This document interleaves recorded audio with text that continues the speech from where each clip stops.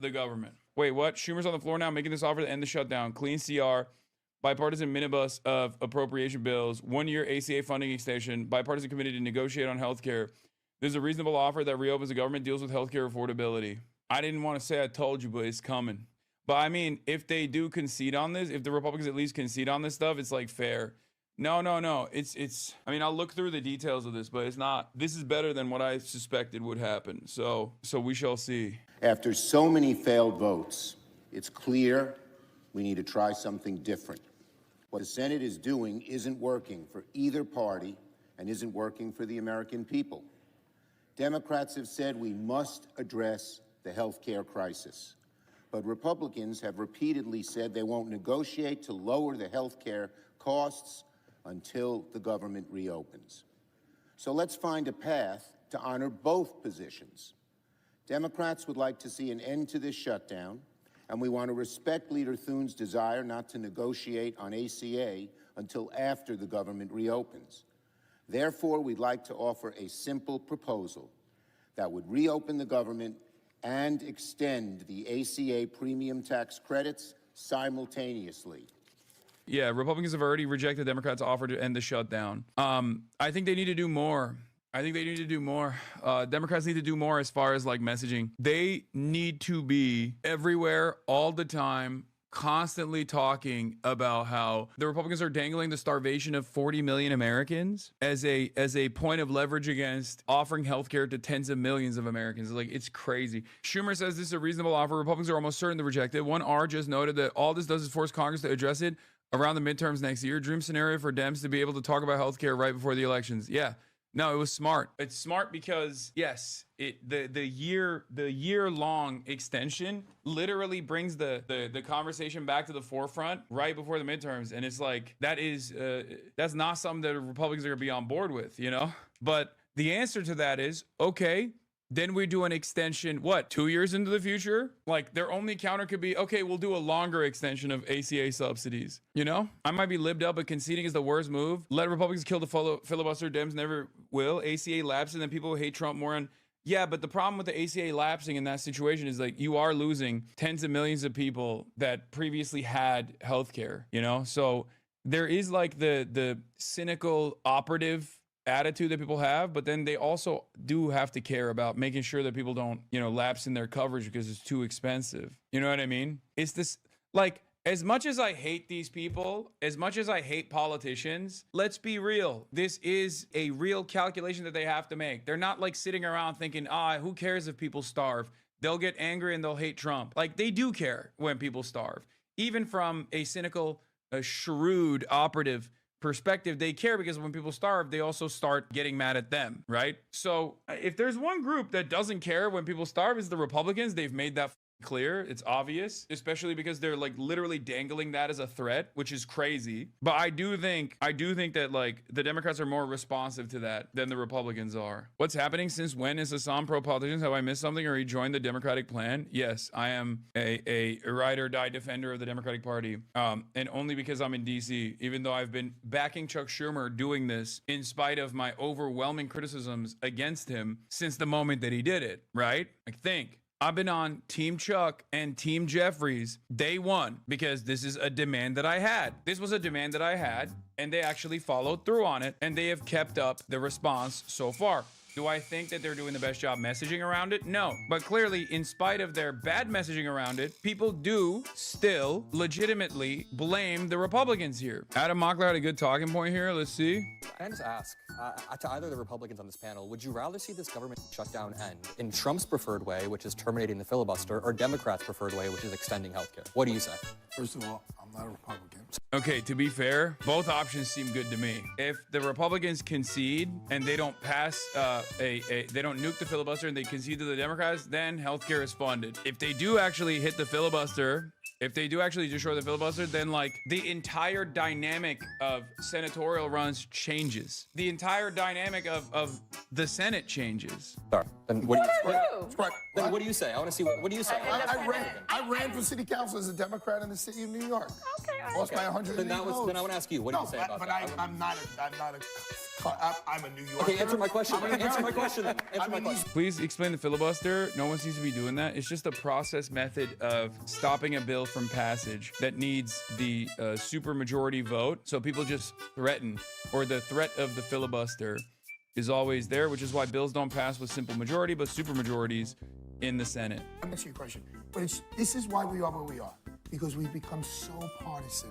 We've forgotten about the people who don't put gas in their car. We've forgotten about the people who can't feed their kids. We're more worried about here's why the Democrats are not motivated to settle this. Because history will say, under Donald Trump, it was the longest government shutdown. So it'll be it'll be now. We're getting there. So for them, for the Democrats, it's going to be down on his scorecard. I wish Congress would go to their home districts and see the people suffering. You want to know who and it is? then come back to Washington and then make their decisions. Somebody is, and it's Marjorie Taylor Greene, and she's taking the sides of the Democrats actively. She has talked to her constituents, and she said their health care premiums are about to skyrocket. So, again, one party clearly has the moral high ground. Let me ask the same question. How should the shutdown end? The way that Trump wants it to It should end? end that it always... There's one way it typically has always ended. Negotiation. Under Biden. Thank you, that's what I'm saying. Biden, negotiation. It always ends with a clean With PR. negotiation. No. I reject your premise. Wait, what do you mean you reject the premise? Like, that's how it ends. Until one side concedes. You're just basically saying Donald Trump has presented two options. One, erodes the filibuster, which a lot of congresspersons, especially on the Republican side, are fearful of, and maybe even many Democrats are, because it makes the Senate unable to pass bills. It basically makes it so that the Senate cannot pass bills. Can you explain why destroying the filibuster, especially in this context, is warranted given the current atmosphere and who's in control? Because there's no other world where this happens. Because the Democrats would never do it. I know Bernie is anti-filibuster repeal. I know. The filibuster is an important part of what the Senate is. Right now, we should maintain the filibuster. Bernie has used the filibuster in the past. And Bernie has defended the filibuster and not eradicating. Yes, the filibuster bill means a bill needs 60 votes instead of 51. Yes. Where do you stand on it? Oh, I'm in favor. Like, if they, as Adam Mockler presents here, if they pass an extension of the ACA and concede on the demands that the Democrats are making, fantastic. That galvanizes the base, that shows that when the Democrats fight, they win. And it's also good for people's health care to be covered. If they abolish the filibuster, that's also good in the long term as well. Donald Trump wants to terminate the filibuster. Democrats want to extend health care credits. Which of these sides would you choose? I reject that premise. Okay, I think the way that... Yeah, cruelty for cruelty's sake is right. The Trump administration asked a federal appeals court for an emergency pause on federal judges' order to fully fund SNAP benefits this month. It is one of the most insane things I've ever seen, dude. They are actively saying, no, we want to starve people. We want to starve people. And it blows my mind. Reasons and ordering the administration to fully distribute SNAP benefits by today. Judge John McConnell saying, quote, people have gone without for too long. Not making payments to them for even another day is simply unacceptable. Vice President J.D. Vance arguing it's not up to the courts to decide. In the midst of a shutdown, we can't have a federal court telling the president how he has to triage the situation.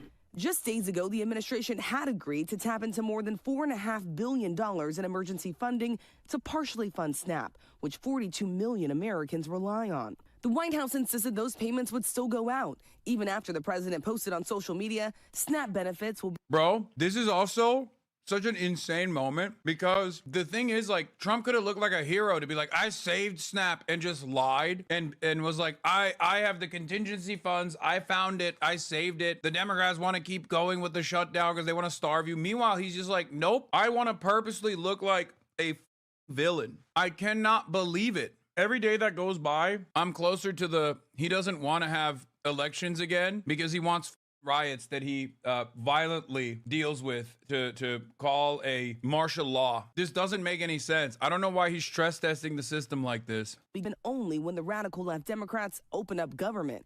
The judge pointing to the president's own words, accusing the administration of defying the court's order and causing irreparable harm, saying, quote, the evidence shows that people will go hungry, food pantries will be overburdened, and needless suffering will occur. So the administration does plan to appeal this ruling. Back here on Capitol Hill, the Senate is expected to vote for the 15th time to reopen the government. And even as so many Americans out there are worried about whether or not they're going to receive their benefits, federal workers are going without pay. Right now, lawmakers are still getting their paycheck, even though the House of Representatives has been out of town and out of session for 49 days, Michael. Yeah, it's embarrassing at this point, Rachel. It really is. Thank you.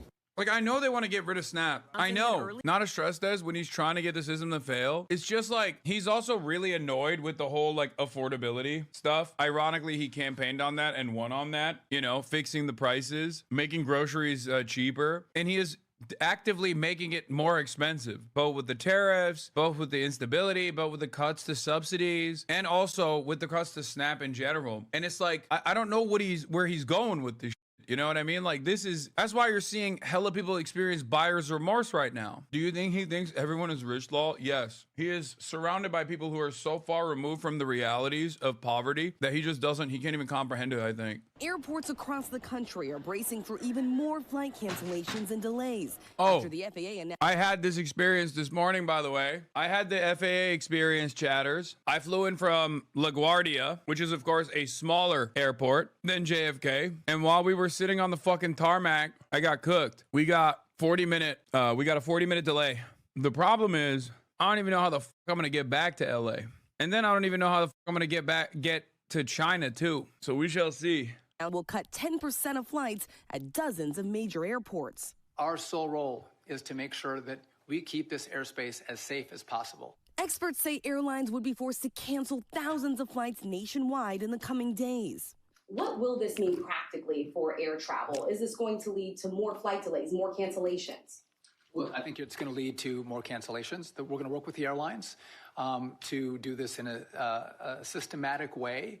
ABC News obtaining the list of the 40 airports that will be impacted, from the nation's busiest airport, Atlanta, Hartsfield, Jackson, to LAX, Dallas, JFK, Miami, Detroit, and DCA here in Washington. Air traffic controllers have been forced to work without pay during the government shutdown, leading to staffing shortages, delays, and ground stops.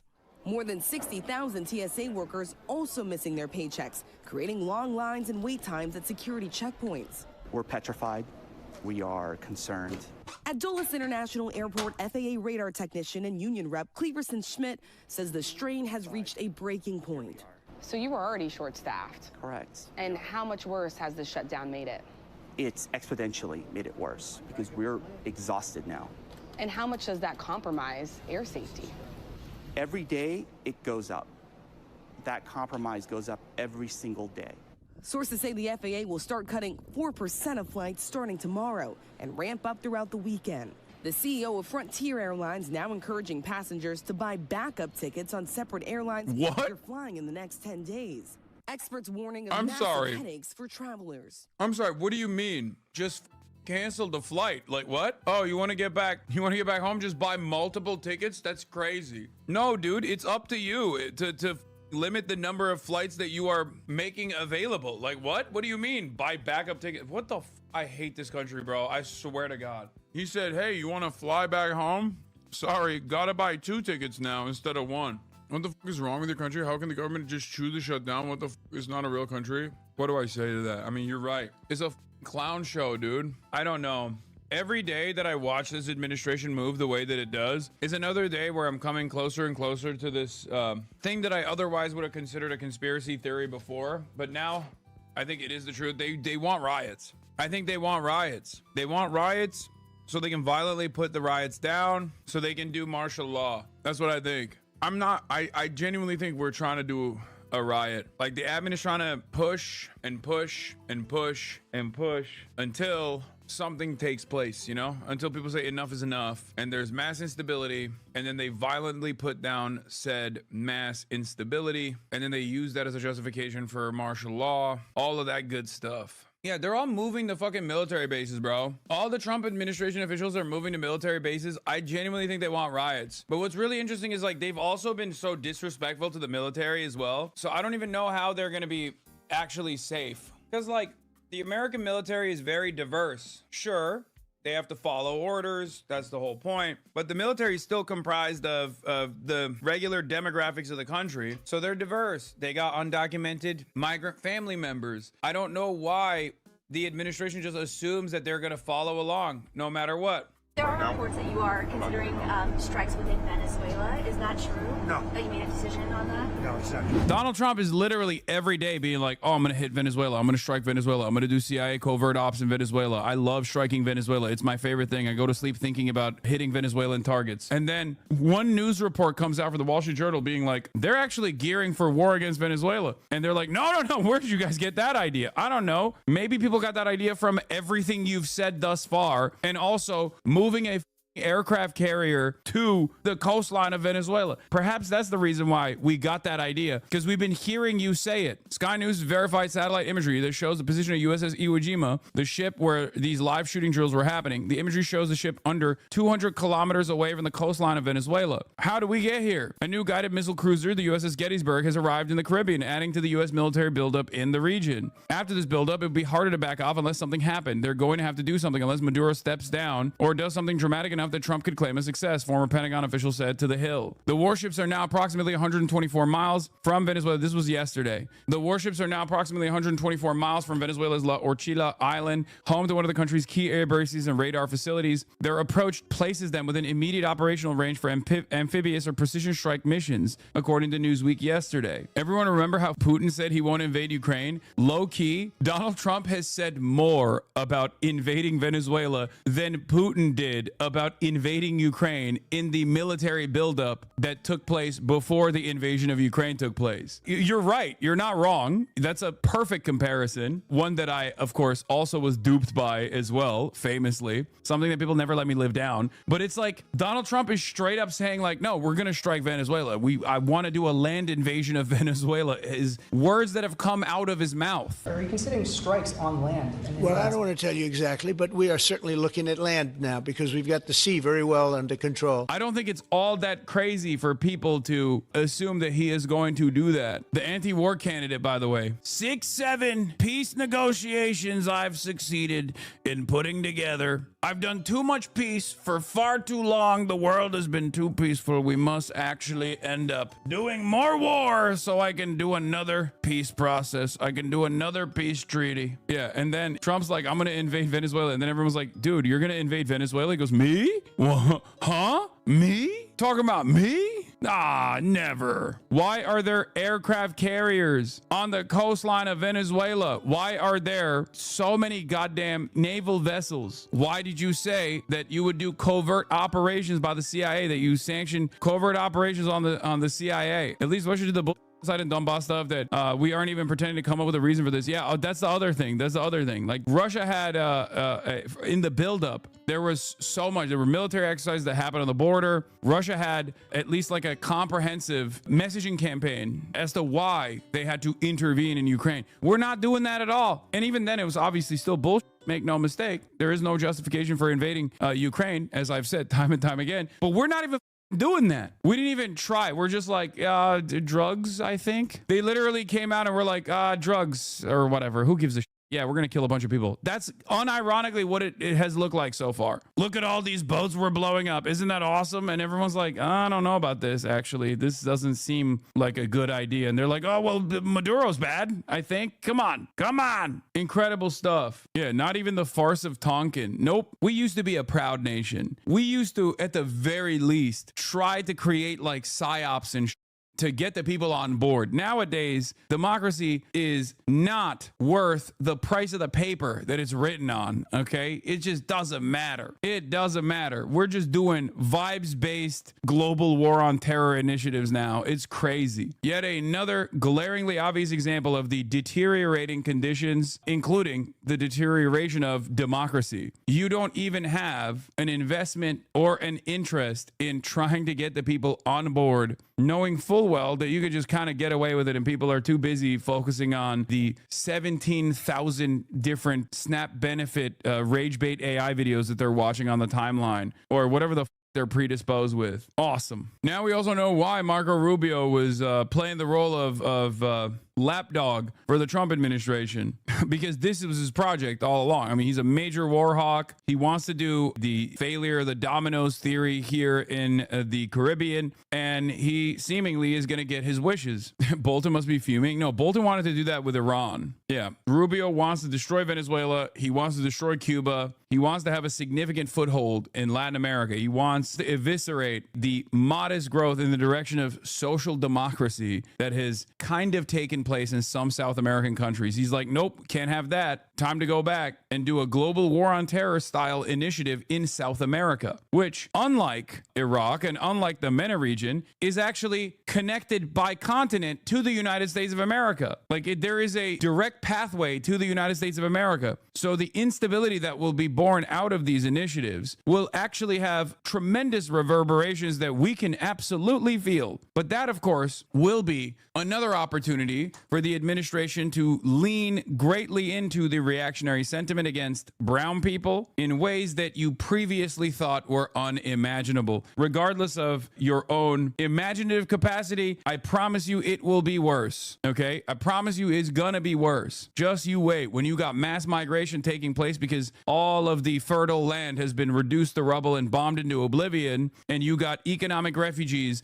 that are then going to their neighboring nations and destabilizing said neighboring nations, and then people are migrating from neighboring nations as well as the original nation that has been destroyed by war, and you got tens of millions of people being like, where the do we go? I guess we have to walk by foot to the United States of America. And all that will await them at the border is an increasingly militarized border, concentration camps, drones, AI surveillance technology, and a robust military force, specifically, and Customs and Border Patrol that is ready to start mowing down these waves of migrants that are simply trying to escape the war and instability that we caused in South America. Truly, truly evil stuff. The president has indicated previously that he would be open to moving his war on drugs from sea to land, but when it comes to a decision to strike within Venezuela, he's not there yet. There are reports that you are considering strikes within Venezuela. Is that true? No. With just one word, President Trump shutting down a report from the Miami Herald that he's decided to strike military sites inside Venezuela at any moment. That you made a decision on that? No, it's not true. Thursday, the Wall Street Journal reported the administration's pinned down targets used to transport drugs, but that the president hasn't made up his mind yet about striking. It comes as disputed Venezuelan President Nicolas. Yeah, as far as the refugee limitations, reportedly the United States in 2026 is limiting to only accepting 7,500 refugees, and almost all of them are white South Africans, by the way. The white genocide that's taken place in South Africa and the refugees that we will only accept from South Africa. This is the most Twitter administration of all time. So much so that Donald Trump also recently posted about Nigeria and how they're waging war against Christianity in Nigeria. Like, the white genocide in South Africa narratives were already cooked up by white nationalists under the first Trump administration, and it reached the ears of this current administration, and now they're actually taking the initiative on this like totally made up nonsensical story. And then they're also talking about doing this I mean, I don't know what they're gonna do in Nigeria, but the very fact that they're like geared up and making an issue out of this in a place like Nigeria implies that they are once again hyper focused on whatever narrative gets cooked up on the internet. That's why it's not an accident or weird when you really think about it that JD Vance is over here duking it out with like groypers wearing MAGA hats at the Turning Point USA conference, or talking about, you know, Kaya being abused or something. It's because they are unimaginably online. Maduro is now turning to Russia and China for help. The Washington Post reports Maduro is, quote, requesting defensive radars, aircraft repairs, and potentially missiles from Vladimir Putin, and expanded military cooperation from Xi Jinping. Meanwhile, the Pentagon has a carrier strike group on its way to the Caribbean as it ramps up attacks on alleged drug boats. Yeah, it's not Zog, dude. You know, like the neo-Nazi, anti-Semitic, like Zog, Zionist occupied government is POG. It's podcaster occupied government, okay? It's not Zog, it's POG. And the opportunities for are endless under POG. Podcasts are occupied government. And Shannon, you'll want to pay attention to next week on Capitol Hill because Republican Senator Rand Paul is apparently joining forces with two Democrats, Adam Schiff and Tim Kaine, to potentially force a vote on a bill, a resolution to stop the president from unilaterally declaring war on Venezuela. Shannon? Okay, so Aisha, also, a federal judge just blocked the president's efforts to tighten up voter registration. It's been an ongoing issue for this president. What do we know about it? Another alarm bell was the military guy that just like quit, like he resigned. The head of the U.S. military Southern Command is stepping down. Admiral Alvin Halsey is leaving less than a year into his tenure, and as Pentagon escalates attacks against boats in the Caribbean Sea. The military commander overseeing the Pentagon's escalating attacks against boats in the Caribbean Sea that the Trump administration says are smuggling drugs said on Thursday that he was stepping down. The officer, Admiral Alvin Halsey, is leaving his job as the head of the U.S. Southern Command, which oversees all operations in Central and South America, even as the Pentagon has rapidly built up 10,000 force in the region in what it says is a major counter-drug and counter-terrorism mission. It was unclear why Admiral Halsey is suddenly departing less than a year into what is typically a 3-year job and in the midst of the biggest operation in his 37-year career. But one current and one former U.S. official, both of whom spoke on the condition of anonymity to discuss personal matters, said that Admiral Halsey has raised concerns about the mission and the attacks on the alleged drug boats. In a statement on social media, Defense Secretary Pete Hegseth made no mention of any friction with his 4-star commander. On behalf of the Department of War, said Mr. Hegseth, using the name of the department he now prefers, we extend our deepest gratitude to Admiral Alvin Halsey for his more than 37 years of distinguished service to our nation as he plans to retire at year's end. Nor did Admiral Halsey publicly voice any policy objections, urging his command's 1,200 military service members and civilians in a statement, keep charging. But the other officials of the Pentagon and on Capitol Hill said the praise masked real policy tensions concerning Venezuela that the admiral and his civilian boss were seeking to paper over. Prior to Trump, I can't think of a combatant commandeer who left his or her post early ever, said Representative Adam Smith of Washington, a senior Democrat on the House Armed Services Committee. Senator Jack Reed of Rhode Island, the top Democrat on the Senate Armed Services Committee, was even more pointed in his criticism. At a moment when the U.S. forces are building up across the Caribbean and tensions with Venezuela are at a boiling point, the departure of our top military commander in the region sends an alarming signal of instability within the chain of command. Since early September, U.S. Special Operations Forces have struck at least 5 boats, and since then the number has gone far higher than that. This was in October 17th, I believe, a couple weeks prior to this, and it's not a good sign when you have a career admiral who is overseeing the entirety of your operations resigns after 37 years of service right before you end up going to war, a war that he was supposed to oversee. Not great. Don't think it's great. So this is a big win today for Democrats and civil rights groups. They sued over the president's executive order, which required voters. Like in the past, that right there, paired up with like the boat strikes, would be a month-long media cycle, okay? Even like 10 years ago, this would be like, there would be tremendous scrutiny. The media would be going to every single person that has worked with this guy and been like, what the is going on here? They would try to get him to whistleblow. I'm kind of dumb. Why is not good? Can you make it clear, please? Career admirals that have spent 37 years in the military don't just leave while there is tremendous buildup. Like, we're going to war with Venezuela. The guy who's supposed to oversee the Venezuelan war is not just going to leave unceremoniously unless there is some major friction between what he thinks is the appropriate thing to do versus what the administration is demanding of him. Yeah, they also fired the national intelligence guy for the Fent narrative. The Trump admin also fired the director of the National Intelligence Council, who produced the intelligence assessment disproving claims about Maduro being a narco-terrorist, instructed Grinnell to halt all diplomatic talks with Venezuela. They're not even doing a good enough job with this far-reaching narrative, supposedly, where the administration is still have like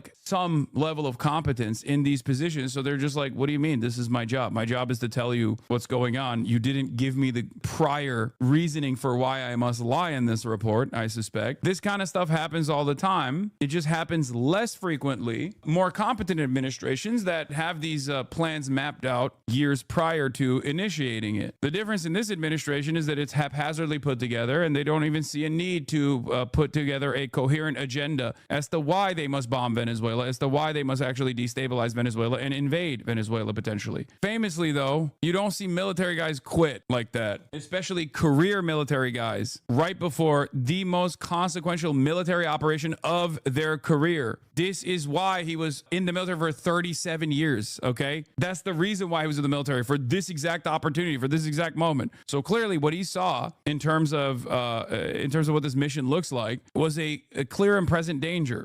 What is this? Adam Friedland has spoken. The video is insane. Wait, what the f? Be able to sit here with you today and just take accountability. I was dealing with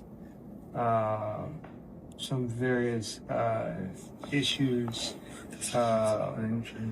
dealing with bipolar. Is this AI? What the hell am I looking at, bro? Dude, you know what's crazy about this? This video and the way, like, the fact that he filmed a video like this, if it's real and if it's not AI, or like the way he's communicating in this video has the exact same energy of his previous pivot. You know what I mean? Like, how are you doing the reverse anti-Semitism situation and it still looks as manic as your anti-Semitic meltdown? I don't know how to describe it, but it has the exact same vibe of him sitting there next to Alex Jones, where Alex Jones is like, come on, Kanye, you don't mean like you really love Hitler, and he's like, I love Hitler, like like it has the same exact vibes of that. What is this? Thanks, Mom Donnie. There is no way Jacob Kornbluh, oh my God, he posted it. Video, Kanye West, known as Ye, in a meeting with Rabbi Yoshiyahu Yosef Pinto, says he's taking accountability for his recent anti-Semitic statements attributing to bipolar disorder. I really just appreciate you embracing me with open arms and allowing me to make amends. So I wanted to come and take accountability. Sometimes with, you know, people aren't that knowledgeable about the bipolar. Bro, low key, I need to say this. I'm sorry, but this makes less sense than him tweeting out that he cured his anti-Semitism by watching Jonah Hill on 21 Jump Street. What the f is happening, dude? Sometimes it's okay to just like go away for a little while and just like come back and be like, hey guys, I was a little bit crazy. You know what I mean? Like if he came out tomorrow and was like, I was just psych, I was just kidding, I still love Hitler, I wouldn't be like surprised. You know what I mean? I would not be like, oh wow, you really fooled me with the video that you shot here, and now I don't know what to believe. You know? What is happening? And the cause, or what causes it, and the way you act when you have this disease. So it's like... Are we forgetting the song? I mean, is it possible to forget the song? Kanye West did something truly impressive. He went so past the point of like the sinister and awful form of anti-Semitism that like it almost became something that we just collectively decided to ignore. Like I didn't know that there was a level beyond like the regular Nick Fuentes, Richard Spencer style Nazi stuff that you could entertain. Like he went past that point. He went and got like a diamond swastika. Like he did a song about sucking his cousin's dick or whatever. I don't even understand what that was. And that was like the 4th weirdest song on the album. I don't even know how that's possible, man. Where he just maxed out so much. Cause like I have this theory that if you are truly like a bigoted person and you want to make an argument that like others should be like you at least have to have some grounding in the real world where like people can still be like, oh, you're damaging because you're like kind of normal, but then also incredibly sinister and hateful. He blew that out of the water. Like he got to a point where other crazy people were like, nah, dog, you're too crazy for me. Like the fat guy. What was it? The Dave Blunts. You know what I mean? Like Dave Blunts was like, nah, man, I can't f with you no more. I'm sorry. Like a guy who's trying to kill himself by eating food, as what I assume is like performance art, was like, I know I wrote the Heil Hitler song for you, but like you might be a little too wild for me. He was too much for Alex Jones. If you left the house and you left your kid at the house, and your kid went and messed up the kitchen and messed up the garage and messed up the living room, now when you get back, it's your responsibility because that's your child. And that's the way I look at it. It's like, I gotta go clean up the kitchen, I gotta clean up the living room, I gotta clean up the garage. Yeah, and it's a big... This guy's so funny. He's just like, seriously translating this man's ramblings to this random rabbi? I don't know what's going on here. What is the, like, why did he do this? Well, I don't understand. He's barely translating. Kanye's talking too fast. For me as a man to come and take accountability for all the things that I've said, and I really just appreciate you embracing me with open arms and allowing me to make amends. And this is the beginning and the first steps and the first brick by brick to build back the strong walls. He said in Yandut, the rabbi said the Judaism,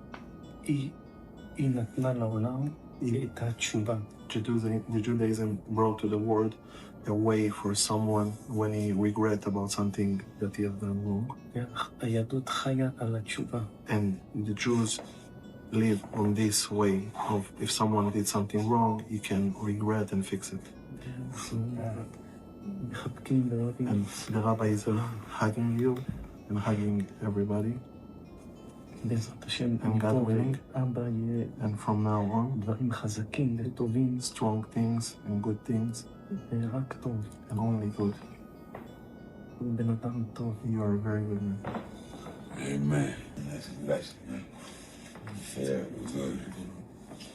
He said Judaism is the answer. He is translating it wrong. His anti-Semitism fan base is pissed. He's doing it for the outrage. Rabbi has not heard the album. Brother, I think we should just shelter him from that. You know, he seems like an old man. You know what I mean? Like, that's a bit f***ed up, I think, to just show him that. I mean, nobody needs to hear that, but especially not this rabbi.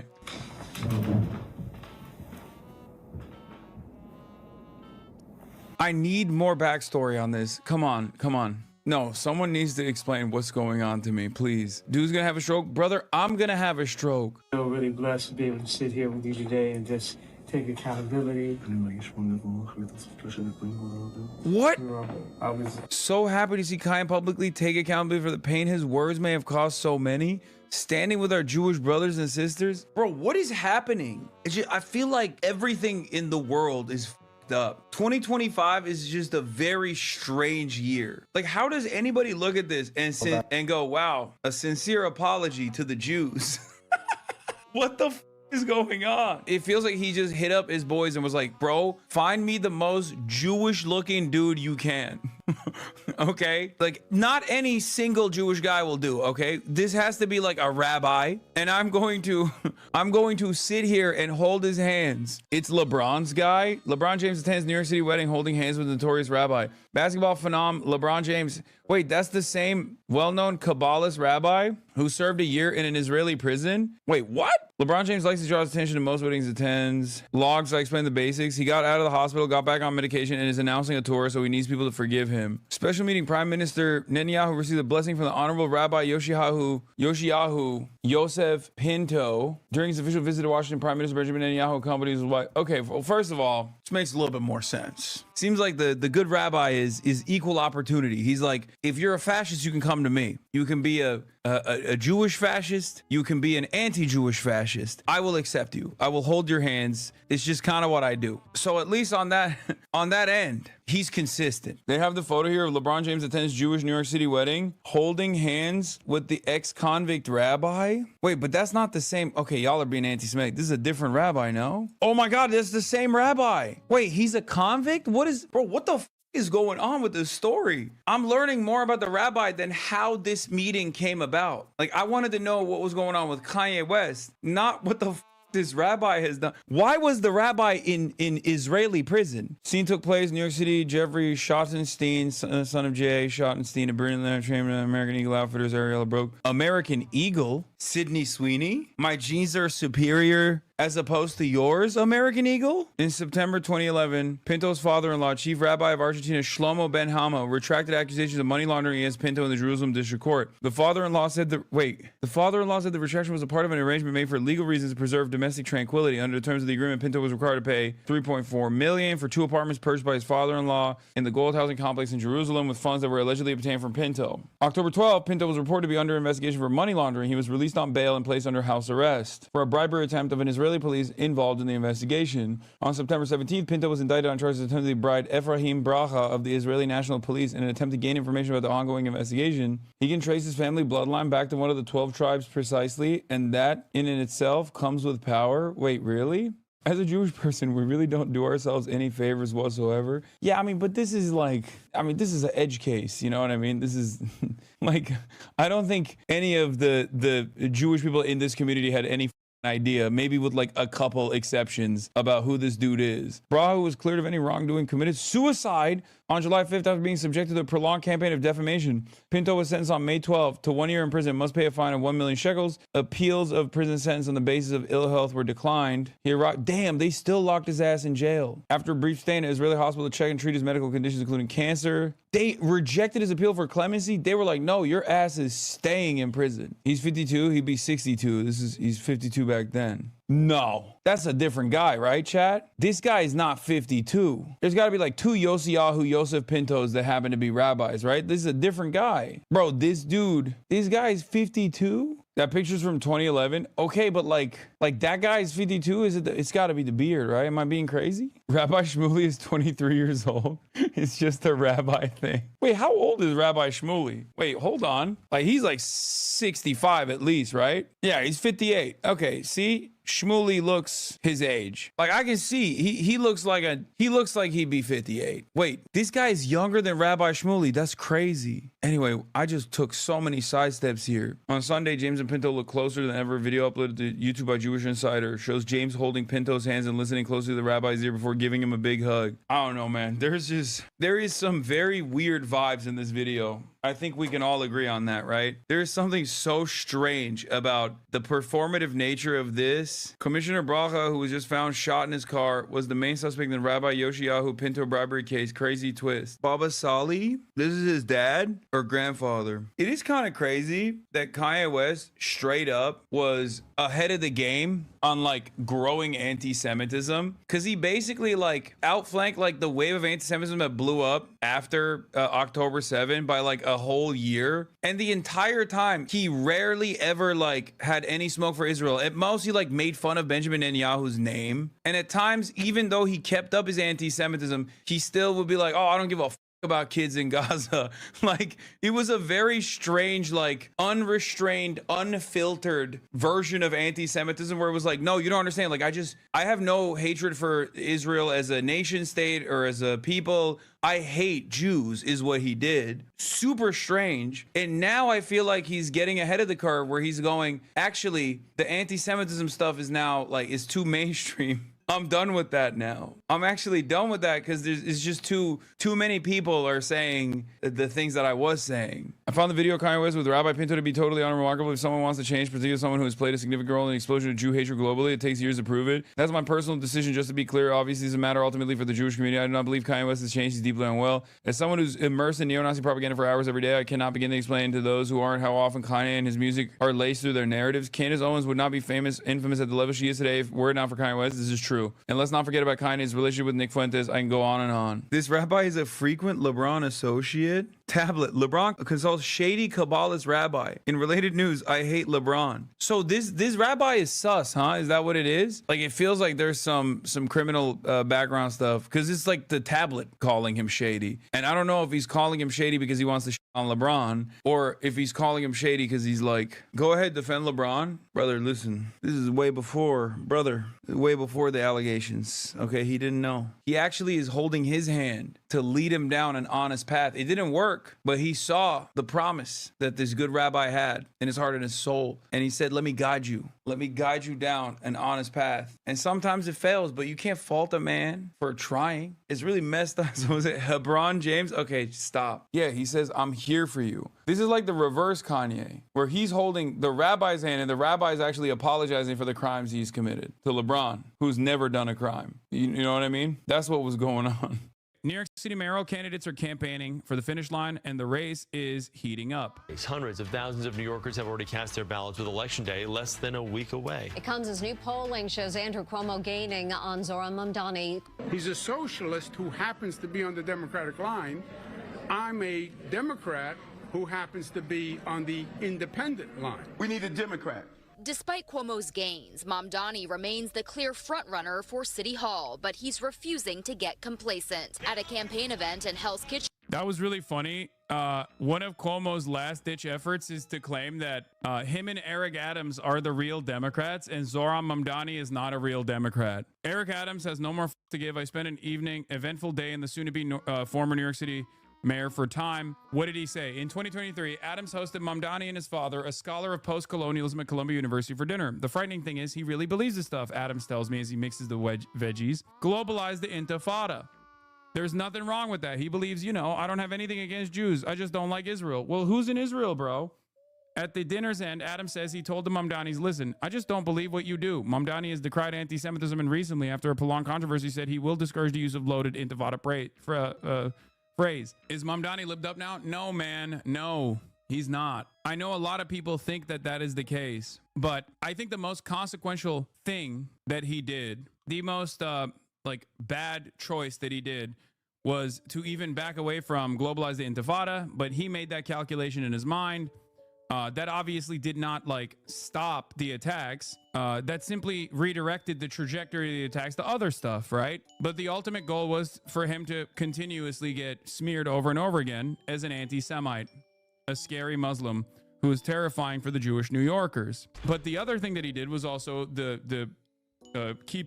saying that he was going to keep the New York Police Department commissioner in charge. Those were, I think, two big concessions that he gave. By and large, I don't think New Yorkers are paying that close attention to it. But overall, I don't think he's betraying the cause or anything like that. Final Quinnipiac, New York City mayoral poll by religion. None. Mamdani plus 53. Other Mamdani plus 22. Catholics, Cuomo plus 2. Protestants, Cuomo plus 8.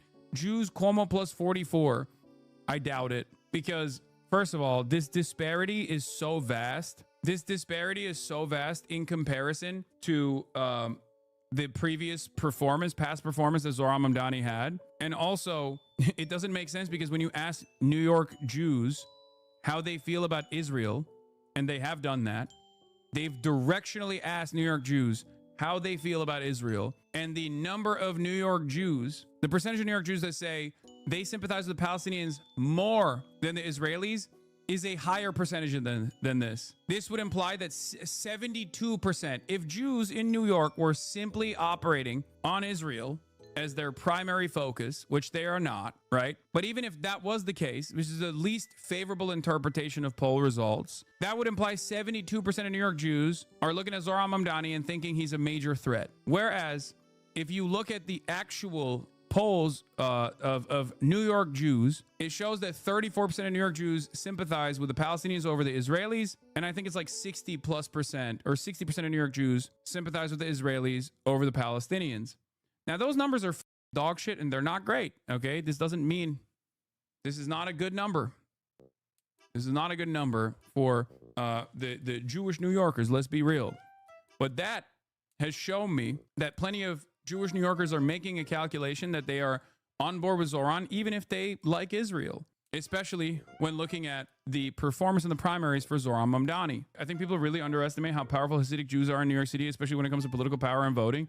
Yeah, but even the Hasidic communities in New York are overwhelmingly conservative, but there are still Hasidic Jews that are also on board with Zohran because Zohran has done Yiddish campaign signs. He's gone to the Satmar community. The Satmar community recently came out and said, we're not going to endorse Andrew Cuomo. It doesn't matter. Brother, Zohran is going to clear. I don't know why anyone would think Cuomo stands a chance. You cannot. You should be campaigning in the last week or so as though you are down 5 points, not up 20. Yeah, the extent of which the Satmar no-ball and conservative and reform leaders do not is simply remarkable.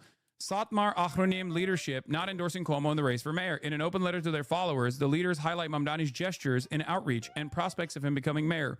It is clear that we must not fight against him. We must not wage war with him. See? Listen, brother, you don't sit on the throne of BNH. I don't want to come across as insensitive. I think it's Satmar that owns BNH, right? My goats. You don't sit on top of the throne of BNH, the domineering force of electronic brick and mortar retail, without knowing ball. The B&H empire speaks out. I do think that a lot of the outreach that Zoran did, like the Yiddish campaigning and all this stuff, played a big role in this, straight up. Obviously, the conservative Hasidic communities, and not just socially conservative, because all the Hasidic communities are socially conservative, but the more conservative, like super pro-Israel, MAGA voter block of Hasidim are not. They were never going to be on board with Zoran. So the fact that like there is any Orthodox Jewish communities in New York that are like not openly antagonistic towards them is pretty remarkable. Yeah, the official notice from Satmar is no endorsement, but a condemnation of the smear campaign against Zoran. Official statement from the Satmar Political Committee. After much deliberation, we have decided not to endorse any candidate. However, we feel compelled to distance ourselves from the irresponsible scare campaign and incitement against Zoran Mamdani. I think this is part because of the outreach that Zoran did directly to the Hasidic communities, and also partially because of the fact that they know ball and they are weighing their options and they are seeing that Zoran is likely going to win, so they don't want to like ruffle any feathers as well. Twitter boss staying busy right now. Yeah, I know. It's insane. My whole family lives in New York City. I live in New York City and I'm leaving. If Mamdani wins, I'm leaving New York. I think the patches are wrong, but you know, it is what it is. I guess maybe not. The patches probably aren't wrong when you think about it, because sometimes they work. They work in the exact same way. I know you do not read positive messages as such, but just wanted to let you know that even normies like me know that you're a good person. Keep up the good work. Sending Kai love as well. Thank you, chatter. Mamdani's leading the mayoral race with 43% compared to Cuomo's 33%, and Sliwa's 14% per new Quinnipiac poll. Compared to the last Quinnipiac poll, Mamdani's lost 3%, while support for Cuomo and Sliwa has stayed effectively flat. Notably, the number of undecided voters has increased. Mamdani winning Staten Island by 6 and Brooklyn by only 1. Lamau, what is this poll? I mean, that's pretty crazy. Yusuf Manayar has also noticed the same thing that I've noticed. The big uptick in Islamophobic messaging from the pro-Israel right in this moment is particularly interesting. They are absolutely petrified about softening support for Israel in right-wing Christian spaces. Their answer to this is not a pro-Israel narrative, precisely because of how toxic Israel and AIPAC are becoming, including on the right. Instead, they focus on Islamophobic narrative to try to keep the Christian right and the Zionist allied against a common enemy. This is new in right-wing spaces where previously there was not a lot of Christian skepticism over Israel, but 2 years of butchering children in Gaza seems to have changed that. Previously, in communicating to the right, Zionists used to be able to say, here's why you should love Israel. Now they just focus on, here's why you should hate Muslims. The failure to find an alternative message on both the left and the right in American politics is a sign of just how much has shifted. It's kind of hilarious because I was told about you as some kind of joke of a Muslim, but not gonna lie, you kind of made me more comfortable in my faith than any other religious person out there, lol.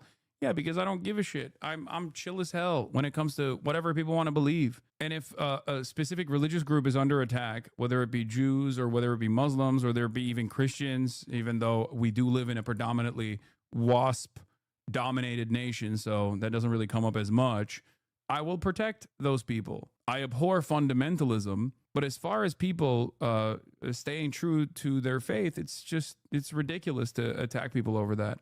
He focused again on a key issue of his campaign, affordability. For many New Yorkers, especially those, the 1 in 4 that are living in poverty, this status quo is untenable. What we can't afford is allowing this to continue. Voter enthusiasm in the race remains high. More than 297,000 New Yorkers cast their ballots in the first 4 days of early voting, and it shows no signs of abating.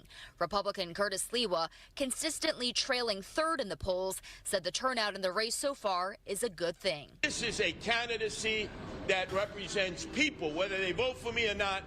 I say again and again, it's the people who will pick the next mayor. I trust the people to vote. And as an indication of just how enthusiastic voters have been, a Board of Elections map showed that 2 polling locations had wait times between 20 to 50 minutes, and another 3 polling locations had wait times of more than 50 minutes. It's crazy. Reporting live from Brooklyn Heights, Christina Fan, CBS News, New York. That's crazy. Christina, thank you. So early voting is in full swing as New York City is set to elect its next mayor, and new data shows a record number of people, more than 200,000, casting their ballots so far. Democrat Zoran Mamdani still seen as the front runner despite lukewarm support. God damn, CNN still got some in dog his shit own audio. party. How is that possible? possible? We have CNN chief data analyst Harry Enton with us now. All right, Harry, put the turnout into context for us historically. Yeah, I'll note a historic little anecdote, which was my mother voted early. If my mother's voting early, you can vote early too here in New York City. But let's take a look here at the numbers, what we're looking at so far. You know, in 2025, Holy we're looking Toledo. at, look at this, already north of 220,000. The entire 2021 campaign only had 170,000 people turn out early, and we're only 3 days into this thing. I think we might be looking at the highest turnout in a New York City mayoral election since at least 2001, which of course was a close affair between Mark Green, the Democrat, and the Republican Mike Bloomberg. And you might have to go all the way back to 1993, when of course David Dinkins, the incumbent mayor, was defeated by Rudy Giuliani, the Republican. Harry, who do you imagine is benefiting from this high early turnout? Oh, Boris, that is the question, isn't it? And if I was a magical person, I could tell you for sure which candidate it was. Person. I am a magical person, but not in that way. I'm a magical person in the way that I'm able to look at the camera, and a magical person insofar as my personality is absolutely fantastic. But actually telling you who it's necessarily benefiting, I'm not quite sure I can do that for you. I think there's good signs for both the candidates. Why don't we start off with a good sign for Mamdani? All right, New York City general election early voter turnout. The top increase in the boroughs versus 2021 is Brooklyn. That is where we expect and where the polling really does suggest that Mamdani is going to do quite well. He did quite well during the primary there. That is also obviously where there are a lot of folks who might agree with Mamdani's further left politics than Andrew Cuomo might necessarily have. So Brooklyn being high in the turnout, that's good for Zohran Mamdani. Now, if you're looking for a good sign for Andrew Cuomo, why don't you look at the turnout by age group? All right, this is 2025 New York City, and the largest early voting age group. In the primary, it was younger voters, those aged 30 to 30. I'm witnessing more and more people are just obsessed with Zohran like an attractive celebrity. They are willingly ignoring his backtracking on progressive positions like Palestine liberation. Only time will tell. Only time will tell. Only time will tell. Don't worry about it. If you're out, you're out. That's all I gotta say. Because I don't think he is backtracked. I think he's tried to retriangulate his message, and at times he's actually stepped on landmines for no reason. But I do find it pretty crazy that people are looking at his candidacy as he is under an unimaginable amount, a metric ton of Islamophobic hatred that they are trying to repackage as like a like a wave of anti-Semitism, as they tried to like hit Zohran on this issue because he's Muslim, and then make it seem as though this is what the voters are actually fearful of, and present that as like an Israel issue. People on the left sometimes find themselves thinking, no, there is a reason for it. There's a reason for it, and that's because he's betraying his anti-Zionist roots or something.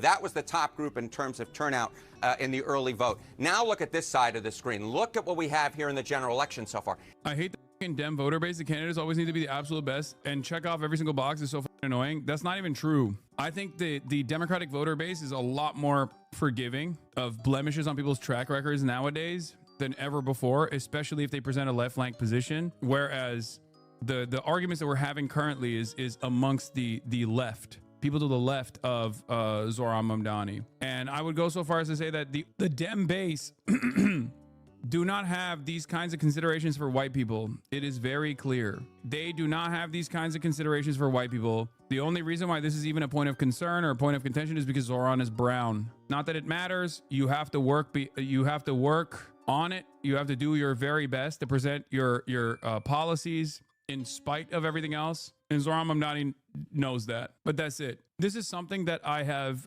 talked about quite a bit. You have a much tougher go at it if you're not a white dude. That doesn't mean it's unwinnable. It just means it's harder for you. You have to be extra careful. You can't have any deal breakers, right?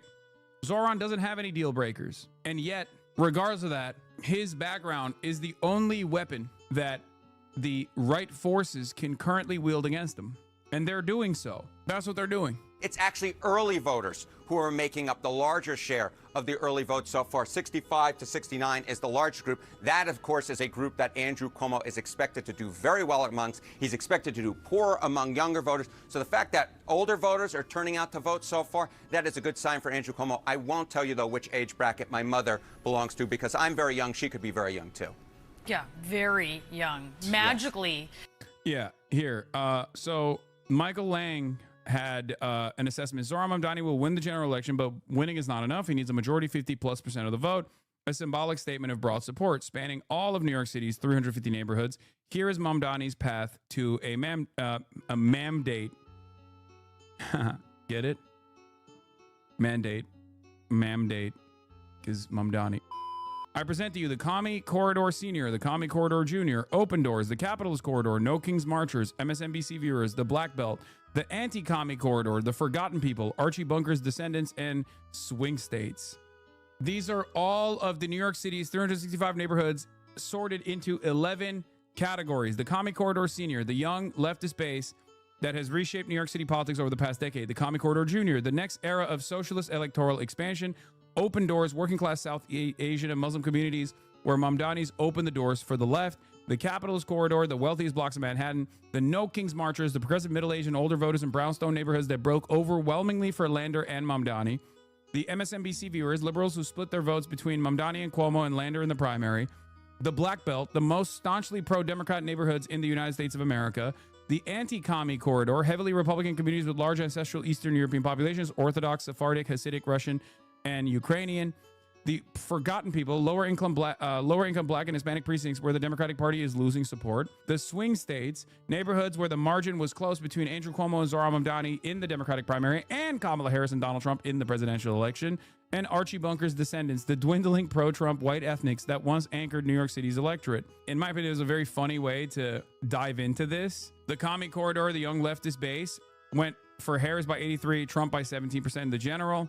And the 2025 primary went for Mamdani by 66%, Cuomo for 14%, and Lander for 12%. Since the Democratic primary, the Commie Corridor, which, by the way, is Astoria, Long Island City, Greenpoint, Williamsburg, Fort Greene, Bushwick, and Bed-Stuy. Since the Dem primary, the Commie Corridor, the phrase I coined to describe Mamdani's left-leaning and youthful base, has taken a life of his own, headlining a New York Times op-ed featuring a primetime CNN segment, receiving a citation in the New Yorker, and even a Wikipedia blurb. On June 24th, this ideological cohort, stretching from Astoria to Sunset Park, powered the Democratic Socialist Mamdani to victory with a record turnout and resounding margins. But can the new shorthand for the urban left keep up this raucous energy in November? After all, the youth are notoriously fickle, at least according to their baby boomer parents. Young people thus far have made up a smaller percentage of the electorate than in the Democratic primary, according to the data released by the Board of Elections, leaving some to question whether the Mamdani mania has worn off. I don't think so. I think there is no indication that it has worn off. That's not how these things work. If anything, there's even more momentum in the general. That's number one. Number two, Michael from Pennsylvania actually had a good assessment on this, and it's actually becoming clearer and clearer that he was right about this. He said that early voting usually tends to favor, in the first couple of days, the older demographic of voters, and then throughout the early voting, according to previous patterns, it starts moving in the direction of younger voters. And it seems he was right about this because younger voters are now increasing their turnout in the last couple of days. Obviously, there's still time. We shall see. But in a bitterly contested and higher turnout general election, the Commie Corridor will have less influence than a closed Democratic primary. Mamdani did an excellent job of maximizing his base, but how many more untapped voters are there left? The electorate estimation is 14 to 18%. Zohran needs to win almost 80% of the vote. 75% is pretty good too. Mike was panicking today on stream that you mentioned him and you'll get him arrested, and now you're mentioning him again. Yeah, if I'm going to prison, that motherfucker's going to prison too, okay? Sorry. Sucks to suck, Michael. The Commie Corridor Junior, the next era of progressive and socialist electoral expansion, is Bay Ridge, East Village, Hamilton Heights, Harlem, Hell's Kitchen, Kensington, Lower East Side. Harris by 79%, Trump by 21%. What happened in the general? In the 2025 primary, Mamdani got 52%, Cuomo got 28%, and Lander got 11%. Nonetheless, Mamdani's dominance in June was not confined to the neighborhoods where the socialist left had already established an electoral foothold. In expanding the political map, Mamdani broadened the left's horizons, coalescing previously unrealized gains, creating a new electorate with a mass politics campaign, and providing a winning template for future candidates of his mold. For youth and leftism is not confined to the shores of Long Island City and Greenpoint. Zohran needs to win 2/3 of the vote here. Throughout the hip and happening blocks of the East Village, Alphabet City, and the Lower East Side, Mamdani routinely eclipsed 80% of the vote. Across bustling Hell's Kitchen and gentrifying Hamilton Heights, the charismatic insurgents seldom lost a precinct. Ditto for Central Harlem, historically the black political capital of the world, where Mamdani trounced Cuomo by more than 20%. In Bay Ridge, a diversifying middle-class community at the end of the R train, Cuomo won 5 precincts. Mamdani won the other 35. None of these neighborhoods where the Democratic Socialists won handily have any DSA elected officials. The South Asian and Muslim communities, obviously, Mamdani did a pretty decent job. This is where the unks and aunties come into play. 55% is pretty good because remember, regardless of the South Asian and Muslim communities where Zoran is supposed to do fairly well because he is representative, even this breakdown shows you that there are plenty of unks and aunties that have reactionary perspectives. That's precisely the reason why Harris, who also came from this background as well, still did relatively poorly as opposed to all these other places, right? Harris got 61%, Trump got 39%. Mamdani got 55%, Cuomo got 36%. Mamdani's victory was not solely a triumph of the commie corridor, but underrepresented and often overlooked New Yorkers, Muslims, South Asians, rent-stabilized tenants. Now they are fulcrum of the biggest political story in the country, with cable news pundits and national magazines have been forced to learn the plight of South Richmond Hill, Jamaica, and Westchester Square. A new story bringing visibility to the lives of those often too ignored, written before our eyes. 1 year ago, these working class communities were the epicenter of the Democratic Party's failure, lost to the couch, a writing ballot, or Donald Trump himself. In the wake of Trump's victory, Mamdani's breakout moment as a candidate for mayor came from talking to the voters on Hillside Avenue in Queens, a Bangladeshi corridor that saw one of the nation's most pronounced shifts to the right. This was the start of an unprecedented level of outreach to South Asian and Muslim voters. This is where representation also plays a big role here. When people say, imagine being a Muslim and voting for Cuomo despite what he constantly says about them, you have to understand, you have to unlock a part of your brain that causes you to have a hemorrhage. If you want to understand the mindset of the median voter, you have to literally bludgeon yourself with a frying pan over and over again until you have lost object permanence. I cannot stress this enough. If you think these unks and aunties are tuned in to this election and literally hearing everything that Andrew Cuomo is saying about them, about Muslims in general, or even internalizing what Andrew Cuomo is saying or what Donald Trump was saying, for example, you're wrong. Most voters are vibes-based voters. Remember, Latinos, Latino men in particular, specifically, voted for Trump. Why did they do this? Why did they do this? Well, for a million different reasons. I've obviously relitigated this over and over again. I'm not going to get into it.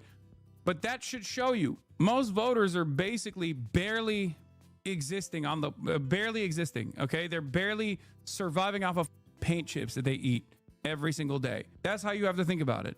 Most people are oblivious. That's why canvassing until the very last moment matters. Why does it matter? Because a lot more people than you think are tuning into this race. This community is the worst place to understand the mindset of the average voter.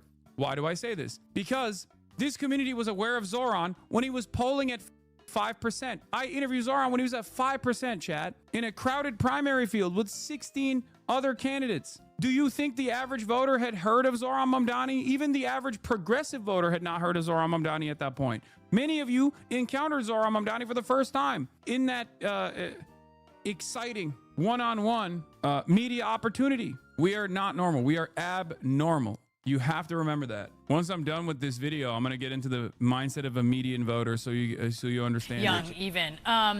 Right? So, see what I did there? Okay, Mamdani, though, he's still the favorite? Yeah, I think so. You know, you can see it in the prediction markets right here at this particular point. What do we see? The top chances to win New York City mayor, according to the Cal. I cannot tell you how much I despise the fact that CNN and all these other outlets unironically refer to the prediction betting markets, which are incredibly susceptible to market intervention. I can't believe it. This doesn't show anything, please. Your prediction market odds. Look, Mamdani has an 86% chance. Andrew Cuomo comes in at 14%. I will say Cuomo's up a little bit from where he was yesterday, but the bottom line at this particular point is Zoran Mamdani is driving the subway car. He's driving the bus. He's not driving the car because, of course, most people in New York City actually commute via mass transit or by walking. They don't drive their cars. So at this particular point, Mamdani is the favorite. Andrew Cuomo's got a shot, perhaps a little bit up from where he was just a few days ago. But at this point, Zoran Mamdani is in the driver's seat, guys. A magical and... We're now just one. Further consolidation could help close the gap between Mamdani and Cuomo, says Steve Kornacki, who has been relatively disappointing thus far. Zoran was on TMR this morning. When was he on the Majority Report? Oh, there he is. Interview with Zoran Mamdani. Key Sudan city falls to paramilitary group. What does this mean for the war? The Rapid Support Forces are a funded paramilitary group by the United Arab Emirates. They're the ones who've been wreaking havoc all over Sudan, and partially because it's a conflict in Africa, and partially because it's not completely directly involved by any Western nations. I mean, there's always Western involvement, but like nothing as direct as like America with Israel, for example. It doesn't get a lot of coverage.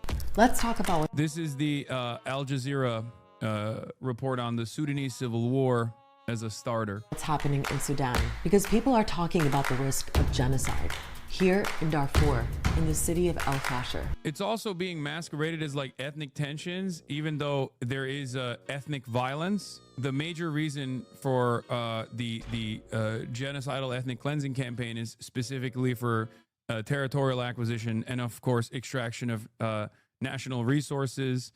And I mean, they even mentioned it with like gold and other things like that. It's a very dire situation. There is fighting in all directions. Most of the attacks are happening on civilians' facilities, particularly civilians' homes. We're passport.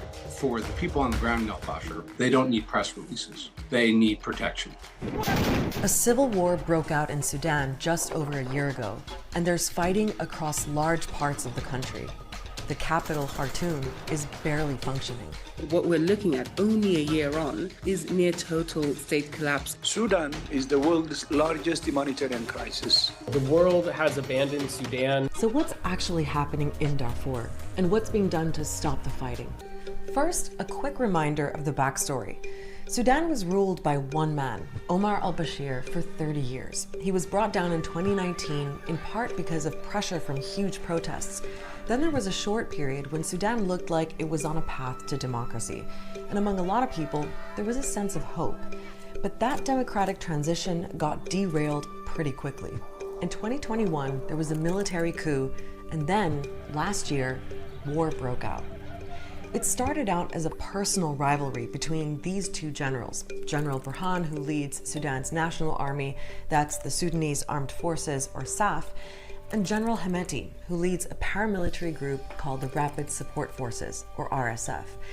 And basically, you've ended up with SAF and the RSF in a bitter fight to control Sudan. There are many other armed groups in the mix, but SAF basically controls parts of the east and north, and the RSF has most of the west, and most of the capital, Khartoum. Khartoum is obviously a symbolic territory, and so we will continue to see both SAF and the RSF fight over that territory, even as they win and lose other territories around the country. Sudan, as we know it, has died. And it is now a series of regional conflicts with regional forces defending regional interests. And that brings us to what's happening in Darfur, which is a huge region, roughly the size of Spain. It's divided into 5 states, and the RSF already has control of 4 of them. Now the battle is on for the last one, North Darfur, and its capital, El Fasher, where SAF have a military base and are trying to hold on to the city. For most of last year, there were various truces in El Fasher, where local armed groups agreed not to take sides and acted like a buffer between RSF and SAF. But the latest truce appeared to collapse in April, and several groups aligned themselves with SAF to fight against the RSF.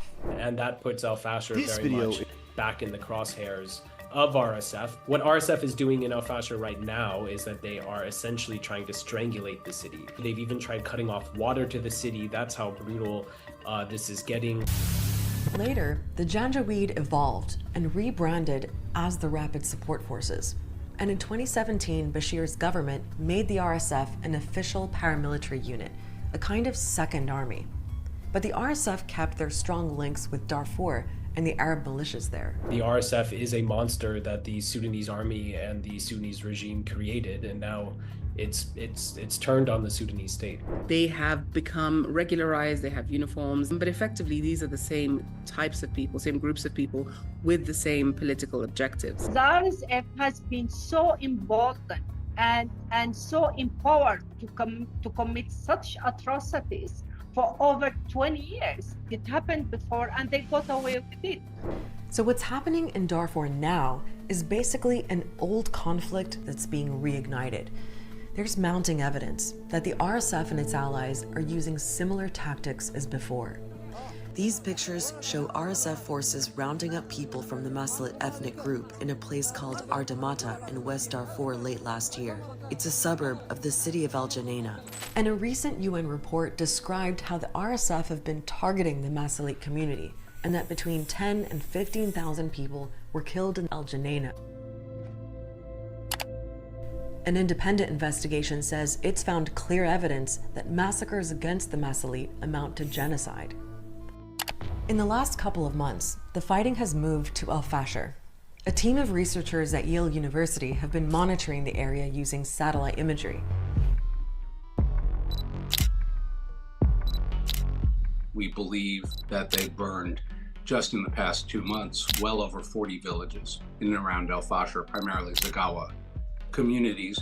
And so the tempo of destruction, of intentional targeting of communities by RSF in Darfur has sped up.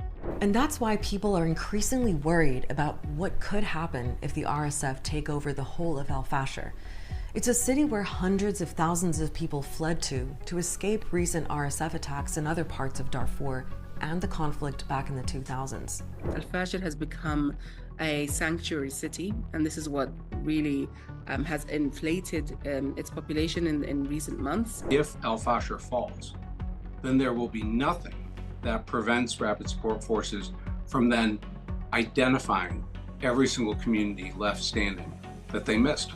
And it's not just fear of more killings. And yeah, El Fasher has now been captured by the RSF. RSF seized El Fasher after a 500-day siege, trapping over 260,000 civilians. Hospitals were looted as reports emerged of executions of ethnic cleansing. The UAE-backed RSF has begun mass killings amid total security collapse. Seizing the 6th Infantry Division headquarters, the Sudan Doctors Network reports RSF militias have begun executing civilians and committing ethnic cleansing. 115 killed, 102 injured, casualties, several hospitals looted and disabled. Ongoing since May 2024, the siege. RSF begins the siege on the city in May 2024. Supply lines are cut off, and the SAF control shrinks to a 13-kilometer square radius by August 2025. October 10th, 2025, RSF seizes headquarters. SDN reports executions and hospital looting. October 26, 2025, drone strike crippled power generation. October 27, 2025, RSF declares full control, humanitarian access collapses. Operational picture, how it happened. Encirclement and air/artillery strikes, aid blockade, extrajudicial executions. The aid blockade and the encirclement was something that I've covered as well, something that people were talking about. The IDP camps, ethnic neighborhoods, and medical facilities.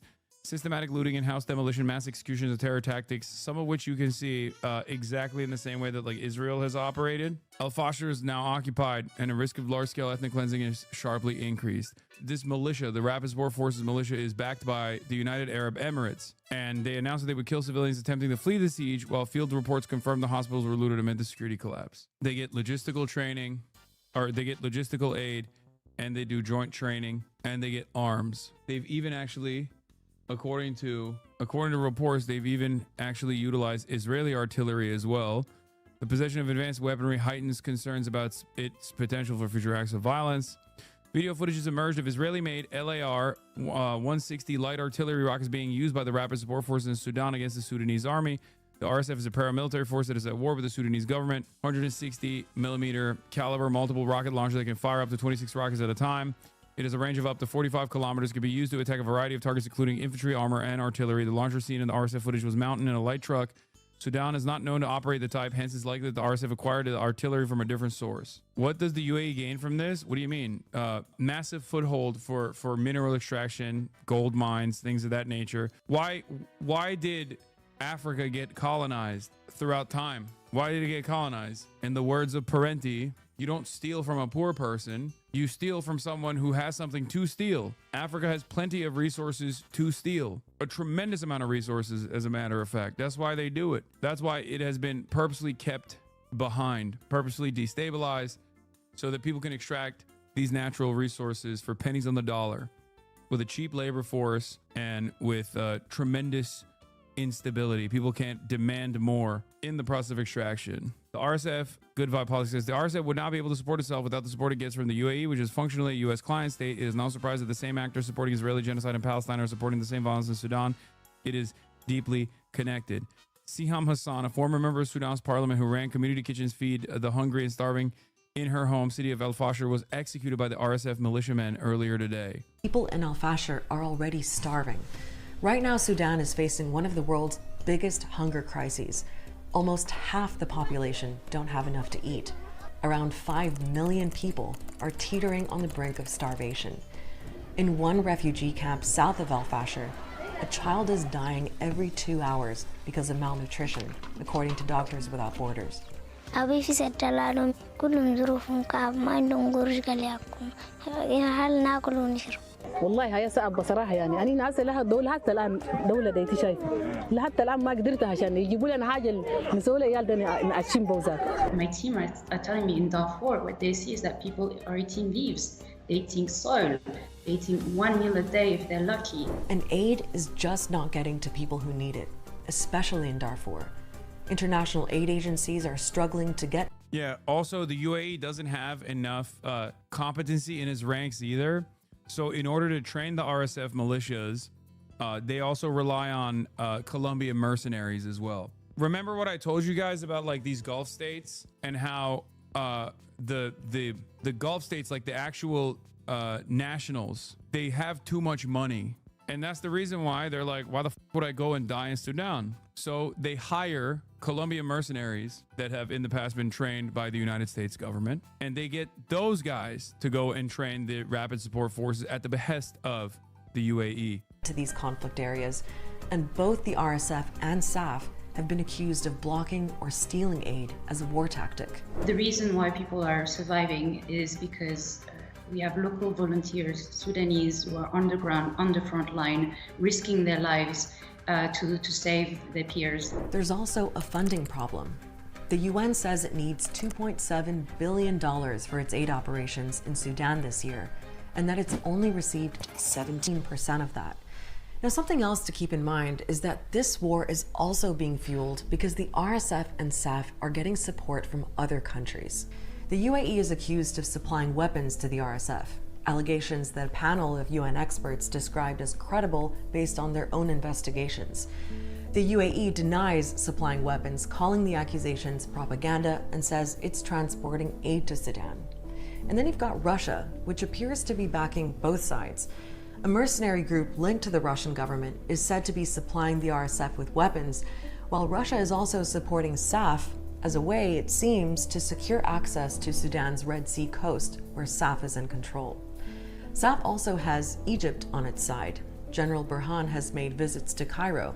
There are also reports that SAF has been using Iranian drones. If supplies to these two sides slow down, I think we would see this war start to die down quite a bit as well. So outside powers and backers of these two sides are clearly helping prolong the war.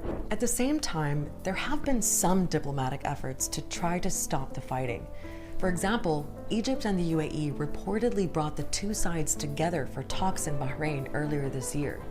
And the UN Security Council has adopted a resolution calling for the RSF to stop its attack on Al Fasher, for both sides to agree to a ceasefire and to allow aid in. Yeah, the UAE lost almost an entire unit of all UAE nationals when they invaded Yemen, and there was massive public backlash. It was like 35 people in one day. After that, they only used mercenaries. Yeah, and they're like, annual household income is far higher than like the average American even. Oil-rich nation. So like one person in the UAE dying from their own analysis is like, it's like 35 millionaires dying in one day. Do you understand? Maybe not that much, but close to it. Hence why they utilize mercenaries instead. We've actually seen more of a aligning of interests among the outside actors to actually want to get some end to this war. Basically, no one really seems to benefit from Sudan collapsing, but the problem is that the two warring sides want to keep fighting. And remember, it's not really just two sides because of all the other groups involved, especially in Darfur. And that makes finding any kind of resolution even harder. Whether there's enough global political will to even push for that is a whole other question. The spillover from the Sudan war is tremendous. It affects the whole region. It could easily affect the whole continent of Africa. And nothing is being done. We are consistently raising the issue of Sudan to top diplomats around the world, and many times they make clear to us it's just not high on their agenda. Now that we might see 1 million Sudanese starve to death, I expect we'll see some uptick in efforts to try to save the Sudanese people. I hope it's not all too little too late, but obviously most of it is too little too late, and everyone was warned. It's crazy because like the less the annual income is of the average person, the less important they are in the eyes of the world. Like you could kill 1 million Sudanese people, but as long as like the UAE gets to secure gold mines in the territory, most of the world doesn't even turn around and recognize it. It's entirely f***ed up. And yet, once again, as I've said, it's not that these nations are poor. They're not. They're very resource rich. It's just the people have been purposely kept poor. How gold is smuggled out of Africa and processed in Dubai at the 7-minute mark. You want to avoid having gold from the DRC linked to conflict, or I don't know, in Sudan or for Mali or for Zimbabwe. The majority of this illegal gold is exported to the UAE, and from the UAE, a large part of it is also exported to Switzerland. And then from Switzerland, we know that a huge part of gold is also exported to the US. But when it's imported in the US, the majority of the importer will just say, oh, it gold from Switzerland, refined in Switzerland. The origin of this gold would just be Switzerland. But this gold, which is sometimes presented as recycled gold, can be gold which was 2 weeks before in a mine controlled by a jihadist group, by a Wagner group, or by other criminals. Here's a graph that tells the story. It shows the price of gold over the last 50 years. What do you notice? Put simply, there's so much anxiety right now around the world and around the future of the global economy. The power of the petrodollar is waning, with the Middle East increasingly unstable, and more countries are looking to abandon the US currency altogether. In particular, I'm talking about China, India, and Russia. And so central banks around the world are reacting, and they've started looking for an independent currency that can secure their monetary reserves. Hence, we want the gold, sucker! But there's one problem. Gold is not like the US dollar or even Bitcoin. It's real, and it's heavy. That means it has to be physically moved from one place to another. If you want to buy gold, you have to go to where it's being sold. That's where Dubai comes in. It's had a gold souk since the early 90s. By the way, the easiest way to cut this out in its entirety is if instead of directly sanctioning the RSF, as they have done so already, they just directly sanction the UAE. Obviously, it's never going to happen, but this gold for weapons scheme that they've designed could be cut short if America stopped, one, giving weapons to the UAE, or at the very least abided by the pre-existing contracts that they have, like the Leahy Law, that declares weapons that find themselves in the hands of like known terrorist organizations or organizations that are engaging in war crimes are at odds with US law, existing US law, and therefore they shouldn't be able to do that. There's also Chinese weapons as well. There's Israeli weapons as well. But once again, like, it's not all coming from China, and America has a lot of power here. The problem, of course, is that America doesn't give a shit. America doesn't give a shit about Sudan, and America doesn't give a shit that the UAE is doing it. I don't know if they're directly getting a cut out of it, but I'm sure it plays a role in it as well. This is how much gold African countries are saying they're exporting to the UAE. But this is how much gold the UAE says it imported from African countries in 2022. There's more than 400 tons of gold missing there. According to Schultz, this is a clear sign that gold was smuggled. But why? Despite the large gold reserves in Africa, many countries were caught off guard by the sudden spike in demand for gold over the last 2 decades. They didn't have the infrastructure, the equipment, or the laws in place to regulate gold mining on an industrial scale. That left a huge vacuum that was filled by artisanal and small-scale gold miners, or ASM. If you owned a piece of land that had gold on it, you could pay a private company to explore, mine, and transport that gold on your behalf. And of course, given what you're exporting is pretty valuable, that company probably needs to have its own form of security. And that's a polite way of saying a militia. And when you have a very volatile situation or even an armed conflict like in Sudan, Then, of course, you have these armed groups that seek to take control of the mines and enrich themselves by trading the yellow metal. Yeah, I mean, if you had a stable government, then you would be able to extract your natural resources and be able to redistribute the capital that comes from the extraction process, be able to pay better for your workers that are engaging in the process of extraction. But of course, that would mean that this gold would be far more costly, and the profits for those who are basically fencing this gold would be far slimmer. Yeah, that doesn't even happen in stable African countries. I know, but I'm just saying. And that's typically what we're observing at the moment in Sudan. Sudan has been in a state of near constant war for decades, and its former leader, Omar al-Bashir, fueled the conflict by empowering both the military as well as regional mercenary groups to help him quash anti-government rebellions in places like Darfur, where the worst of the fighting was taking place. In 2011, the international community stepped in, splitting the country along ethnic and religious lines and forming South Sudan. The problem was 75% of Sudan's large oil reserves were in the south, and overnight the government lost its single biggest source of income. Now, Sudan always knew it had gold, but it had never really... Also, they're hella tall. South Sudan, the youngest country on the planet, also happens to be the tallest country, I think, on the planet too. They explored it before. It also had a big problem. After the war in Darfur, crippling US sanctions meant that Sudan couldn't just hire international mining companies to help it set up its industry. So instead, al-Bashir handed out subsidized contracts to anyone who had the means to mine that gold. And most of those contracts went to generals and rebel leaders who'd helped him fight in Darfur. With so many actors and little to no official regulation, what should have become Sudan's burgeoning gold industry instead became ripe with corruption. In 2017, reports started reaching the country's trade ministry that Khartoum airport and the port of Sudan were being used to smuggle out gold, mostly heading to the UAE. In one example, a 2-ton barrel of sand samples being loaded onto an Emirates airline flight was found to be largely made up of raw gold.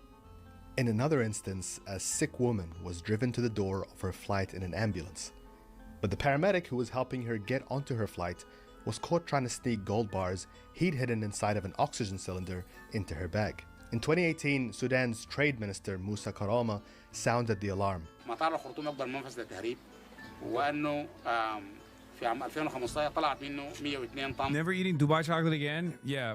Fun fact, that's also, I believe, people are going to yell at me for saying this, but a Turkish invention. They just sell it as Dubai chocolate because nobody would buy it if you sold it as Turkish chocolate. Also, for the record, that's not even a new phenomenon. Look at Greek yogurt, brother. Like, it's not new for Turkey to literally sell something that they invented under a different regional actor's name. من مطار الخرطوم ومطار دبي في الوقت اللي بتقول حكومة السودان انه انتاجها كله في هذا العام كان 70 طن فقط. لو ال 100 طن دي كلها جات لبنك السودان يعني الطن بحوالي 46 مليون دولار. يعني نتكلم عن 4 مليار ونص. ده أكثر من 50% من إجمالي وارداتنا يعني. دي براهن. One of the biggest untapped mines in the country was Jebel Amr in North Darfur. It quickly fell into the hands of Hamitti, or Mohammed Hamdan Dagalo, the leader of the Rapid Support Forces. The RSF was a paramilitary group that grew out of the Janjaweed militia, whose leaders had been charged by the International Criminal Court with committing dozens of war crimes in Darfur. Hamitti set up a private firm to oversee the gold production, Al Junaid Company, and left his brother in charge of it. The revenue from the gold would allow the RSF to expand, buy weapons, and make Hamitti one of the richest and most powerful men in Sudan. The RSF is rich. They have business interests and business holdings that will, Hamitti bailed out the National Bank. It is one rich family and they have their fingers in everything. And all their businesses are based in the UAE. During his rise to power, Hamitti began fostering... I apologize, it was invented in Dubai. It's just produced in Turkey. And in January 2025, a German court in Cologne decided that Aldi has to stop selling his product named Alien Dubai Handmade Chocolate on the ground that it might mislead consumers that the chocolate has been produced in Dubai. Well, it's actually produced in Turkey.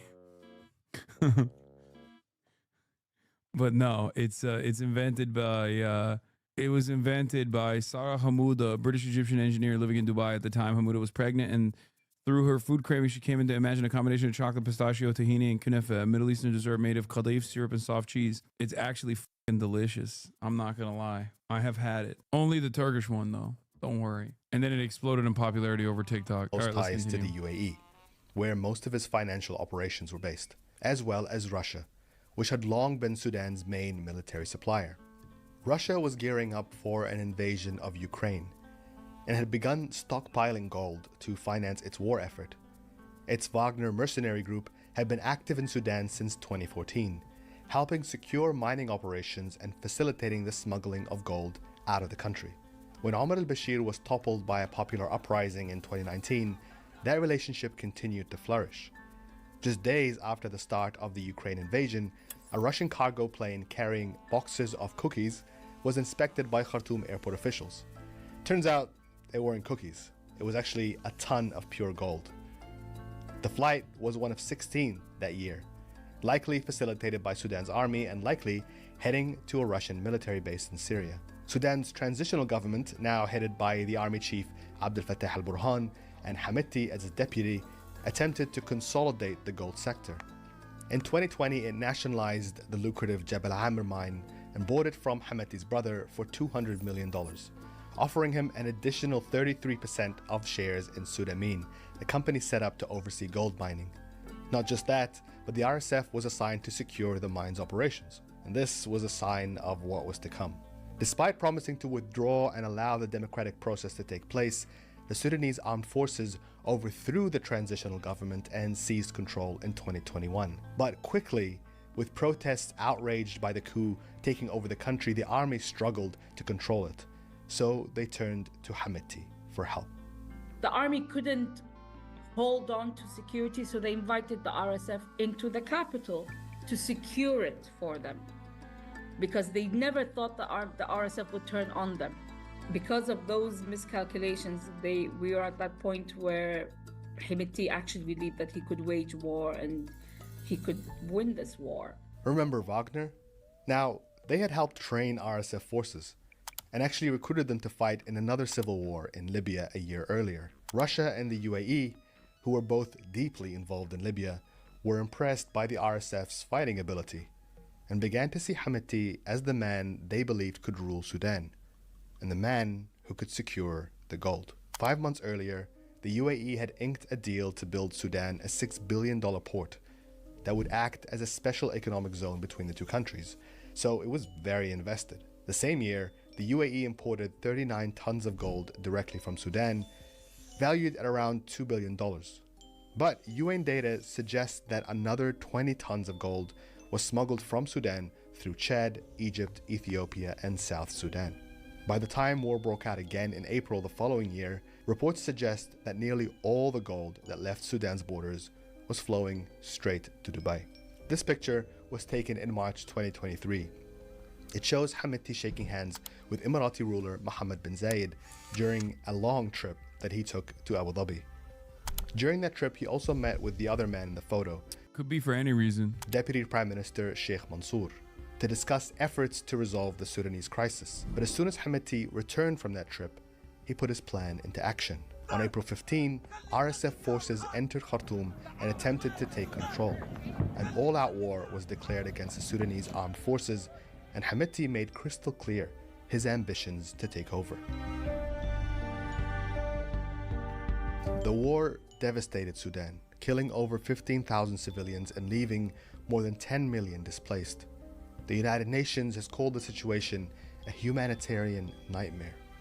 With 26 million people, that's half of all Sudanese at risk of acute hunger.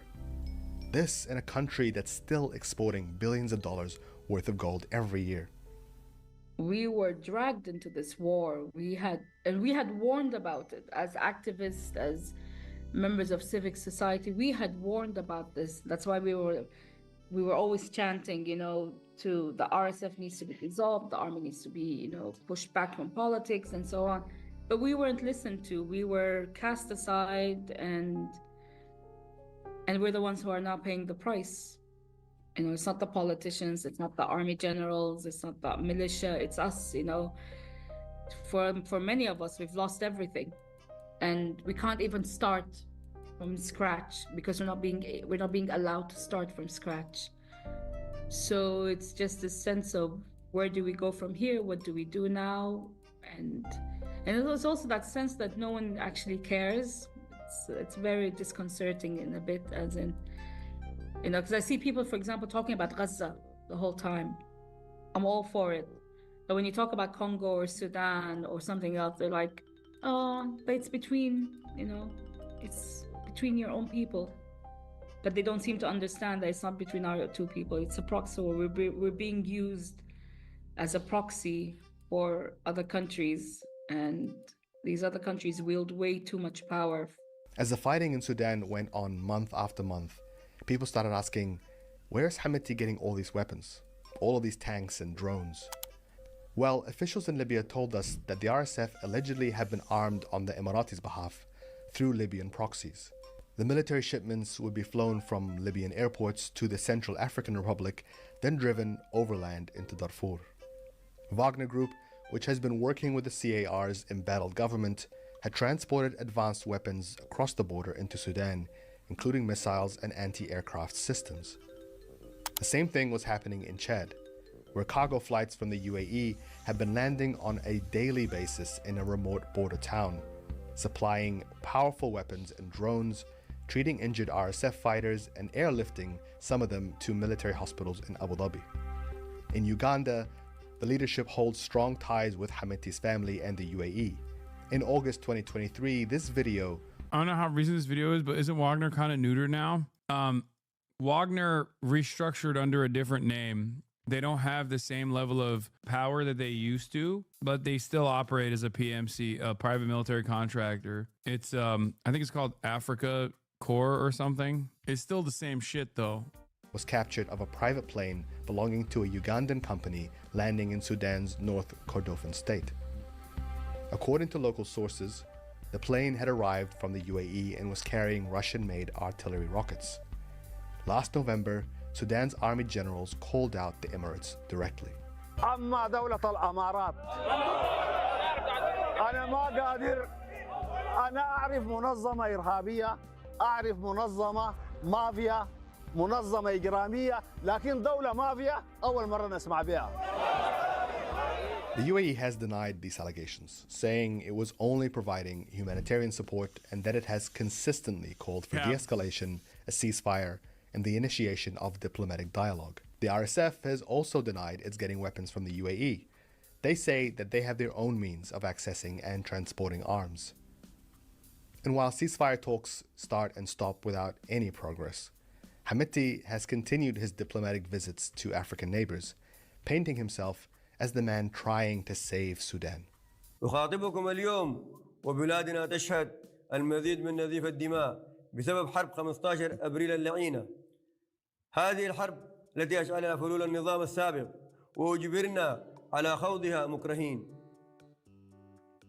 ويشهد الله أننا سعينا بصدق لتلافيها وتجنب بلادنا وويلاتها حتى وقع الهجوم الغادر علينا الذي لم يترك لنا خيارا سوى القتال دفاعا عن أنفسنا. ومن هنا ندعو إلى تشكيل لجنة تحقيق دولية لمعرفة من أشعل هذه الحرب ومحاسبته على جميع إفرازاتها. Meanwhile, people in Khartoum are sharing stories of RSF soldiers breaking into their houses with metal detectors specifically designed to find gold. Last year, the US, UK, and several EU countries put sanctions on private companies belonging to the RSF and the Sudanese armed forces. They included the UAE-based gold mining company Al Junaid, run by Hamiti's brother, who was also placed under sanctions. Then in January 2025, the Biden administration extended those sanctions to Hamiti himself, accusing the RSF of committing genocide in Sudan.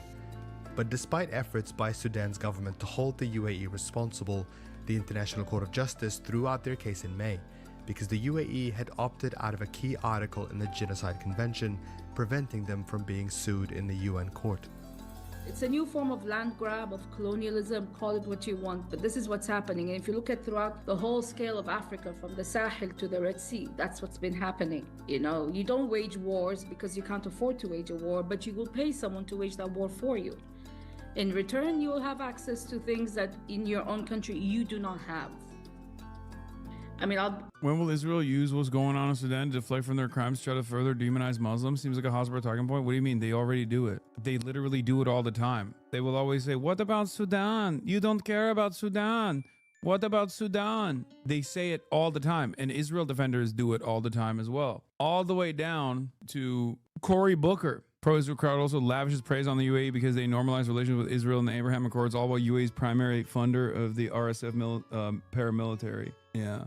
The one who care about Africa as much as Gaza line is a cynical ADL talking point meant to heavily imply anti-Semitism through the messy work of having to show it. Booker is soullessly reciting a script. None of it makes sense or speaks to any of the underlying universalism. The highbrow version of this is Anne Applebaum suddenly deciding in 2025 to care about Sudan after never writing about it before, and front-loading her very serious report on it in The Atlantic with finger-wagging about how Gaza protesters don't ever talk about it.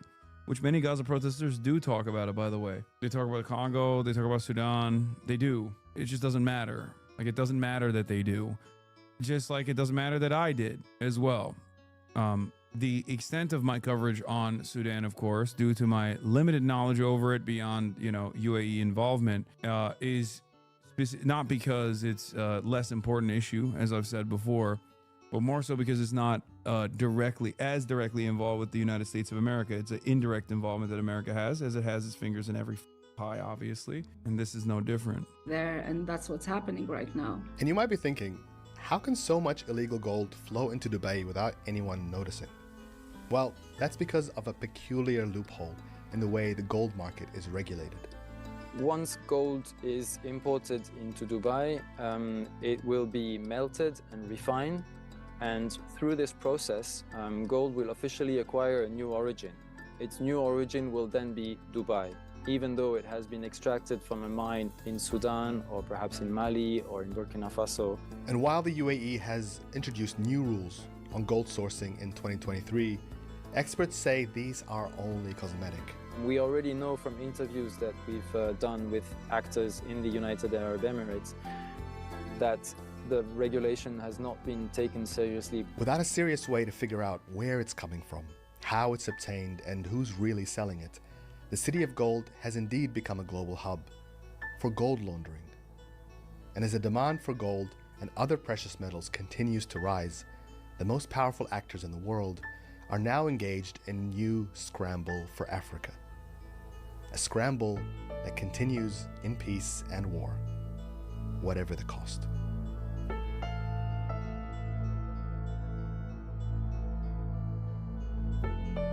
Thank you for watching this episode of UAE supplying the RSF from multiple bases around Africa and the region. In the west, there's Libya and Chad, and in the east, they have bases in Somalia's Puntland and Yemen's Socotra archipelago. They've been developing these networks for years. The UAE and RSF first became allies in 2018 during Yemen's civil war. The only real form of civil government left after the seizing of power and then after the war starting is resistance committees, which are just local councils trying to meet people's needs.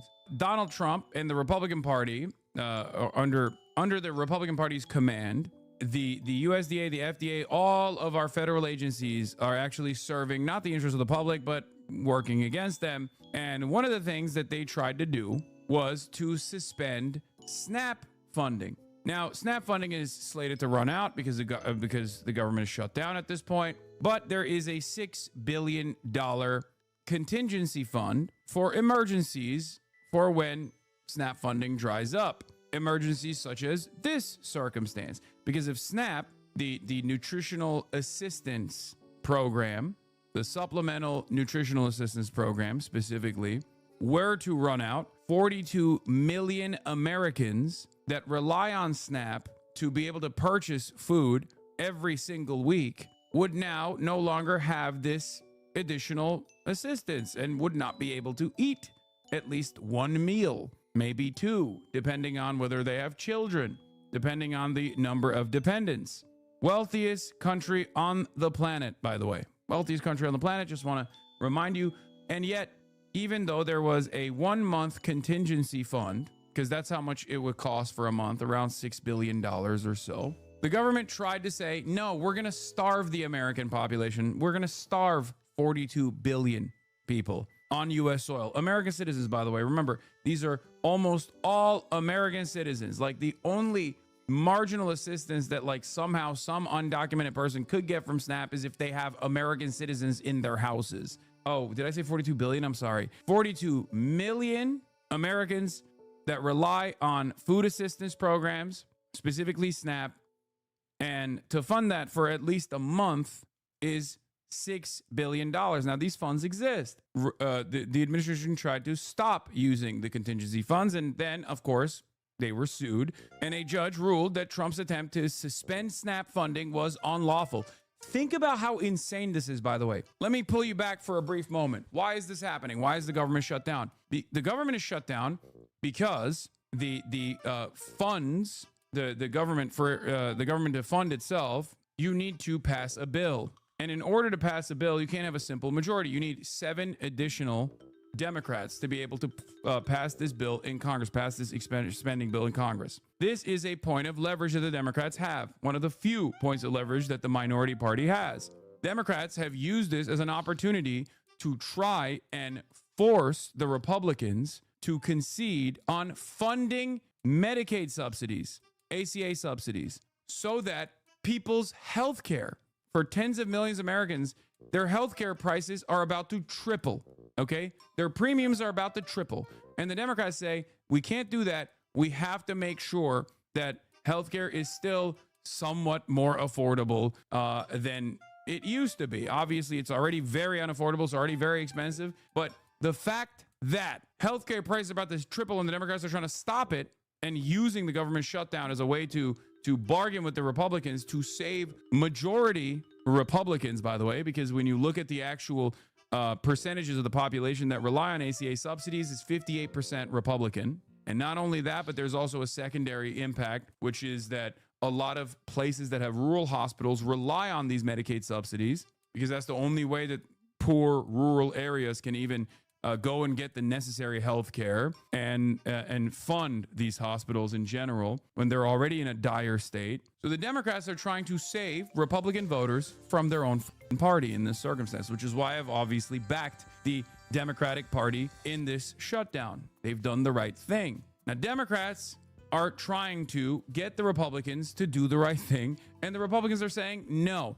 They are trying to leverage the starvation of 42 million Americans in an effort not to fund healthcare subsidies for another 10 million to 20 million Americans. That is what's so crazy about this argument. Now this judge has declared Trump's attempts to suspend SNAP funding, the $6 billion in contingency funds, to not use the $6 billion in contingency funds to be unlawful.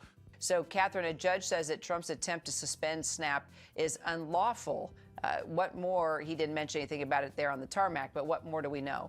This was a hearing that was heard yesterday on an emergency basis to try and get a judge to restore those funds that will be lost, Kira, as you say, at midnight. So this federal judge in Boston did rule that the administration's attempt to suspend the SNAP funding, as you mentioned, is unlawful, but that judge declined to issue an immediate order ordering that the program be funded by the federal government. I saw someone say, at least Mary Antoinette said, let them eat cake, lol.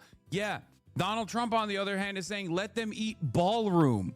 It's even dumber than that. He just keeps droning on and on about his stupid ass ballroom, brother, is even stupider. Donald Trump's like, yeah, you can't afford a cake. It's fine. You don't need it. You don't need cake. But what you can eat is this beautiful ballroom. Can you believe it? This beautiful ballroom that I have designed. By the way, dude, look at this. I mean, 1-to-1. Oh my God. The Trump kid is alive and well. 42 million people on food stamps are 10 hours away from losing their benefits. When I first learned a toilet like that existed inside the White House, I was horrified. President Trump is making people's house more elegant and beautiful for generations to come. Dude, they are dabbing on us, okay? And not even just us, because we are already angry at Trump. We did not vote for Trump. But this is literally straight up disrespect to the millions of Trump voters that are not going to get their SNAP benefits. They are going to starve. And Donald Trump and his press secretary talking about a toilet, dude. Anyway, that sucks about your kid. What was the thing he needed to live? Medicaid or something? That's where we're at. People are going to starve, okay? People are going to starve. And the admin's talking about toilets. It is awesome. I have not seen a group of people so ready to be publicly debased, so ready to be ritualistically humiliated than the average Trump-supporting Republican. Whether it be the farmers that kept voting for Donald Trump in spite of the fact that he f***ed them over time and time again, whether it be the ranchers that are experiencing the same as the Trump administration is now slated to flood the markets with Argentinian beef. I have never seen a group of individuals that are so servile, so unhuman. I don't know how else to describe it. Like so excited at the prospect of being humiliated, being destroyed by this godlike deity that they've cultivated in their minds. It is crazy. It is straight up a cult. An entire nation of cuck fetishists. The judge dismissing the administration's explanation, saying, "I want agency action, not lawyering. We're not going to make everyone drop dead." The judge could compel the administration to release the funds, but whether the Trump administration will comply remains to be seen. And even if it does, the emergency funding available would still fall short of the monthly SNAP payouts. Back on Capitol Hill, Democrats digging in, refusing to open the government until Republicans agreed to extend Obamacare subsidies to prevent healthcare insurance premiums from skyrocketing next year. A Utah woman we spoke to says even with the subsidies, her premium next year will rise from $495 to $753. And without the subsidies, it will more than quadruple to more than $2,100. I want to also give you guys a better understanding of how fucked this structure is. Are you ready for this? Because a lot of people go, "Oh, why are my tax dollars paying to I don't know, feed the people who are hungry?" Which is, if you're an evil villain like that, if you are straightforwardly an evil villain such as that, the average American taxpayer spends $36 per year for the SNAP program. $36 comes out of your pocket if you're an average tax-paying American citizen. The average American taxpayer, however, spends $670 per year on corporate subsidies. $670 on corporate subsidies, $36 to feed people. How fucking insane. And there are still people out there who act as though these people who desperately need the additional funds, which are modest, which are meager, they are tiny. There are still people who complain about that. Incredible. Also, just like the secondary impact of refusing to fund ACA subsidies will cause rural hospitals to collapse completely, what remains of the rural hospital system will completely go away. But when you cut SNAP benefits to 42 million Americans, you're cooking the grocery stores, because they also, like, those SNAP benefits are being spent on groceries at the grocery stores. So it's basically another way that you are cooking an entire sector. Republicans argue the Affordable Care Act, which set up Obamacare, was a bad law that drives up premiums and strains doctors. President Trump last night posting, quote, "Obamacare is a disaster. Rates are going through the roof for really bad health care. Do something, Democrats." His alternative to that is just complete chaos and complete bedlam. It's not like the alternative he's suggesting is Medicare for all, by the way. His alternative is just make it even more costly, because that's what this is. That's what's going on. Oh, God. Everything sucks so much ass. Oh, my God. SNAP makes up around 12% of grocery sales nationally, according to the National Grocers Association, a pro-business trade group that represents grocers. Any extended gap in SNAP payments is likely to see layoffs and possibly even store closures. Remember that. This isn't just cities. Rural areas benefit from SNAP, per the Conservative American Enterprise Institute. SNAP reduces rural poverty. Unmet needs still high in rural areas. Despite robust support from SNAP, food hardship is still higher in non-metro areas. Just like with Medicaid helping fund rural hospitals, SNAP helps fund grocery chains that are in rural areas. Who lives in rural areas, you might ask? Republicans. That's who. Republicans are dangling the starvation of their own base of support against not giving them the proper healthcare subsidies. Okay, it's insane. This is what happens when you are so successful that you just have to figure out exactly how cruel you want to be, in which direction. Why not both? Good morning, everyone. President Trump says enough is enough. It is time to nuke the filibuster and reopen the government. Here's what he posted last night on Truth Social. It's now time for Republicans to play their Trump card and go for what is called the nuclear option. Get rid of the filibuster and get rid of it now. That would allow Senate Republicans to reopen the government on their own, even though Senate leaders generally don't like the idea of ending the filibuster. But pressure is mounting.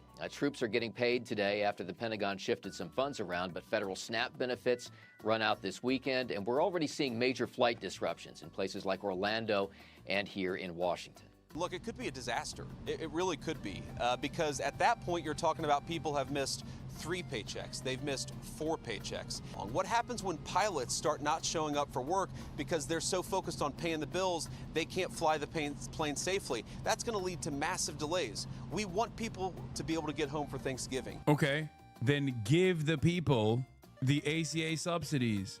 Give the people the ACA subsidies. What are we talking about? Whose fault could that be? Who controls the entire government, I wonder? It's nutty, dude. Staffing issues at major airports causing gridlock in the skies. The FAA forced to slow air traffic around Chicago, Dallas, Fort Worth, Philadelphia, Jacksonville, and others as some air traffic controllers working without pay for weeks call out. And this morning fears a hunger crisis is now on the horizon. SNAP food assistance, a lifeline for roughly 42 million low-income Americans, now set to run out of money by the end of the week. It's time to call on people to donate. Absolutely. And time to call on government officials to get back to work. The USDA posting a partisan message on its website blaming Democrats for the shutdown, saying the well has run dry and appearing to contradict their earlier plan to potentially use available emergency funds to cover food assistance during a shutdown. In Massachusetts, where more than 1 million people will lose SNAP benefits, Democratic Governor... Guys, don't worry. Please. 40 million Americans might actually lose access to SNAP and therefore succumb to starvation, but Argentina is still getting $40 billion. I know some of you were worried. You were thinking, well, what about Argentina? What if they default on their debt? I've dumped billions of dollars into Argentine debt. I know that was a major consideration. Fear not. Maybe some of you were worried, 40 million Americans might be starving. But what about the ballroom? Fear not. The east wing of the White House is demolished and the ballroom project continues. I know you might say, Hasan, who cares about 40 million Americans that might have to go and find food elsewhere, to go to food banks? Who cares about all of that? Are we going to war with Venezuela or not? And to them I say, fear not. We have sent aircraft carriers. We are still going to war with Venezuela. So if those are the factors in your priorities here, there is no reason for you to be afraid. 40 million hungry mouths, but the American war machine continues. So we can collectively release a sigh of relief. We're good, boys. Don't worry. President Trump has chosen to stop all SNAP benefits to Americans starting next week. Leadership is a choice. And sadly, President Trump has chosen to take away food from people all around this country. And in Michigan, families also bracing for the worst. With more than 1 million SNAP recipients in this state, too, food pantries asking for donations to meet demand. We have over 1.4 million recipients on the program here in the state of Michigan, so there will be an influx of more people coming to our food pantry lines. On Capitol Hill, no end in sight to the stalemate. Democrats digging in, demanding Republicans negotiate on expiring Obamacare tax credits before premiums skyrocket for some 20 million Americans. Republicans largely united, saying they won't negotiate until... Oh, nice. No, that's chill, man. Republicans showing that they are refusing to negotiate with the Democrats when the Democrats have any leverage whatsoever. That certainly gives a lot of assurance to the minority party that you guys will, in good faith, negotiate with the Democrats when they have zero leverage. Okay, that makes sense. I mean, but that's populist Josh Hawley, chat. I like that in the United States of America, while our foreign adversary China is building massive bridges, inventing new types of bone glue, creating flying cars that they're actively trying to commercialize. We have the majority controlling party refuse to offer healthcare subsidies to tens of millions of Americans in an effort not to triple their healthcare premiums. And the only point of leverage here is whether or not 40 million Americans can be fed. Like, the only reason why the Democrats are making a big stink about this is unironically so that the Republican voters don't get cooked by triple the cost of their healthcare premiums and just get kicked out of coverage. That's what this is for. It's one of the very few instances where the Democrats are actually doing the right thing. And even then, if they were to successfully pull this through, it's still a band-aid solution. Yeah, the USDA's own lapse of appropriations guidelines said it was going to pay out SNAP and WIC. They removed that guidance. Trump is directly starving people. Reminder that there's, in fact, an additional $5 billion in contingency SNAP funding put aside for this exact kind of situation that Republicans are refusing to use. I don't know why they're doing this. I'm being honest, because like they're already seen as the responsible party for the shutdown. The Republicans are. So I can't comprehend why they would further entertain being vilified. Maybe they just think that they can outmessage the Democrats. Paramount to cut 1,000 jobs. Amazon to cut as many as 30,000 jobs. Wonderful. Someone in the chat, as I'm in the process of describing 40 million people starving, turned around and said, well, let's not point the finger of blame at our politicians. I assume that was a take on the drama, right? Like, that's what you were trying to do. This is what I mean. You're like a very unserious person. Like, we're talking about 40 million people on the verge of hunger in the wealthiest nation on the planet. And you think you're going to get an own here. SNAP isn't replaceable by food pantries. It is a joke to act like hundreds of dollars a month versus expired bakery items and canned beans. Yeah, no, it's absolutely not a replacement. The Trump admin found $20 billion to bail out Argentina, but refused to tap into $6 billion reserve fund to provide vital food assistance to 42 million Americans. They're using food and hunger as leverage as they hold the government hostage. It's sickening. You said, let's just start stealing. I mean, what do you think is going to happen? I think it's a mix of three things. One, they think they can out-message on it. Two, they hope the pressure from this in blue states makes Dems back down. Three, they hope it will incite violence and they can progress their plan. Yeah, I can see that. It's just cruelty politics, man. That's what this is. It's just cruelty for the sake of cruelty. That is what the modern Republican Party is. One might even say that's what they've always been. I would say that. But it's crazy that this is just melting the poor in principle. It also harms like capital as well, because this hurts farmers in the long run. This hurts grocery stores in the short term, because when you don't have SNAP, you don't have the additional assistance to go and purchase stuff that you normally would from the grocery store. So like, this literally is cooking a whole bunch of different sectors as well. America's hunger crisis is growing. We're choosing to look away. States are sounding alarm bells that SNAP benefits will run out as soon as next week, and I can't stop thinking about Ruben and many others in his position. Ruben De Silva, a 79-year-old retired accountant who lives alone in New York City, experiences when he tries to prepare a meal or go to grocery shopping since his cerebral hemorrhage. His story reflects what I see every day. Older Americans are going hungry behind closed doors. And while we're focused on the immediate crisis the government shutdown posed, we're already lost something far more permanent, our ability to see the next crisis coming. Last month, the Trump administration canceled the USDA's annual Household Food Security Report, the only national data source that measures hunger by age, disability status, and household composition. For the first time in 30 days, America will no longer track hunger nationwide. Without that data, millions of older adults like Ruben will vanquish from the view as the social safety net continues to collapse around them. That decision could not have come at a worse time. Beyond the imminent threat to SNAP, benefits already been slashed in the long run by leaders in Washington. Meanwhile, inflation and new tariffs continue driving costs higher. In New York, grocery prices have risen more than 50% over the past decade, far outpacing wages and fixed retirement income. Those in need, including older Americans, are hit hardest by these cuts. I will say one thing. American stability, in spite of some of the worst aspects of capitalism, has always come from food and food prices in general. For everything that this government does, for all of the glaring, obvious, telltale signs of economic volatility, economic instability, the one aspect of American existence is that you can at least like purchase bread. You can at least fill your belly. And even that increased in prices. And it led to overthrowing Brandon. Inflation was a major factor in Biden losing control. Inflation played a major factor in Donald Trump winning the election. That's some third world cope. Really? I don't think you've ever seen true hunger. We have experienced it in the Great Depression. I don't think you understand what happens. We're not talking about just like Oreos or treats. We're talking straight up any kind of food. Every single revolution against monarchs has come from this. When a government can't feed its poor, when a government refuses to feed its needy and poor and tireless masses, it will no longer be able to continue its mandate of governance. Yeah, people in my country say this. I'm saying people in the third world say, at least we have bread.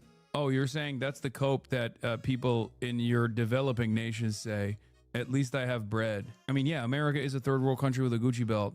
This is true. But now the Gucci belt is coming off, is my point. My dad is on SNAP. This is his main source for food because he's 65 and disabled and cannot work. Like, this is what he has, and I'm extremely worried. Yeah, I think a lot of people don't understand that, like, the reason why we have SNAP benefits and the reason why we have Medicaid assistance, like these subsidies to begin with, is because of our overall refusal to solve these problems when we already have an abundance of food, we have a surplus food supply, and solving any sort of hunger related issues is just simply a matter of logistics and also overcoming capitalism, the profit incentive for commodity production. And yet we refuse to do that and instead offer these band-aid solutions. And now we're just ripping the band-aid off as well. So what happens? Like, it's already ridiculous that so many people need SNAP assistance to begin with, but we have that as an additional subsidy for wages on the back end so that corporations can secure profits while underpaying its wage laborers. That's why people say Walmart is the greatest recipient of welfare, because not only does Walmart receive subsidies, but it also relies on its workers getting SNAP.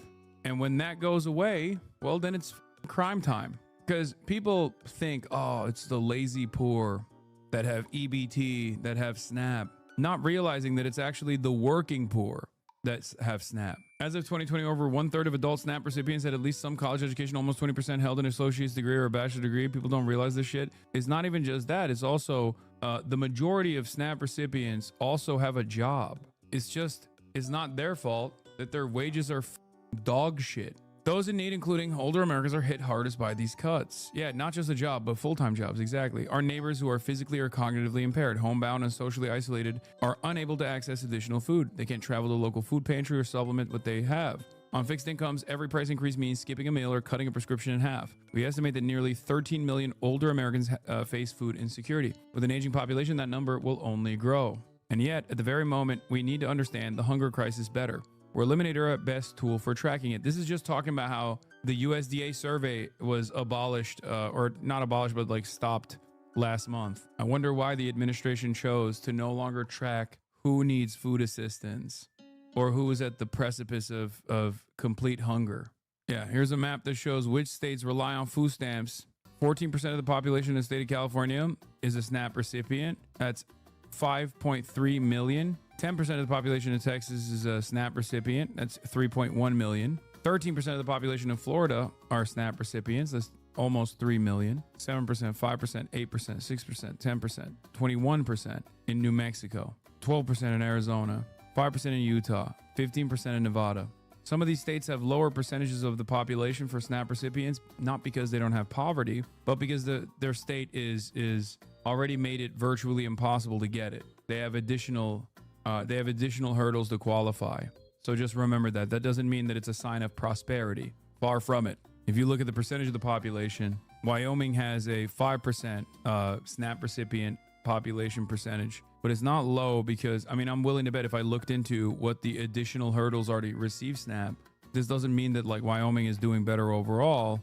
It just simply means that these states have extra hurdles.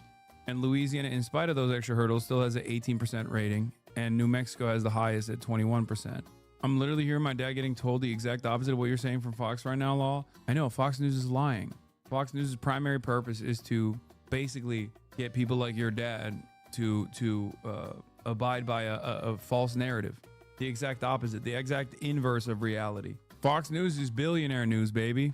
Its primary purpose is to get the working poor to feel as though others that are even less fortunate than they are somehow cynical money grubbers. You know, they're taking advantage of the government programs. That's the whole point, is to divide the working class further.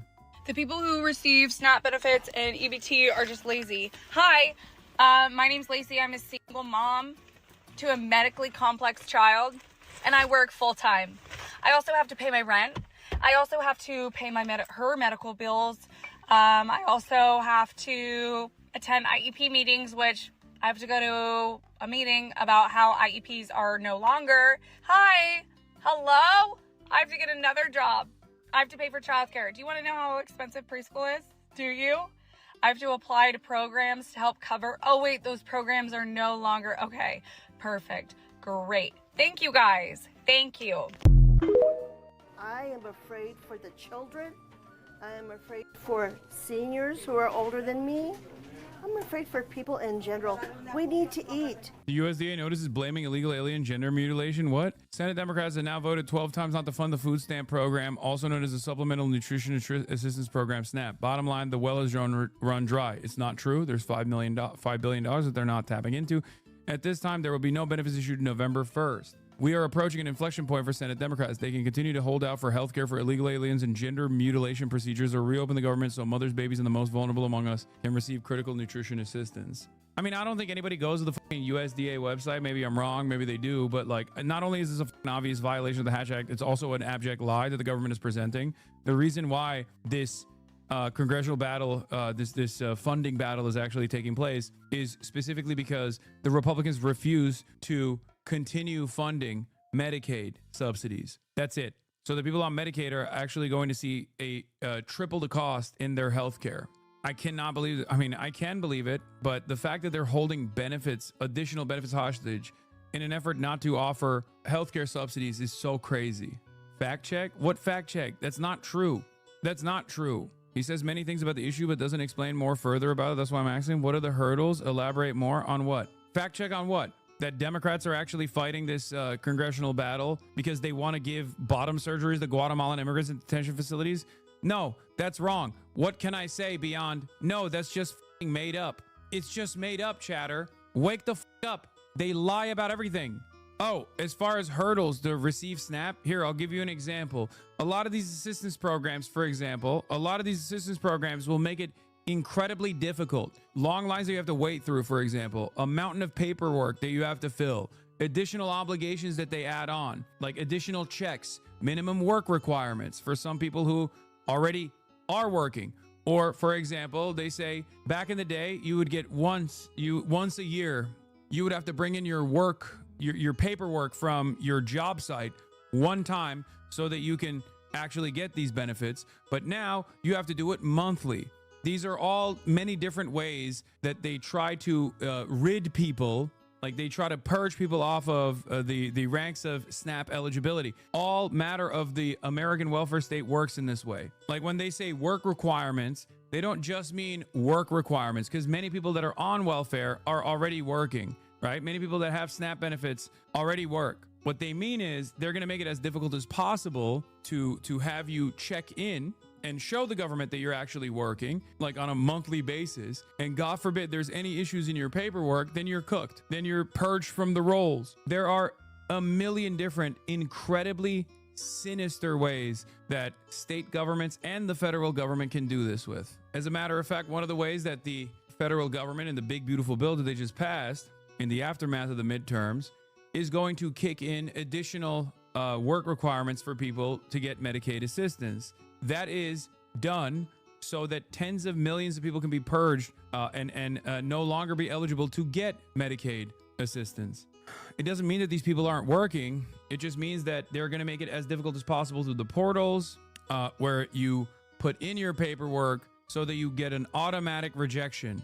I'm a case manager. SNAP is insanely hard to receive. You need an ID. You need diagnosed disability. If you're work exempt, you need a social security number. You need to go into the office at least once, usually. Yeah, you need to go to office once to get it, and then you're fine. But some of these states will then add additional requirements that make it so that you have to go to the office multiple times. And let's say you live in a state you live in a rural part of your state, and there's no public transit. Let's say it's very difficult for you to travel to the state office and then stand in a line for 3.5 hours because they specifically undercut the state government caseworkers because they don't want to handle all of the extra paperwork. They make it difficult as possible. We saw this during COVID. Many of the states purposely designed incredibly complex websites to offer people additional subsidies. So in order to receive the additional subsidies during COVID, you had to go to the websites by the states, and the website would brick half the time. So you couldn't even apply on the website. That was done deliberately. That was done so that people would not have ease of access. There are many different bureaucratic hurdles that the state governments place in front of people getting this aid on purpose, so they can basically eliminate as many people as possible from receiving this life-saving aid. I'm a case manager. SNAP is insanely hard to receive. You need an ID. You need to diagnose disability. If you're working SNAP, you need a social security number. You need to go to the office at least once. Usually you need a phone or some way of being contacted. You need an address. There's lots of hurdles that are not even physical barriers. Dude, you are so right. It is intentionally difficult to fuck over the most vulnerable amongst us. Exactly. They don't openly say we want to kill the working poor. At least yet. They don't say that yet. They might in the future, but they don't say that right now. They say, oh, a lot of people are taking advantage of the expansive welfare state, which we don't really have an expansive welfare state regardless, but they say a lot of people are taking advantage of it. They're lazy. So we have to ensure that people aren't cheating the system. Meanwhile, because of all of the limitations that I described, there is no problem with quote unquote cheating the system. The real problem is that people who need this assistance can't even get it already. To echo the other case manager, it's very frustrating the amount of times that I've been to SNAP or to benefits office to try to help. It's an all-day process. Many times my clients got frustrated that they just left. I can't blame them, but now when I was on SNAP, I had to attend bi-weekly meetings that were an hour from my home. The meetings were about finding a job. I had 3 jobs at the time. If you missed one, you lost your benefits from the month. I missed them all the time because I was working. You know, the thing they said I needed to do to qualify. It's all on purpose. After 5 missed classes, you lost benefits and couldn't apply for 13 months. The amount of social torture that you have to withstand to get a crumb of assistance in this goddamn government is so insane. And many people are utterly oblivious to that reality, unfortunately. And those who are fortunate enough to never have to deal with this shit don't understand what it takes and are also negatively polarized against it, because the television, Fox News specifically, is constantly saying these guys are broke monsters. They're poor because of a moral failing, and they're actually cheating the government. They don't want to work. They're lazy, and they're taking advantage of your tax dollars. Or in the case of this government, they just straight up lie and say it's the undocumented migrants that are doing this. Undocumented migrants can't even take advantage of any of this shit. I spent time working in fraud investigation for SNAP too, and it might legitimately have been the worst experience I've ever had in my life. Nobody's trying to cheat the system on purpose. People trying to defraud SNAP are in a situation so desperate that they've determined that it's worth the risk of lying. That's where we're at in the United States of America, baby. And of course, when you're starving, you're gonna do crime. It's like the most basic principle. Like, if you're starving, what are you supposed to do? Like, I can't fault them. I can't fault people for trying to steal shit. They're starving. And then we can talk about how crime is out of control and it needs military intervention. Meanwhile, those veteran families also receive SNAP. I cannot think of a more insane analogy where the psychotic billionaire-backed administration is building a fucking ballroom while 40 million Americans are about to lose the marginal assistance that they get to eat food every day. This is the richest nation on the planet. And then we wonder to ourselves, like, why are people becoming more open-minded towards socialism? I wonder why, dude. Why the fuck do you think? Yes, I have thought about putting on a drive for a food bank. Yes, I'm working on it. So some people cheat the system or no? Exactly, that was my point. Listen to him. He told me that 0 people cheat the system, lol. And Hasan said the complete opposite. Sit this one out. Fake lib. Yeah, you're right, dude. People actually are becoming millionaires by cheating the SNAP system. No, dude, it's because the fiscal cliff that exists, like the benefits cliff that exists, makes it so that they have to fucking cheat, as opposed to having no benefits cliff whatsoever. If you were even remotely competent and understood how any of this stuff works, you would understand that there are a lot of people who are directly in the fucking margins. They're just right on the fucking margin of those benefits. They still need it. Hasan is a terrorist, and if you watch this idiot, you're just as brainwashed. God, I love these dipshits, dude. Oh my God. Enjoy your parents and your grandparents starving, chatter. Your goat did this, okay? You can go to sleep hungry every night and close your eyes and imagine how beautiful the ballroom for your big, beautiful president is going to look like. You can eat those dreams instead, moron. Are work requirements important in your opinion? No. No. Absolutely not. No. It doesn't work that way anyway. We're talking about food, man. That's crazy. I love this idea that people are like, well, if there's no work requirements, everyone will stop working. And then what? Live off of $25 in assistance a week? Like, what are you, crazy? Yeah, thank God for those work requirements. Okay, that's not the reason why 80% of people on Snap are working already. These arguments are 100 years old. I know. No, not even. Especially if we're talking about crime and the likelihood of crime happening as a consequence of poverty. That argument is thousands of years old. It's not even hundreds of years old. Thousands. Okay, the Romans knew this reality. Ancient Greece, they knew this reality. I'm sure the Hittites, the Sumerians knew about it too. I don't know how far it goes, but this argument has been around for quite a while. Okay. The benefits cliff is insane for everything. I used to work in a restaurant. We ended up having really good holiday season. I made $1,000 too much for the year and ended up owing $4K for ACA subsidies. I no longer qualify for it. It was horrible. It took me all year to pay it. Yeah, that's another reason why I advocate for universal health care. The benefits cliff is f***ing insane. Okay, it makes no damn sense. Do you think this person is a cheater?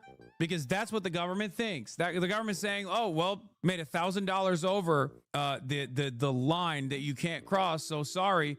Now we got to claw back those additional subsidies. A benefits cliff is, let's say, up to $30,000 you get Medicaid coverage. Okay. As in the government gives you $4,000 a year to pay for your health care. If you make $31,000 because you have a dynamic salary due to being in the service sector and the amount of tips that you get, all of a sudden at $1 past the point of that $30,000 limit means you are no longer eligible for the additional subsidies that you have received that past year. Therefore, you have to pay it back to the government. That's what a benefits cliff is. If you're getting $4,000 in assistance at the $30,000 price point, technically you're better off not making that extra $1,000 because now you have to pay $3,000 additional dollars to the federal government as opposed to receiving a total with your benefits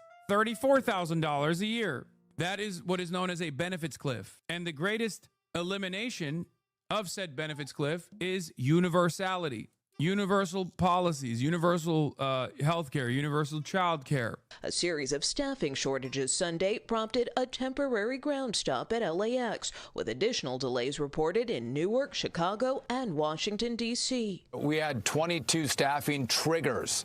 That's one of the highest that we've seen in the system since the shutdown began.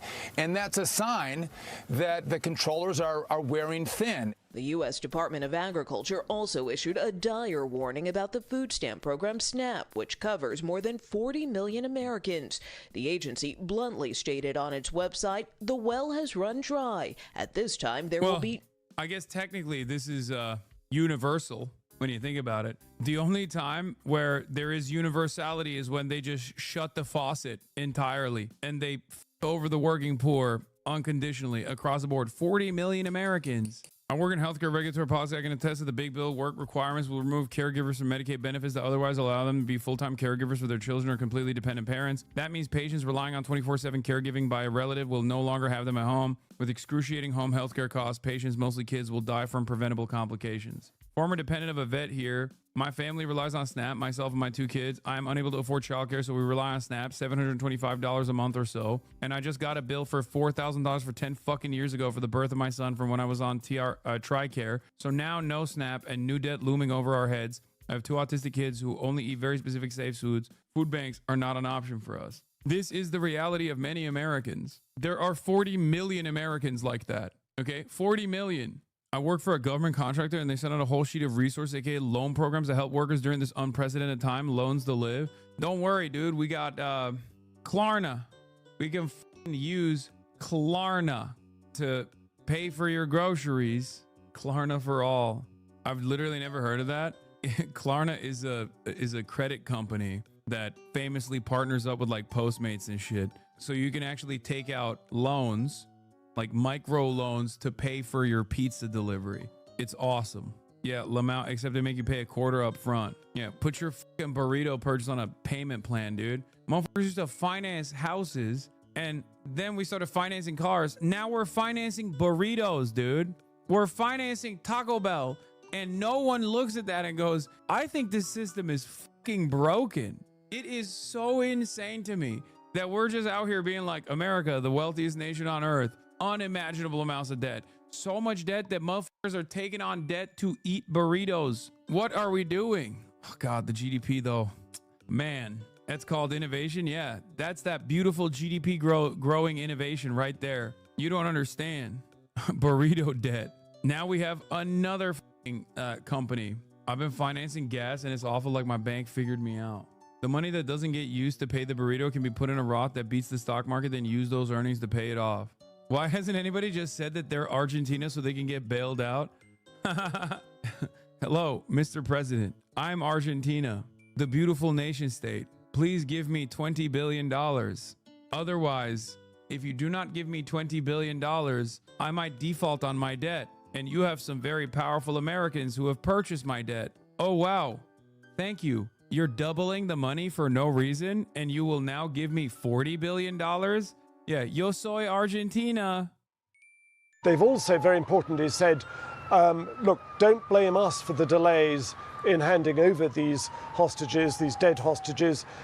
Israel is obstructing the excavation work and making it very difficult for them to do it.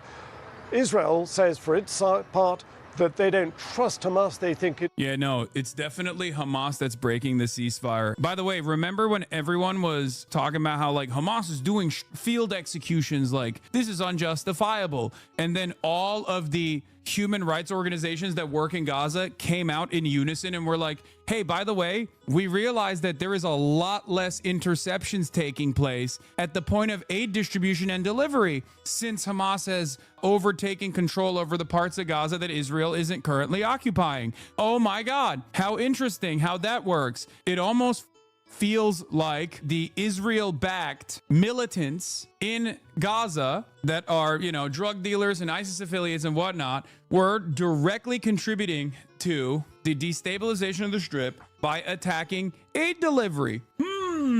Interesting how that works. And remember when day one everyone was like, why aren't pro-Palestinians celebrating the ceasefire? Because the ceasefire never actually took complete hold. Yeah, Bibi had a court day today.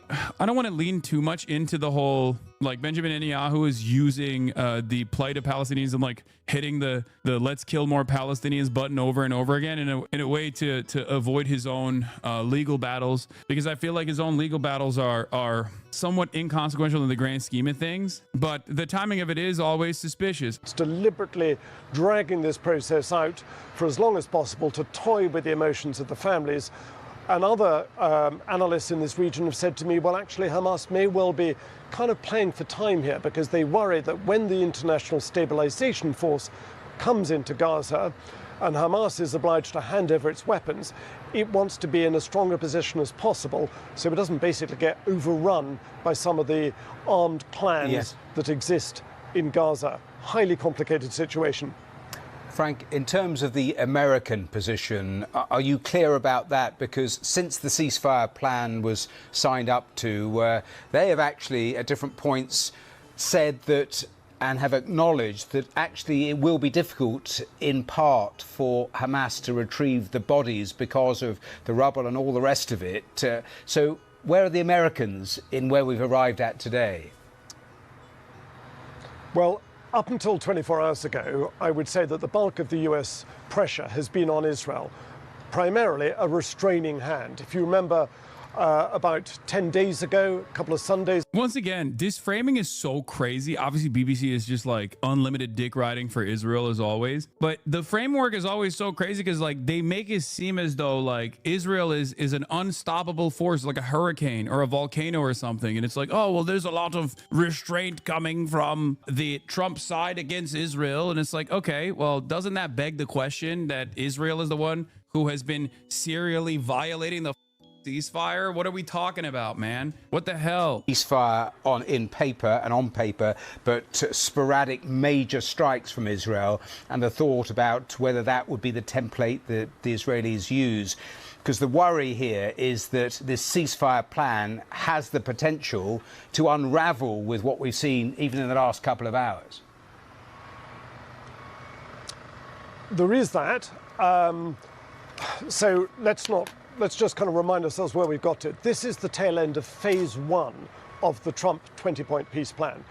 All 20 living Israeli hostages have been returned. That's a plus. Nobody can take that away. That is a major achievement, along with the release of over 1,700 Palestinian detainees that were taken from Gaza, plus around 200. Yeah, major achievement that was the Hamas framework since like October 10, 2023, by the way. Virtually all the parts of the Gaza phase 1 ceasefire plan was already what Hamas had said yes to, with the only exception of Israel not like removing its military from the entirety of the Gaza Strip. The only thing that they had considered a red line that they had to say yes to in the first phase was that Israel would maintain troops in like 50% of the Gaza Strip. That's the only thing that they said yes to that they hadn't said yes to prior. And obviously the scary aspect of this was that Israel was going to consistently violate the ceasefire and continue bombing and continuous genocide after getting all of the Israeli hostages, the Israeli captives. We're back at it.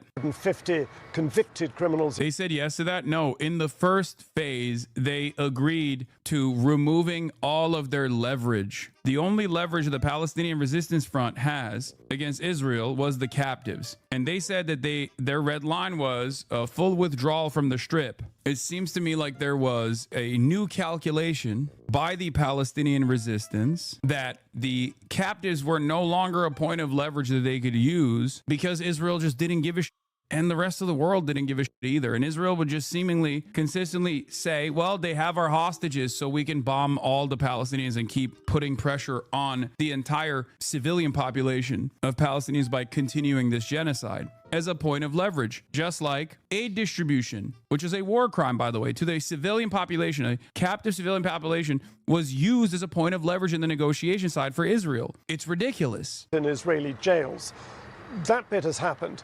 But what's the Hasan, not argumentative nor a trap, but calling them captives instead of hostages. Is that accurate and right? Were they not civilians? No, the last batch was, the last 20, I think, were all Israeli occupational forces soldiers. And what's interesting is there was one person actually that was captured at Noah Argamani's boyfriend, who also, it later came out, was also I think like Israeli Secret Service or something. So every single remaining captive at that point were Israeli occupational force soldiers. As far as the Palestinian hostages goes, they are straightforward hostages. Like for the most part, they're like doctors, regular civil society servants, things of that nature. I'm sure there's some militants that they have been able to capture in the process as well. But oftentimes they just kill the militants even before they actually apprehend them and prosecute them. There wasn't like 1,700 Palestinian militants that they captured and then released back into Gaza. They were all civilians. I'm not sure the wording matters, to be honest. Even if they're military, they served the purpose of a hostage. Is hostage carry a connotation we don't like or something? No, there's a difference between prisoners of war and hostages. That's why. There is like at least a legal gray area for prisoners of war versus hostages where there is no legal gray area.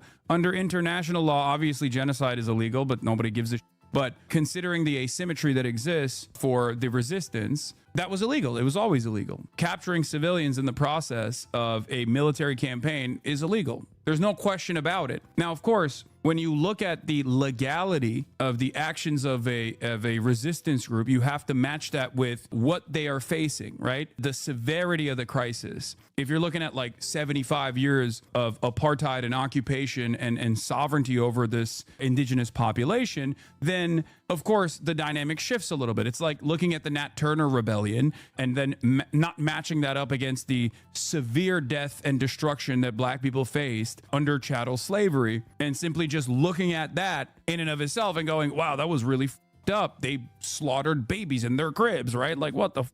That's crazy. They slaughtered white babies in their cribs. Like, yes, it was brutal. Yes, it was horrific. Having said that, the legalized practice of chattel slavery was so far and beyond more horrific than the singular act of violence that was born out of the Nat Turner Rebellion that, like, it doesn't even make a blip. That's the reason why you look at, like, ANC and the way that they dealt with collaborators as opposed to the legalized practice of apartheid, and you say, okay, well, at least throughout history, people have overall, when they are atoning for what the resistance has done in the process of liberation, they oftentimes will be much more charitable to the resistance front and the actions, no matter how violent they are, because they understand that the violence that they were subjected to, that they were trying to end, is far more consequential and systematized. Inside Gaza Strip, and this yellow line that has got the two sides very close to each other, plus the fact that Hamas has yet to hand over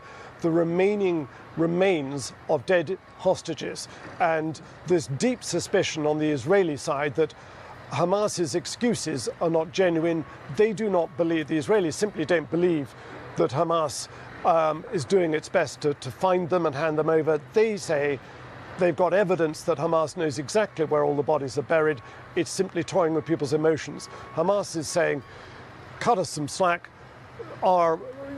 Gaza Strip is rubble. Much of it is reduced to, some of these bodies are buried under tons of rubble. It's going to take a while. We need excavation equipment, which the Egyptians have sent, and don't obstruct us. We need time to find them. So it depends which side you want to believe.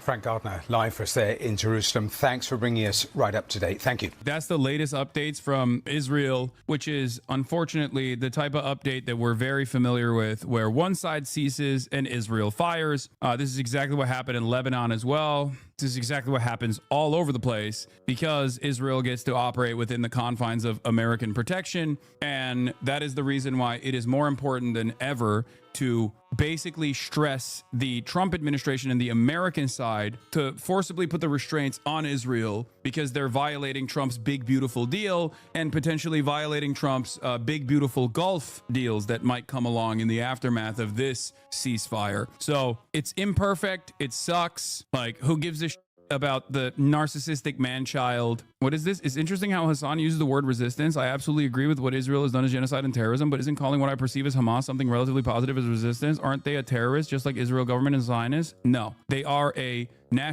part of a national resistance front, because October 7 is not the pivotal turning point of this, of the plight of the Palestinians. They are objectively a national resistance front. They are a part of the national resistance front, a resistance to the occupation, not just a resistance to Israeli genocide, but a resistance to the Israeli occupation and sovereignty over the indigenous Palestinian population. They are quite literally resistance. The reason why people don't use that terminology, and this is where, we get into words mean something. The reason why a lot of people say, no, you mustn't call them that, you have to call them terrorists, is because terrorism is a loaded term. It's a vague term, and it is a term designed to deny the people any sort of due process so they can be destroyed, they can be killed. And in Israel's case, they can even end up collateralizing all of the other civilians that are around what Israel has declared and what the American government continues to say are terrorists. I'm sure you've heard the term one man's terrorist is another man's freedom fighter, but that is kind of the dynamic. It's reductive to say it like that, but it is kind of the dynamic. And I think you can see this dynamic actually play itself out right now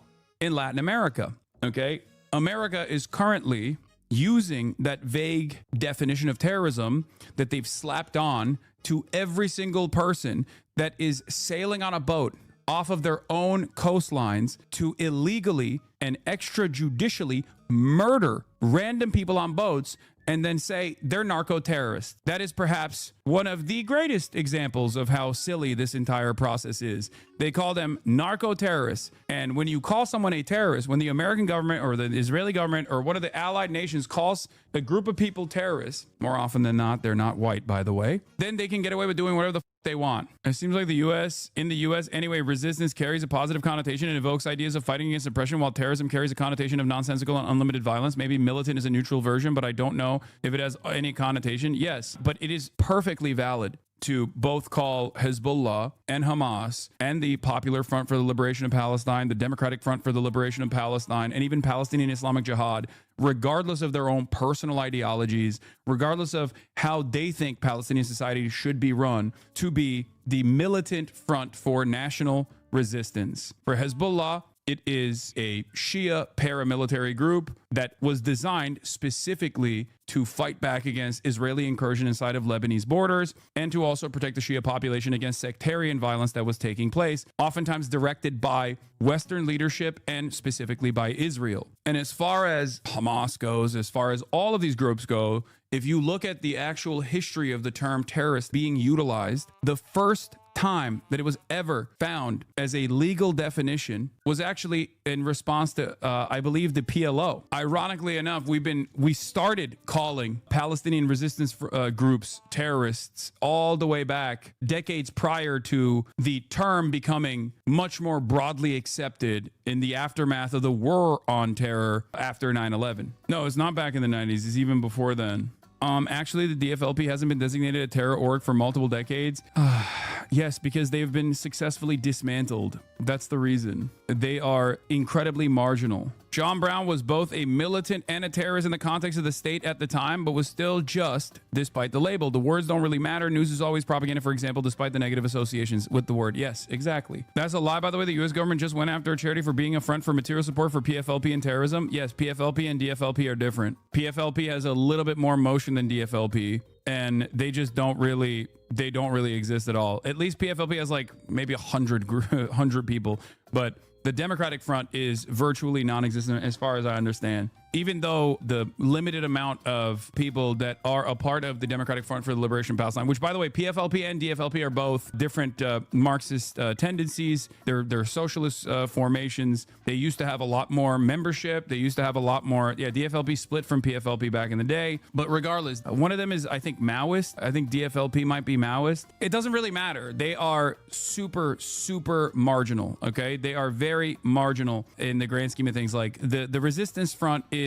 predominantly led by Hamas. Hamas has taken over the PLO as like the organizing factor as a part of the militant resistance front. And one of the successes that they have seen is that they've been able to combine the entirety of the resistance front. So it's mostly Hamas that has the largest number of militants, largest number of armed combatants, and followed closely by the Palestinian Islamic Jihad. Hamas, however, unlike the Palestinian Islamic Jihad, also has a civil governance component in Gaza, whereas the Palestinian Islamic Jihad is not a real party anymore. Like, they have no interest in, at least in the last couple of decades, they have not necessarily had any sort of investment in operating as a part of the political infrastructure of Palestinians. They are more so a militancy. They don't do a lot of politics. They just have a brigade. What's interesting, at least in my experience, and maybe I'm a little bit wrong about this, but like PFLP in their heyday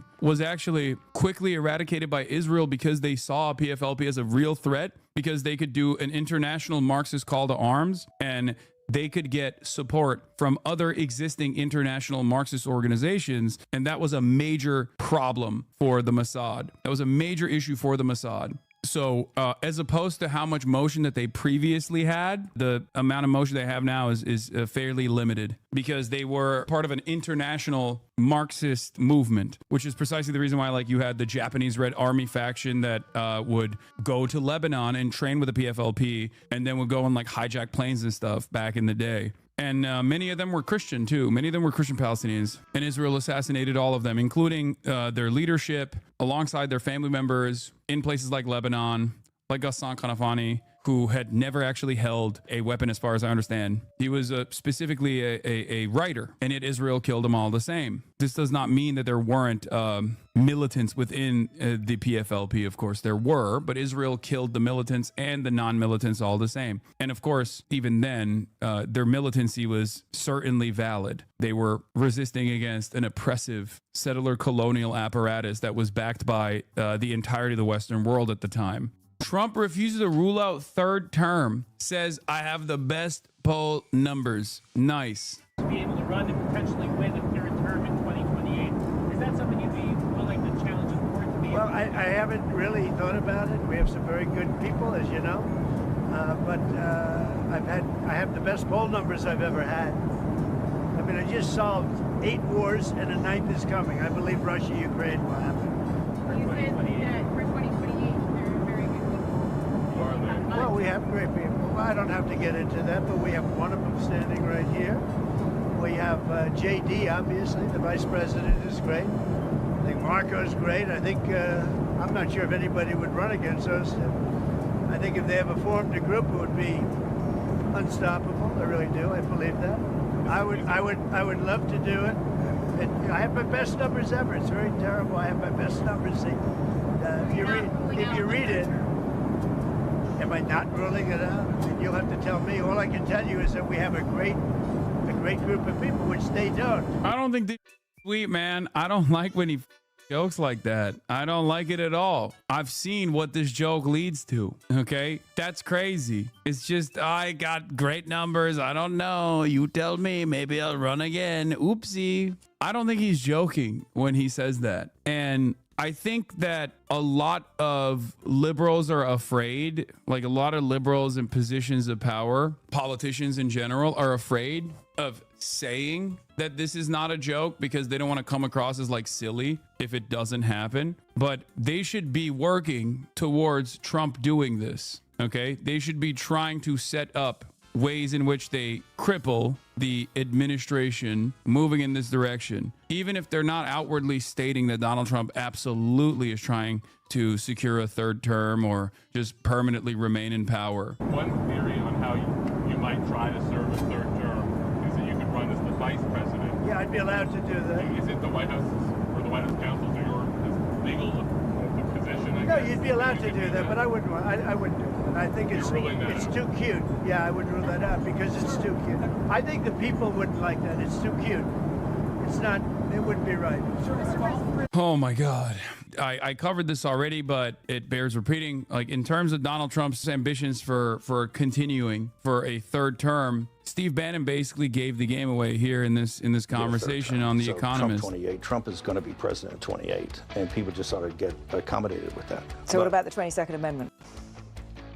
There's many different alternatives. At the appropriate time, we'll lay out what the plan is, but there's a plan, and President Trump will be the president in 28. There's a plan. Yeah. Sammy Gold says, and he's right, the only thing stopping Trump from running for a 3rd term is whether he wants to or not, or whether he's even alive. Nothing else matters. Yes. People who are professionally wrong, Dylan Esper, who is like mind broken by Israel so hard that they're also saying that this is neurotic. I'm starting to admire the Republicans' operation here. They know Trump isn't getting a 3rd term, but they also know they can induce panic among neurotic liberals who refuse to use their brains. Defining leak down, this was a paper handed out to reporters at CPAC this year, urging them to cover an unofficial event on the sidelines. Exclusive, a leaked CPAC press memo shows the 3rd term project hosting a February 20th event titled The Case for Presidential Tenure Reform. They're openly arguing for a constitutional amendment to let Trump serve up to 3 terms, citing unfinished business and continuity. This isn't subtle anymore. It's a blueprint for permanent power.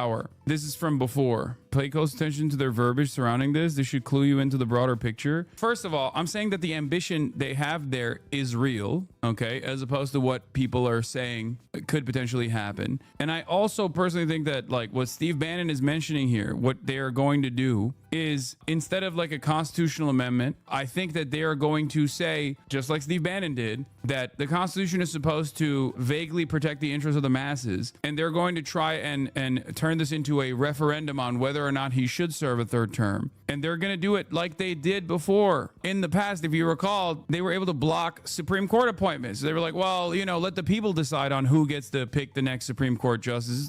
This is the end of the 8-year term here. This is ridiculous. It's a similar thing that they're going to try and do, which is, once again, oh, well, let the people decide. And of course, I don't believe that the voting at that point will reflect what you understand voting to look like, whether it be with the vote watchers that he wants to place in the state of California and in other blue states, which will obviously actively depress turnout and try to strike fear. I think it's a multiple front agenda where I think that martial law also factors into this to a certain degree, whether by way of a hot war with Venezuela or the entire Latin American continent, the entire South American continent, or whether it be internal strife that escalates to some kind of martial law initiative. There's a definite chance he tries to run for re-election, but I don't think Bannon knows anything at all. He likes to exaggerate what he knows. No, I agree. Bannon likes to self-aggrandize and really beef up his importance. He'll talk to any media figure that presents him as a significant factor in the administration. He greatly overemphasizes his role here, for sure. Having said that, I do believe that there is ambition in the Trump administration to do this. Whether it'll be Steve Bannon and his strategies that play this role, or whether it be the Heritage Foundation and other institutionally important think tanks on the Republican side that play this role, it doesn't matter. But I'm sure there's a legion of lawyers that are actively trying to present this argument, this alternative right now, whichever way they can. The main indication that he might run for a third term is because Steve Bannon keeps talking about it? No, that's not where this comes from. I mean, even this like leaked CPAC memo is a good example of this, that it's not just Steve Bannon. Like, even if this is the Republicans doing it on their own, fake leaking to the media to stir up trouble and chaos and controversy. No, I meant the opposite. Trump said it himself. Oh, yes, exactly. Trump himself is saying it. Yes, that is a major point. Even down to like the 2028 merchandise. Like, they're doing it and they're testing the waters. Your mind is not this liberal brain broken. They're not going to use procedural tomfoolery that uses 12D chess moves. They're going to do something big, stupid, and blunt, then challenge anyone to stop them via courts or Congress. I'm saying that there is nothing more big and blunt than martial law due to internal strife caused by deployment of the military to blue cities, or martial law of some sort due to war, hot war with Venezuela. That's the biggest thing you can do. Yeah, claiming the Venezuelan cartels are here already. No, it goes beyond that. So the way this works is, let's say in a hypothetical situation, you go to war with Venezuela, you go to hot war with Venezuela. Then every single Venezuelan that's living on U.S. soil will be driven to internment camps, similar to the Japanese during World War II. But it goes beyond that, because then you can make an argument for every single Latino living on U.S. soil, American citizen and non-citizen alike. Because then it's like, oh, well, we have disloyal enemies living amongst ourselves. And it's not just the Latino population. It would be all political dissidents as well. Oh, well, this is a war. This is serious. And you guys are not taking this seriously. You're actually behaving as spoilers. You're actually engaging in treason. Because remember, conscientious objectors were thrown into prison. People who dissented against involving the United States in World War I, for example, like Eugene Debs, literally was thrown in jail for their participation in the anti-war protests. In times of war, and not the proxy wars that we see, but like in times of all-out warfare, state versus state warfare, and not like the recent history's counterinsurgency battles and proxy wars that are happening overseas, but like direct war with an entire nation state, the government goes completely overboard with what they can get away with at the behest of vague gestures towards national security. Let's take a look at the accountability from the right. Here's what Steve Bannon had to say about Donald Trump running over and over again. He's going to get a third term. So Trump 28. Trump is going to be president in 28, and people just ought to get accommodated with that. So what about the 22nd Amendment? There's many different alternatives. At the appropriate time, we'll lay out what the plan is, but there's a plan. We had longer odds in 16 and longer odds in 24 than we got in 28. And President Trump will be the president of the United States, and the country needs him to be president of the United States. We have to finish what we started. Trump is a vehicle. I know this will drive you guys crazy, but he's a vehicle of divine providence. He's an instrument. He's very imperfect. He's not churchy, not particularly religious, but he's an instrument of divine will, and you can tell this of how he's pulled this off. We need him for at least one more term, right? And he'll get that in 28. You're not driving me crazy. I'm really I'm trying to understand the coherence of the things you've just told me. On the one hand, you've said the Constitution is fit for purpose. Secondly, you've said that President Trump needs another term, even though the 22nd Amendment makes pretty clear that he cannot have another term. Why does it make that clear? Because he's on his second term already. At some point in time, we will make sure we go through, Zanny, and define all those terms. But you will be undermining the spirit of that amendment, even if you find some way around it. If the American people, with the mechanisms we have, put Trump back in office, are the American people tearing up the Constitution? Would that be tearing up? Well, Would the American people be going against the spirit of the Constitution, ma'am? I think yes, actually, because I think what you will end up with is a populist justification for a quasi-dictatorship. That's not true at all. Trump That's what it sounds like. It's not. He already laid out the roadmap. They're going to find a fake justification for it. And then they're going to say, let the voters decide through principled democracy on whether or not this is constitutionally appropriate or inappropriate. After all, this is the democratic process. And then, due to all of the machinations in play right now, that will not be a real vote. It won't be. There will be overwhelming pressure. They will either fake the numbers or there won't be a real electoral process at all. And then they'll turn around and use that as a justification to say, see, the people decided. Trump is a dictatorship. Did you just see the compromises he had to make on the big, beautiful bill? You see the compromises he has to do on everything, on accommodating Zelensky, on what President Trump. President Trump is nothing but a series of negotiations to kind of keep this thing rolling forward, where he's having trade-offs all the time. Steve, you've just spent the last 20 minutes telling me we have to smash the other side. There's no room for debate. There's no room for compromise. We must smash them. And now you're telling me this is a negotiation. I mean, that's no. I guess that's why it seems to me some kind of tension there. The only way President Trump wins in 2028 and continues to stay in office is by the will of the American people, okay? And the will of the American people is what the Constitution embodies. And so I think we're going to be in good hands there. We need to finish what we started.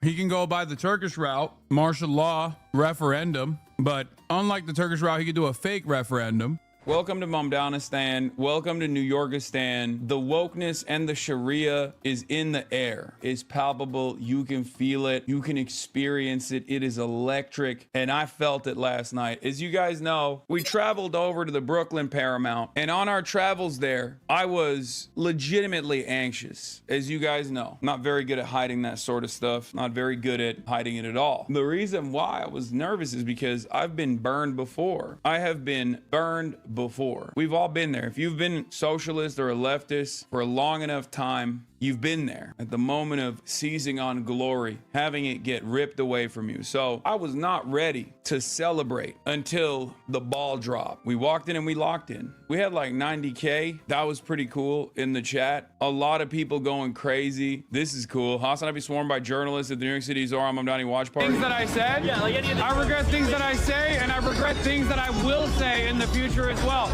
I'm a human being, and I'm a Twitch streamer. I'm not a serious political operative by any metric. If Andrew Cuomo decides to present me as some sort of kingmaker, well, he's wrong. I'm just a regular ass dude.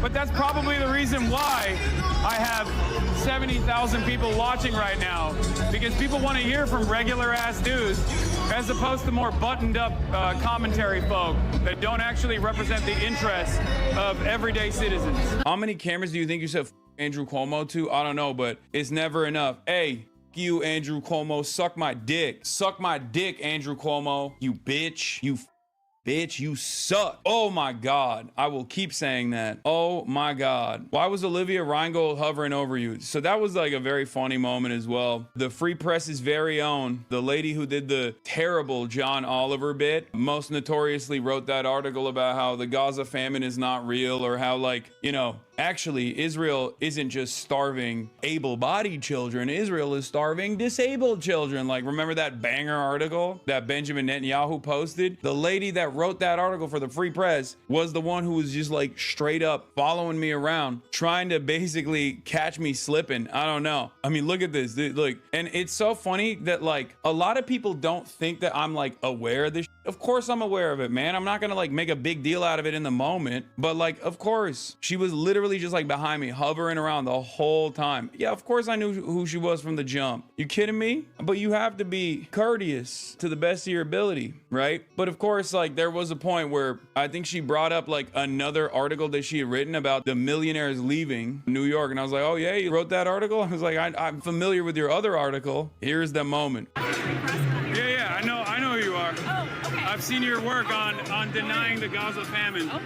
How you doing? Hi. You did do that, though.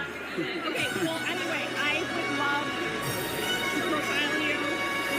You know who I am? From the Free Press? Hi. You already have profiled me. You called me the handsome face of terror apologia. Not you, but your outlet did. Which, by the way, I did not have an issue with at all because they used a handsome photo. So it was cool. Well, anyway. I literally, I put that article on as one of my favorite articles anytime someone asks. I love how familiar you are with the free press. I'm a media demon. Of course I'm familiar with the free press. I do media. No, I'm not a free presser. I do media criticism as a part of my job. So of course I'm familiar with the free press. What? I just heard a lot of love for this. Totally snubbed Amani, who was hella judging the white girl law. That's Amani from Muslim Girl, I believe. Yes, I've known Amani for years, and it was just unfortunate timing for her to be there while that encounter was taking place.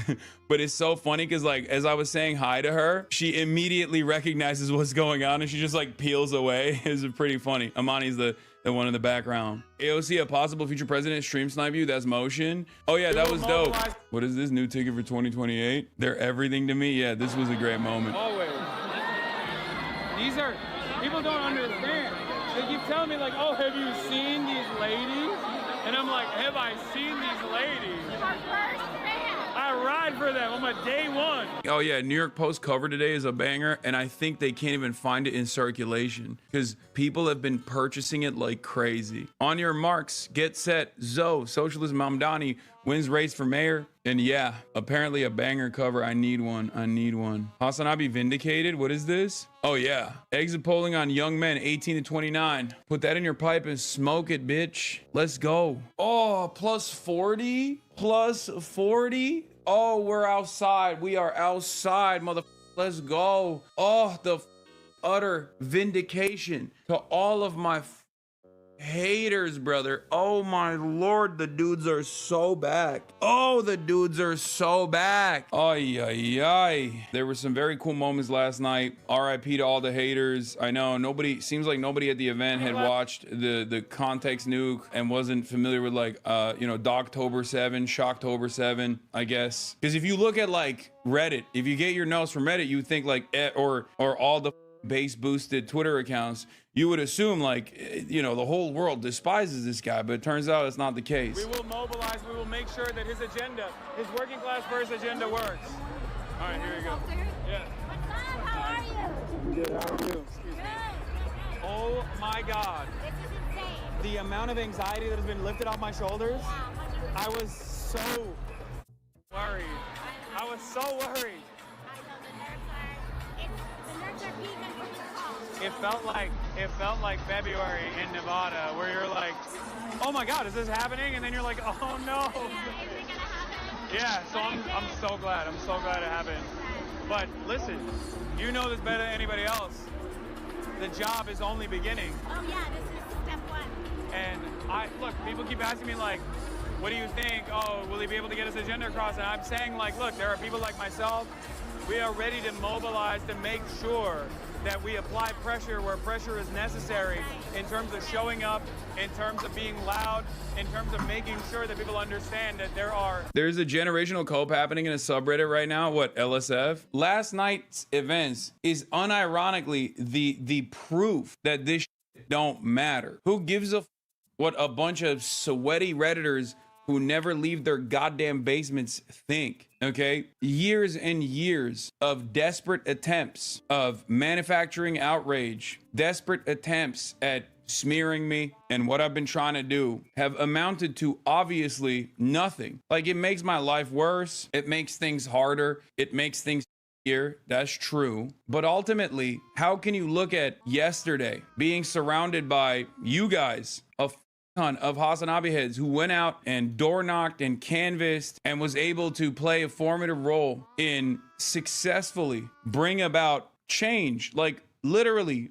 you have to understand something. People in this community that are already a part of the DSA New York, they went in and they were a part of 100,000 other New Yorkers that phone banked, that canvassed, that door knocked for a Muslim socialist mayor, a Muslim socialist mayoral candidate that was, at the time of our first interaction, polling at 5% in a crowded primary field with no name recognition. You all played a part in history. And there's a reason why there was so much international attention on this as well. Like, there was an incredible amount of attention from other global leaders.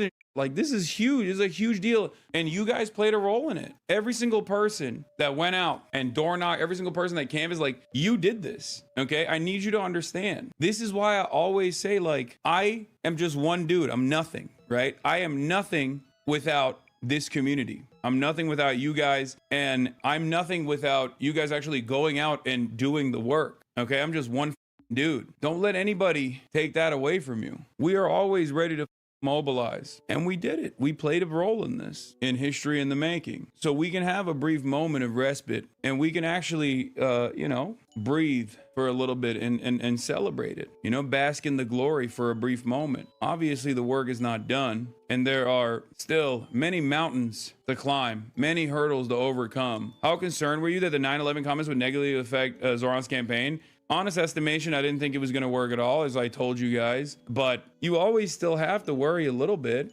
because I don't know how racist people are. And like, look, it's not a secret, guys. Like, yes, now that the election is over, we can be open about it, okay? Yes, of course, I am fairly well connected with not only Zoran, but also the campaign, okay? And yes, of course, I was very deliberately, after the 9/11 stuff blew up, very deliberately standing on the sidelines, okay?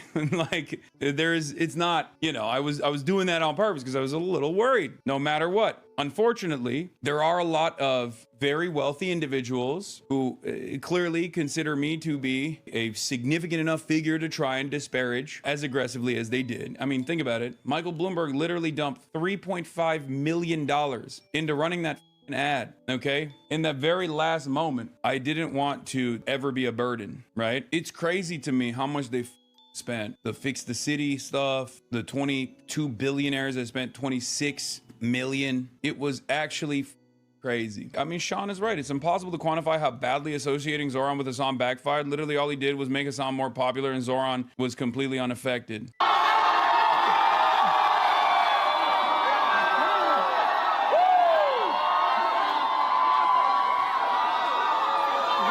I don't understand. Why are these guys celebrating? They should be worried. They should be worried in my presence, right? They should be frustrated that I'm there. It's so strange. Dave Jesus, I'm no great fan of Trump's, but if you're going to posture that saying someone is disgusting, ugly, nasty is the equivalent of calling for young children to die slow deaths in their mother's arms, then I've misjudged you. Yeah, he's talking about the Jay Jones story. And David says they're not equivalent. You see why Dem got cynical. If Jones had texted that stuff about Mike Pence and protests on January 6th, he'd be walking around with a full pardon. The bar is low now for everybody. Same story in New York. Cuomo endlessly attacking Mamdani for appearing with Hasan Piker as if most people aren't desensitized to a politician going on a podcast who says offensive stuff. And I'd be willing to wager 98% of everyday New Yorkers who saw those attacks regarding Piker had never heard of him, rendering it pointless. People can relate to expensive housing and groceries and transit, not old comments made by a media personality only hardcore leftist New Yorkers know. It's just like, it was not going to work. I am not a Nick Fuentes style figure. My national relevance, albeit limited, is not negative. And these guys can try, as they did for the past 2 years, with vicious smears, calling me a dangerous anti-Semite, a terrorist, all this stuff, right? Most people arrived at my position that I was at on Israel. The landscape has changed. The media environment has changed. People's attitude towards like past statements and how relevant they are has changed. Funniest thing I saw was people claiming that you were centering yourself as though Andrew Cuomo did not spend millions on attack ads against you. I know. It would have been much better if I got no mention whatsoever from the super PACs that were on Andrew Cuomo's side or Andrew Cuomo himself. It would have been awesome. I hated that. I don't like that kind of attention. I don't even want to have people feel like there could have been a negative impact. I don't want to feel like I could have had a negative impact. I didn't think that that was going to be the case, but having said that, it obviously didn't work. It's so funny. Anytime something like marginally good happens, it's always so funny that like the dudes whose primary investment into this world is just like attacking me on Reddit and we'll try to find a way to turn it into something silly and stupid. This ain't about you, dog. No, it's not. It's not about me at all. It should have never been about me. That's my point. This is what I said to NBC News. On next to imagery of the Twin Towers falling. I mean, he's a racist. It's ridiculous. It's ridiculous that he was. Not only is he incredibly racist for trying to associate his historically significant Muslim mayoral competition as somehow being affiliated with 9/11 in the most like sinister way, which he basically gave the game away on the Sid Rosenberg show when he straight up agreed with Sid Rosenberg that Zoran would cheer on another 9/11. Like this is an unacceptable form of bigotry. It's the type of I even expanded on that. I said it's the type of bigotry that even Donald Trump, regardless of how much bigotry he traffics in, has not entertained. Oh, this was a funny thing too. You've been a famous fixture in this election campaign. I know. How many new followers have you gotten because of Andrew Cuomo? I don't know, but all the grandparents that are furiously Googling Hasan Piker 9/11, I hope you saw all my meat pics. I posted it for you, Grandma.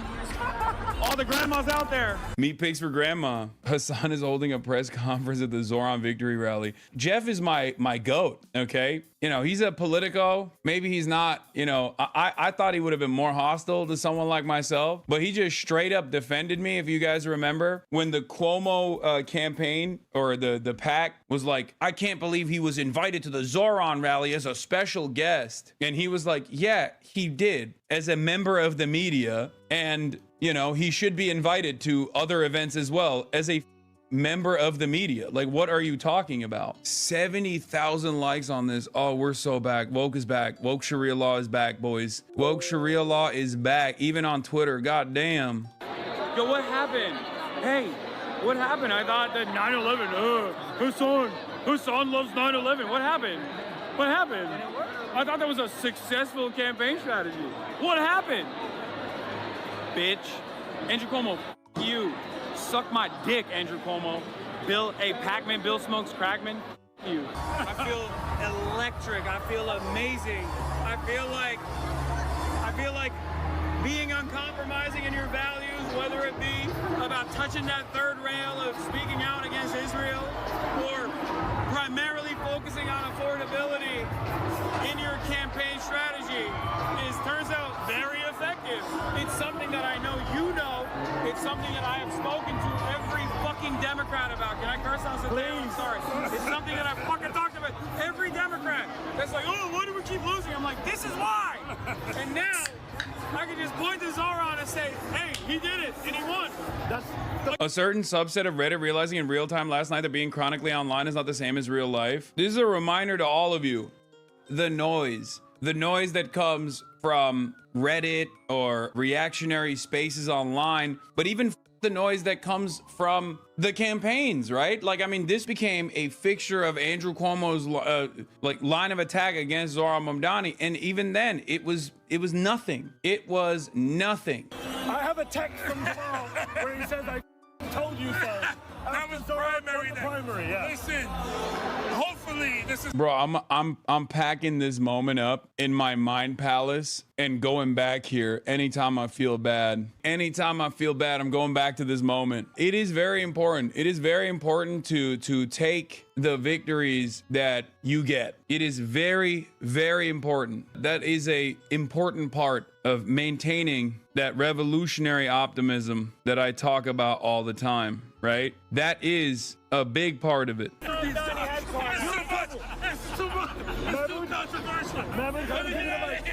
do you feel tonight? I don't know how anyone feels today. Like this campaign proves what politics actually is. Rooted in justice. We got the public advocate. Oh, congratulations. Giovanni Williams is here. We shook up the world. He shook up the world. We shook up the world. You were one of the earliest people to endorse. What a night, man. What a goddamn night. Thank you, my friends.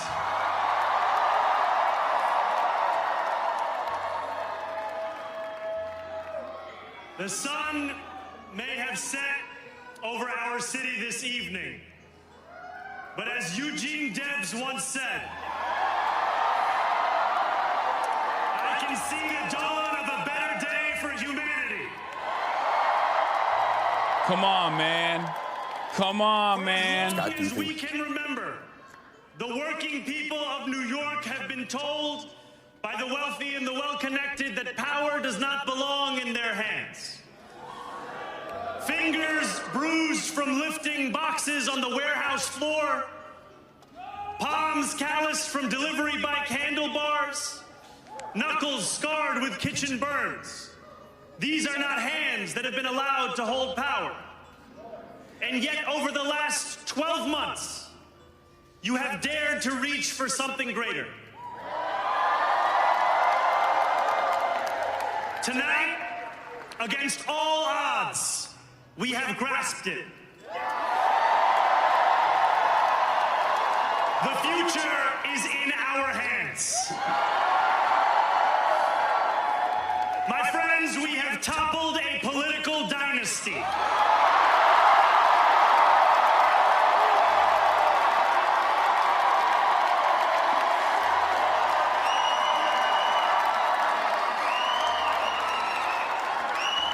I wish Andrew Cuomo only the best in private life. But let tonight be the final time I utter his name as we turn the page on a politics that abandons the many and answers only to the few.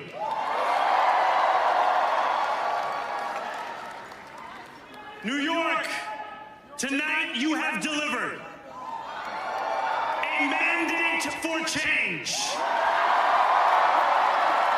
A mandate for a new kind of politics. A mandate for a city we can afford. And a mandate for a government that delivers exactly that. On January 1st, I will be sworn in as the mayor of New York City.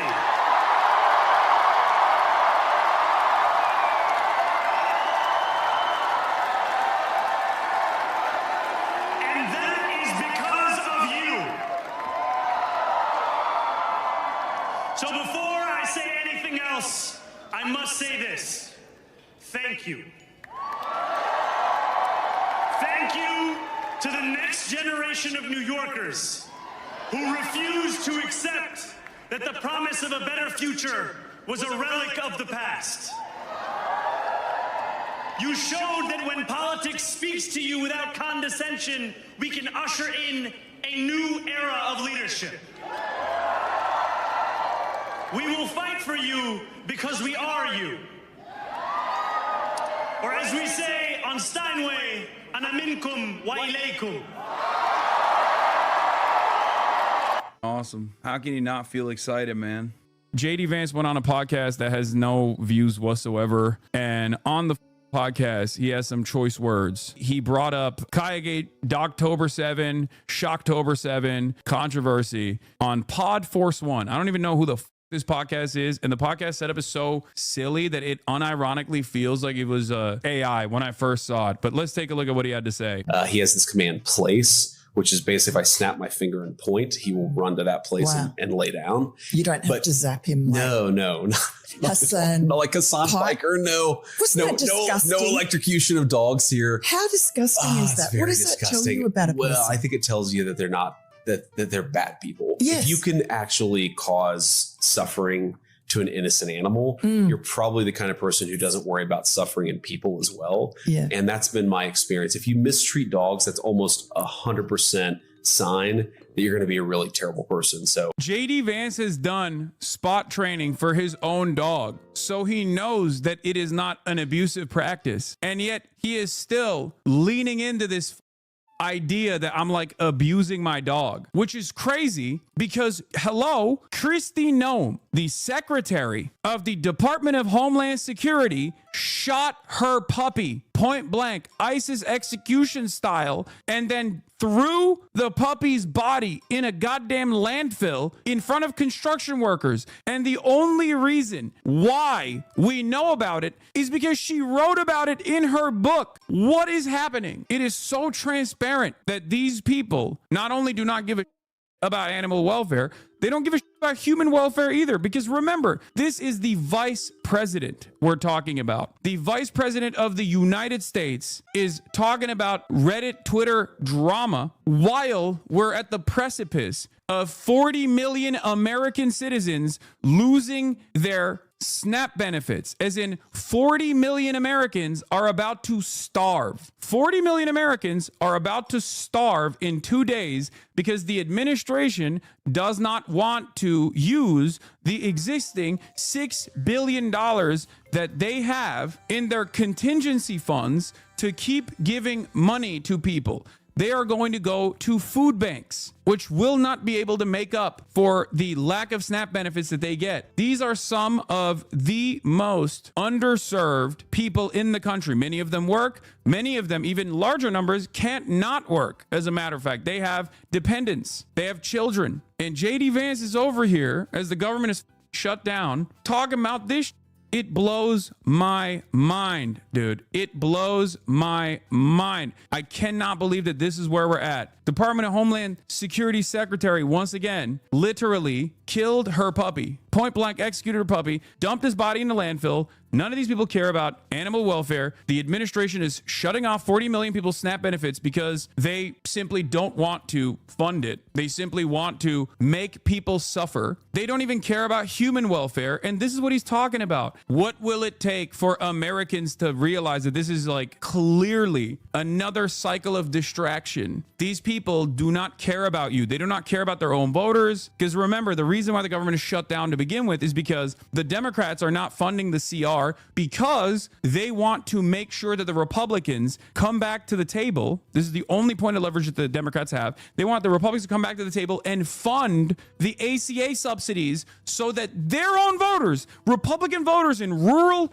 ass places, still get some semblance of subsidies when they're paying for their health care. That is the argument here. Democrats want to fund health care, and Republicans are dangling the starvation of 40 million Americans in an effort not to fund health care. What is going on? This is where we're at. It's incredible. It's one of the ways, we really sort of test people is if Atlas responds well to them, if they like Atlas. We know. By the way, the dumbest people on the planet still in this chat will turn around and say, bro is deflecting. Brother, there is no deflection. She's right there, okay? You're stupid. I can't entertain your hallucinations, but beyond the hallucinations that you're engaging in, please recognize that your parents, your grandparents that rely on SNAP subsidies are going to starve, okay? Wake up! Like, that's what I mean. That's what's so crazy about this. Like, first of all, it's not even a deflection. You're talking about a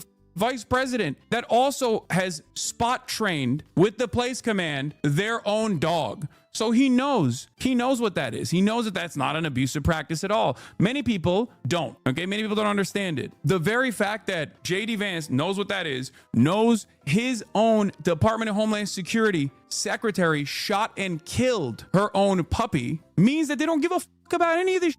Or he's just straight up saying, yeah, we want a bad person, a sociopath. Hasan, please don't go with the ticket saying it's not abusive. You're going to get clipped, please. What can I say? The vice president is comparing me to a serial killer here in this clip, even though his own dog has also gotten spot training as well, like knows the place command as well. Yeah, they're good people, but you can tell if somebody's really mean to animals, it's like the Jeffrey Dahmer thing. Yeah. Like every serial killer ever has actually been really bad to animals. That's sort of how they. Yeah. I mean, I don't even disagree with that take, except I'm not really bad to animals. I love animals. I care about animal welfare a lot more than JD Vance does. In any case, that's where we're at. This is the New York Post's podcast, apparently. I didn't even know. The same podcast and interview spoke with Kristi Noem about her dog. By the way, bland segment overall, but she has spoken to Kristi Noem. Putting a puppy down as JD Vance talks about judging your character based on animal treatment. Oh, wow. I didn't know that. Let's take a look. The dog was a danger, or you felt that it was going to be a dangerous dog? Yeah, the dog was actively killing animals for fun, had been massacring, chickens, and then had tried to bite me and attack me.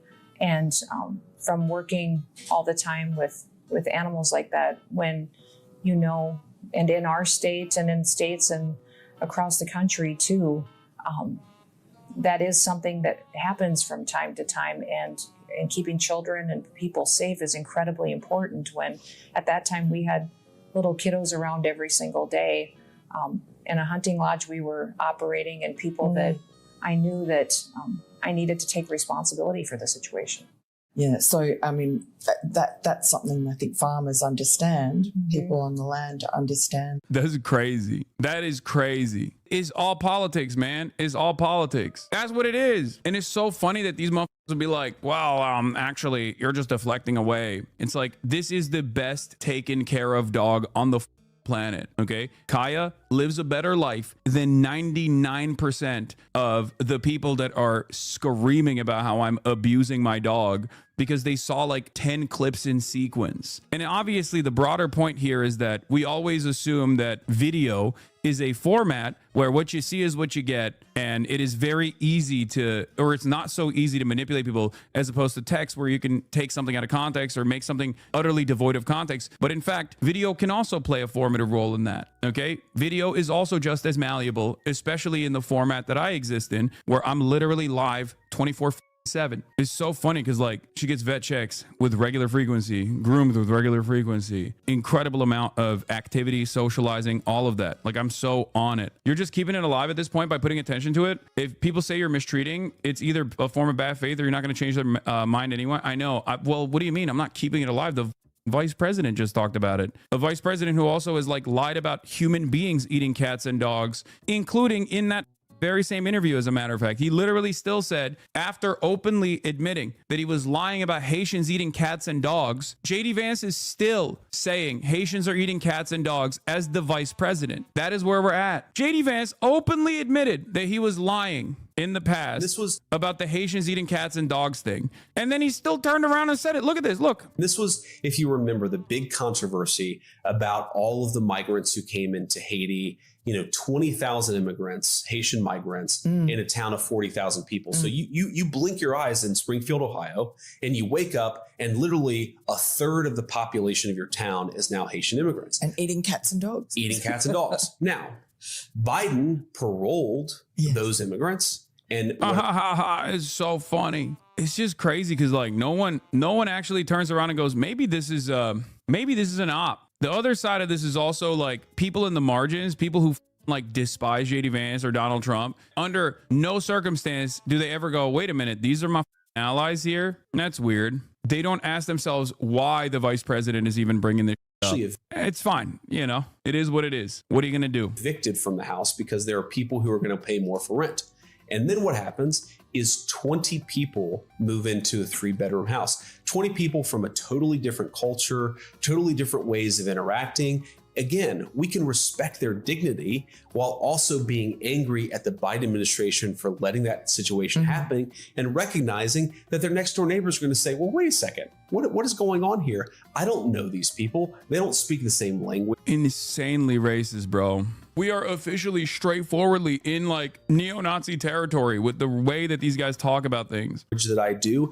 And because there are 20 in the house next door, it's a little bit rowdier than it was. Dog, your wife is Indian. Your wife is Indian, big dog. What is happening? This is what I mean. Like, this is what is just so crazy to me. Your wife is Indian. Your children are Indian, okay? Of Indian descent. And you're out here hitting white supremacist lines over and over again. Like, I don't understand it. These people do not even consider their immediate family members when they talk like this. Do you not realize that this kind of sentiment, if it continues to fester, will inevitably make your wife's life much harder, your children's lives much harder? I guess a lot of these guys get to talk like this because they kind of feel as though their wealth and their position will protect them. But this is a very dangerous game. This is a very, very dangerous game that they're playing. I don't think they understand. I do not think they recognize what kind of impact this will have in their own lives if left unrestrained. Brother, you're talking about the vice president. I think he's going to be okay. Yeah, for the time being. But who's to say he maintains his grip of power? Who's to say that the Republican Party doesn't even become more increasingly white supremacist and starts talking about deporting all Indians from the United States of America, including JD Vance's wife? He's a high profile person. His wife is Indian. His children are Indian. You don't know. You don't know where this can go. Do you not understand? This is the problem with fascism, because there's an endless thirst for more violence. And it's not that crazy to think Mike Pence was the vice president. And by the end of Donald Trump's first term, Donald Trump's own fan base was storming the halls of the Capitol looking for him so they could literally hang him. So do you think it's that crazy? There is a direct incident that took place with the past administration where the vice president was in the crosshairs. They built nooses. So yeah, I don't think we fully comprehend. And I don't even think this dip fully comprehends like what kind of violent forces he's entertaining. Yes, he does. He thinks he can lean into it and that won't be sweet. I'll give you an example of another person who has done this his entire life. Dinesh D'Souza. Okay, Dinesh D'Souza is racist as hell. Dinesh D'Souza went to prison under the Obama administration for campaign finance fraud. He did straw donations on a race for his friend who lost by like 25 points. He's a moron, right? And he has spent his entire life in the far right. Dinesh D'Souza has quite literally promoted Nick Fuentes, as a matter of fact. Like, that's how racist he is. Dinesh D'Souza the other day was like, when did the Republican Party become so anti-Indian? I wonder why. Your son-in-law, Dinesh, was on Zohran Mamdani for eating rice with his hands. How did the Republican Party become so racist against Indians, I wonder? Tokens get spent, okay? Tokens eventually get spent. It doesn't work that way. And they are usually the first to go, as a matter of fact, because they're more accessible. If your entire movement is built around these racialized boundaries, these inalienable qualities that must be forcibly excised from the land, eventually they are going to come for you. Eventually they're going to come for your loved ones. The idea that this movement that you are leaning into is not going to eventually harm your loved ones is so stupid. It's already inappropriate, even if you didn't have an Indian wife. It's ridiculous. It's violent. It's unacceptable. But you are in an exceptionally weak position. Are you threatening the VP, bro? You're going to make the lives harder, the VP's fam harder by making a woke comeback? What do you mean? I'm not making a threat. I'm saying leaning into racist narratives is eventually going to harm his loved ones if those racist narratives remain unchecked. That's the point. Like, the forces that he is promoting are eventually going to come for him and his loved ones. Americans are indiscriminately discriminatory, okay? They don't even know the distinction between like someone from Pakistan versus someone from India, okay? At most, they look at it as like, you're all terrorists, myself included, obviously. That's the reason why Tom Cotton will go on a Senate hearing and talk to the Singaporean CEO of TikTok and go, what kind of Chinese are you? You see what I mean? And he's like, Senator, I'm from Singapore. He's like, okay, I don't understand. What kind of Chinese is from Singapore? You must be Chinese. In any case, that's where we're at in our culture. That's where we're at in the realm of commentary. And these guys are way too predisposed with silliness as opposed to solving any of the crises that are personally responsible for. And the worst part about it is that for many Americans, they're fine with that. They like it. They're like, no, this is great. This is awesome. Yeah, no, keep me invested in this silly shit. Don't worry about the SNAP benefits. All of these right-wing groups that even talk about the SNAP benefits talk about it as though it's like these are poor people that deserve to starve. They should just get back to work, not realizing what it takes to even get the SNAP benefits or what your conditions look like if you are SNAP recipients at all. Trump says he's reached a deal with China's Xi. Here's what to know. From President Trump at his meeting in China, he says he reached a temporary truce in his trade war. That after meeting with China's Xi Jinping last evening. But before the meeting, the president also made an announcement about nuclear weapons, an announcement that could be seen as a provocation. Ed O'Keefe is at the White House covering it all for us. Ed, good morning. A lot of questions here. There sure are, Tony. The president's on his way back here, but that meeting with Xi Jinping was the grand finale and main event of the president's week-long trip to Asia. The leaders of the two largest economies talked for over an hour and 40 minutes. The president says the U.S. can sign a trade deal with China, quote, very soon after they settled some key issues. Trump went to China before you?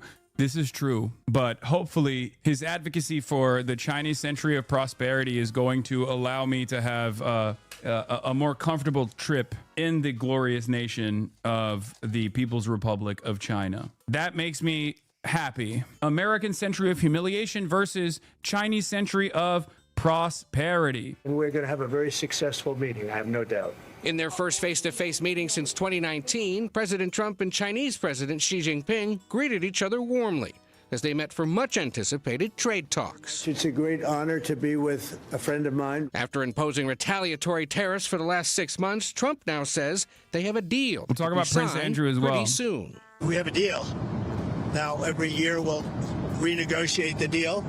but I think the deal will go on for a long time. U.S.-China trade deal, baby. I love this, okay? I love this. Trump is a fake demon, okay? 100%. But it's really funny because this is the most Trumpian move. This is so perfectly Trump. Something up and then put the pieces back together haphazardly. The art of the deal, the art of the steal, okay? He f***ed it up, then he postured for months like he was a real demon, okay? Only to turn around and be like, I was just kidding. I'm a fake demon, okay? I'm a fake demon. Please, let's fix this. Please, let's fix this. And now his dumb followers will turn around and unironically act as though he actually solved something. Yeah, he solved something he broke. How is this a good thing? It doesn't make any sense to me that there are so many Americans that literally watch this unfold and think, oh, he's so brilliant. He goes into a room, he starts on the walls. You say, what the are you doing? You're on the walls and you're smearing your dookie on the walls. He then stops smearing dookie on the walls and then expects you to thank him. It's like, okay, but before you entered the room, there were no dookie on the walls. You put the dookie on the wall. Clean the dookie. It blows my mind. It blows my mind, dude. He goes, hey, listen, I could have kept smearing more on the walls, but I stopped. I fixed it. I fixed it. No, you broke it and then you didn't fix It's still worse than before you came in. Nothing is official yet. Trump says the U.S. will reduce tariffs on Chinese goods by 10% as China works to reduce the flow of illegal fentanyl. This is the best one. He's like, yeah, we did this for fentanyl. That was a fake reason anyway. And now the fake reason is what? Gonna be solved? Okay, got it. In his first presidency, Trump was very much focused on targeted tariffs on things like electricals, solar panels, and steel. These are kind of the amount of goods that are under the purview of tariffs. Biden didn't really change things too much, but nor did he row back. And then second time round, where you can see Trump has ratcheted things up. Now everything is subject to a tariff. We're at 100%. When we talk about tariffs, as we know, this isn't all about tariffs. It's also about export controls. And here, rare earth elements is something, as I mentioned, China is really weaponizing. The US, for their part, can control computer chips and the export of computer chips to China, particularly NVIDIA's AI chip. By the way, there was one quote that I read of Xi Jinping giving up TikTok and using that as like a leverage point in the deal. And he literally said, I didn't care much for TikTok. It felt like digital opiates for me, which is funny because that's what I've said about TikTok in terms of like how it entered the American marketplace. He was like, I don't really care much for TikTok. It always struck me as digital opiates. It's true. And not only is it true, what's interesting about it, like they don't have it in China. That's what I've always pointed to with respect to TikTok, where I was like, if they thought TikTok was a useful tool, they would have the same exact thing in China. But Douyin is far, far more controlled, okay? And I think you will see more and more people come to terms with the walled garden approach or the Chinese firewall, the great digital firewall, as a necessary thing. The worse our AI-induced hallucinating masses get due to unlimited amounts of internet. He said it right here. The concession was TikTok. The quiet calculation, balancing pressure with appeasement, now forms the bedrock of China's strategy. In the tense lead up to trade talks in Madrid this September, Xi knew he needed to offer a concession to get what he truly wanted. Summits with Trump to hash out issues one-on-one. The concession was TikTok. For Trump, forcing the sale of the high-profile app was a populist victory framed around national security. For Xi, however, the app was a low-cost bargaining chip. He had privately dismissed it as spiritual opium, according to the people close to Beijing, and viewed it as an easy sacrifice to secure the continued dialogue China needed. As a result, Xi set the stage for a series of summits with Trump. This happened already. After the meeting next week in South Korea, Beijing hopes to arrange a Trump visit to China early next year, and finally a Xi trip to the U.S. in late 2026. Perhaps unsurprisingly, I haven't seen many media outlets report accurately on the deal reached between Trump and Xi today, most forgetting to mention crucial aspects of it, and almost all failing to contextualize the 47% tariff figure quoted by Trump. Let me try to detail as accurately as I can, drawing from sources from both sides. On the Chinese side, I mostly use China Ministry of Commerce statement issued today at 3 p.m. Beijing time, so roughly 1 hour and a half after the deal was concluded. And on the U.S. side, I use statements by Trump himself herself and others present in the meeting. The key terms: the U.S. will remove the so-called 50% rule that it implemented in September for 1 year, in exchange for which China will suspend the rare earths exports controls for 1 year. The removal of the 50% rule is absolutely key, yet almost no media reported on it, only mentioning that China had agreed to suspend its rare earth exports controls for 1 year. Worth mentioning, this is another thing that I said. I don't think that China was actually going to use the nuclear option of refusing to offer America rare earth minerals. If you recall, I told you that they were simply posturing to show the amount of leverage that they do actually have, but they wouldn't actually hit the maximalist position here, because that would end up threatening the long-standing trade relations that they have with all of their other partners, as they are currently the monopoly. Okay, they are the monopoly. They have a monopoly on the manufacturing and the refinement and the procurement, pretty much, of these rare earth metals. As a reminder, the 50% rule was the main reason why China retaliated with the rare earths export controls. It was a huge escalation by the U.S., as it effectively increased the number of Chinese companies on the entity list by 14 times, from 1,400 companies to 20,000, meaning 14 times more Chinese companies cut off from the Western financial system, forbidden to use USD, etc. It was also the key trigger for the Nexperia debacle that's currently occurring in Europe. Remember, America's main power is that it's the global reserve currency. China's main power is that it's the global manufacturing hub. Your take was China will pretend to be awed by Trump to make him feel good. China instead made the world realize who won. No, I'm saying that for people who are more competent, and I'm sure there's like those who actually dominate American capital as well, who are paying close attention to the back and forth between China and Donald Trump. This doesn't look good for Donald Trump at all, especially because of how long it went, okay? How long it went, and the instability that was born out of the lengthy back and forth process that started because Donald Trump wanted to the bag up. Having said that, it was always going to end with China coming back to the table and being like, okay, sure, let's get back to business as usual. It was also the key trigger for the Nexperia debacle that currently is occurring in Europe. The 50% rule would have put Nexperia on the entity list, and the U.S. told the Dutch that the only way Nexperia could escape U.S. sanctions was to get rid of the Chinese ownership in the company. Hence, the Dutch's move to seize the company away from its Chinese ownership almost simultaneously with the introduction of the 50% rule. Unclear what will happen in this case now that the 50% rule has been dropped, but logic would dictate that the company would be given back to its rightful owners. Although admittedly, expecting European legislators to act based upon logic is a tall order. Number two, the U.S. will drop its overall tariffs on China to 47%, meaning that China now benefits 16% tariffs as a part of the Liberation Day tariff policy. Of course, Trump would mention the overall number to make it sound like he didn't cave on his Liberation Day tariffs, but when one looks into the details, China actually negotiated him down to approximately 16% on his Liberation Day tariffs, down from the initial 34% and way down from the 125% peak. They got the so-called fentanyl tariff cut by half on top of that. Like, the fentanyl stuff is the stupidest one, right?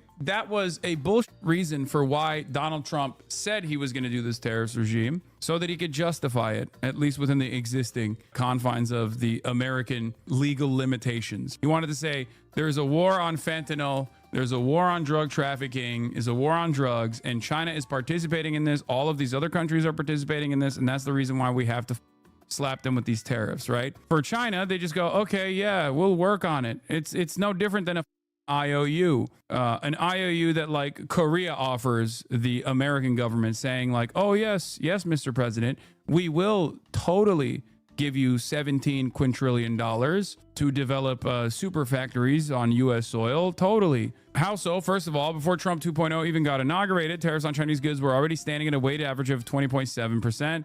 Soon after taking office in February and March, so before Liberation Day, Trump added 20% on top of that in the form of his so-called fentanyl tariff. So before Liberation Day, the overall tariffs on China was already at 40.7%. Oh, by the way, this is, yes, I do call stress testing xenophobia, which I think will be a more common thing that people say, because they're trying to see how much the European vassal states, how much the European vassal states will remain committed to America, even if America keeps bullying them and dominating them and ritualistically humiliating them, because they're just terrified of the unknown Chinese form of international dominance. Eventually, I suspect, and there is some initiatives in this regard, the closer you are in proximity to China, the more interested you are in doing a BRICS-style leveraged relationship. And the further out you are, the more European you are, the closer you are to Europe, as a vassal state of empire, as a vassal state of the American empire,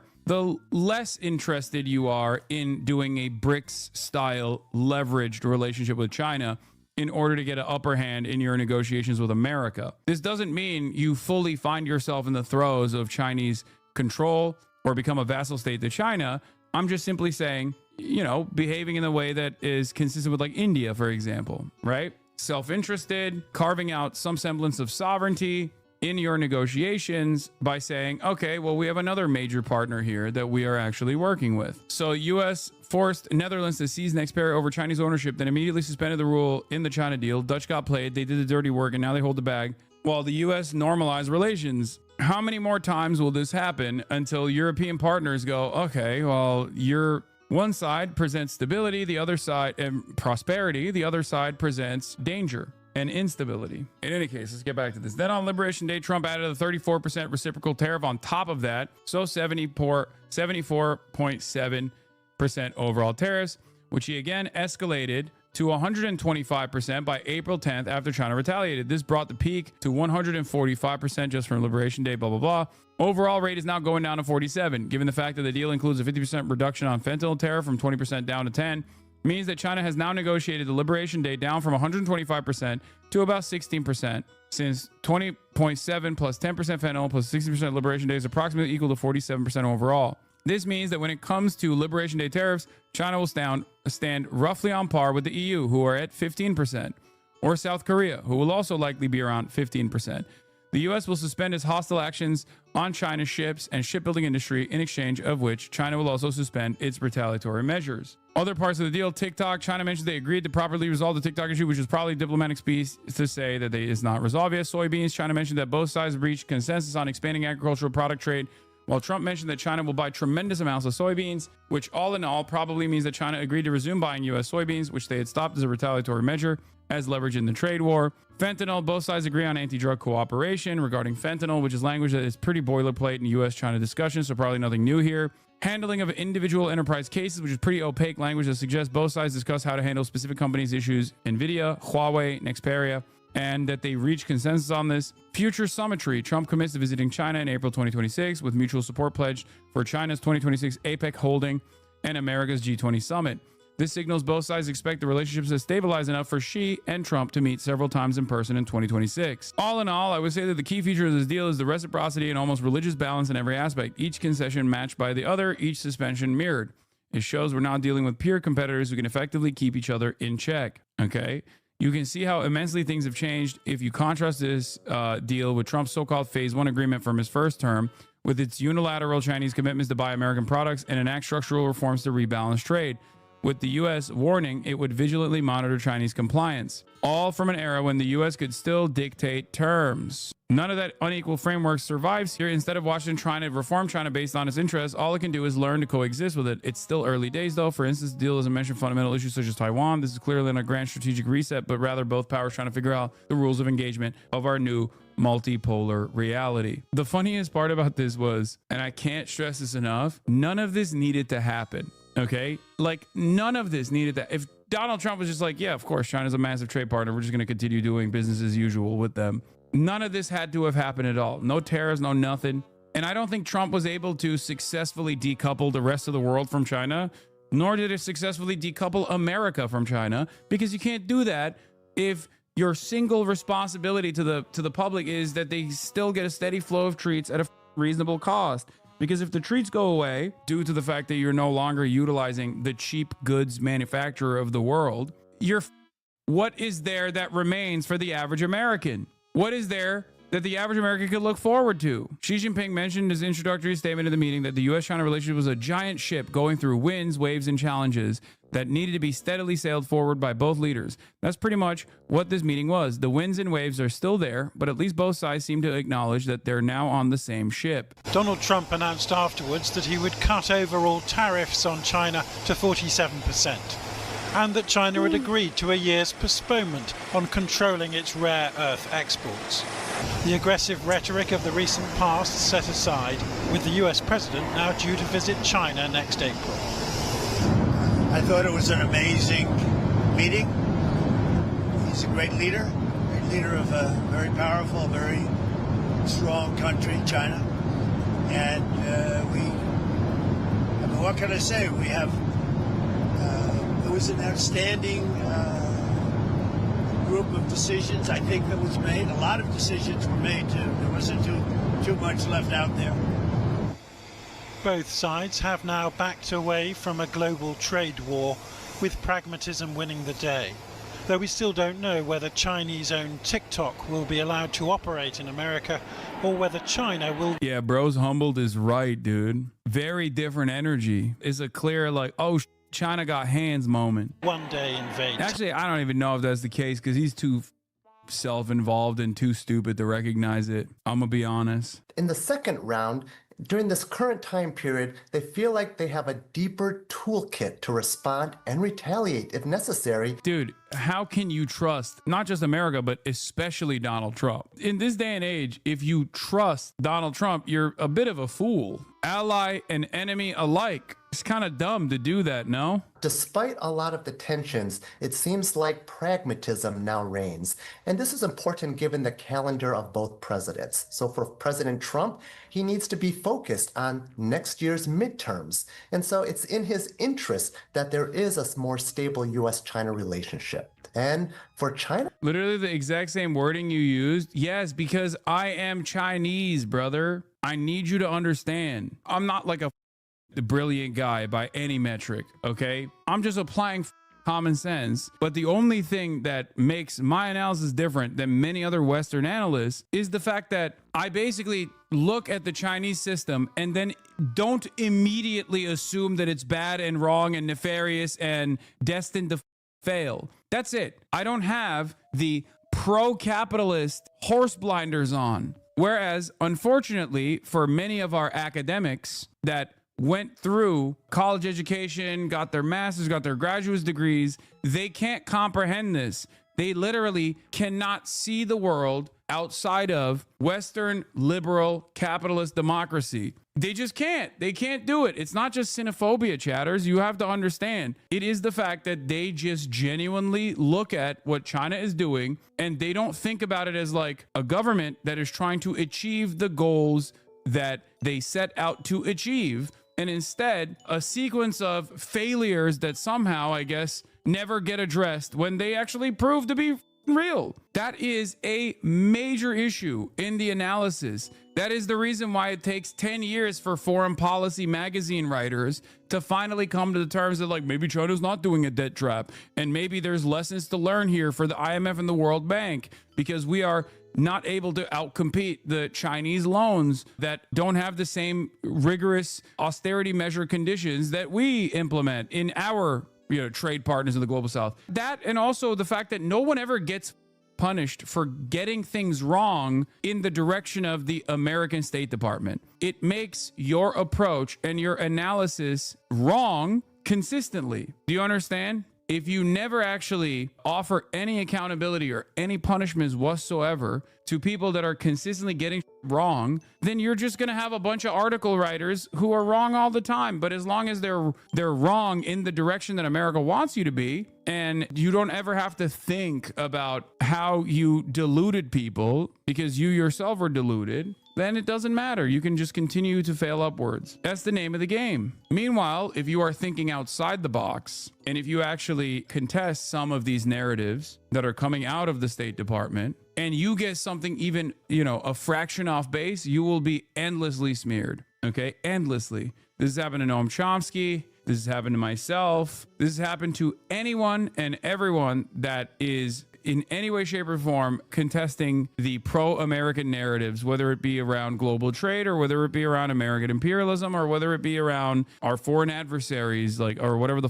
they're engaging in. To keep things fairly controlled, no real discussion as far as we know about China's intentions towards Taiwan, whether it might. It is pretty crazy, though, to look at like the Chinese 5-year plans over and over again. Every single half a decade, China sets up 5-year plans and then they accomplish them or accomplish a decent chunk of the 5-year plans. And then you still look at that and you go, nah, this time is different. This time they're going to fail. What makes you think? They just give the game away ahead of time. They're like, this is what we're focused on. This is what we're going to do. This is what we're going to implement. And then they do it. And in the aftermath of the 5 years or, 15 years, 20 years, you just go, oh, they just kind of lucked into it, actually. Like, what do you mean? They said they were going to do it and they did it. At a certain point, if you are consistently wrong, if the guy who's supposed to be educating you is consistently wrong, you have to literally turn around and be like, all right, big dog, why hasn't China collapsed yet? You said that every week for the past 20 years. Why hasn't it collapsed? What the hell's going on? Do they have the heavens mandate? What is happening here? Why are they not collapsing? You said they were going to collapse. At a certain point, you have to literally be like, maybe this guy is wrong. Maybe what he's telling me is untrue. But people would rather be deluded as long as it confirms their pre-existing biases and it doesn't upset or offend their sensibilities.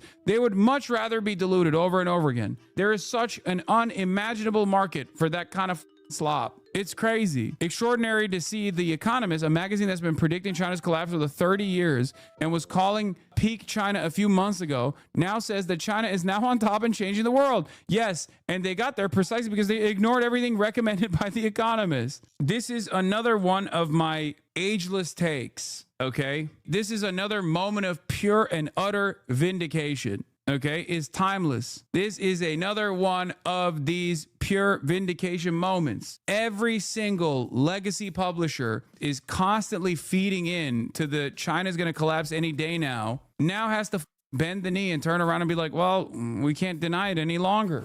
And it's even worse than you think, by the way. The Chinese development is far beyond what we comprehend here in the United States of America. And the reason why I say that is because we still rely on GDP. In terms of their GDP, in terms of like their living conditions, or at least for like the average person and how much the average worker's material conditions have improved, okay, it's not even a question. Obviously, GDP is going to be lower in a country where cheaper, for example. Yeah, look at this. Unreliable. The Economist. Everything under control. China, the yuan, and the markets. The great fall of China. China's slowdown. The trouble with Xi's new economic model. China's COVID failure. Can pandas fly? The struggle to reform China's economy. Peak China. Winning the trade war. Boom. And it's like, you will see eventually people reckon with reality, okay? After years and years of China's going to collapse any day now. China's going to collapse any day now. They're collapsing. They're on the verge of collapsing. They collapsed yesterday. You just don't know it. People are going to start going, okay, they have a bunch of nice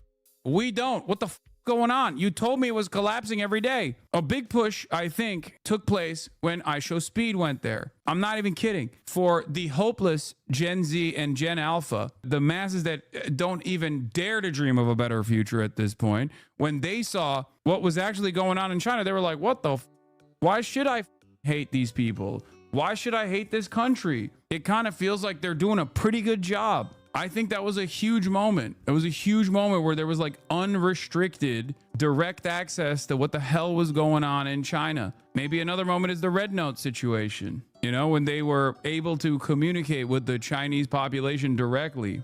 Oh, let's look at the mindset of the median voter now that we covered some of the patterns in New York. We compiled profiles of American voters and asked people who they think each voted for in the 2024 election. What do you think James voted for? Yeah, the American Survey Center from the American Enterprise Institute. How did Americans vote for in 2024? A lot of you say, I don't game, and you're wrong. Show personal views.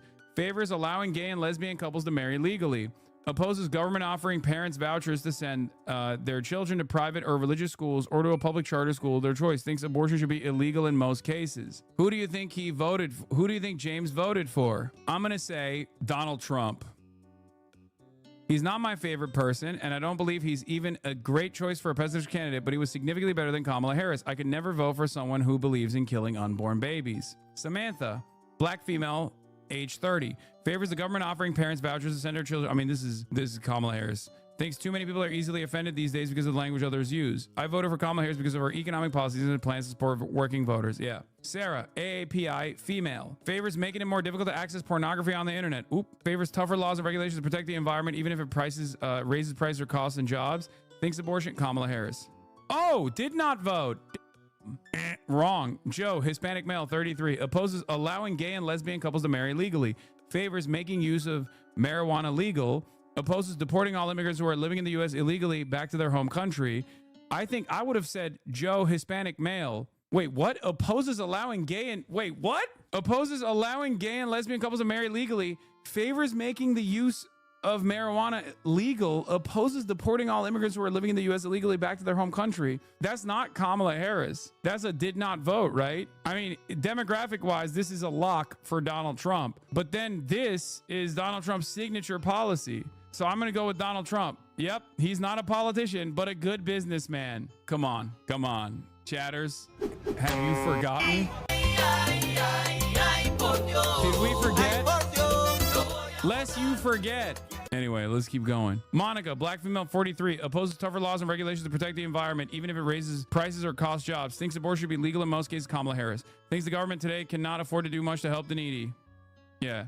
She was working for the middle class America. She's not rich, and she set out to protect people like me to help build a better future for families. When people are bigots, their bigotry wins over any other social or economic beliefs they have. Wrong. Here's why that's wrong. Are you ready for this? Bigotry is a very important tool in the tool belt of the reactionary, but it's only an important tool in the tool belt of the reactionary if the opposition, in this case the Democratic Party, is not actually pushing for a comprehensive and, dare I say, radical agenda for economic prosperity. That's it. Because even a racist person is like, well, I need housing, you know? Even a racist person thinks, well, I need healthcare.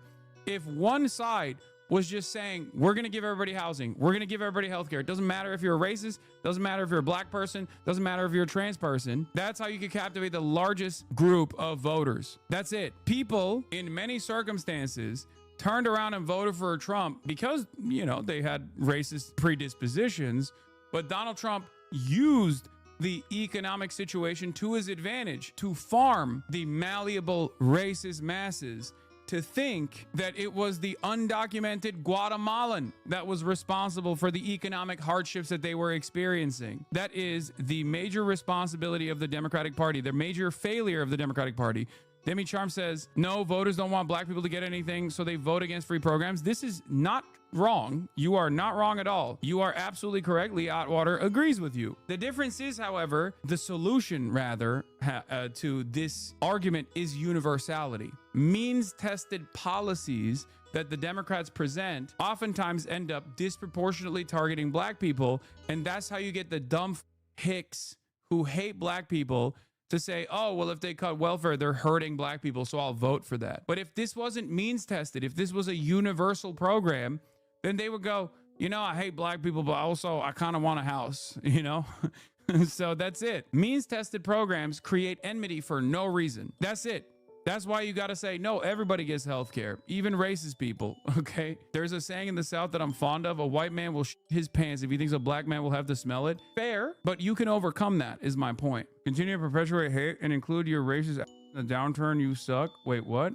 I think a lot of people fail to consider this is not like a one-stop perfect solution. Like, racism is still going to exist. You can clearly point to like rich people whose material problems have been solved and yet they still want to be racist, right? But the goal here is to make it so that the underlying material harms that create volatility, that create instability, that create enmity are solved. So it's much harder for people to become the well-read and financially successful racists. That is the goal, because ultimately white supremacy is a tool of the capitalists, and the weapon that they wield towards victims of white supremacy is still class warfare. Is there such a thing as well-read racists? Yes, of course. Like wealthy, well-read people can be objectively racist. I mean, look at J.D. Vance. He went to like some of the top institutions in the country. Look at Ben Shapiro. Look at Tucker Carlson. There are a lot of people like that. Anyway, Michael is 24-year-old black male, opposes allowing gay and lesbian couples to marry, opposes tougher laws and regulations to protect the environment, even if it raises prices or cost jobs, thinks too many people are easily offended. Oh, this is Donald Trump voter. I'm black and it don't matter anyway. They do what they want. When it comes to my race in America, we have no choice. God damn, I thought this would be, I was wrong. Anna, white female, 26, Trump. Actually, I don't know. We'll see. Favors making it more difficult to access pornography on the internet. Favors tougher laws and regulation to protect the environment, even if it raises prices or costs jobs. Thinks too many people are easily offended these days over the language that others use. Donald Trump. I voted for him because I didn't think Kamala should have been included in the race. She wasn't in it from the beginning. She was thrown in the last minute when Biden decided to step down. She wasn't the people's choice from the start.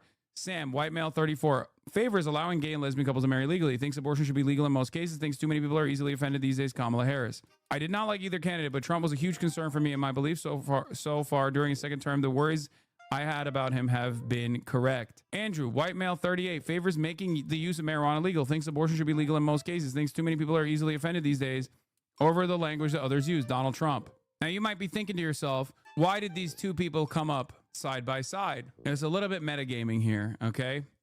But I knew I knew just off vibes alone that Sam was a ultra lib and Andrew, on the other hand, was right wing. Now this is randomized, but how did I clock it? The order is random. I know. I just luckily had these two people with the same exact opinions. One voting for Kamala Harris, one voting for Donald Trump. The thing is, this not only speaks to the mindset of the median voter, but this also speaks to the lack of issue-specific messaging on both sides of the aisle, especially on the Democratic Party side. Do you understand? That is the reason why someone can be like, I want legal marijuana and I think Trump will do it. Or I want abortion should be legal in most cases and I don't think Trump is anti-abortion. Daniel, black male 31, favors making it more difficult to access pornography on the internet. Favors deporting all immigrants who are living in... By the way, this one sucks because this doesn't mean anything. As a matter of fact, many of these don't mean anything, especially because the reflection or the weight that people place on these opinions is wrong. And also the assessment that they're making on which candidate favors these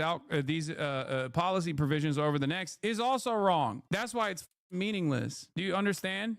And Daniel is lying about porn. Favors deporting all immigrants who are living in the U.S. illegally back to their home country. Thinks abortion should be legal in most cases, Donald Trump. The economy and immigration were my reasons for voting for Donald Trump. Easy. John, white male 30, opposes making it more difficult to access pornography on the internet. Favors allowing gay and lesbian couples to marry legally. Favors deporting all immigrants who are living in the U.S. illegally back to their home country. Thinks abortion should be illegal in most cases. That's Donald Trump voter. This is a crazy one because he's a gooner. He's a gooner who wants gay and lesbians to marry, but wants mass deportation and wants abortion to be illegal. Yeah. He's not a career politician. He's a successful businessman. The country should be run like a business. Easy lock. Dumbest guy out there. I hate that argument. Jessica, white female 32, opposes deporting all immigrants who are living in the U.S. illegally back to their home country. Thinks abortion should be legal in most cases. Thinks the government should do more to help needy. Oh, Kamala Harris. I didn't have increasingly strong feelings about her as a candidate, but for me, the very real and dangerous cons of Donald Trump being president outweighed any other factor. Isabella, Hispanic female 33, opposes allowing gay and lesbian couples to marry. So anti-gay and lesbian marriage. Favors mass deportation. Isabella, who is Hispanic herself, thinks abortion should be legal in most cases. This is a tricky one. Demographically speaking, this could go either way, but weighs in Trump's favor to a certain degree. The abortion one is not a goner for Trump, though. That's the point. Like, clearly, if I'm gonna go crazy with it, I'm gonna say did not vote. It was Trump. Most important reason is because immigrants coming to America getting all the help, and others that have been here never got nothing. Antonio, Hispanic male 45, opposes the government offering parents vouchers to send their children to private religious schools. Opposes deporting all immigrants living in the U.S. illegally. Thinks the government should do more to help. Oh, Kamala Harris. What? I voted Trump out of support for Israel in the Second Amendment? Antonio, what the heliante? Are you what? I'm done. It's over. I'm done. Wrap it up. Is this Antonio Brown? Pump fake so hard, I'm literally in orbit, okay? I'm on a spaceship. I'm on a spaceship, dude. I'm actually out of orbit. You fell for the Wemby pump fake? Brother, he pumped it so hard. Can you even call this a pump fake? This is like, you need to study this man's mind. You need to capture Antonio and just relinquish control to the medical community, because I don't understand how you have these opinions and then go, well, guess what? Donald Trump is strong for Israel. I got CTE from his CTE induced conditions. Sadie, white female 25, favors allowing gay and lesbian couples to marry legally. Favors tougher laws and regulations to protect the environment, even if it raises the price of cost of jobs. Thinks abortion should be legal in most cases. Kamala Harris, or did not vote. What? America needs a change for the better of our economy. I cannot afford to live. I'm tired of financially struggling no matter what we do. What the hell? Oh my God. Sophia, I'm done. That's 3 L's in a row. I'm Done. How is this possible? Sophia opposes allowing anti-gay marriage, opposes anti-mass deportation, thinks people need to be more careful about the language they use to avoid offending people. Okay, dude. I mean, this is ridiculous. It also has to be Kamala Harris, but it's a pump fake and it's actually going to be Donald Trump again, right? Or didn't vote. Yeah, there it is. I didn't believe either candidate was right for the job, and I didn't feel putting my name behind either one of them. God damn, dude. I got 5 wrong. You correctly guessed 11 out of 16. Yeah, no, this is real. This is real. This is real. Yeah, we taught this chimpanzee to understand the median voters' politics, and he hanged himself. The other side of the story, of course, is the glorious meltdown that you're seeing from billionaires, racist Republicans, and, of course, racist Jonathan Greenblatt. As God is my witness, that every Jewish New Yorker knows that ADL has your back. And we will make sure with everything we've got, we hold this mayor accountable. I'm not the one who got elected to office. I'm not the one who's responsible for the largest Jewish community on the planet Earth, like in the city with the most Jews. I mean, it's him. And so it's not for me on bended knee to go to him. It's for him to tell Jewish New Yorkers, again, however they choose to worship, if at all, whatever their political leanings, I don't know, he has got to make Jewish New Yorkers feel safe. And I am telling you, Brian, the data shows us. Bro, I'm serious. Like I'm not one of these guys that says like, oh, there's this, Jewish exceptionalism, but god damn, dude. I was so close on the Crooked Media panel when they were talking about like the real fears that Jews feel about Zohran Mamdani and turning around to Simone Sanders and being like, have you ever heard this level of consideration for black people in your entire life? Especially when it's unimaginably warranted, because in this case, it's not even warranted towards Zohran Mamdani. Like, what the f are we doing? There is valid concern around anti-Semitism, and then there is whatever the f this is. If you think someone like Zohran Mamdani is anti-Semitic when he has never said anything remotely anti-Semitic and has gone above and beyond, not only to take a stance against anti-Semitism, which is appropriate and just, but to go above and beyond to soothe the oftentimes racist tendencies of the historical masses, which I do think is also being greatly overemphasized by Jonathan Greenblatt here, because I don't think it's that crazy. Like, I don't think every Jew in New York is like, I'm gonna pack my shit right now, it's over. Like, I don't think that's happening at all. I guess the message is like, if you are a Jewish New Yorker and you personally believe that Zohran Mamdani is responsible for a rise in anti-Semitism or is personally anti-Semitic, you have to check yourself, because this fear is hysterical and it is not born out of any real reason. It is not facts-based. It is not evidence-based. It is born out of hysteria, racist hysteria. You just see a Muslim dude who is an anti-Zionist, who has the majority position on Israel. I cannot stress this enough. He has the majority position on Israel while also being brown and Muslim. You go about your day as a Jewish person in New York and you talk to people, and more often than not, you're meeting people that have the exact same opinion as Zohran Mamdani on Israel. If you can go about your day hanging out amongst the masses, but then you think Zohran Mamdani is a more significant threat than the guy delivering your Amazon packages, than the dude operating the bodega around the corner, then you are fucking racist, okay? It is crazy. You have to drop this shit. Jonathan Greenblatt has to drop this. He is never going to realize this, I don't think, and his donors don't want him to. His donors want him to be an attack dog. Voters read Cuomo's pro-Israel fixation as prioritizing on an issue that they don't prioritize. Mamdani's less numerous, but negative comments on Israel didn't hurt him in the same way. We should thank Israel for helping Mamdani win. Israel critics can exploit the lobby's paranoia. It's true. Affordable housing and prices were the top 2 priorities for voters heading into the final days of the New York City mayoral. Crime was third. Voters say Mamdani prioritized affordability more than Andrew Cuomo, who instead prioritized crime. See? Israel-Gaza conflict is so low on this. That they are not safe. And it's not safe because they have particular feelings about the state of Israel. it's not safe because it's been open season for anti-Semites. And so when you, again, say things like when he was an assemblyman in Albany, Brian, he sponsored a bill, one of his only bills, called the Not on Our Dime Act, that would have prevented New Yorkers from donating to charities in Israel. That's bullshit. You are such a piece of shit, Jonathan Greenblatt. You are such a... Say it truthfully. Say what it actually is. I know what the act is. I know what it is. You're a liar. You are a liar. God, you are such a piece of shit.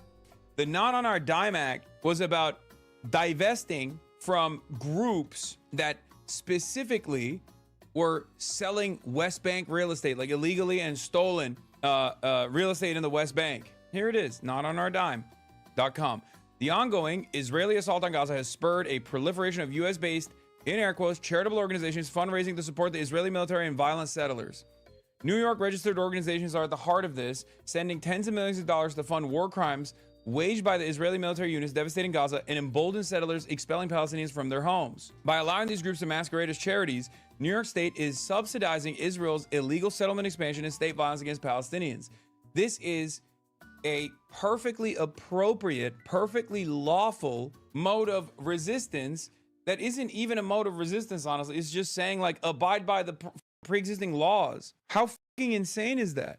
He's like, oh, they want Jewish charities to not exist. If he didn't like their And he's policy. for the BDS movement, too. For the BDS movement, which he says is a nonviolent movement, and yet it causes violence. Wait, So- how?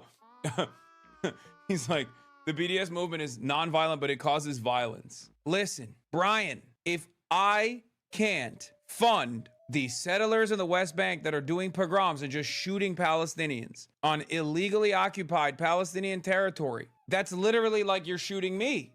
Excuse me. We have to keep funding these guys. We have to. Otherwise, it's like you want me dead. This is really messed up. Mamdani has demonstrated a pragmatism and iterated his views on free buses.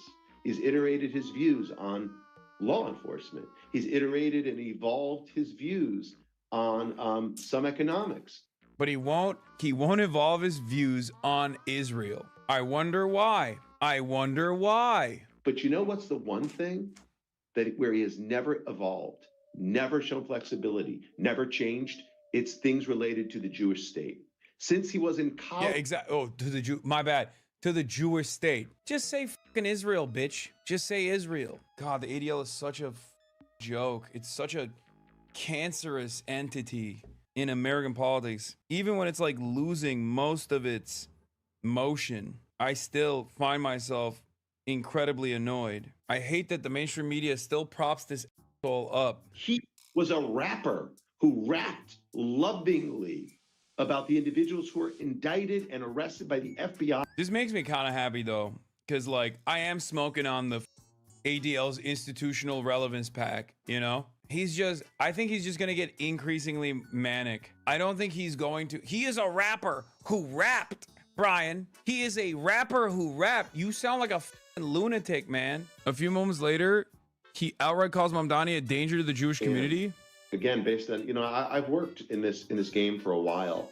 It is beyond me how the people give their endorsements and he doesn't reciprocate. But look, you know why he doesn't reciprocate? Because he's not a Democrat, Brian. He's a socialist. He is a member of the DSA. So I can't speak to what Governor Hochul was thinking, but it was deeply, deeply disappointing. Yeah. He would endorse this guy when she knows he is a clear and present danger to our community. So just by the way, his remarks were so divisive yesterday. You would think after winning. Oh God, I do love them fucking losing their minds though.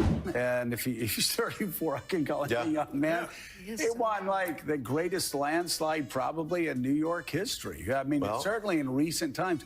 And he used that moment to say that he will fight anti-Semitism in New York and stand shoulder to shoulder with his Jewish brothers and sisters. So again, I'm going to judge him, not on what he says in a speech, but on what he does over time. Right. This morning, and I will tell you, I've gotten so many calls from Jewish New Yorkers who are alarmed. Their kid was harassed in college. Their child was bullied in K through 12. Their synagogue was vandalized. So here's what ADL is doing right now. If you are a Jewish New Yorker. It's like, and Zoran did it all. I'm fielding calls every day. This man is basically the Spider-Man of anti-Semitism. Wherever there is a Jew in New York City, Zoran is there bullying the shit out of him. You need to understand, I don't even know how this guy campaigned, because he was spending every waking moment bullying and terrifying the Jewish New Yorkers. I don't even know how he did it. Maybe it's the fast and free buses. Why do you want fast and free buses, Zoran? So you can hop on a fast and free bus to go downtown from uptown in a moment's notice so you can maximize on your Jew hatred? That's right. That's exactly what he wants to do, which is why I'm opposing the Zoran agenda. Clearly, he was up in Colombia bullying Jewish students outside of Chabad, okay, outside of the Hillel, and then getting on a bus, going downtown and bullying Jewish guys that he suspected of being Jewish, walking outside of a Wall Street firm. Sometimes he would even do anti-Semitic stuff to non-Jews, thinking that they were Jews. He was doing all types of anti-Semitic bullying all around town, a real menace. We have your back, and we will hold Mamdani, the Mama Duck, elect Mamdani, accountable. Look. Yeah, he calls it like, he literally, oh God, he's such a clown ass dude. I swear to God. Peter Beinart, this is a key point. It's precisely because Mamdani's not authoritarian and doesn't think, thank goodness, threaten his critics with retaliation.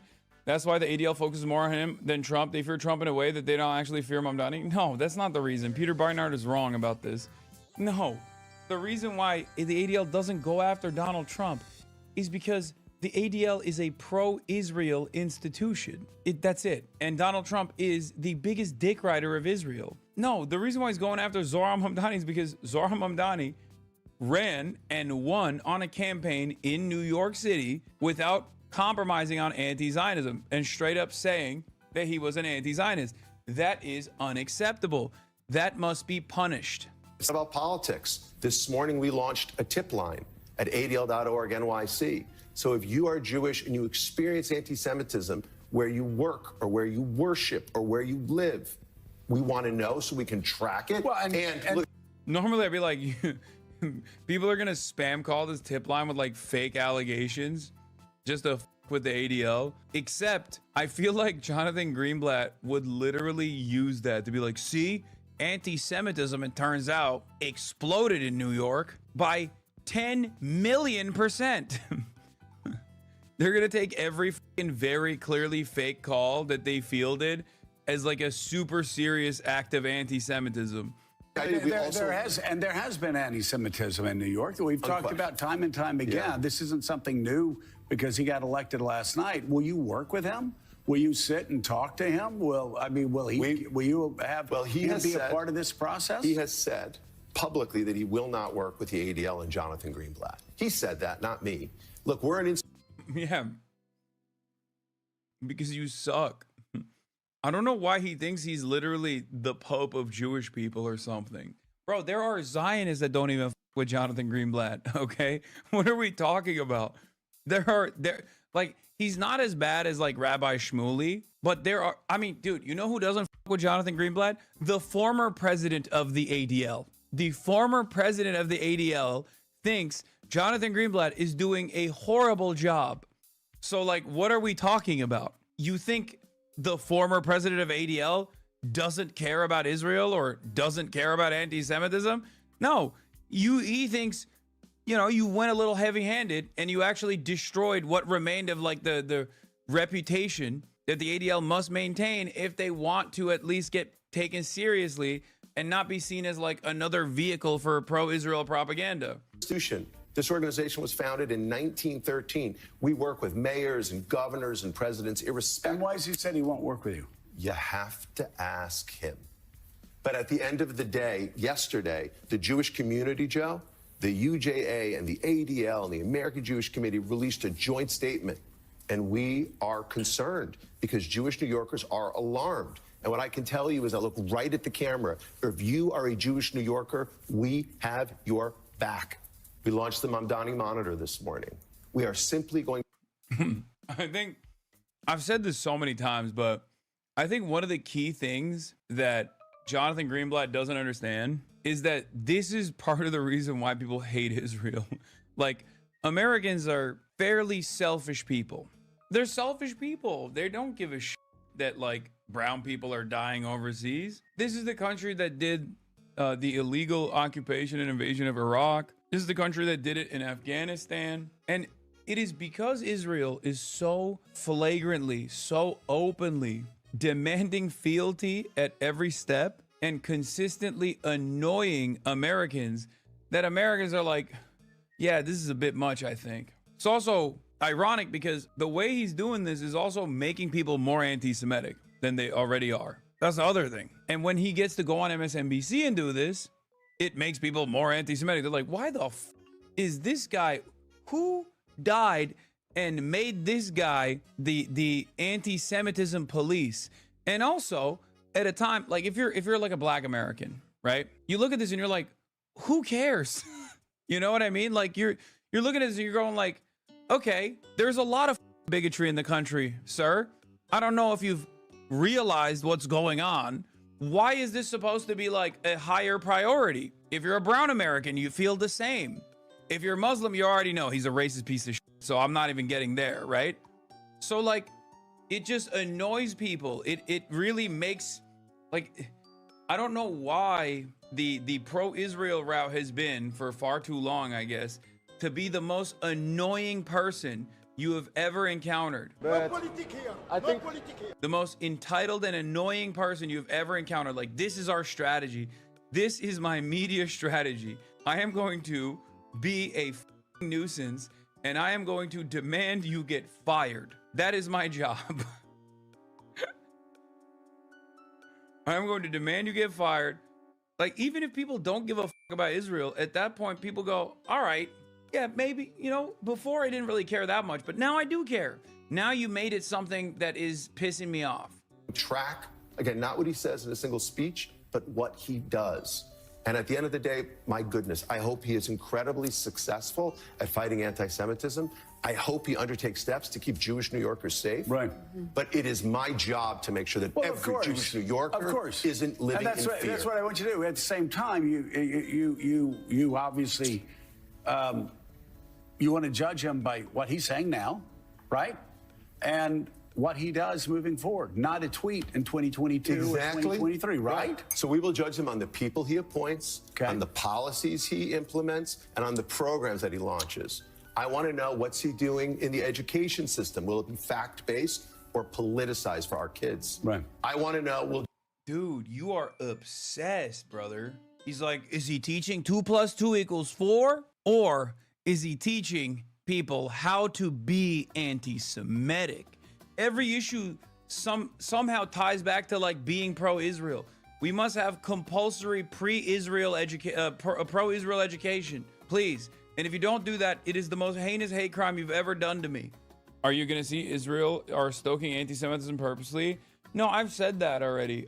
I think it's beneficial for Israel's like ethno-state interests to foment anti-Semitism in the West so that, you know, Jews feel unsafe, and then they're like, oh, what's the only place where we can feel safe? Oh, it's of course Israel, right? But I don't think it's true. It does correspond to the interests of the state, but American Jews, no matter how pro-Israel they are, still don't want to live in an environment where they literally are being harmed. No one wants to live in an environment where they're like, oh, if I go to the synagogue, is someone gonna fucking do a mass stabbing? Like, no one wants to be in a dangerous environment like that. So my point is always that guys like Jonathan Greenblatt are unironically creating a more anti-Semitic environment. Like, that's what they keep doing by behaving like this, by constantly tying Israel to Judaism, which many American Jews also do, for sure. But like, it's not, this is dangerous. It's also a self-defeating thing. Like, if you're just constantly leaning into anti-Semitism or constantly creating more anti-Semites by doing this, it is eventually going to become unlivable. And also, what do you think could happen in the future? In the long run, you're going to have a bunch of fucking anti-Semites that are not, I mean, that are going to be much more open-minded to cutting ties with Israel, cutting associations with Israel. I want to know, is he going to change the purchasing policies because of his ideological commitment to BDS? potentially hurting the pocketbooks of New Yorkers. Look, he won yesterday, and I saw the previous segment. Amazing numbers. People care about affordability in this city, and I get that. But as an organization that's seen levels of anti-Jewish hate that literally have broken records every year, my job is to keep them safe, and we won't stop. So I pushed him yesterday on BDS. Yes. He's espoused that policy for a long time. Will he bring it into the to the mayor's mansion? And he effectively said yes, a version of it. He makes a distinction, as many people do, between Jews in New York and the state of Israel. What he's saying is, I take my brothers and sisters. Here's what you didn't have to do. Give this guy a platform. Because, like, when you give him a platform and then you push back like this, it's not serving the purpose you wanted to serve. Like, I'm glad that even Morning Joe, which is probably the most unlikely group that is turning around and being like, dude, come on. But it's crazy that, like, he even gets a platform at all. No, what I mean is, like, it's kind of like, I just keep going back to this Ben Dreyfuss tweet, who was like, guys, I'm literally pro-Israel. I am a Zionist Jew, and you finally made me pro-Zohran Mamdani because of how insane you have gotten. You know what I mean? Like, that's what the ADL is doing over here. Like, that's what they're doing to Joe Scarborough. I never in my life would have thought Joe Scarborough would be like, all right, dude, no, Zohran Mamdani is not a vicious, dangerous anti-Semite. He's the next mayor of New York. You need to calm down. Jewish New Yorkers. Separate from the policies of the state of Israel. BDS, he says, is meant to punish the state of Israel. How do you respond to that distinction? Well, look, there's lots of room to criticize policies of the state of Israel. No, there isn't. No, there isn't. You don't know. First of all, excuse me. I hate this argument. You want to know why I hate this argument? Because why do you get to decide? Like, why do you get to decide? Like, who put you in charge of this? Guys, look. There's lots of ways to criticize Saudi Arabia. But if you do criticize Saudi Arabia, you're Islamophobic. It is, after all, where Mecca and Medina is. These are two of the holiest places in Islam. Obviously, the Prophet Muhammad, peace be upon him, he was there. You know, he traveled from Medina to Mecca. And this is profoundly important for us. So if you actually were to say, hey, Saudi Arabia is pretty crazy that you're, like, you know, participating in a genocide or mass starvation in the region, it's like, that's Islamophobic. You are not allowed to do that. Of course, you can criticize Saudi Arabia. It's just, I get to dictate whether or not that is appropriate or not. It's like, well, shut the up then. What I worry about, what New Yorkers worry about, is when the guy gets assaulted for wearing a yarmulke and they hit him in the head and yell at him as a Zionist. Or when the governor's mansion in Pennsylvania is burned down by someone who claims Josh Shapiro has a policy on Palestine, which he does.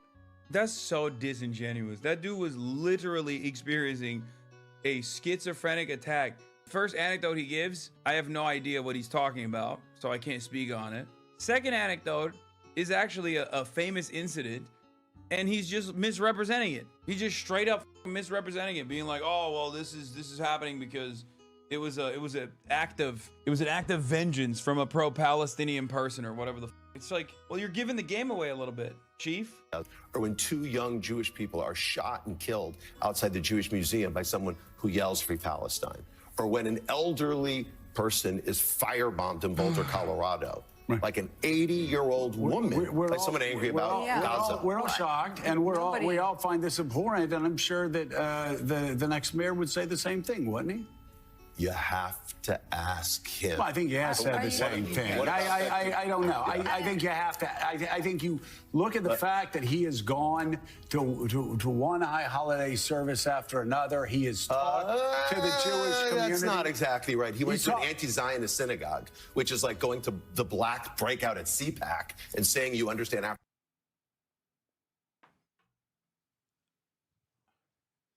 There it is. He's just, I don't get it, man. I don't get it. It might be because I'm Muslim. So, like, for me, I just can't comprehend how someone could have the audacity. This is the equivalent of CARE coming out and being like, if you criticize ISIS, you are Islamophobic. Oh, you went to a progressive Muslim mosque. That doesn't mean anything. You need to go to an ISIS-style mosque.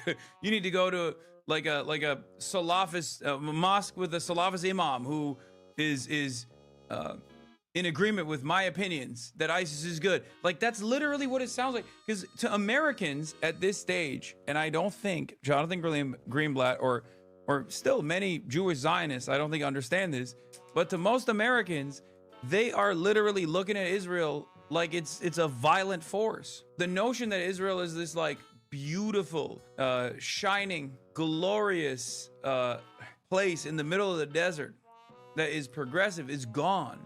It's done. People know the truth now. For Americans. I mean, come on. You're saying he hasn't talked to the Jewish community? I don't know of a mainstream. Now, look, he has been to synagogues. Look at Mika's face, by the way. That is so funny. She's been making that face the entire time, by the way. She's literally like, anytime the camera's on her, she's like, what the f are you saying? One high holiday service after another. Look at her face. Bro's gonna make a Pole Go Factory default mode. Yeah. She got her ancestors screaming in there, dude. He is taught to the Jewish community. That's not exactly right. He went to an anti-Zionist synagogue, which is like going to the black breakout at CPAC and saying you understand African Americans. I mean, come on. You're saying he hasn't talked to the Jewish community? I don't know of a mainstream. Now, look, he has been to synagogues. He has Jewish people working for him for sure. Right. But if you look at. But they're fake Jews, which we also should jail for anti-Semitism. Come on. Come on, Joe. I'm putting it down, but you're not picking it up. Those are not real Jews. Those are fake Jews because they disagree with me. If you disagree with me, you are not a real Jew. I am the only one who gets to determine who's Jewish and who's not Jewish. And if I determine that you are not Jewish, that means you are automatically anti-Semitic. Here, let's play a game. Donald Trump, real Jew. Jewish Voice for Peace, fake Jew. If you're a real Jew, you don't go to prison. If you're a fake Jew, you go to prison. That's how it works. This is the design. Like, what the f is this argument? Like, what an insane thing to say. This is a civil rights organization. The ADL bills itself as a civil rights organization. It's like the Klan billing itself as a civil rights organization. Because guess what? Zionism is an ethno-religious supremacist ideology, just like what the Klan believes. It is literally Jewish supremacist as opposed to white supremacist.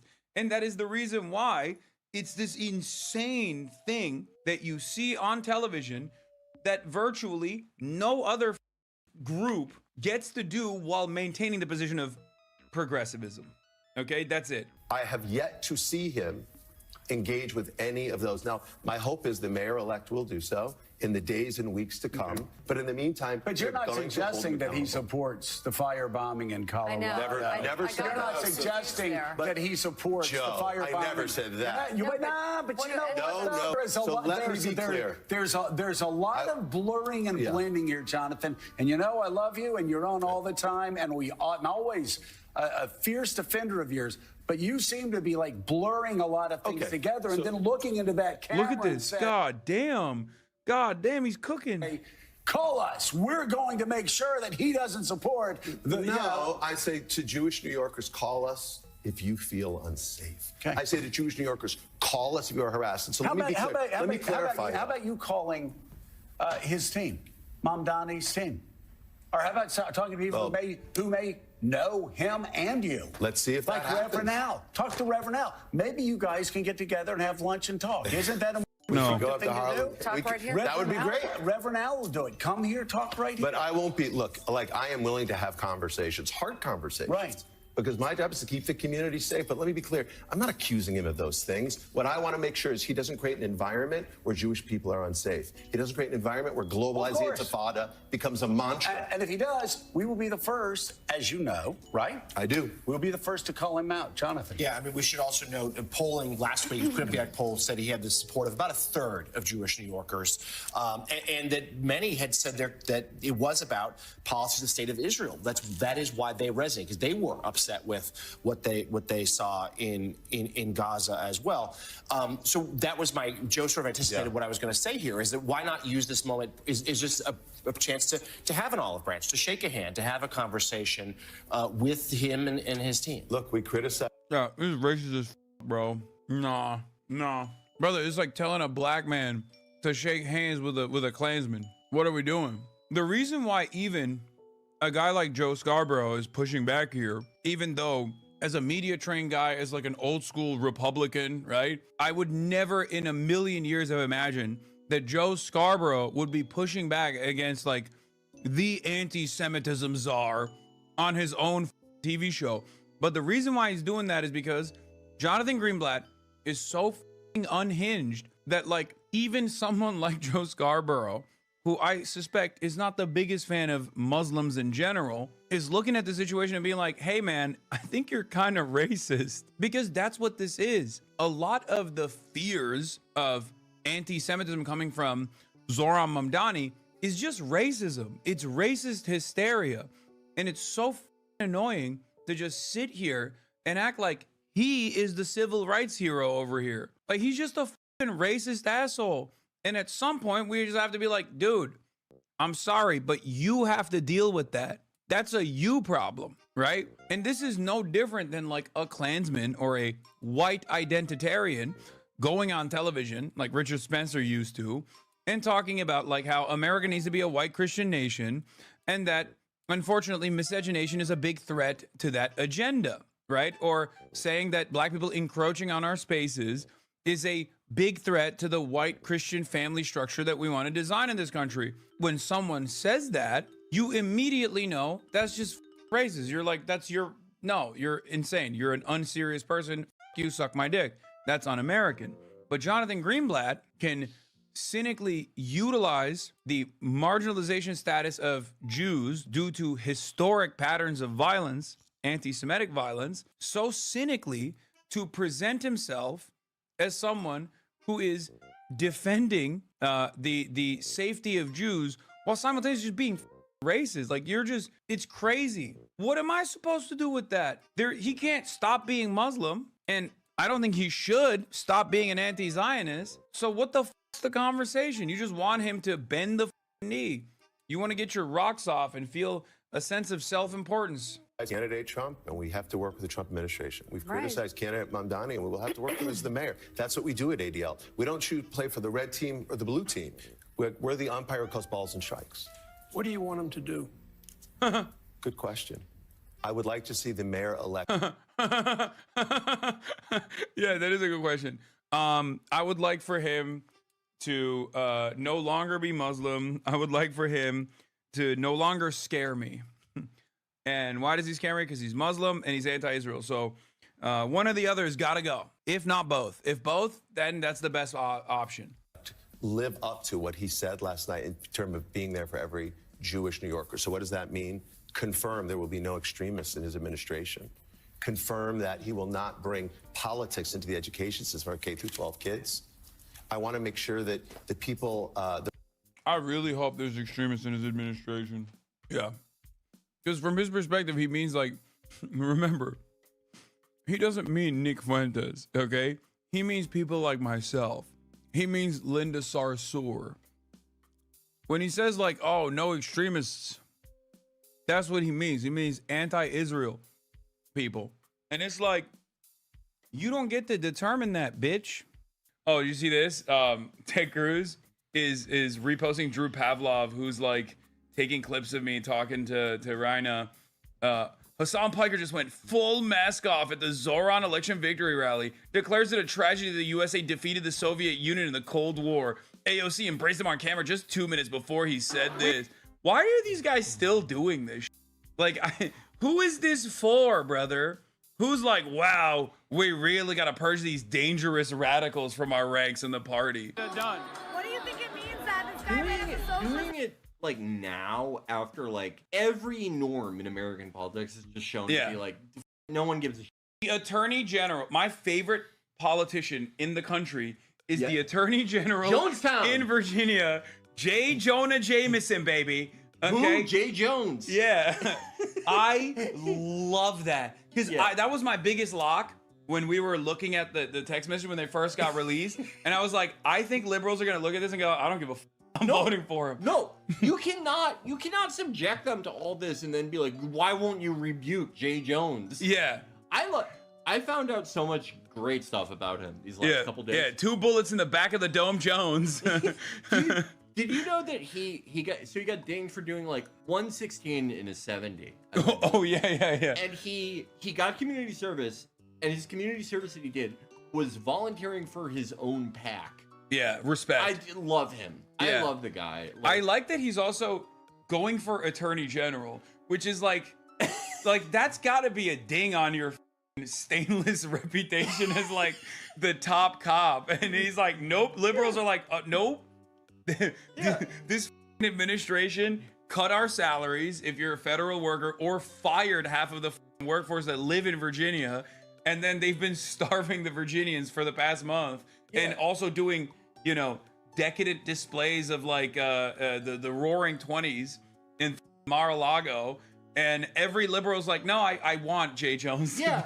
This is the energy you want to bring to the table. I can't even. I mean, I can believe that this is a surprise to the right, because I do think that everyone who has won a presidential election for the last 3 years, winning at all is always vindication of doing things the way we want 100% of the time. Whether it's Brandon, whether it's Trump, but especially Trump too.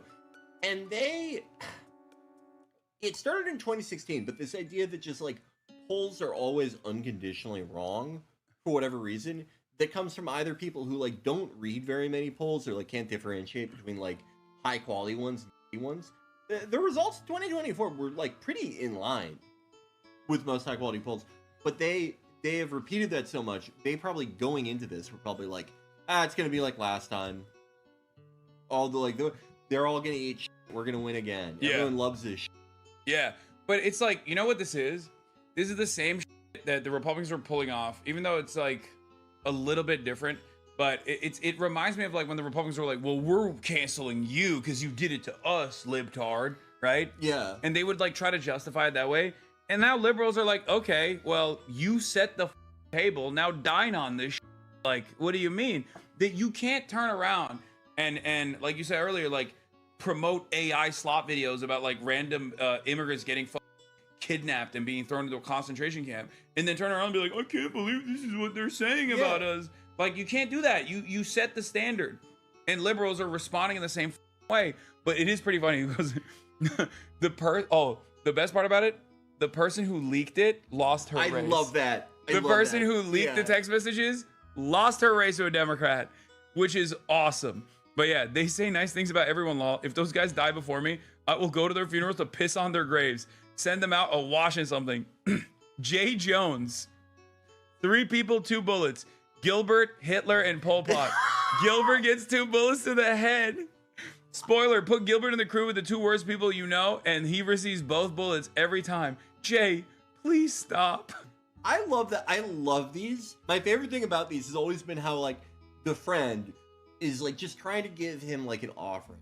Yeah. It's just like, okay, I know you're like emotional now or whatever. And he's like, we should kill their friends too.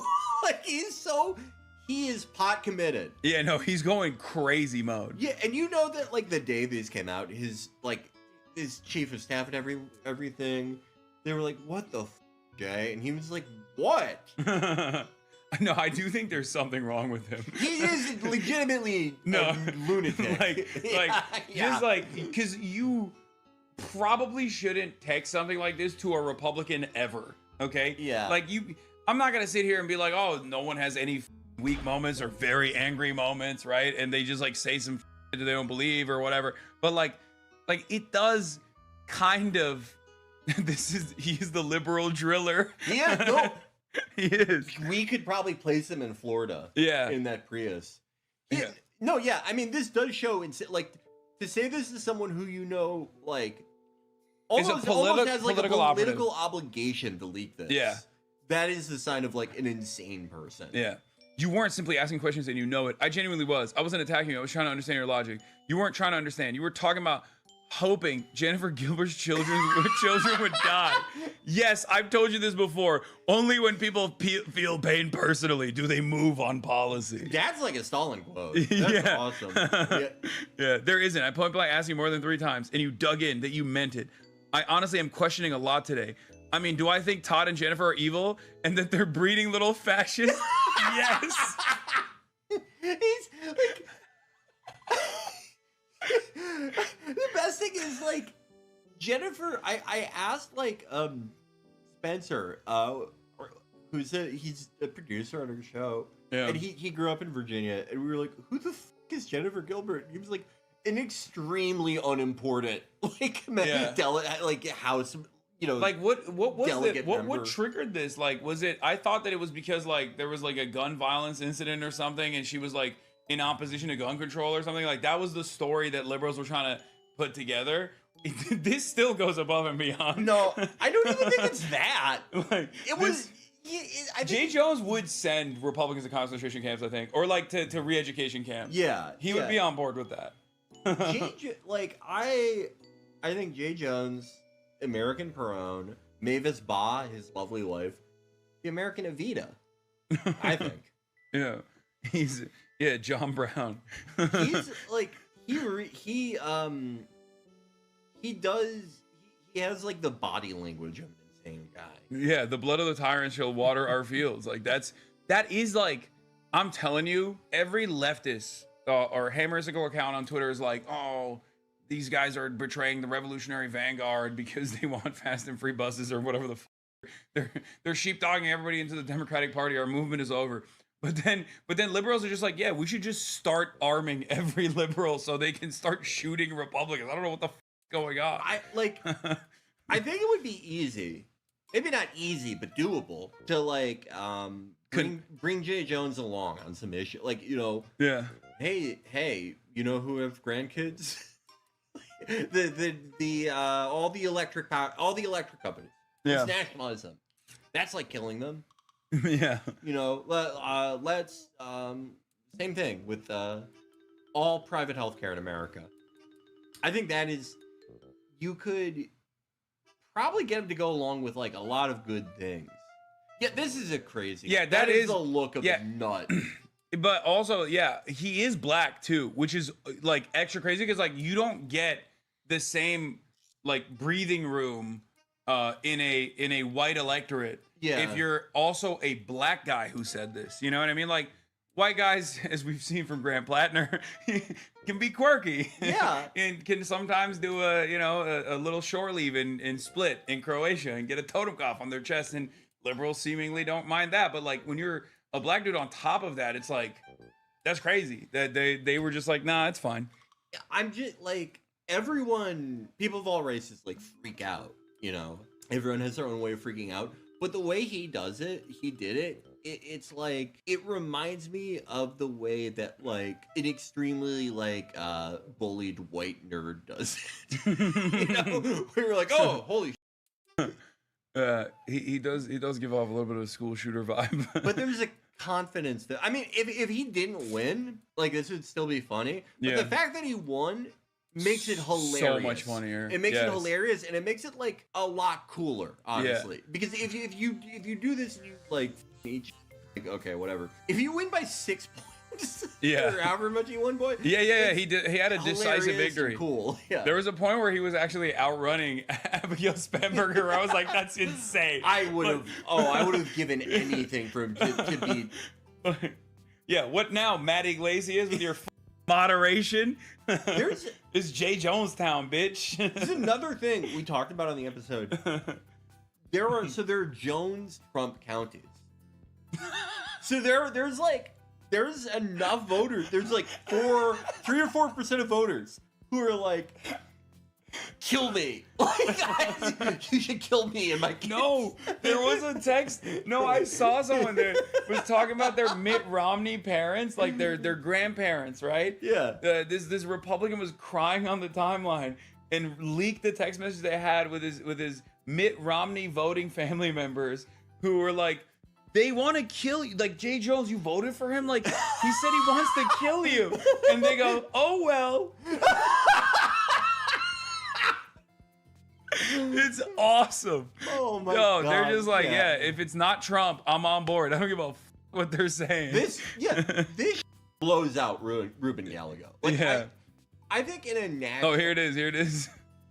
My Mitt Romney loving former Republican aunt and uncle already early voted for Jay Jones. Weeks of my gentle and not so gentle persuasion. He said he wants to kill Republicans and their children so he can piss on their graves because that is the only way to enact policy change. And you were like, ooh, that sounds great. Sign me up for that. Oh no, I had no idea. That's just her trying to get him off the phone. Yeah. Like, fuck off. This is, we're in Jonestown, bitch. Also, I do love that there's a generational reversal here because normally it's your grandparents that are supposed to try to stay on the phone, and it's supposed to be the younger relatives are like, oh, come on, enough. but the MAGA one is the one who's like, come on, how could you do this? This is awesome. Yeah. Why moms would rather vote for Pol Pot than a Republican? Yes. No, it's crazy. But I don't think the Democratic Party in general is even remotely interested in doing this. Like the DCCC said that they're going to actually put their finger on the scale of primaries, as though they weren't already, but like they're actively saying they're going to do it. Here's the Axios reporting on it. The DCCC isn't ruling out playing in the Democratic primaries because they're still too worried, I guess, about like their left flank unseating some of the most important Democrats in Congress, like the 88-year-olds. Yeah, it's too. The circumstances are too good. Yeah. Why accept the margins possible in a cost of living election when you can just wheel out a bunch of 87-year-olds? Yeah, in a vegetative state, propped up by a bunch of upstart staffers who just want to make a political career for themselves. I mean, hey, we'll see though. I mean, like we've said about Graham Plattner, this is out of our hands. Oh yeah, this is totally out of our hands. Yeah, this will be a real test of Stupid's theory. Yeah, if the DCCC, if they get crushed by like the wave of stupid, they're gonna have like illiterate, like homeschooled people who are just like, I just want healthcare, man. Yeah, and every Democrat's gonna be like, that's my guy. That's the coolest candidate I've ever seen. I think I am very interested in seeing what happens. Not just with Plattner's election, that's interesting. Yeah. But like him in the Senate is fascinating. Yeah. That is fascinating. No, he's gonna. I don't know. I think the more time passes, like I think he had a decent take on like Dick Cheney and stuff. Like he clearly, regardless of his world experience, and there's a lot there. His employment choices. Yeah, his employment choices. Like his current political instincts are better than Kamala Harris. So what does that tell you about where the establishment Democrats are? Because Kamala Harris came out and ate on the timeline. I don't even think Barack Obama came out and talked about Dick Cheney. And Barack Obama loves doing that, right? Yeah. And even he had the wherewithal to be like, I'm going to sit this one out with Dick Cheney. Kamala Harris was like, oh, Dick Cheney was a wonderful ally, blah, blah, blah, all this and Graham Plattner was like, yeah, he sucks. I get like. What did he say? Let's see what he said. Graham Plattner here. Also, this outfit choice is a fire. He has Usually a when a voice. Yeah, he does. That's one thing you have to give to the guy. Yeah. When a vice president passes, we all take some time to mourn. As a veteran of the Iraq War, I'm going to say, no, not this time. Over the next couple of days, I'm sure there are going to be thousands of think pieces written about his legacy. But the only legacy that we have to remember is that he wasted thousands of young American lives, hundreds of thousands of Iraqi lives, and trillions of dollars for absolutely nothing. If we take anything away from this, it should be that we need to build a politics that keeps the politicians like Susan Collins, who support illegal foreign wars like the one in Iraq, accountable and get them out of office. Yeah, not bad. That is, like, please, anybody. Like, anybody that says that is gonna run away with it. And it's not new. Barack Obama defeated Hillary Clinton with that. Like, that was it. Yeah. It's so fucking annoying that, like, Democrats keep trying to find a way to retriangulate where they're like, well, you know, we should be pro-Iraq war, kind of, at this stage, you know? The thing that I think is really insane, I mean, you've seen like a billion, like Cory Booker and all these people, they've just like not mentioned so wrong. But of the Democrats that have mentioned it, weirdly enough, Hillary being one of them, it's always like, it's so great to see like new energy, blah, blah, blah. Yeah.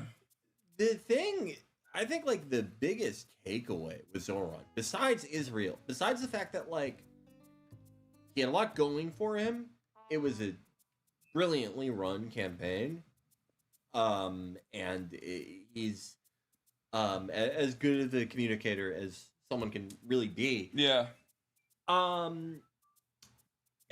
Israel, the fact that like these people who wanted to vote for Democrat had someone who was not tainted by AIPAC, by Israel, who you know, had the same human reaction they did, but also he never condescended.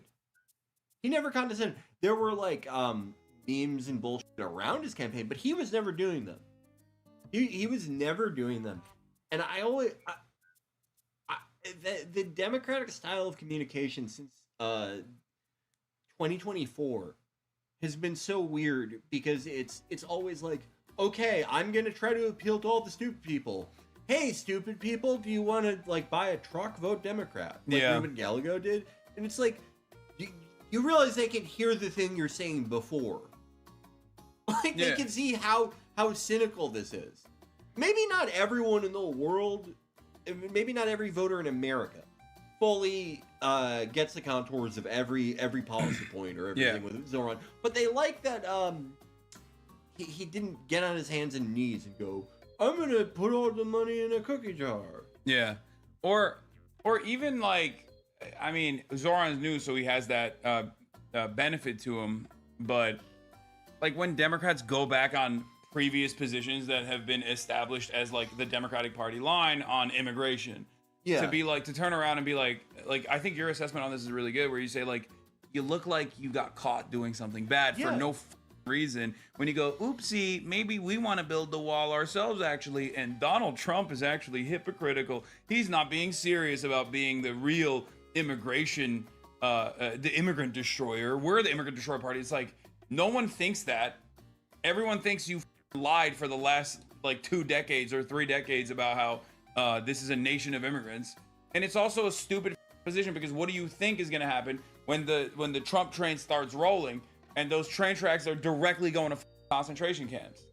Yeah. You don't ever want to be caught with your pants down like Chris Murphy did when he was trying to do, even in the beginning of the admin, when he was trying to do that weird triangulation where he was like, Joe Biden actually deported far more migrants than Trump has so far. It's like, oh my God, dude. And how do you get off that ramp too? Yeah. Because if polls shift and it's back to like a 2017 environment, which, you know, that's kind of how some things are trending. Yeah. With immigration. How do you then go, okay, we're done with that. That was a fun 2 years. Yeah. Where we were so serious about immigration. Don't worry though, we're back to what we were saying the 5 years before that. Yeah. It makes you look guilty. It also makes you look kind of insane. Yeah. And you won't do like, you won't actually do about it either. Just like Joe Biden, who won on an affirmative campaign about migrants in the country and said he was going to have his first 100-day agenda about like amnesty and trying all that stuff, only to quickly cast that aside immediately. Almost as fast as he dropped talking about public option. Remember that? And card check. Yeah, that was so awesome. Or I take that back. He would do one video like a year about card check. He did 0 on public option. He just completely dropped it. That was so... I remember in 2020 arguing with people about that, and they would go, well, a public option isn't good enough. And it's like, you're going to look me in the face and tell me that Joe Biden's going to do that? Like, okay. Zoran, let's start here. He did the Aria home stream on Sunday. It was awesome. It is such a pleasure to be here. We got just 2 days. 2 days left in this election. Can you put your hand up if you've already voted? Got anybody here? This morning, actually. But I'm here because at the heart and soul of the arts that we love so much in our city is the ability for artists to be able to afford to live in our city. It's true. And this campaign is about making the most expensive city in the country affordable. And it's such a pleasure and an honor to be here as you bring this joy into New Yorkers' lives. Thank you, man. Because this is what the city's all about. Let's make sure it doesn't become a museum and we have to remember things like this, but we can actually live them every single day. So I ask you all, please come out and vote Tuesday. I would love to have the honor of being your mayor. Give it up for my... Yeah, so Zoran did the Arya home stream, which was awesome. This is what he did on Sunday. He has had the most impressive stamina-induced final days of campaigning. I don't even know how he's able to do it. I do hate it. I absolutely despise it because as someone who is also 34 years old, also Muslim, also socialist, I think it's absolutely nutty that the expectation for someone like that is supposed to be that you can go to parties all the time and you can be live 24/7, go out to the Knicks game and then wake up at like 5 a.m. in the morning and like march across the Brooklyn Bridge is just like, that's unacceptable. Okay, that is unacceptable. I think it's nasty. I think it's disrespectful. I think we cannot set these expectations. Okay, we cannot set these expectations. I'm sorry. This is precisely the reason why, as a last second switch up, I am supporting Andrew Cuomo. I've decided to put all my weight behind Andrew Cuomo for mayor of New York.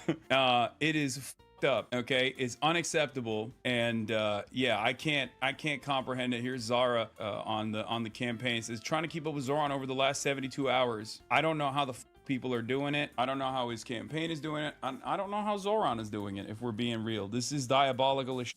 The only bad poll is the Atlas one. Yeah, I know. The outlier poll, the only outlier poll that shows any closeness is the Atlas one. The Atlas poll is basically saying Mamdani leading 43.9% of the vote. This is the worst poll out there. And it's the outlier poll that still shows Mamdani winning, but basically beating Cuomo by like the tiniest of margins, as opposed to every other poll that shows like 10 to 20 point swings. So we'll see. But even Atlas was super accurate. Ugh, I'm scared. Good. If you're scared, good. Tomorrow is the battle day. Okay? Tomorrow is the day. If you're scared, that's not a bad thing. Smile and dial. If you're not living in New York City, if you're living in New York City, go out. Get your friends out to go out to vote. Okay, that's it. But yeah, I am being plastered all over the local TV and all over the New York television sets near you. You might be seeing me on your TV screens, and if you're in and around the New York City area. At least a couple House Democrats from the New York area are not endorsing Mamdani. Your endorsement took a long time. Schumer still has not endorsed him. Are you concerned about Republicans using him as a lightning rod so as to hurt your ability to win back the House in 2026? No, the lightning rod, in terms of what's going to impact the ability of either side to win control of the House or hold control of the House in 2026, is going to be the failure of Republicans to actually deliver on the promises that they've made and to actively make life worse for everyday Americans. Yeah, Jake Tapper's an op too, obviously. That's why he's like, whoa, do you think Zoran is going to hurt the Democrats, the National Democratic Party? Dude, wake up. Crack open the window. Look outside. There is unimaginable amounts of real grassroots energy. It is not an accident. I cannot believe it. Like, oh man, what if the Zoran wing of the Democratic Party make the Democrats too popular? It's like, the Democratic Party's popularity is worse than the Republicans right now. What are we talking about? They're in the gutter, and you got real grassroots energy trying to claw back some semblance of momentum for the Democrats and for anyone that will oppose the Trump administration. And it's insane that there are still people who are like, nah, I'm holding out, actually. I don't want that. It's this kind of energy that they hate, though. Let's be real. They don't like that grassroots momentum in this direction threatens their power. It threatens the institutional vice grip that they have, and they hate that. That's the reason. That's the other reason why they can't simply lean into this. But Zoran had a really funny response to it. Have a response. Here, I mean, I guess we'll just watch. Holy shit, it's got 60K likes. CNN approached Zoran Mamdani in one of his campaign stops. Hakeem Jeffries was asked this morning if you're the future of the Democratic Party. He said no. Good to know. Do you have a response? No, I'm focused on the next 2 days.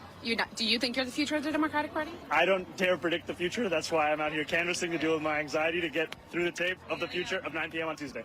Yeah, that's what his response was. Pretty perfect. Here, we'll watch the club full last thing. night, 6 of them in Bushwick, right? At church this morning, more church this morning, now the marathon.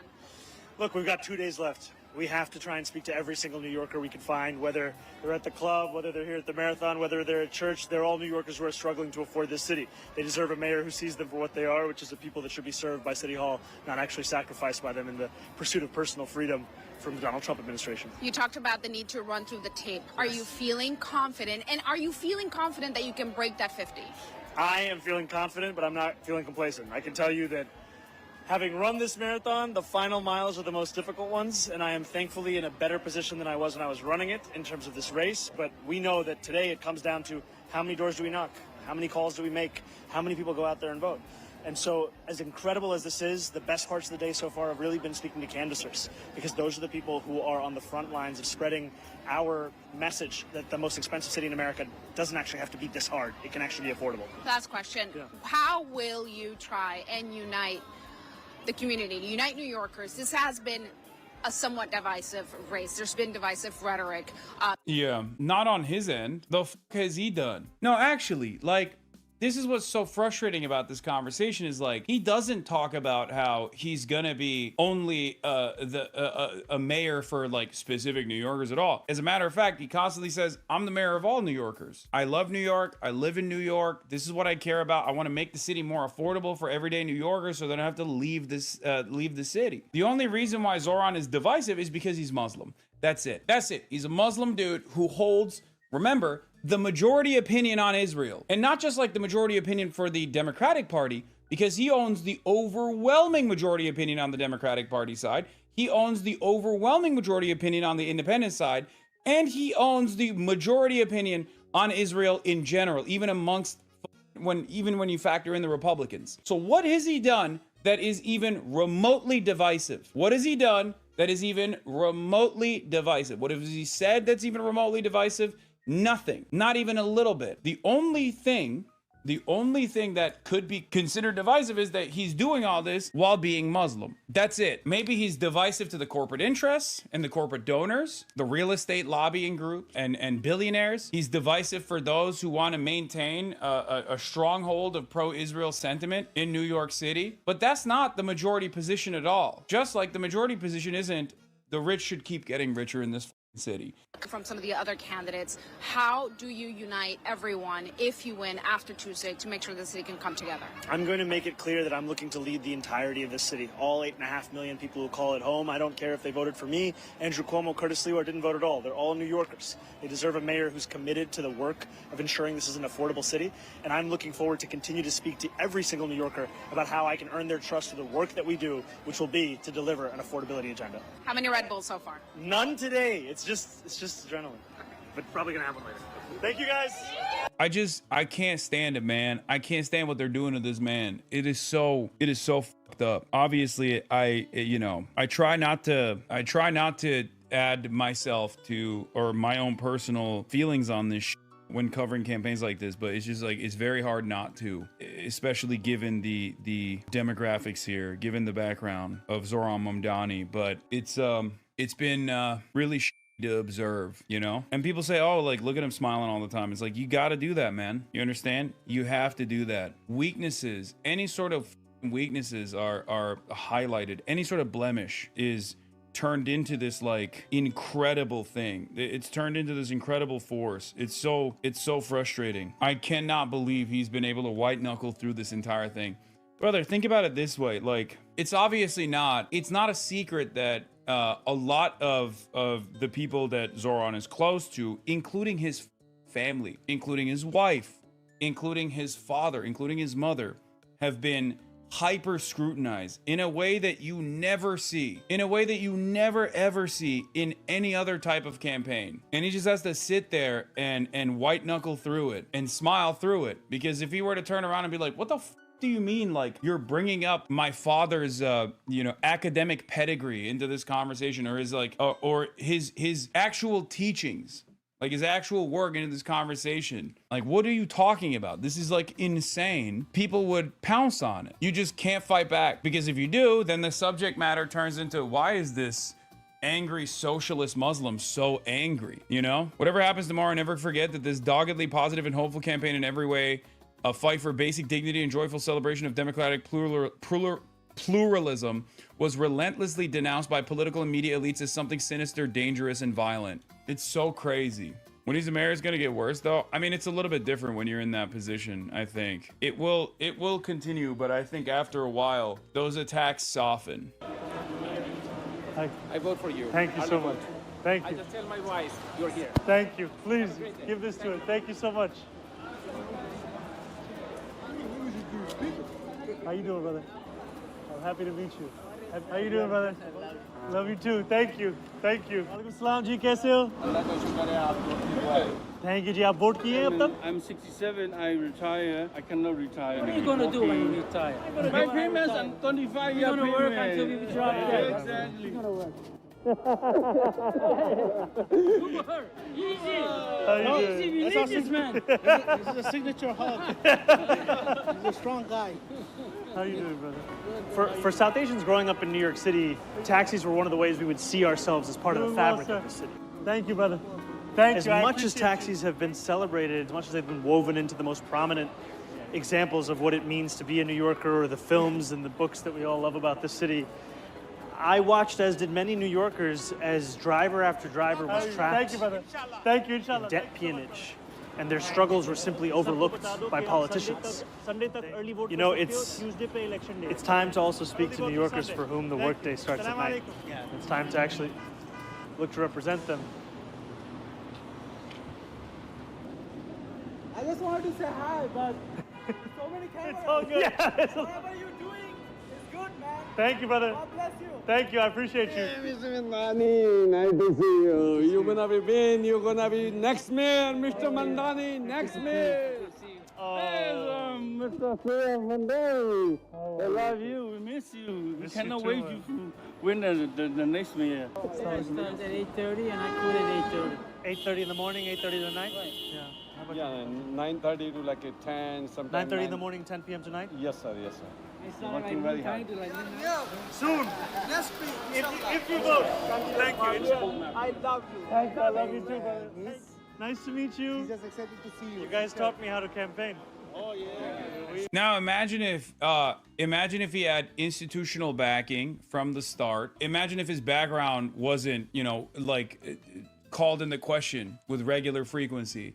Because this is a endlessly replicable campaign. You go out, you're from the community, you go out and you ask people what their issues are in the exact same way that Zoran did. You identify key signature policies that you will advance to make people's financial hardships less bad. And you just run on a platform that is focused on affordability, and you run on a platform that seeks to not undermine working class people, but instead to uplift them. Okay? That's it. This is a replicable campaign, and especially with like, you're gonna have people of all different kinds of backgrounds that won't get insanely, that won't get endless amounts of attacks, saying like, well, this person is Muslim and therefore dangerous. This person is a socialist, therefore dangerous for the finance capital. This person is a Muslim. 9/11 happened in New York. Like, what a gross line of attack, man. What an unimaginably gross line of attack. Donald Trump and the Republican Party, under the Republican Party's command, the USDA, the FDA, all of our federal agencies are actually serving not the interests of the public, but working against them. And one of the things that they tried to do was to suspend SNAP funding. Now, SNAP funding is slated to run out because the government is shut down at this point. But there is a $6 billion contingency fund for emergencies for when SNAP funding dries up. Emergencies such as this circumstance. Because if SNAP, the Nutritional Assistance Program, the Supplemental Nutritional Assistance Program specifically, were to run out, 42 million Americans that rely on SNAP to be able to purchase food every single week would now no longer have this additional assistance and would not be able to eat at least one meal, maybe two, depending on whether they have children, depending on the number of dependents. Wealthiest country on the planet, by the way. Wealthiest country on the planet, just want to remind you. And yet, even though there was a 1 month contingency fund, because that's how much it would cost for a month, around $6 billion or so, The government tried to say, no, we're going to starve the American population. We're going to starve 42 billion people on U.S. soil. American citizens, by the way. Remember, these are almost all American citizens. Like, the only marginal assistance that, like, somehow some undocumented person could get from SNAP is if they have American citizens in their houses. Oh, did I say 42 billion? I'm sorry. 42 million Americans that rely on food assistance programs, specifically SNAP, and to fund that for at least a month is $6 billion. Now, these funds exist. The administration tried to stop using the contingency funds, and then, of course, they were sued, and a judge ruled that Trump's attempt to suspend SNAP funding was unlawful. Think about how insane this is, by the way. Let me pull you back for a brief moment. Why is this happening? Why is the government shut down? The government is shut down because the funds, the government to fund itself, you need to pass a bill. And in order to pass a bill, you can't have a simple majority. You need 7 additional Democrats to be able to pass this bill in Congress, pass this spending bill in Congress. This is a point of leverage that the Democrats have, one of the few points of leverage that the minority party has. Democrats have used this as an opportunity to try and force the Republicans to concede on funding Medicaid subsidies, ACA subsidies, so that people's health care for tens of millions of Americans, their health care prices are about to triple, okay? Their premiums are about to triple. And the Democrats say, we can't do that. We have to make sure that healthcare is still somewhat more affordable than it used to be. Obviously, it's already very unaffordable. It's already very expensive. But the fact that healthcare prices are about to triple and the Democrats are trying to stop it and using the government shutdown as a way to bargain with the Republicans to save majority Republicans, by the way, because when you look at the actual percentages of the population that rely on ACA subsidies, is 58% Republican. And not only that, but there's also a secondary impact, which is that a lot of places that have rural hospitals rely on these Medicaid subsidies because that's the only way that poor rural areas can even go and get the necessary health care and fund these hospitals in general when they're already in a dire state. So the Democrats are trying to save Republican voters from their own party in this circumstance, which is why I've obviously backed the Democratic Party in this shutdown. They've done the right thing. Now, Democrats are trying to get the Republicans to do the right thing, and the Republicans are saying no. They are trying to leverage the starvation of 42 million Americans in an effort not to fund healthcare subsidies for another 10 million to 20 million Americans. That is what's so crazy about this argument. Now this judge has declared Trump's attempts to suspend SNAP funding, the $6 billion in contingency funds, to not use the $6 billion in contingency funds to be unlawful. So, Catherine, a judge says that Trump's attempt to suspend SNAP is unlawful. What more? He didn't mention anything about it there on the tarmac, but what more do we know? This was a hearing that was heard yesterday on an emergency basis to try and get a judge to restore those funds that will be lost, Kira, as you say, at midnight. So this federal judge in Boston did rule that the administration's attempt to suspend the SNAP funding, as you mentioned, is unlawful, but that judge declined to issue an immediate order ordering that the program be funded by the federal government. I saw someone say, at least Mary Antoinette said, let them eat cake, lol. Yeah. Donald Trump, on the other hand, is saying, let them eat ballroom. It's even dumber than that. He just keeps droning on and on about his stupid ass ballroom, brother, is even stupider. Donald Trump's like, yeah, you can't afford a cake. It's fine. You don't need it. You don't need cake. But what you can eat is this beautiful ballroom. Can you believe it? This beautiful ballroom that I have designed. By the way, dude, look at this. I mean, 1-to-1. Oh my God. The Trump kid is alive and well. 42 million people on food stamps are 10 hours away from losing their benefits. When I first learned a toilet like that existed inside the White House, I was horrified. President Trump is making people's house more elegant and beautiful for generations to come. Dude, they are dabbing on us, okay? And not even just us, because we are already angry at Trump. We did not vote for Trump. But this is literally straight up disrespect to the millions of Trump voters that are not going to get their SNAP benefits. They are going to starve And Donald Trump and his press secretary talking about a toilet, dude. Anyway, that sucks about your kid. What was the thing he needed to live? Medicaid or something? That's where we're at. People are going to starve, okay? People are going to starve. And the admin's talking about toilets. It is fucking awesome. I have not seen a group of people so ready to be publicly debased, so ready to be ritualistically humiliated than the average Trump-supporting Republican. Whether it be the farmers that kept voting for Donald Trump in spite of the fact that he fucked them over time and time again, whether it be the ranchers that are experiencing the same as the Trump administration is now slated to flood the markets with Argentinian beef. I have never seen a group of individuals that are so servile, so unhuman. I don't know how else to describe it. Like so excited at the prospect of being humiliated, being destroyed by this godlike deity that they've cultivated in their minds. It is crazy. It is straight up a cult, an entire nation of cuck fetishists. The judge dismissing the administration's explanation, saying, "I want agency action, not lawyering. We're not going to make everyone drop dead." The judge could compel the administration to release the funds, but whether the Trump administration will comply remains to be seen. And even if it does, the emergency funding available would still fall short of the monthly SNAP payouts. Back on Capitol Hill, Democrats digging in, refusing to open the government until Republicans agreed to extend Obamacare subsidies to prevent health care insurance premiums from skyrocketing next year. A Utah woman we spoke to says even with the subsidies, her premium next year will rise from $495 to $753. And without the subsidies, it will more than quadruple to more than $2,100. I want to also give you guys a better understanding of how fucked this structure is.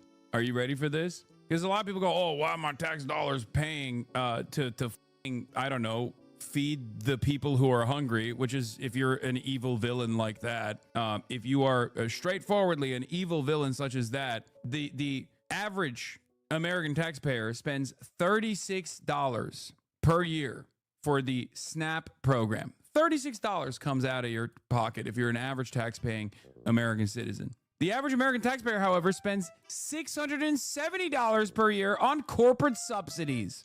$670 on corporate subsidies, $36 to feed people. How fucking insane. And there are still people out there who act as though these people who desperately need the additional funds, which are modest, which are meager, they are tiny. There are still people who complain about that. Incredible. Also, just like the secondary impact of refusing to fund ACA subsidies will cause rural hospitals to collapse completely, what remains of the rural hospital system will completely go away. But when you cut SNAP benefits to 42 million Americans, you're cooking the grocery stores, because they also, like, those SNAP benefits are being spent on groceries at the grocery stores. So it's basically another way that you are cooking an entire sector. Republicans argue the Affordable Care Act, which set up Obamacare, was a bad law that drives up premiums and strains doctors. President Trump last night posting, quote, "Obamacare is a disaster. Rates are going through the roof for really bad health care. Do something, Democrat." His alternative to that is just complete chaos and complete bedlam. It's not like the alternative he's suggesting is Medicare for all, by the way. His alternative is just make it even more costly. Because that's what this is. That's what's going on. Oh, God. Everything sucks so much ass. Oh, my God. SNAP makes up around 12% of grocery sales nationally, according to the National Grocers Association, a pro-business trade group that represents grocers. Any extended gap in SNAP payments is likely to see layoffs and possibly even store closures. Remember that. This isn't just cities. Rural areas benefit from SNAP, per the Conservative American Enterprise Institute. SNAP reduces rural poverty. Unmet needs still high in rural areas. Despite robust support from SNAP, food hardship is still higher in non-metro areas. Just like with Medicaid helping fund rural hospitals, SNAP helps fund grocery chains that are in rural areas. Who lives in rural areas, you might ask? Republicans. That's who. Republicans are dangling the starvation of their own base of support against not giving them the proper healthcare subsidies.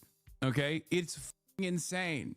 This is what happens when you are so successful that you just have to figure out exactly how cruel you want to be, in which direction. Why not both? Good morning, everyone. President Trump says enough is enough. It is time to nuke the filibuster and reopen the government. Here's what he posted last night on Truth Social. It's now time for Republicans to play their Trump card and go for what is called the nuclear option. Get rid of the filibuster and get rid of it now.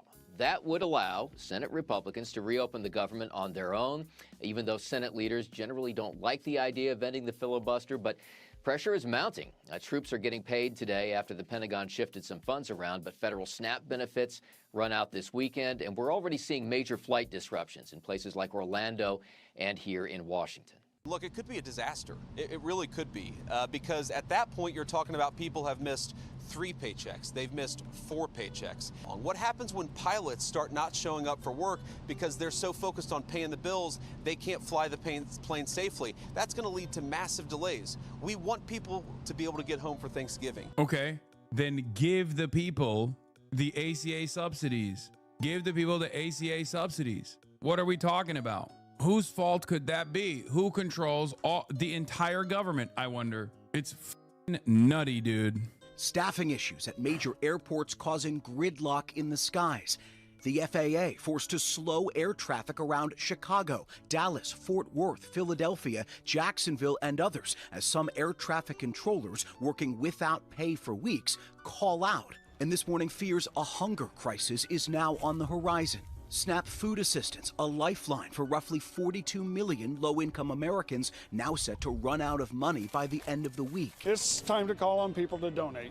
Absolutely. And time to call on government officials to get back to work. The USDA posting a partisan message on its website blaming Democrats for the shutdown, saying the well has run dry and appearing to contradict their earlier plan to potentially use available emergency funds to cover food assistance during a shutdown. In Massachusetts, where more than 1 million people will lose SNAP benefits, Democratic Governor... Guys, don't worry. Please. 40 million Americans might actually lose access to SNAP and therefore succumb to starvation, but Argentina is still getting $40 billion. I know some of you were worried. You were thinking, well, what about Argentina? What if they default on their debt? I've dumped billions of dollars into Argentine debt. I know that was a major consideration. Fear not. Maybe some of you were worried, 40 million Americans might be starving. But what about the ballroom? Fear not. The East Wing of the White House is demolished and the ballroom project continues. I know you might say, Hasan, who cares about 40 million Americans that might have to go and find food elsewhere to go to food banks? Who cares about all of that? Are we going to war with Venezuela or not? And to them I say, fear not. We have sent aircraft carriers. We are still going to war with Venezuela. So if those are the factors in your priorities here, there is no reason for you to be afraid. 40 million hungry mouths, but the American war machine continues. So we can collectively release a sigh of relief. We're good, boys. Don't worry. President Trump has chosen to stop all SNAP benefits to Americans starting next week. Leadership is a choice.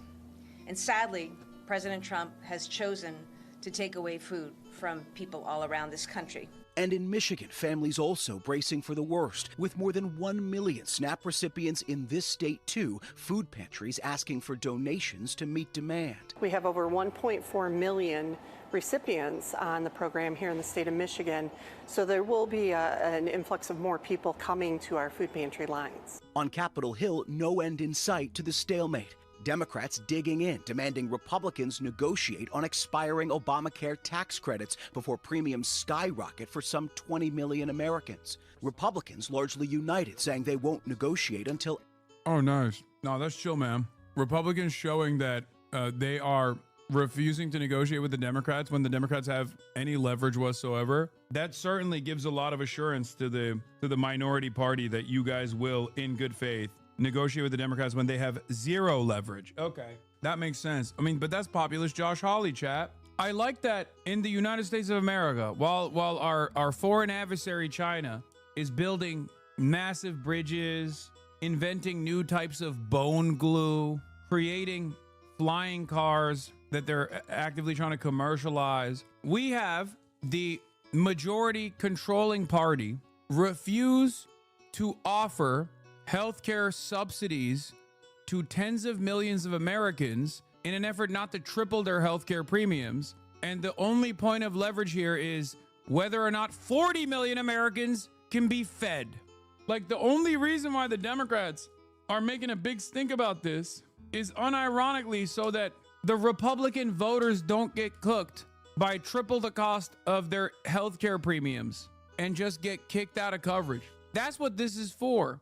It's one of the very few instances where the Democrats are actually doing the right thing. And even then, if they were to successfully pull this through, it's still a Band-Aid solution. Yeah, the USDA's own lapse of appropriations guidelines said it was going to pay out SNAP and WIC. They removed that guidance. Trump is directly starving people. Reminder that there's, in fact, an additional $5 billion in contingency SNAP funding put aside for this exact kind of situation that Republicans are refusing to use. I don't know why they're doing this. I'm being honest, because like they're already seen as the responsible party for the shutdown. The Republicans are. So I can't comprehend why they would further entertain being vilified. Maybe they just think that they can outmessage the Democrats. Paramount to cut 1,000 jobs. Amazon to cut as many as 30,000 jobs. Wonderful.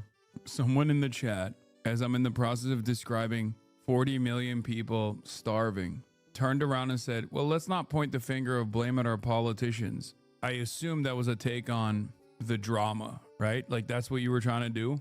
This is what I mean. You're like a very unserious person. Like, we're talking about 40 million people on the verge of hunger in the wealthiest nation on the planet. And you think you're going to get an own here.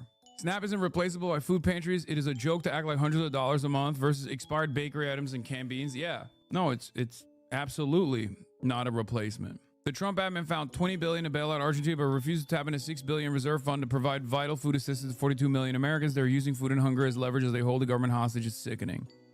You said, let's just start stealing. I mean, what do you think is going to happen? I think it's a mix of three things. One, they think they can out-message on it. Two, they hope the pressure from this in blue states makes Dems back down. Three, they hope it will incite violence and they can progress their plan. Yeah, I can see that. It's just cruelty politics, man. That's what this is. It's just cruelty for the sake of cruelty. That is what the modern Republican Party is. I mean, one might even say that's what they've always been. I would say that. But it's crazy that this is just melting the poor in principle. It also harms like capital as well, because this hurts farmers in the long run. This hurts grocery stores in the short term, because when you don't have SNAP, you don't have the additional assistance to go and purchase stuff that you normally would from the grocery store. So like, this literally is cooking a whole bunch of different sectors as well. America's hunger crisis is growing. We're choosing to look away.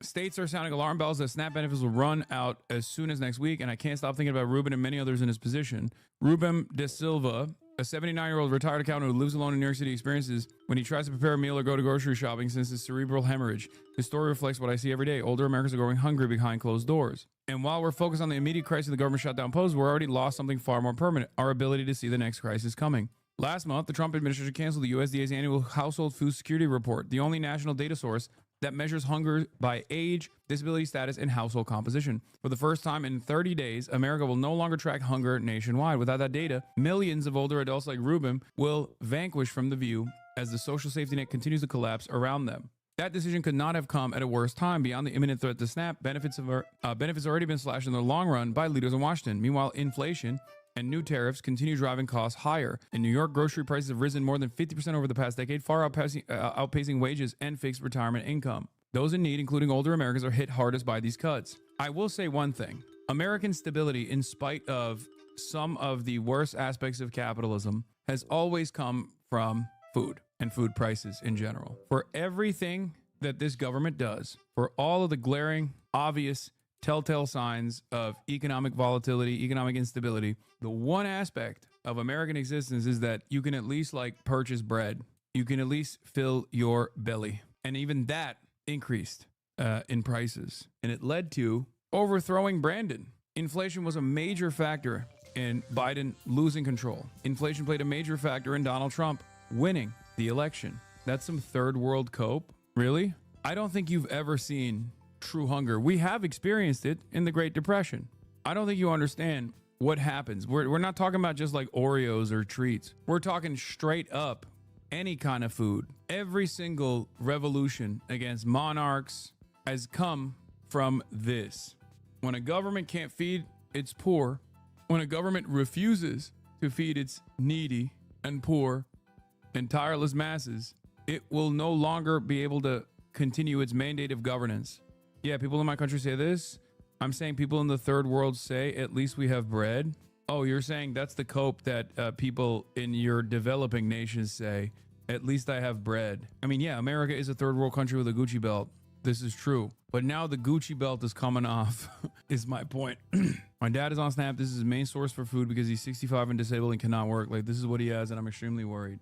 Yeah, I think a lot of people don't understand that, like, the reason why we have SNAP benefits and the reason why we have Medicaid assistance, like these subsidies to begin with, is because of our overall refusal to solve these problems when we already have an abundance of food, we have a surplus food supply, and solving any sort of hunger related issues is just simply a matter of logistics and also overcoming capitalism, the profit incentive for commodity production. And yet we refuse to do that and instead offer these band-aid solutions. And now we're just ripping the band-aid off as well. So what happens? Like, it's already ridiculous that so many people need SNAP assistance to begin with, but we have that as an additional subsidy for wages on the back end so that corporations can secure profits while underpaying its wage laborers. That's why people say Walmart is the greatest recipient of welfare, because not only does Walmart receive subsidies, but it also relies on its workers getting SNAP. And when that goes away, well, then it's crime time. Because people think, oh, it's the lazy poor that have EBT, that have SNAP, not realizing that it's actually the working poor that have SNAP. As of 2020, over 1/3 of adult SNAP recipients had at least some college education, almost 20% held an associate's degree or a bachelor's degree. People don't realize this shit. It's not even just that. It's also the majority of SNAP recipients also have a job. It's not their fault that their wages are dog shit. Those in need, including older Americans, are hit hardest by these cuts. Yeah, not just a job, but full-time jobs, exactly. Our neighbors who are physically or cognitively impaired, homebound, and socially isolated are unable to access additional food. They can't travel to a local food pantry or supplement what they have. On fixed incomes, every price increase means skipping a meal or cutting a prescription in half. We estimate that nearly 13 million older Americans face food insecurity. With an aging population, that number will only grow. And yet, at the very moment, we need to understand the hunger crisis better. We're eliminator at best tool for tracking it. This is just talking about how the USDA survey was abolished, or not abolished, but like stopped last month. I wonder why the administration chose to no longer track who needs food assistance or who is at the precipice of complete hunger. Yeah, here's a map that shows which states rely on food stamps. 14% of the population in the state of California is a SNAP recipient. That's 5.3 million. 10% of the population in Texas is a SNAP recipient. That's 3.1 million. 13% of the population in Florida are SNAP recipients. That's almost 3 million. 7%, 5%, 8%, 6%, 10%, 21% in New Mexico. 12% in Arizona. 5% in Utah. 15% in Nevada. Some of these states have lower percentages of the population for SNAP recipients, not because they don't have poverty, but because their state is already made it virtually impossible to get it. They have additional hurdles to qualify. So just remember that. That doesn't mean that it's a sign of prosperity. Far from it. If you look at the percentage of the population, Wyoming has a 5% SNAP recipient population percentage, but it's not low because, I mean, I'm willing to bet if I looked into what the additional hurdles are to receive SNAP, this doesn't mean that like Wyoming is doing better overall. It just simply means that these states have extra hurdles. And Louisiana, in spite of those extra hurdles, still has an 18% rating. And New Mexico has the highest at 21%. I'm literally hearing my dad getting told the exact opposite of what you're saying from Fox right now, Law. I know, Fox News is lying. Fox News' primary purpose is to basically get people like your dad to abide by a false narrative. The exact opposite, the exact inverse of reality. Fox News is billionaire news, baby. Its primary purpose is to get the working poor to feel as though others that are even less fortunate than they are somehow cynical money grubbers. You know, they're taking advantage of the government programs. That's the whole point, is to divide the working class further. The people who receive SNAP benefits and EBT are just lazy. Hi, my name's Lacey. I'm a single mom to a medically complex child, and I work full-time. I also have to pay my rent. I also have to pay my her medical bills. I also have to attend IEP meetings, which I have to go to a meeting about how IEPs are no longer. Hi, hello? I have to get another job. I have to pay for childcare. Do you want to know how expensive preschool is? Do you? I have to apply to programs to help cover. Oh, wait, those programs are no longer. Okay, perfect. Great. Thank you, guys. Thank you. I am afraid for the children. I am afraid for seniors who are older than me. I'm afraid for people in general. We need to eat. The USDA notices blaming illegal alien gender mutilation. What? Senate Democrats have now voted 12 times not to fund the food stamp program, also known as the Supplemental Nutrition Assistance Program, SNAP. Bottom line, the well is run dry. It's not true. There's $5 billion that they're not tapping into. At this time, there will be no benefits issued November 1st. We are approaching an inflection point for Senate Democrats. They can continue to hold out for health care for illegal aliens and gender mutilation procedures, or reopen the government so mothers, babies, and the most vulnerable among us can receive critical nutrition assistance. I mean, I don't think anybody goes to the fucking USDA website. Maybe I'm wrong. Maybe they do. But like, not only is this an obvious violation of the Hatch Act, it's also an abject lie that the government is presenting. The reason why this congressional battle, this funding battle is actually taking place is specifically because the Republicans refuse to continue funding Medicaid subsidies. That's it. So the people on Medicaid are actually going to see a triple the cost in their health care. I cannot believe it. I mean, I can believe it, but the fact that they're holding additional benefits hostage in an effort not to offer healthcare subsidies is so crazy. Fact check? What fact check? That's not true.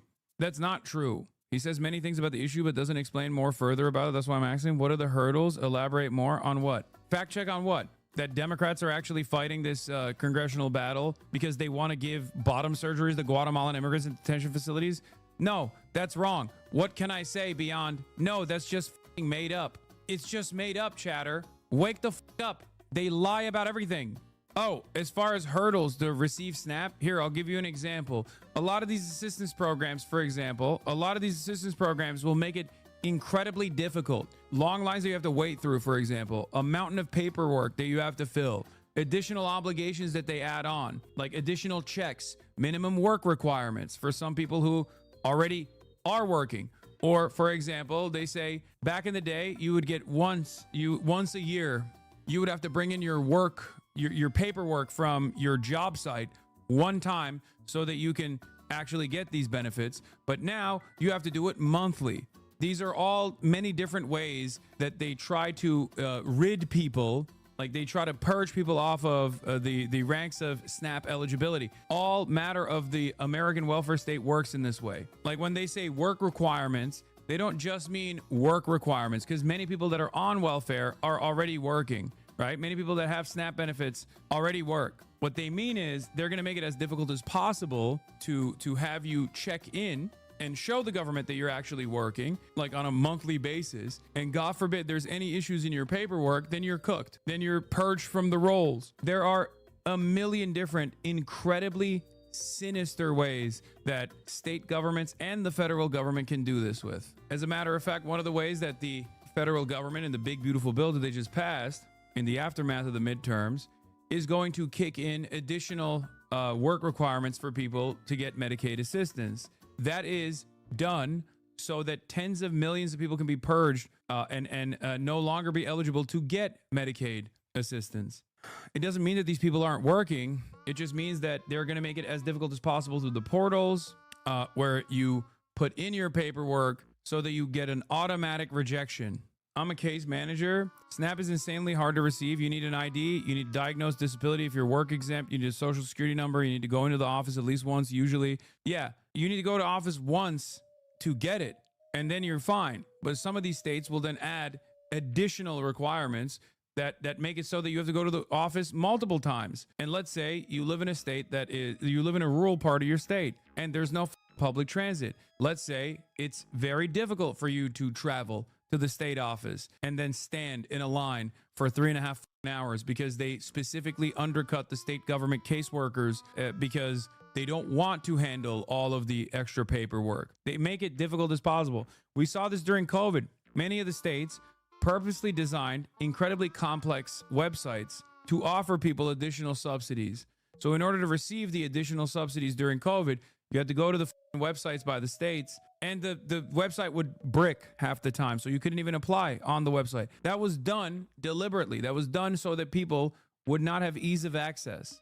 There are many different bureaucratic hurdles that the state governments place in front of people getting this aid on purpose, so they can basically eliminate as many people as possible from receiving this life-saving aid. I'm a case manager. SNAP is insanely hard to receive. You need an ID. You need to diagnose disability. If you're working SNAP, you need a social security number. You need to go to the office at least once. Usually you need a phone or some way of being contacted. You need an address. There's lots of hurdles that are not even physical barriers. Dude, you are so right. It is intentionally difficult to fuck over the most vulnerable amongst us. Exactly. They don't openly say we want to kill the working poor. At least yet. They don't say that yet. They might in the future, but they don't say that right now. They say, oh, a lot of people are taking advantage of the expansive welfare state, which we don't really have an expansive welfare state regardless, but they say a lot of people are taking advantage of it. They're lazy. So we have to ensure that people aren't cheating the system. Meanwhile, because of all of the limitations that I described, there is no problem with quote unquote cheating the system. The real problem is that people who need this assistance can't even get it already.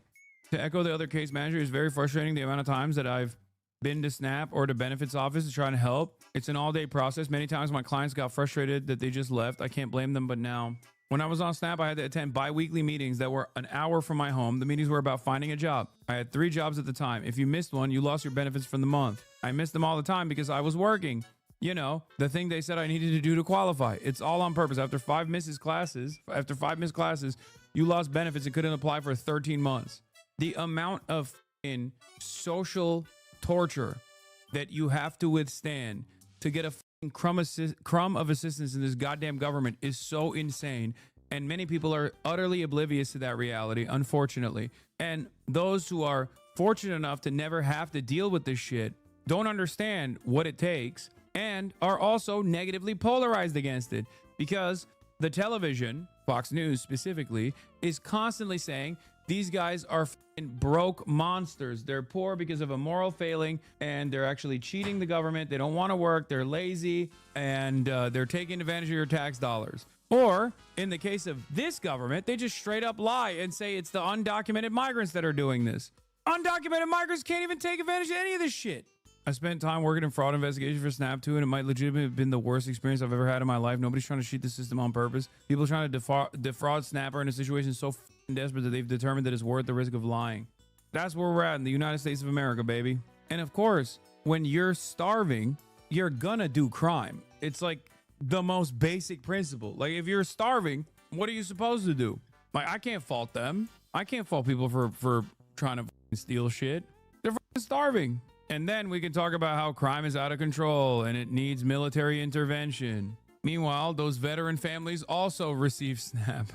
I cannot think of a more insane analogy where the psychotic billionaire-backed administration is building a fucking ballroom while 40 million Americans are about to lose the marginal assistance that they get to eat food every day.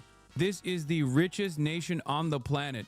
And then we wonder to ourselves, like, why are people becoming more open-minded towards socialism? I wonder why, dude. Why the fuck do you think? Yes, I have thought about putting on a drive for a food bank. Yes, I'm working on it. So some people cheat the system or no? Exactly, that was my point. Listen to him. You told me that 0 people cheat the system, lol. And Hasan said the complete opposite. Sit this one out. Fake lib.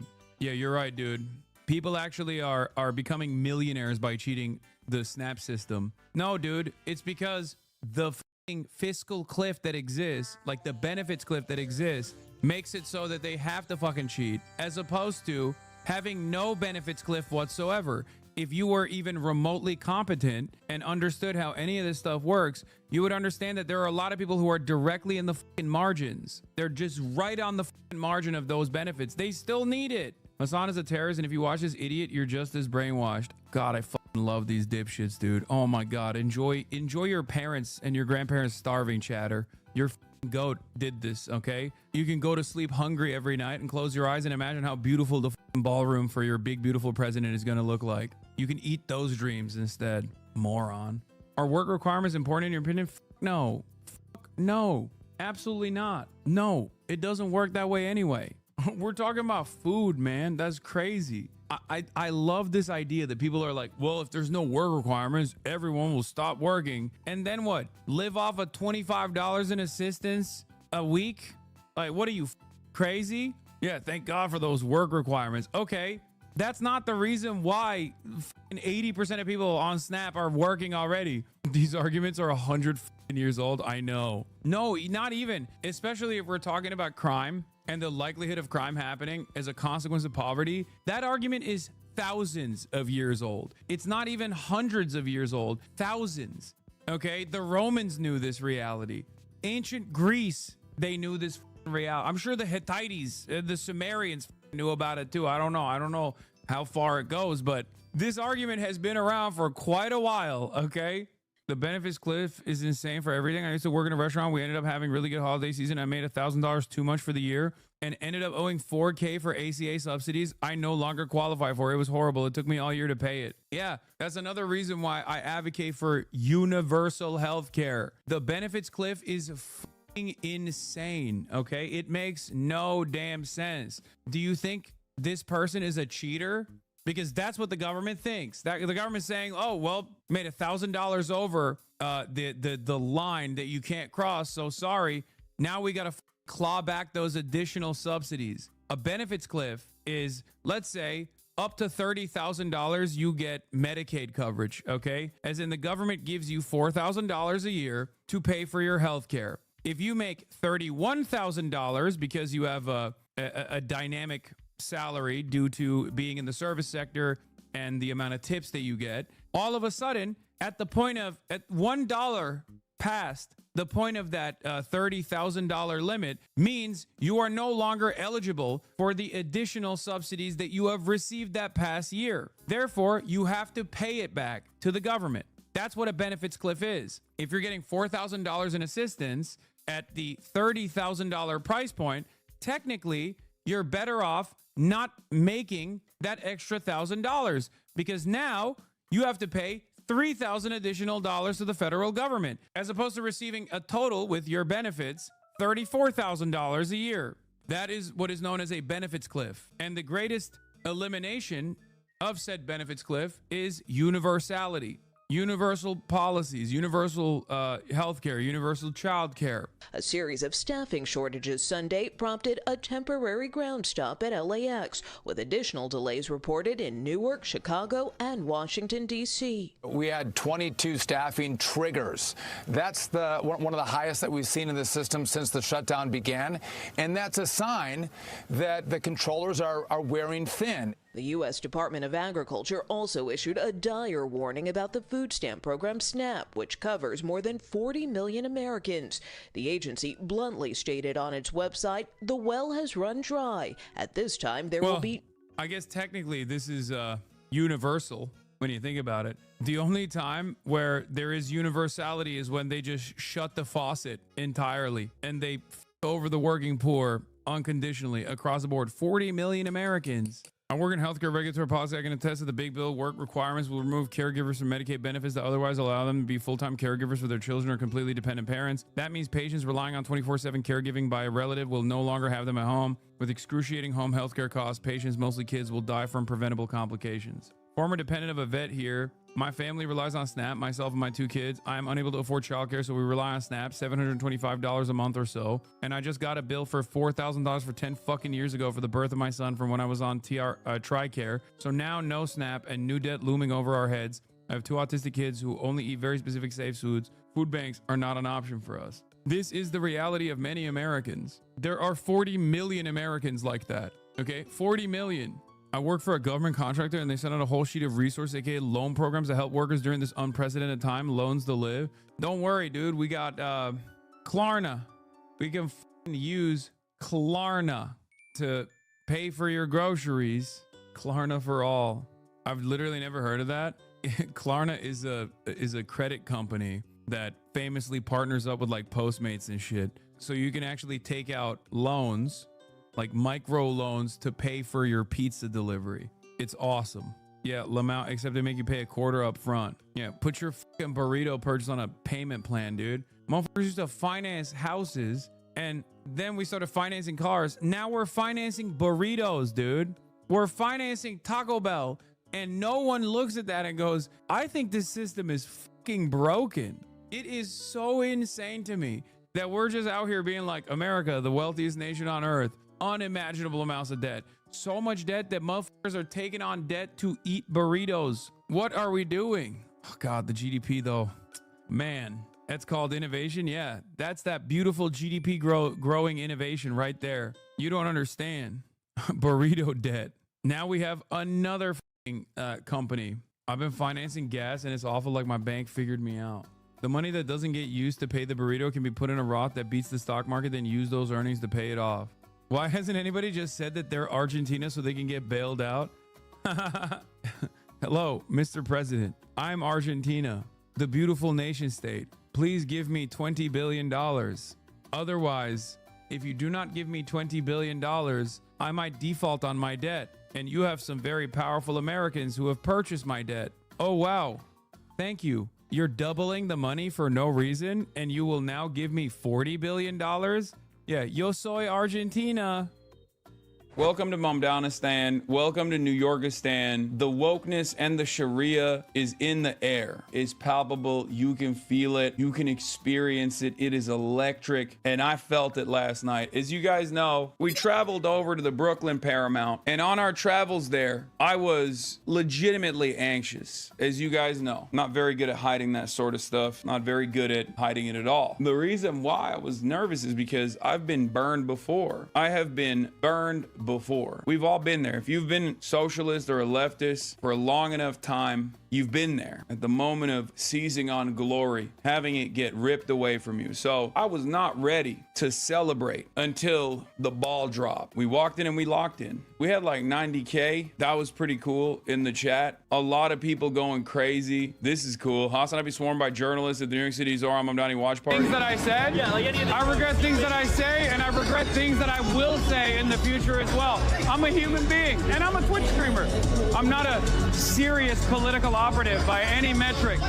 If Andrew Cuomo decides to present me as some sort of kingmaker, well, he's wrong. I'm just a regular ass dude.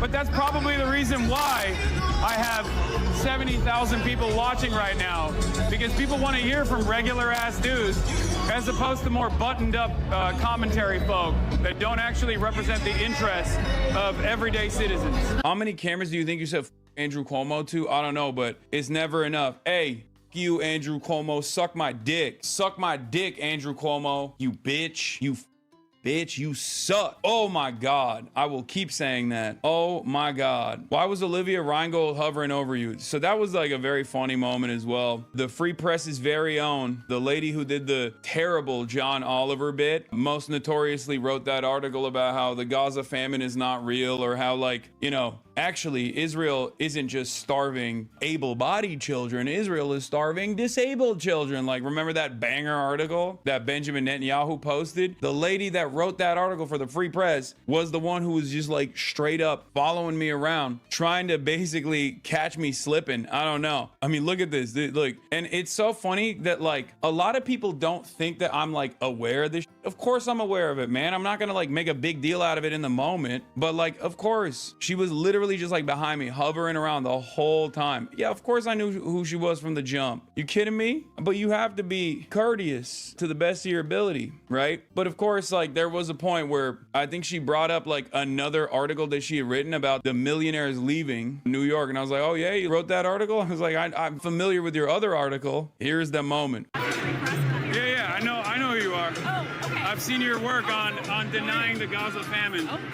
How you doing? Hi. Yeah. You did do that, though. Okay, well, anyway, I would love to profile you. You know who I am? For the Free Press?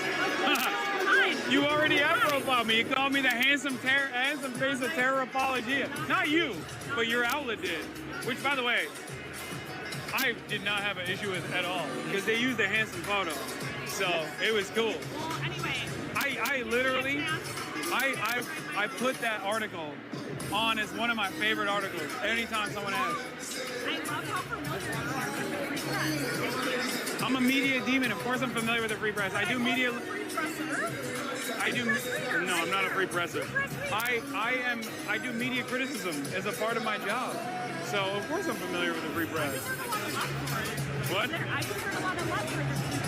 Totally snubbed Amani, who was hella judging the white girl law. That's Amani from Muslim Girl, I believe. Yes, I've known Amani for years, and it was just unfortunate timing for her to be there while that encounter was taking place. But it's so funny because, like, as I was saying hi to her, she immediately recognizes what's going on and she just like peels away. It's pretty funny. Amani's the one in the background. AOC, a possible future president stream snipe you. That's motion. Oh yeah, that was dope. What is this new ticket for 2028? They're everything to me. Yeah, this was a great moment. Always. These are, people don't understand. They keep telling me like, oh, have you seen these ladies? And I'm like, have I seen these ladies? I ride for them. I'm a day one. Oh yeah, New York Post cover today is a banger, and I think they can't even find it in circulation because people have been purchasing it like crazy. On your marks, get set. Zoe, Socialist Mamdani wins race for mayor. And yeah, apparently a banger cover. I need one. I need one. Hasan Abi vindicated. What is this? Oh yeah, exit polling on young men 18 to 29. Put that in your pipe and smoke it, bitch. Let's go. Oh, plus 40? Plus 40? Oh, we're outside. We are outside, mother. Let's go. Oh, the utter vindication to all of my haters, brother. Oh my lord, the dudes are so back. Oh, the dudes are so back. Ay, ay, ay. There were some very cool moments last night. RIP to all the haters. I know seems like nobody at the event had watched the context nuke and wasn't familiar with like Dogtober 7, Shocktober 7, I guess. Because if you look at like Reddit, if you get your notes from Reddit, you think like or all the base boosted Twitter accounts, you would assume like, the whole world despises this guy, but it turns out it's not the case. We will mobilize. We will make sure that his agenda, his working class first agenda works. All right, here we go. Yeah. What's up? How are you? Good. How are you? Excuse me. Oh my God. This is insane. The amount of anxiety that has been lifted off my shoulders. Yeah, 100%. I was so worried. I was so worried. It felt like February in Nevada, where you're like, oh my God, is this happening? And then you're like, oh no. Yeah, so I'm so glad. I'm so glad it happened. But listen, you know this better than anybody else. The job is only beginning. Oh yeah, this is step one. And look, people keep asking me like, what do you think? Oh, will he be able to get his agenda across? And I'm saying like, look, there are people like myself. We are ready to mobilize to make sure that we apply pressure where pressure is necessary in terms of showing up, in terms of being loud, in terms of making sure that people understand that there's a generational cope happening in a subreddit right now. What, LSF? Last night's events is unironically the proof that this don't matter. Who gives a what a bunch of sweaty Redditors who never leave their goddamn basements think, okay? Years and years of desperate attempts of manufacturing outrage, desperate attempts at smearing me and what I've been trying to do have amounted to obviously nothing. Like, it makes my life worse. It makes things harder. It makes things here. That's true. But ultimately, how can you look at yesterday being surrounded by you guys, a ton of Hasan Abi heads who went out and door knocked and canvassed and was able to play a formative role in successfully bring about change? Like, literally,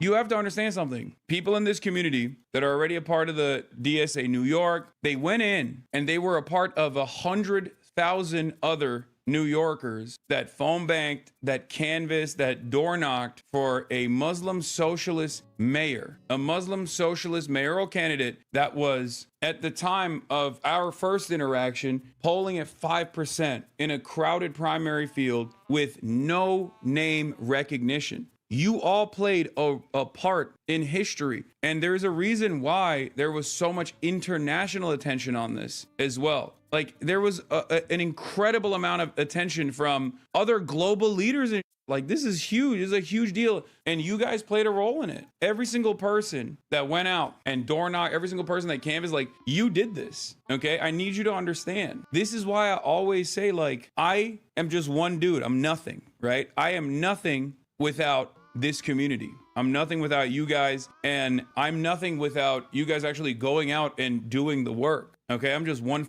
dude. Don't let anybody take that away from you. We are always ready to mobilize, and we did it. We played a role in this, in history in the making, so we can have a brief moment of respite, and we can actually breathe for a little bit and celebrate it, bask in the glory for a brief moment. Obviously the work is not done, and there are still many mountains to climb, many hurdles to overcome. How concerned were you that the 9/11 comments would negatively affect Zoran's campaign? Honest estimation, I didn't think it was going to work at all, as I told you guys. But you always still have to worry a little bit, because I don't know how racist people are. And like, look, it's not a secret, guys. Like, yes, now that the election is over, we can be open about it. Okay. Yes, of course, I am fairly well connected with not only Zoran, but also the campaign. Okay. And yes, of course, I was very deliberately, after the 9/11 stuff blew up, very deliberately standing on the sidelines. Okay. Like, it's not, I was doing that on purpose because I was a little worried, no matter what. Unfortunately, there are a lot of very wealthy individuals who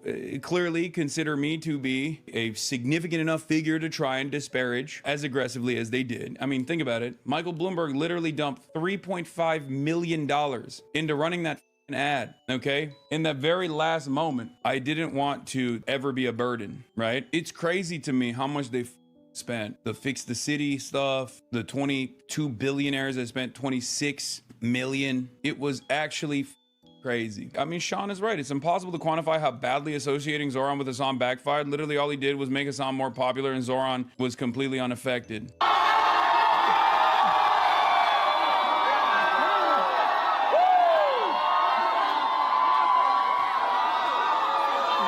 I don't understand. Why are these guys celebrating? They should be worried. They should be worried in my presence, right? They should be frustrated that I'm there. It's so strange. Dave Jesus, I'm no great fan of Trump's, but if you're going to posture that saying someone is disgusting, ugly, nasty is the equivalent of calling for young children to die slow deaths in their mother's arms, then I've misjudged you. Yeah, he's talking about the Jay Jones story. And David says they're not equivalent. You see why Dem got cynical. If Jones had texted that stuff about Mike Pence and protests on January 6th, he'd be walking around with a full pardon. The bar is low now for everybody. Same story in New York. Cuomo endlessly attacking Mamdani for appearing with Hasan Piker as if most people aren't desensitized to a politician going on a podcast who says offensive stuff. And I'd be willing to wager 98% of everyday New Yorkers who saw those attacks regarding Piker had never heard of him, rendering it pointless. People can relate to expensive housing and groceries and transit, not old comments made by a media personality only hardcore leftist New Yorkers know. It's just like, it was not going to work. I am not a Nick Fuentes style figure. My national relevance, albeit limited, is not negative. And these guys can try, as they did for the past 2 years, with vicious smears, calling me a dangerous anti-Semite, a terrorist, all this stuff, right? Most people arrived at my position that I was at on Israel. The landscape has changed. The media environment has changed. People's attitude towards like past statements and how relevant they are has changed. Funniest thing I saw was people claiming that you were centering yourself as though Andrew Cuomo did not spend millions on attack ads against you. I know. It would have been much better if I got no mention whatsoever from the super PACs that were on Andrew Cuomo's side or Andrew Cuomo himself. It would have been awesome. I hated that. I don't like that kind of attention. I don't even want to have people feel like there could have been a negative impact. I don't want to feel like I could have had a negative impact. I didn't think that that was going to be the case, but having said that, it obviously didn't work. It's so funny. Anytime something like marginally good happens, it's always so funny that like the dudes whose primary investment into this world is just like attacking me on Reddit and we'll try to find a way to turn it into something silly and stupid. This ain't about you, dog. No, it's not. It's not about me at all. It should have never been about me. That's my point. This is what I said to NBC News. On next to imagery of the Twin Towers falling. I mean, he's a racist. It's ridiculous. It's ridiculous that he was. Not only is he incredibly racist for trying to associate his historically significant Muslim mayoral competition as somehow being affiliated with 9/11 in the most like sinister way, which he basically gave the game away on the Sid Rosenberg show when he straight up agreed with Sid Rosenberg that Zoran would cheer on another 9/11. Like this is an unacceptable form of bigotry. It's the type of I even expanded on that. I said is the type of bigotry that even Donald Trump, regardless of how much bigotry he traffics in, has not entertained. Oh, this was a funny thing too. You've been a famous fixture in this election campaign. I know. How many new followers have you gotten because of Andrew Cuomo? I don't know, but all the grandparents that are furiously Googling Hasan Piker 9/11, I hope you saw all my meat pics. I posted it for you, Grandma. All the grandmas out there. Meat pics for grandma. Hasan is holding a press conference at the Zoran victory rally. Jeff is my goat, okay? You know, he's a Politico. Maybe he's not, you know, I thought he would have been more hostile to someone like myself, but he just straight up defended me, if you guys remember. When the Cuomo campaign or the PAC was like, I can't believe he was invited to the Zoran rally as a special guest. And he was like, yeah, he did, as a member of the media. And you know, he should be invited to other events as well as a member of the media. Like, what are you talking about? 70,000 likes on this. Oh, we're so back. Woke is back. Woke Sharia law is back, boys. Woke Sharia law is back, even on Twitter. God damn. Yo, what happened? Hey, what happened? I thought that 9/11, Hasan loves 9/11. What happened? What happened? I thought that was a successful campaign strategy. What happened? Bitch.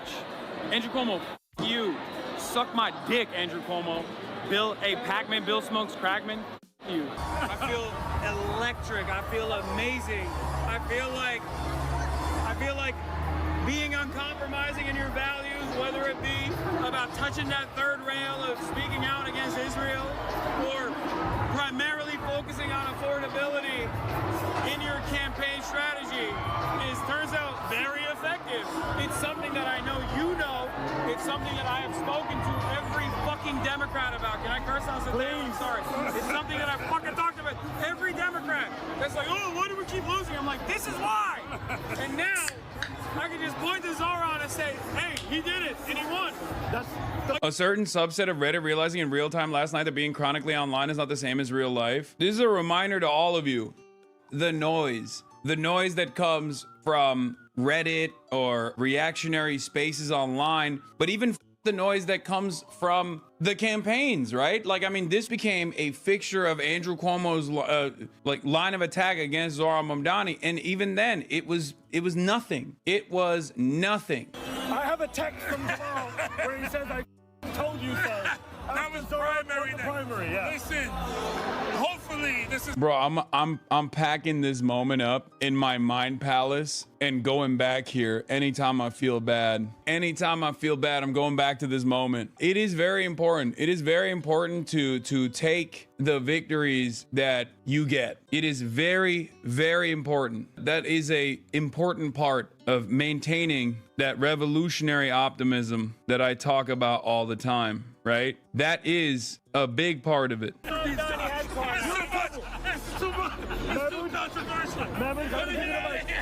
you feel today? I don't know how anyone feels today. Like this campaign proves what politics actually is. Rooted in justice. We got the public advocate. Oh, congratulations. Giovanni Williams is here. We shook up the world. We shook up the world. You were one of the earliest people to endorse. What a night, man. What a goddamn night. Thank you, my friends.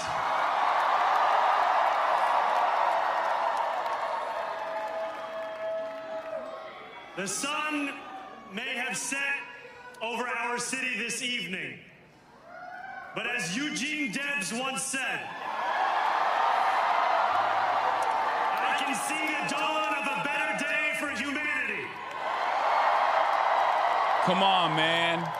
Come on, man. As we can remember, the working people of New York have been told by the wealthy and the well-connected that power does not belong in their hands.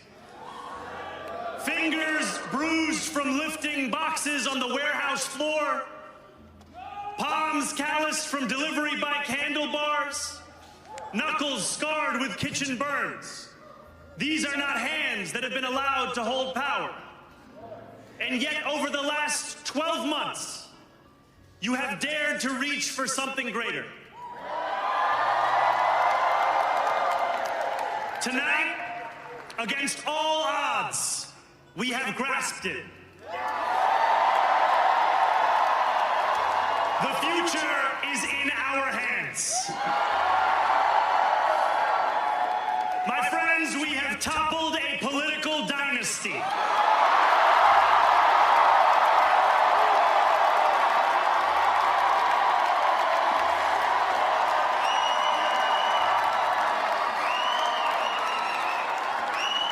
I wish Andrew Cuomo only the best in private life. But let tonight be the final time I utter his name as we turn the page on a politics that abandons the many and answers only to the few.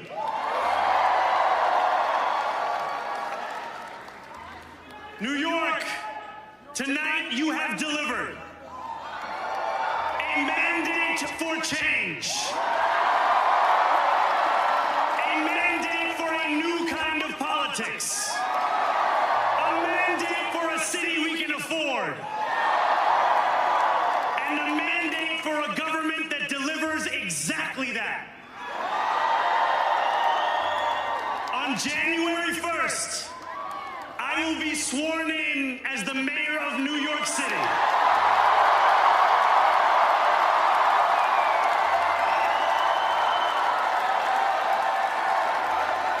And that is because of you. So before I say anything else, I must say this. Thank you. Thank you to the next generation of New Yorkers who refused to accept that the promise of a better future was a relic of the past. You showed that when politics speaks to you without condescension, we can usher in a new era of leadership. We will fight for you because we are you. Or as we say on Steinway, ana minkum wa ilaykum. Awesome. How can you not feel excited, man? Trump refuses to rule out third term. Says, I have the best poll numbers. Nice. To be able to run and potentially win a third term in 2028. Is that something you'd be willing to challenge the court to be? Well, I haven't really thought about it. We have some very good people, as you know. But I have the best poll numbers I've ever had. I mean, I just solved 8 wars and a 9th is coming. I believe Russia-Ukraine will happen. You said that for 2028, they're very good people. Well, we have great people. Well, I don't have to get into that, but we have one of them standing right here. We have JD, obviously. The vice president is great. I think Marco's great. I think, I'm not sure if anybody would run against us. I think if they ever formed a group, it would be unstoppable. I really do. I believe that. I would love to do it.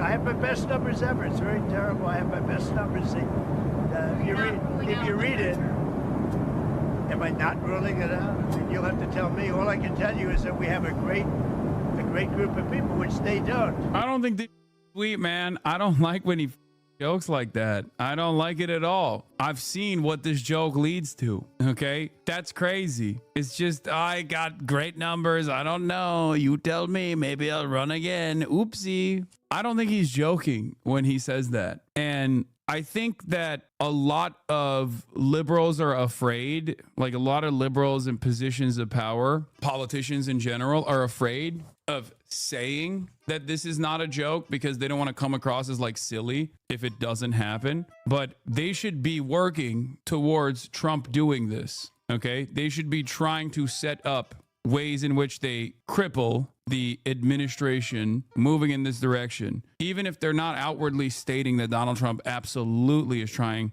to secure a third term or just permanently remain in power. One theory on how you might try to serve a third term is that you could run as the vice president. Yeah, I'd be allowed to do that. Is it the White House or the White House counsel to your legal position? No, you'd be allowed to do that, but I wouldn't. I wouldn't do it. And I think it's too cute. Yeah, I would rule that out because it's too cute. I think the people wouldn't like that. It's too cute.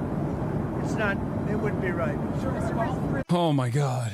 I covered this already, but it bears repeating. Like, in terms of Donald Trump's ambitions for continuing for a third term, Steve Bannon basically gave the game away here in this conversation on The Economist. Trump 28. Trump is going to be president in 28, and people just ought to get accommodated with that. So what about the 22nd Amendment?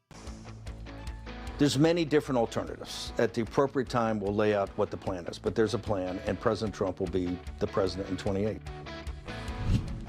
There's a plan. Yeah. Sammy Gold says, and he's right, the only thing stopping Trump from running for a third term is whether he wants to or not, or whether he's even alive. Nothing else matters. Yes. People who are professionally wrong, Dylan Esper, who is like mind broken by Israel so hard that they're also saying that this is neurotic. I'm starting to admire the Republicans' operation here. They know Trump isn't getting a third term, but they also know they can induce panic among neurotic liberals who refuse to use their brains. Defining leak down, this was a paper handed out to reporters at CPAC this year, urging them to cover an unofficial event on the sidelines. Exclusive, a leaked CPAC press memo shows the third term project hosting a February 20th event titled The Case for Presidential Tenure Reform. They're openly arguing for a constitutional amendment to let Trump serve up to 3 terms, citing unfinished business and continuity. This isn't subtle anymore. It's a blueprint for permanent power. This is from before. Pay close attention to their verbiage surrounding this. This should clue you into the broader picture. First of all, I'm saying that the ambition they have there is real, okay, as opposed to what people are saying could potentially happen. And I also personally think that, like, what Steve Bannon is mentioning here, what they are going to do is, instead of like a constitutional amendment, I think that they are going to say, just like Steve Bannon did, that the Constitution is supposed to vaguely protect the interests of the masses, and they're going to try and turn this into a referendum on whether or not he should serve a third term. And they're going to do it like they did before. In the past, if you recall, they were able to block Supreme Court appointments. They were like, well, you know, let the people decide on who gets to pick the next Supreme Court justice. This is the end of the 8-year term here. This is ridiculous. It's a similar thing that they're going to try and do, which is, once again, oh, well, let the people decide. And of course, I don't believe that the voting at that point will reflect what you understand voting to look like, whether it be with the vote watchers that he wants to place in the state of California and in other blue states, which will obviously actively depress turnout and try to strike fear. I think it's a multiple front agenda where I think that martial law also factors into this to a certain degree, whether by way of a hot war with Venezuela or the entire Latin American continent, the entire South American continent, or whether it be internal strife that escalates to some kind of martial law initiative. There's a definite chance he tries to run for re-election, but I don't think Bannon knows anything at all. He likes to exaggerate what he knows. No, I agree. Bannon likes to self-aggrandize and really beef up his importance. He'll talk to any media figure that presents him as a significant factor in the administration. He greatly overemphasizes his role here, for sure. Having said that, I do believe that there is ambition in the Trump administration to do this. Whether it'll be Steve Bannon and his strategies that play this role, or whether it be the Heritage Foundation and other institutionally important think tanks on the Republican side that play this role, it doesn't matter. But I'm sure there's a legion of lawyers that are actively trying to present this argument, this alternative right now, whichever way they can. The main indication that he might run for a third term is because Steve Bannon keeps talking about it? No, that's not where this comes from. I mean, even this like leaked CPAC memo is a good example of this, that it's not just Steve Bannon. Like, even if this is the Republicans doing it on their own, fake leaking to the media to stir up trouble and chaos and controversy. No, I meant the opposite. Trump said it himself. Oh, yes, exactly. Trump himself is saying it. Yes, that is a major point. Even down to like the 2028 merchandise. Like, they're doing it and they're testing the waters. Your mind is not this liberal brain broken. They're not going to use procedural tomfoolery that uses 12D chess moves. They're going to do something big, stupid, and blunt, then challenge anyone to stop them via courts or Congress. I'm saying that there is nothing more big and blunt than martial law due to internal strife caused by deployment of the military to blue cities, or martial law of some sort due to war, hot war with Venezuela. That's the biggest thing you can do. Yeah, claiming the Venezuelan cartels are here already. No, it goes beyond that. So the way this works is, let's say in a hypothetical situation, you go to war with Venezuela, you go to hot war with Venezuela, then every single Venezuelan that's living on U.S. soil will be driven to internment camps, similar to the Japanese during World War II. But it goes beyond that, because then you can make an argument for every single Latino living on U.S. soil, American citizen and non-citizen alike. Because then it's like, oh, well, we have disloyal enemies living amongst ourselves. And it's not just the Latino population, it would be all political dissidents as well. Oh, well, this is a war, this is serious, and you guys are not taking this seriously. You're actually behaving as spoilers. You're actually engaging in treason. Because remember, conscientious objectors were thrown into prison. People who dissented against involving the United States in World War I, for example, like Eugene Debs, literally was thrown in jail for their participation in the anti-war protests. In times of war, and not the proxy wars that we see, but like in times of all-out warfare, state versus state warfare, and not like the recent history's counterinsurgency battles and proxy wars that are happening overseas, but like direct war with an entire nation state, the government goes completely overboard with what they can get away with at the behest of vague gestures towards national security. Let's take a look at the accountability from the right. Here's what Steve Bannon had to say about Donald Trump running over and over again. He's going to get a third term. So Trump 28. Trump is going to be president 28. And people just ought to get accommodated with that. So what about the 22nd Amendment? There's many different alternatives. At the appropriate time, we'll lay out what the plan is. But there's a plan. We had longer odds in 16 and longer odds in 24 than we got in 28. And President Trump will be the president of the United States, and the country needs him to be president of the United States. We have to finish what we started. Trump is a vehicle. I know this will drive you guys crazy, but he's a vehicle of divine providence. He's an instrument. He's very imperfect. He's not churchy, not particularly religious, but he's an instrument of divine will, and you can tell this of how he's pulled this off. We need him for at least one more term, right? And he'll get that in 28. You're not driving me crazy. I'm really I'm trying to understand the coherence of the things you've just told me. On the one hand, you've said the Constitution is fit for purpose. Secondly, you've said that President Trump needs another term, even though the 22nd Amendment makes pretty clear that he cannot have another term. Why does it make that clear? Because he's on his second term already. At some point in time, we will make sure we go through, Zanny, and define all those terms. But you will be undermining the spirit of that amendment, even if you find some way around it. If the American people, with the mechanisms we have, put Trump back in office, are the American people tearing up the Constitution? Would that be tearing up? Well, would the American people be going against the spirit of the Constitution, ma'am? I think yes, actually, because I think what you will end up with is a populist justification for a quasi-dictatorship. That's not true at all. Trump That's what it sounds like. He already laid out the roadmap. They're going to find a fake justification for it, and then they're going to say, let the voters decide through principled democracy on whether or not this is constitutionally appropriate or inappropriate. After all, this is the democratic process. And then, due to all of the machinations in play right now, that will not be a real vote. It won't be. There will be overwhelming pressure. They will either fake the numbers or there won't be a real electoral process at all. And then they'll turn around and use that as a justification to say, see, the people decided. Trump is a dictatorship. Did you just see the compromises he had to make on the big, beautiful bill? You see the compromises he has to do on everything, on accommodating Zelensky, on what President Trump. President Trump is nothing but a series of negotiations to kind of keep this thing rolling forward, where he's having trade-offs all the time. But Steve, you've just spent the last 20 minutes telling me we have to smash the other side. There's no room for debate. There's no room for compromise. We must smash them. And now you're telling me this is a negotiation. I mean, that's no. I guess that's why it seems to me some kind of tension there. The only way President Trump wins in 2028 and continues to stay in office is by the will of the American people, okay? And the will of the American people is what the Constitution embodies. And so I think we're going to be in good hands there. We need to finish what we started. He can go by the Turkish route, martial law, referendum, but unlike the Turkish route, he could do a fake referendum. They've also, very importantly, said, look, don't blame us for the delays in handing over these hostages, these dead hostages. Israel is obstructing the excavation work and making it very difficult for them to do it.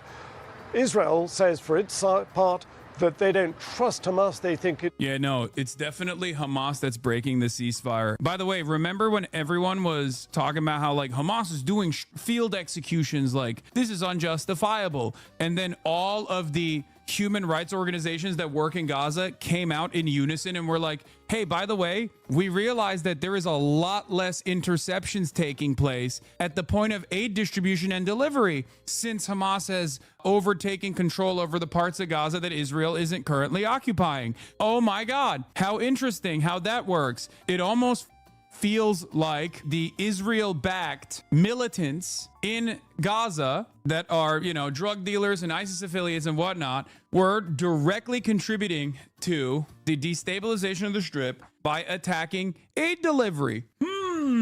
Interesting how that works. And remember when day one everyone was like, why aren't pro-Palestinians celebrating the ceasefire? Because the ceasefire never actually took complete hold. Yeah, Bibi had a court day today.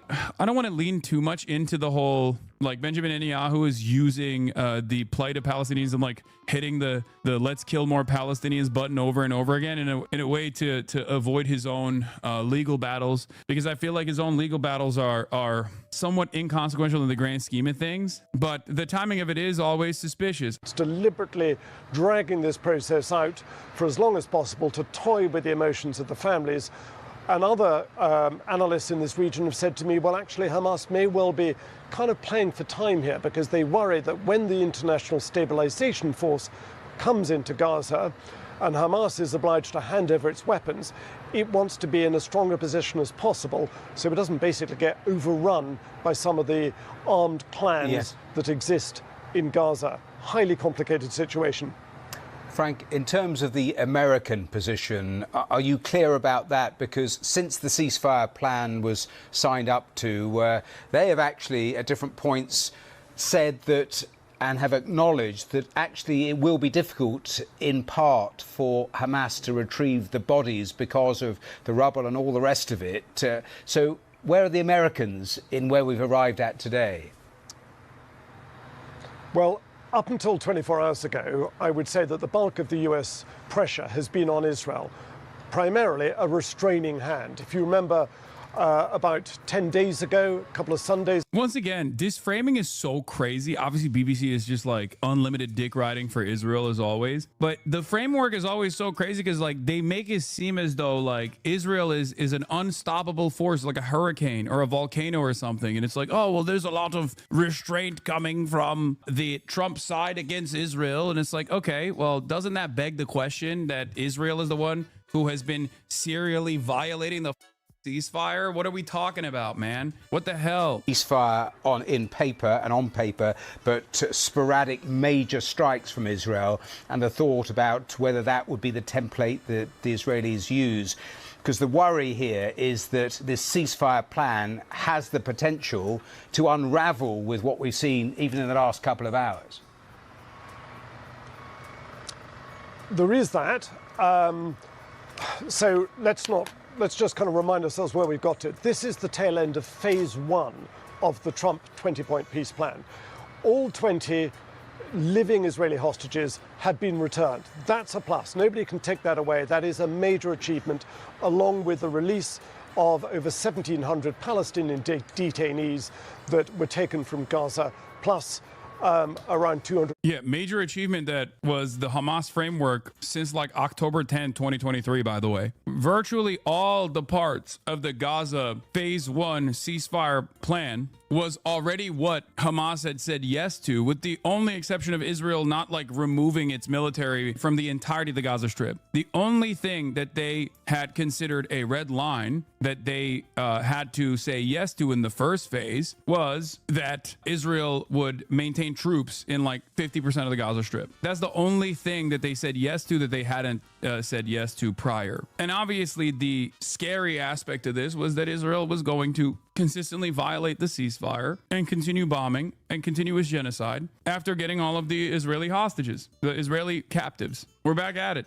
50 convicted criminals. They said yes to that? No. In the first phase, they agreed to removing all of their leverage. The only leverage the Palestinian Resistance Front has against Israel was the captives. And they said that their red line was a full withdrawal from the Strip. It seems to me like there was a new calculation by the Palestinian resistance that the captives were no longer a point of leverage that they could use because Israel just didn't give a shit.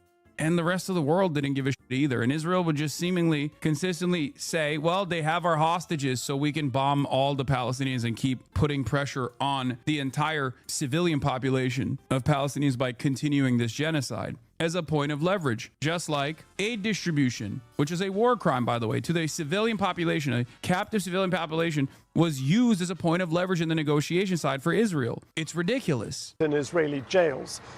That bit has happened. But what's the Hasan, not argumentative nor a trap. Calling them captives instead of hostages, is that accurate and right? Were they not civilians? No, the last batch was, the last 20, I think, were all Israeli occupational forces soldiers. And what's interesting is there was one person actually that was captured at Noah Argamani's boyfriend, who also, it later came out, was also a, I think like Israeli Secret Service or something. So every single remaining captive at that point were Israeli occupational force soldiers. As far as the Palestinian hostages goes, they are straightforward hostages. Like for the most part, they're like doctors, regular civil society servants, things of that nature. I'm sure there's some militants that they have been able to capture in the process as well. But oftentimes they just kill the militants even before they actually apprehend them and prosecute them. There wasn't like 1,700 Palestinian militants that they captured and then released back into Gaza. They were all civilians. I'm not sure the wording matters, to be honest. Even if they're military, they served the purpose of a hostage. Is hostage carry a connotation we don't like or something? No, there's a difference between prisoners of war and hostages. That's why. There is like at least a legal gray area for prisoners of war versus hostages where there is no legal gray area. Under international law, obviously genocide is illegal, but nobody gives a shit. But considering the asymmetry that exists for the resistance, that was illegal. It was always illegal. Capturing civilians in the process of a military campaign is illegal. There's no question about it. Now, of course, when you look at the legality of the actions of a resistance group, you have to match that with what they are facing, right? The severity of the crisis. If you're looking at like 75 years of apartheid and occupation and sovereignty over this indigenous population, then of course the dynamic shifts a little bit. It's like looking at the Nat Turner rebellion and then not matching that up against the severe death and destruction that black people faced under chattel slavery, and simply just looking at that in and of itself and going, wow, that was really f***ed up. They slaughtered babies in their cribs, right? Like, what the f***? That's crazy. They slaughtered white babies in their cribs. Like, yes, it was brutal. Yes, it was horrific. Having said that, the legalized practice of chattel slavery was so far and beyond more horrific than the singular act of violence that was born out of the Nat Turner rebellion that like it doesn't even make a blip. That's the reason why you look at like ANC and the way that they dealt with collaborators as opposed to the legalized practice of apartheid, and you say, okay, well, at least throughout history, people have overall, when they are atoning for what the resistance has done in the process of liberation, they oftentimes will be much more charitable to the resistance front and the actions, no matter how violent they are, because they understand that the violence that they were subjected to, that they were trying to end, is far more consequential and systematized. Inside Gaza Strip, and this yellow line that has got the two sides very close to each other, plus the fact that Hamas has yet to hand over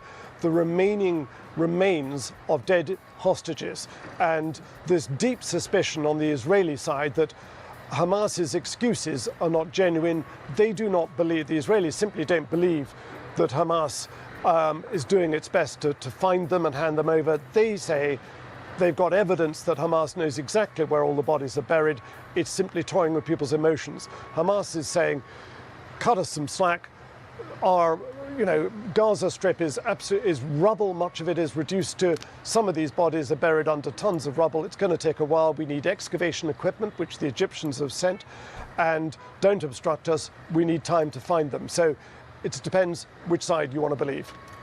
Frank Gardner, live for us there in Jerusalem. Thanks for bringing us right up to date. Thank you. That's the latest updates from Israel, which is unfortunately the type of update that we're very familiar with, where one side ceases and Israel fires. This is exactly what happened in Lebanon as well. This is exactly what happens all over the place because Israel gets to operate within the confines of American protection. And that is the reason why it is more important than ever to basically stress the Trump administration and the American side to forcibly put the restraints on Israel because they're violating Trump's big, beautiful deal and potentially violating Trump's big, beautiful Gulf deals that might come along in the aftermath of this ceasefire. So it's imperfect. It sucks. Like, who gives a shit about the narcissistic man-child? What is this? It's interesting how Hasan uses the word resistance. I absolutely agree with what Israel has done as genocide and terrorism, but isn't calling what I perceive as Hamas something relatively positive as resistance? Aren't they a terrorist just like Israel government and Zionists? No, they are a part of a national resistance front because October 7 is not the pivotal turning point of this, of the plight of the Palestinians. They are objectively a national resistance front. They are a part of the national resistance front, a resistance to the occupation, not just a resistance to Israeli genocide, but a resistance to the Israeli occupation and sovereignty over the indigenous Palestinian population. They are quite literally resistance. The reason why people don't use that terminology, and this is where, we get into words mean something. The reason why a lot of people say, no, you mustn't call them that, you have to call them terrorists, is because terrorism is a loaded term. It's a vague term, and it is a term designed to deny the people any sort of due process so they can be destroyed, they can be killed. And in Israel's case, they can even end up collateralizing all of the other civilians that are around what Israel has declared and what the American government continues to say are terrorists. I'm sure you've heard the term one man's terrorist is another man's freedom fighter, but that is kind of the dynamic. It's reductive to say it like that, but it is kind of the dynamic. And I think you can see this dynamic actually play itself out right now in Latin America. Okay, America is currently using that vague definition of terrorism that they've slapped on to every single person that is sailing on a boat off of their own coastlines to illegally and extrajudicially murder random people on boats and then say they're narco-terrorists. That is perhaps one of the greatest examples of how silly this entire process is. They call them narco-terrorists. And when you call someone a terrorist, when the American government or the Israeli government or one of the allied nations calls a group of people terrorists, more often than not, they're not white, by the way, then they can get away with doing whatever the they want. It seems like in the US anyway, resistance carries a positive connotation and evokes ideas of fighting against oppression, while terrorism carries a connotation of nonsensical and unlimited violence. Maybe militant is a neutral version, but I don't know if it has any connotation. Yes, but it is perfectly valid to both call Hezbollah and Hamas and the Popular Front for the Liberation of Palestine, the Democratic Front for the Liberation of Palestine, and even Palestinian Islamic Jihad,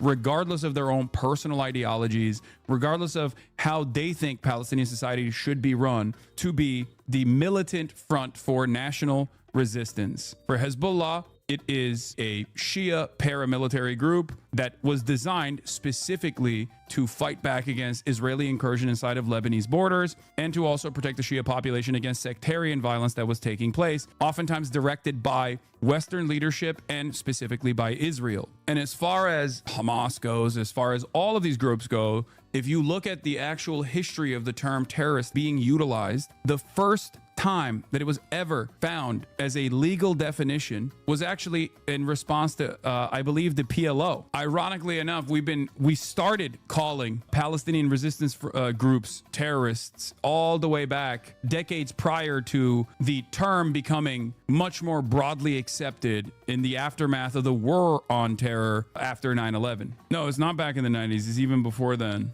Actually, the DFLP hasn't been designated a terror org for multiple decades.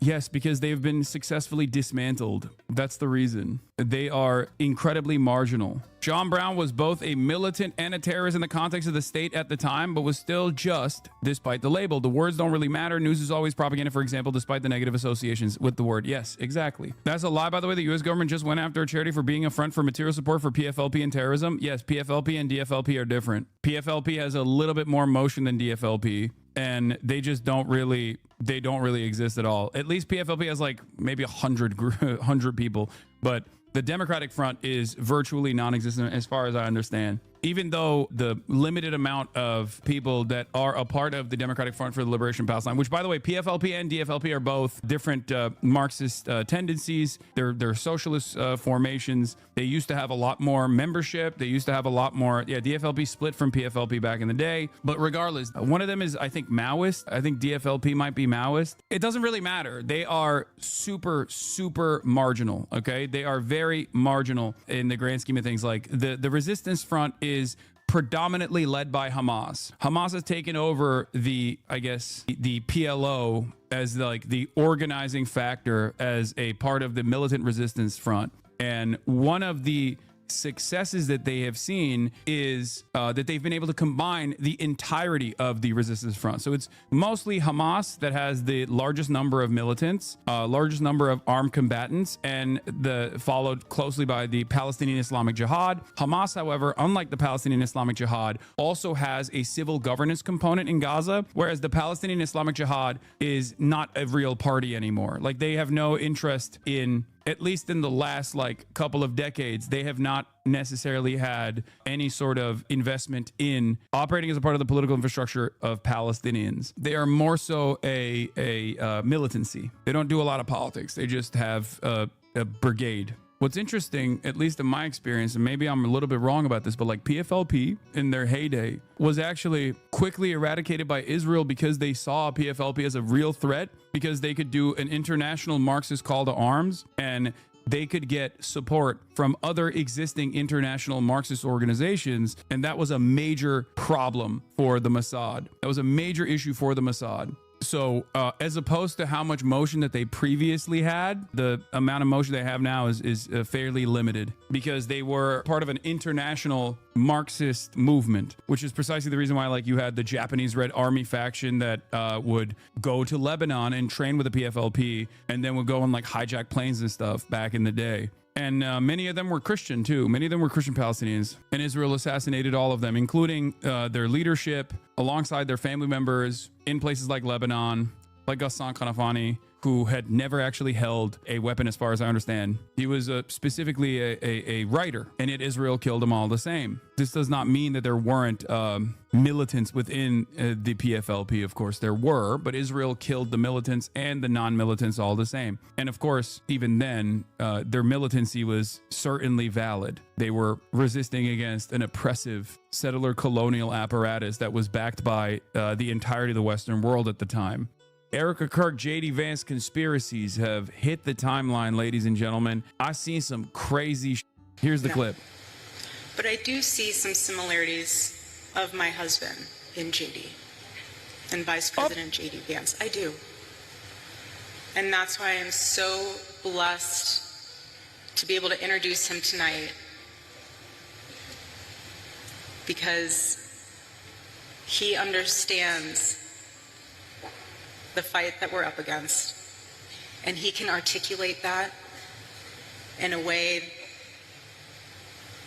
that transcends race. Bro, why are you smiling like that? Why are you smiling like that while talking about JD Vance doing debate? Hey, yo, that's crazy. Demographic backgrounds. Maybe she just loves debate, bro. Have you guys ever thought about that? Actually, debate does do it for her, right? And the more you debate, the more it does it for her. This isn't even the craziest photo. The craziest photo is when she grabs him by the back of his head. I never seen nothing like that on camera. Bro, she straight up caressed this man. She straight up caressed this man's hair, bro. It was crazy. I ain't never seen nothing like that. I didn't even see it until it was popping on Twitter. It turns out it's on TikTok too. Let's take a look. JD Vance's first wife, Usha, has got to be looking for an exit plan after the last few days.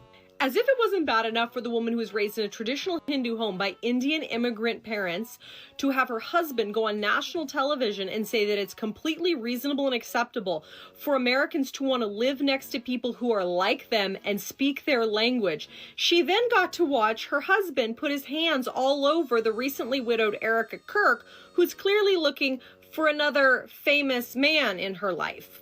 And then he goes on stage and religiously shames his wife for not being Christian and tells the whole world that he hopes that she'll convert to Christianity and find the right path. And then at the same event, he ties immigration to assimilation. If you don't understand how that relates to the former statement about Usha Vance's traditional Indian and Hindu upbringing, I'm just curious. I don't know many women who would be okay with their husband going on stage and talking about them like that and then hugging another recently widowed woman the way that he did. It gets even crazier. He doubles down on hating Usha. What a disgusting comment. And it's hardly been the only one along these lines. First off, the question was from a person seemingly to my left about my interfaith marriage. I'm a public figure and people are curious, and I wasn't going to avoid the question. Second, my Christian faith tells me the gospel is true and is good for human beings. My wife, as I said at the Turning Point USA event, is the most amazing blessing I have in my life. She herself encouraged me to re-engage with my faith many years ago. She is not a Christian and has no plans to convert, but like many people in an interfaith marriage or any interfaith relationship,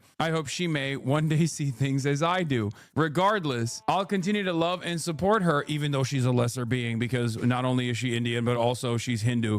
Oh my God. Like, literally, read between the lines. When a Christian person says that, that's what they mean, okay? When a Christian person is like, oh, she's going to hell, that's what he's saying. And I don't think JD Vance believes that, for the record. But that is the value that he is reinforcing here, okay? If you are a real one, if you're a real Christian, like, that's what you believe. She's, yeah, bless your heart, bless her heart, bless her heart. But the mother of my children is going to hell. This is the vice he is signaling. Oh yeah, it's crazy. I hope she may one day see things as I do, regardless, or else she's going to hell, okay?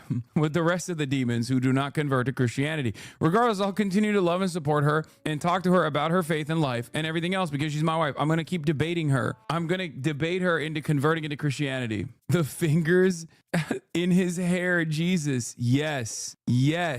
Brother, that don't look right. Am I reading too much into it? Am I crazy? Also, hand on the waist. Are we for real right now? Hand on the waist? Hello, this is bad, brother. Yeah, and then she also said, no one will replace my husband except for JD Vance. Hey, yo, dude. Nah, my girl would have words for me if I let another girl do that. I mean, that's crazy. That's crazy. Anyway, third, posts like this reek of anti-Christian bigotry. Yes, Christians have beliefs. And yes, those beliefs have many consequences. One of which is that we want to share them with other people. That is a completely normal thing. And anyone who's telling you otherwise has an agenda. Zaid Shalani, I sympathize with your sentiments, but isn't it true Usha comes from a religious family? I don't think they're agnostic, as you said. Thanks for responding. I'm glad you're on guard against Christian bigotry for me, one of the most active Canadian advocates for Christians here and abroad. Have you been able to detect any anti-Christian bigotry from Tucker Carlson? Like him calling Christian Zionists a virus? At TPUSA, you were asked about Judaism openly persecuting our religion. Oh, Ezra Levant is big mad. Okay, remember, Ezra Levant, I believe, is Jewish. He is also a Nazi. Now, what's really interesting about Ezra Levant is that not only is he Jewish, but also a Nazi, he also has highlighted a lot of straight up Nazi sentiment in Canada. Many such cases, okay? What's really interesting about this is that right now, David Horowitz, rest in piss, he's dead already. But if he was alive, and Ben Shapiro and Ezra Levant and the entire contingency of ultra conservative, Nazi aligned Jews are freaking the out because for some weird reason they thought that they could lean into the great replacement theories about how white people are being replaced by black and brown people, all this stuff, without the very same people that believe that inevitably tying it back to the Jews, as they did so historically, okay? Because that's what it is at the end of the day. So all of these guys who have created robust networks of propaganda, thinking that there was an unlimited alliance with the fascists that would never turn turn on them on the basis of Judaism are currently facing the repercussions. They're currently experiencing something that they thought never would happen. That if you touch a hot stove, your hand is gonna burn. And these guys didn't just touch the hot stove, they lit it on fire, they turned the heat up, they danced around it. Because remember, one of the most prominent anti-Semitic, anti-Israel voices right now in the United States of America is a woman by the name of Candace Owens. Candace Owens is anti-black, anti-brown, and also anti-Semitic. All of these things are things that Candace Owens was saying. Candace Owens is the invention of David Horowitz, another Islamophobic, ultra-conservative Jewish person, and also Ben Shapiro, and Charlie Kirk too, but definitely Ben Shapiro. Ben Shapiro hired Candace Owens when he knew that she was anti-Semitic. Ben Shapiro had to fire Candace Owens because not only was she anti-Semitic, but she was also anti-Israel. And these guys thought that they could just, have people say a ton of anti-Semitic as long as they were pro-Israel. And now the true metric of being a real based right-wing groyper is to both be anti-Semitic and also anti-Israel. So they're cooked. This is where we're at now. Something that I have said for years, by the way. You are married to a woman who is not Christian. In her Wikipedia, I just looked that up. I wanted to know what her faith was. I didn't know this before.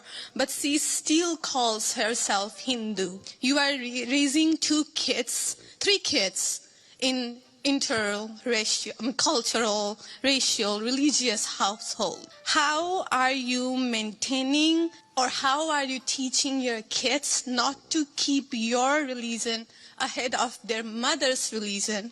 Or how are you teaching them that your kind, they're that kind who got here just few years or few decades ago is different or is better than your mom's kind who got here just a generation before?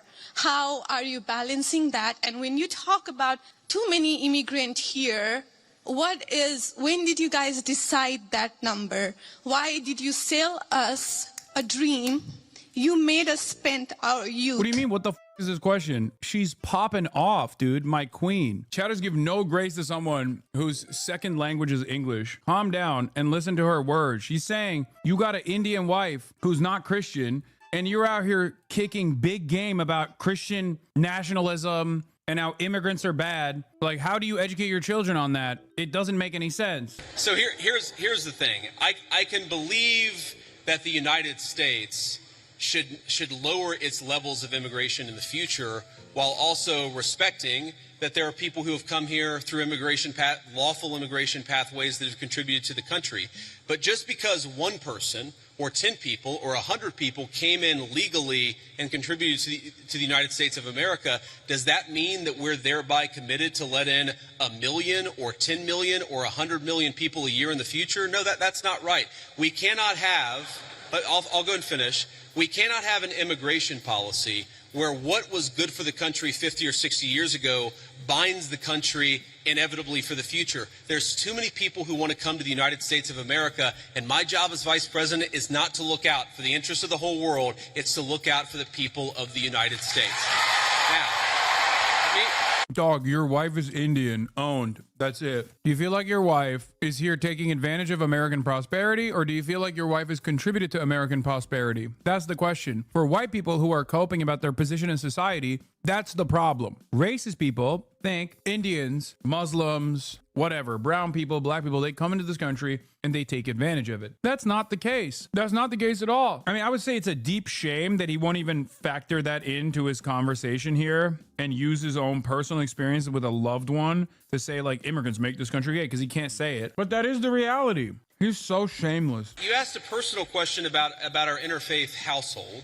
And yes, my wife did not grow up Christian. I think it's fair to say that she grew up in a Hindu family, but not a particularly religious family in either direction. In fact, when I met my wife, we were both, I would consider myself an agnostic or an atheist, and that's what I think she would have considered herself as well. You know, everybody has to come to their own arrangement here. The way that we've come to our arrangement is she's my best friend. We talk to each other about this stuff. So we decided to raise our kids Christian. Our two oldest kids who go to school, they go to a Christian school. Our 8-year-old did his first communion about a year ago. That's the way that we have come to our arrangement. But thank you. My 8-year-old was also very proud of his first communion. Thank you, guys. I'll tell him that Ole Miss wishes him the best. But I think everybody has to have... It's so fake. When Hundo P, his kids are going to be atheists, dude. What a silly, stupid game we play still in this day and age. Everything that this man does is calculated. He is the biggest brown noser of all time. He will literally farm out his children to advance a talking point. A cynical little weasel. This own conversation when you're in a marriage. I mean, it's true for friends of mine who are in Protestant and Catholic marriages, friends of mine who are in, atheist and Christian marriages. You just got to talk to the only advice I can give is you just got to talk to the person that God has put you with, and you've got to make those decisions as a family unit. For us, it works out. Now, most Sundays, Usha will come with me to church. As I've told her, and I've said publicly, and I'll say now in front of 10,000 of my closest friends, do I hope eventually that she is somehow moved by the same thing that I was moved in by church? Yeah, I honestly do wish that, because I believe in the Christian gospel, and I hope eventually my wife comes to see it the same way. But if she doesn't, then God says everybody has free will, and so that doesn't cause a problem for me. That's something you work out with your friends, with your family, with the person that you love. Again, one of the most important Christian principles is that you respect free will. Usha's closer to the priests who baptized me than maybe I am. They talk about this stuff. My attitude is you figure this stuff out as a family, and you trust in God to have a plan, and you try to follow it as best as you can. And that's what I try to do. I want to make a... It's so fake. Remember, he's a Yale graduate, pussy-ass libtard. I guess there is some kind of divine punishment at play here, because, you're trying to farm respect from an audience that literally thinks you married someone less than human. So good luck on that front, who think your children are lesser than they are because they're half Indian. You have to really eat a lot of self-respect in that regard. It's probably even harder than doing this whole routine about Christianity and how you found God. If you ask the question, what is the exact right number of immigrants for the United States to let in?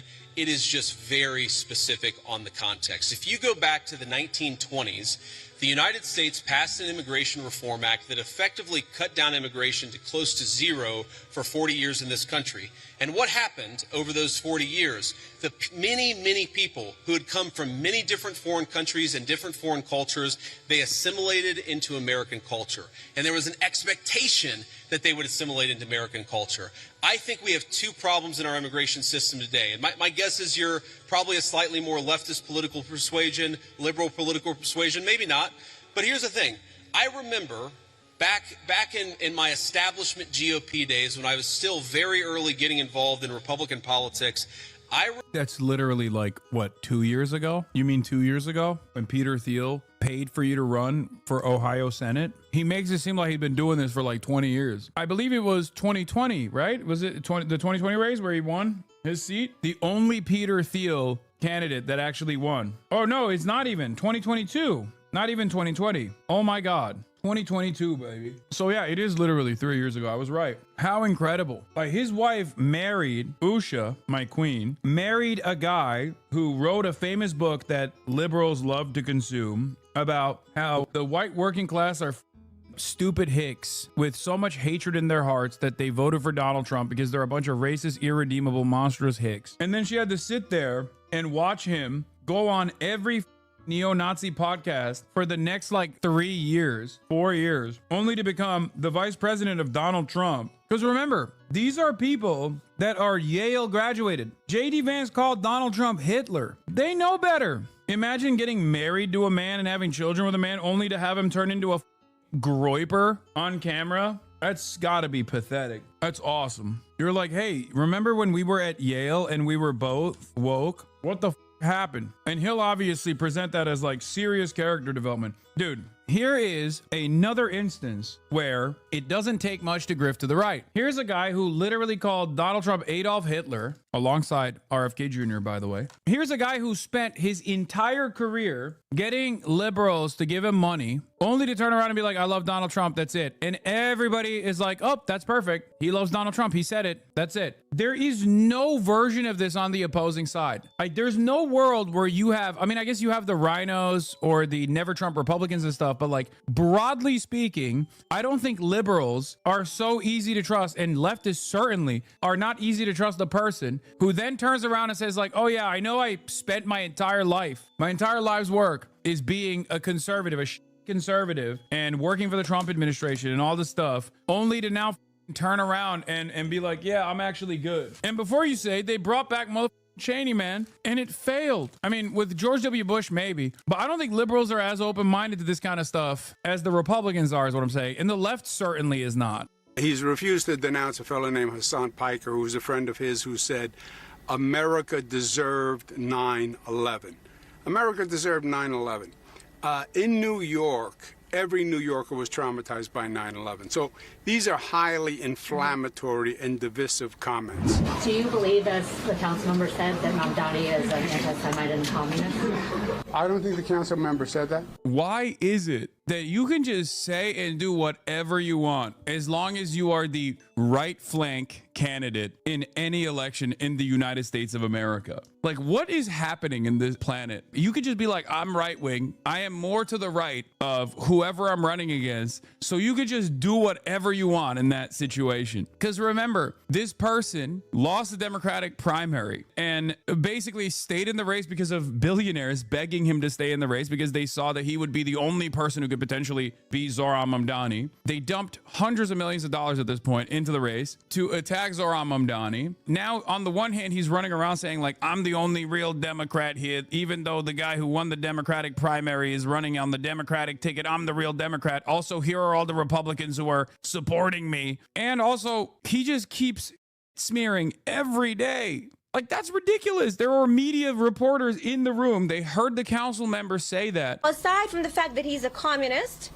an anti-Semite, he has no idea what he's doing. And then they ask him and he goes, I don't think the council member said that. It's like, brother, you're right next to her. Are your ears covered in wax? What the do you mean? Governor, now that you were able to hear clearly that she did in fact say that, do you agree with her that Zohran Mamdani is anti-Semitic and a communist?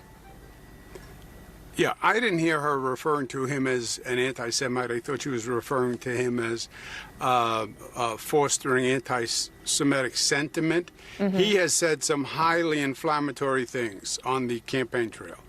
And he is a brother. Give it up. Just say he's anti-Semitic. Why are you still playing this song and dance? I don't even understand it. Like, what? That's a bridge too far. You said he would cheer on 9/11.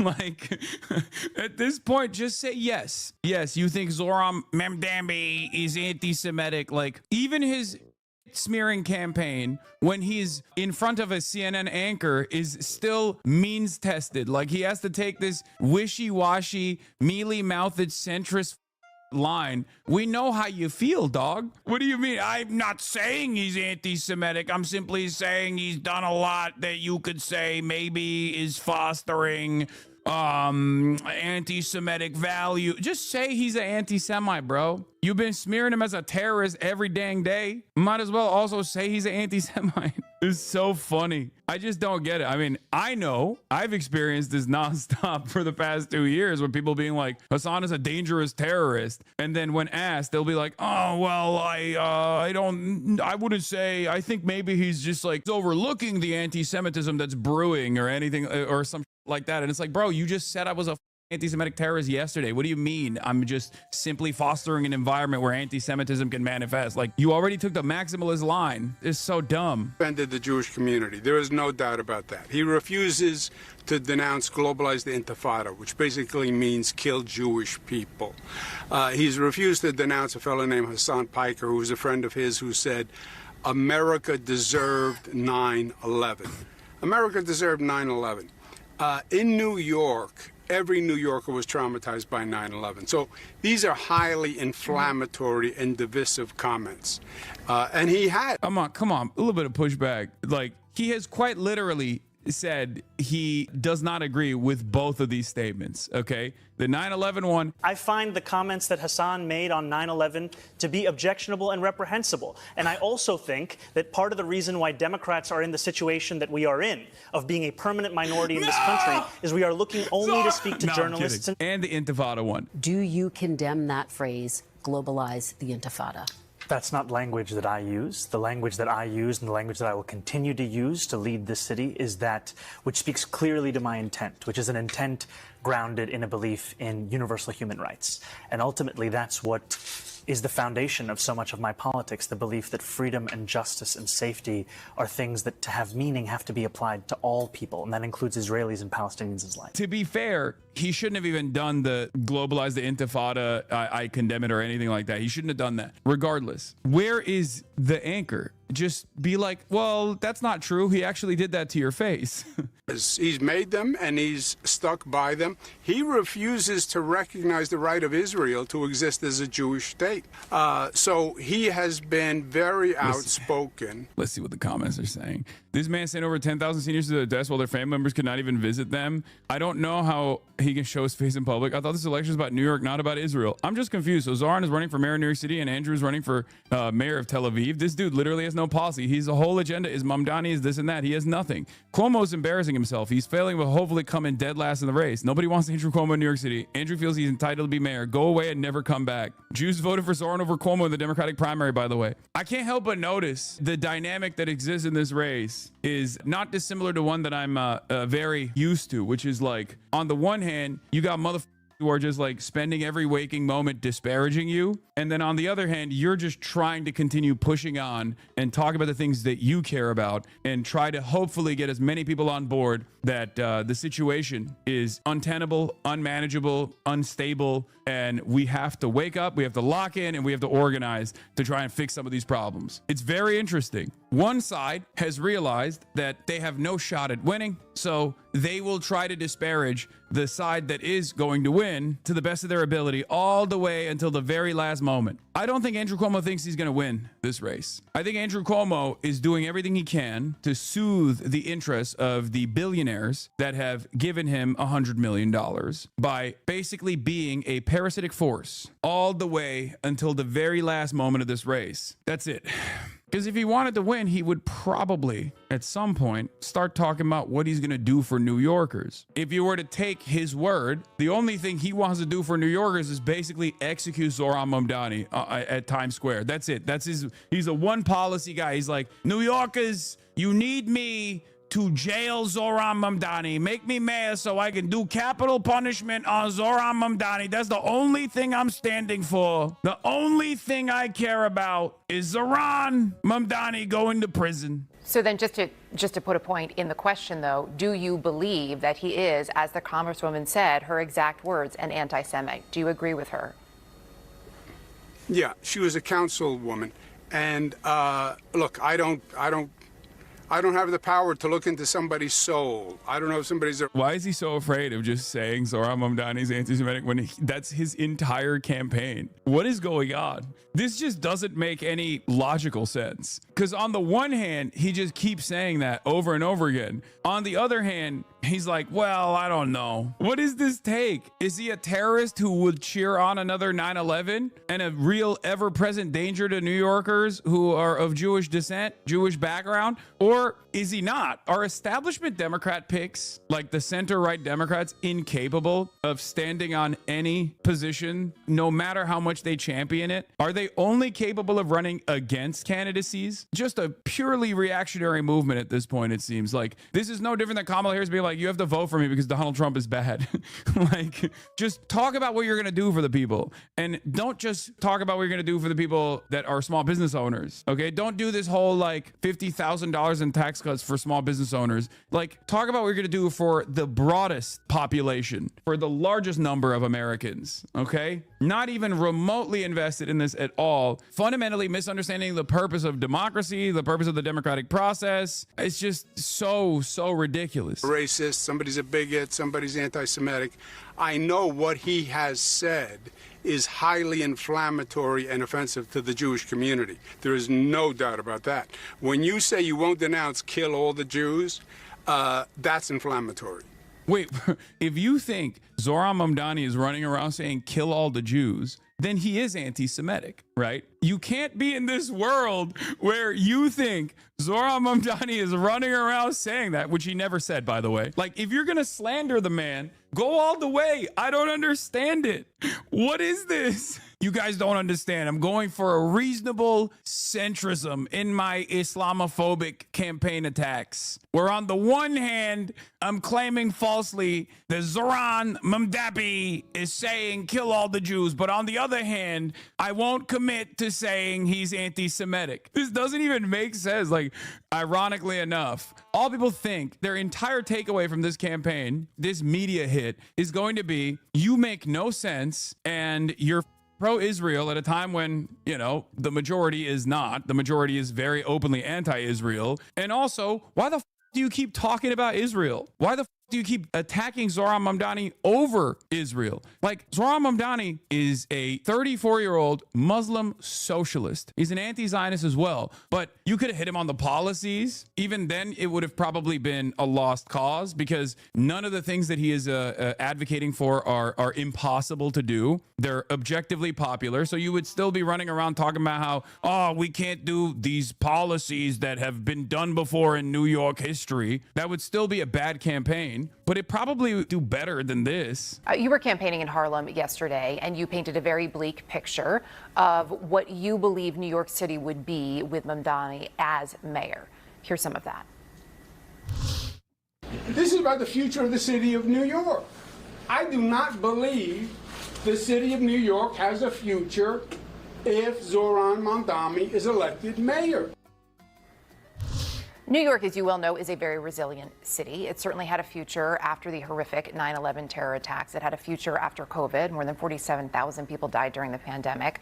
Why do you believe specifically that the city itself won't have a future if Mamdani is in fact mayor?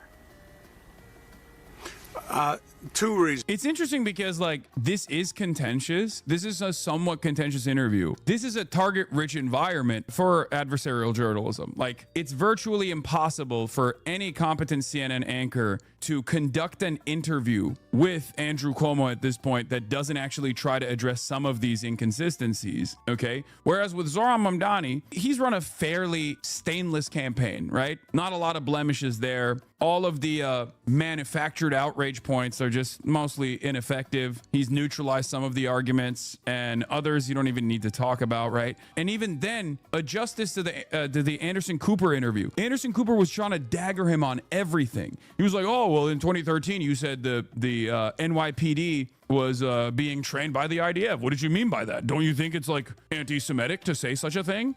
Like, no, it's not. It's just the truth. It's the truth. The IDF does train at the NYPD and also every other local police department. It's just the truth. Meanwhile, this guy's like, Zoran is an anti-Semite terrorist. He's going to cheer on 9/11. He's devastating. He's so divisive. He's so divisive by being Islam, by being Mohammedan. And they're barely scratching the surface of his inconsistencies and his ridiculous lines of attack.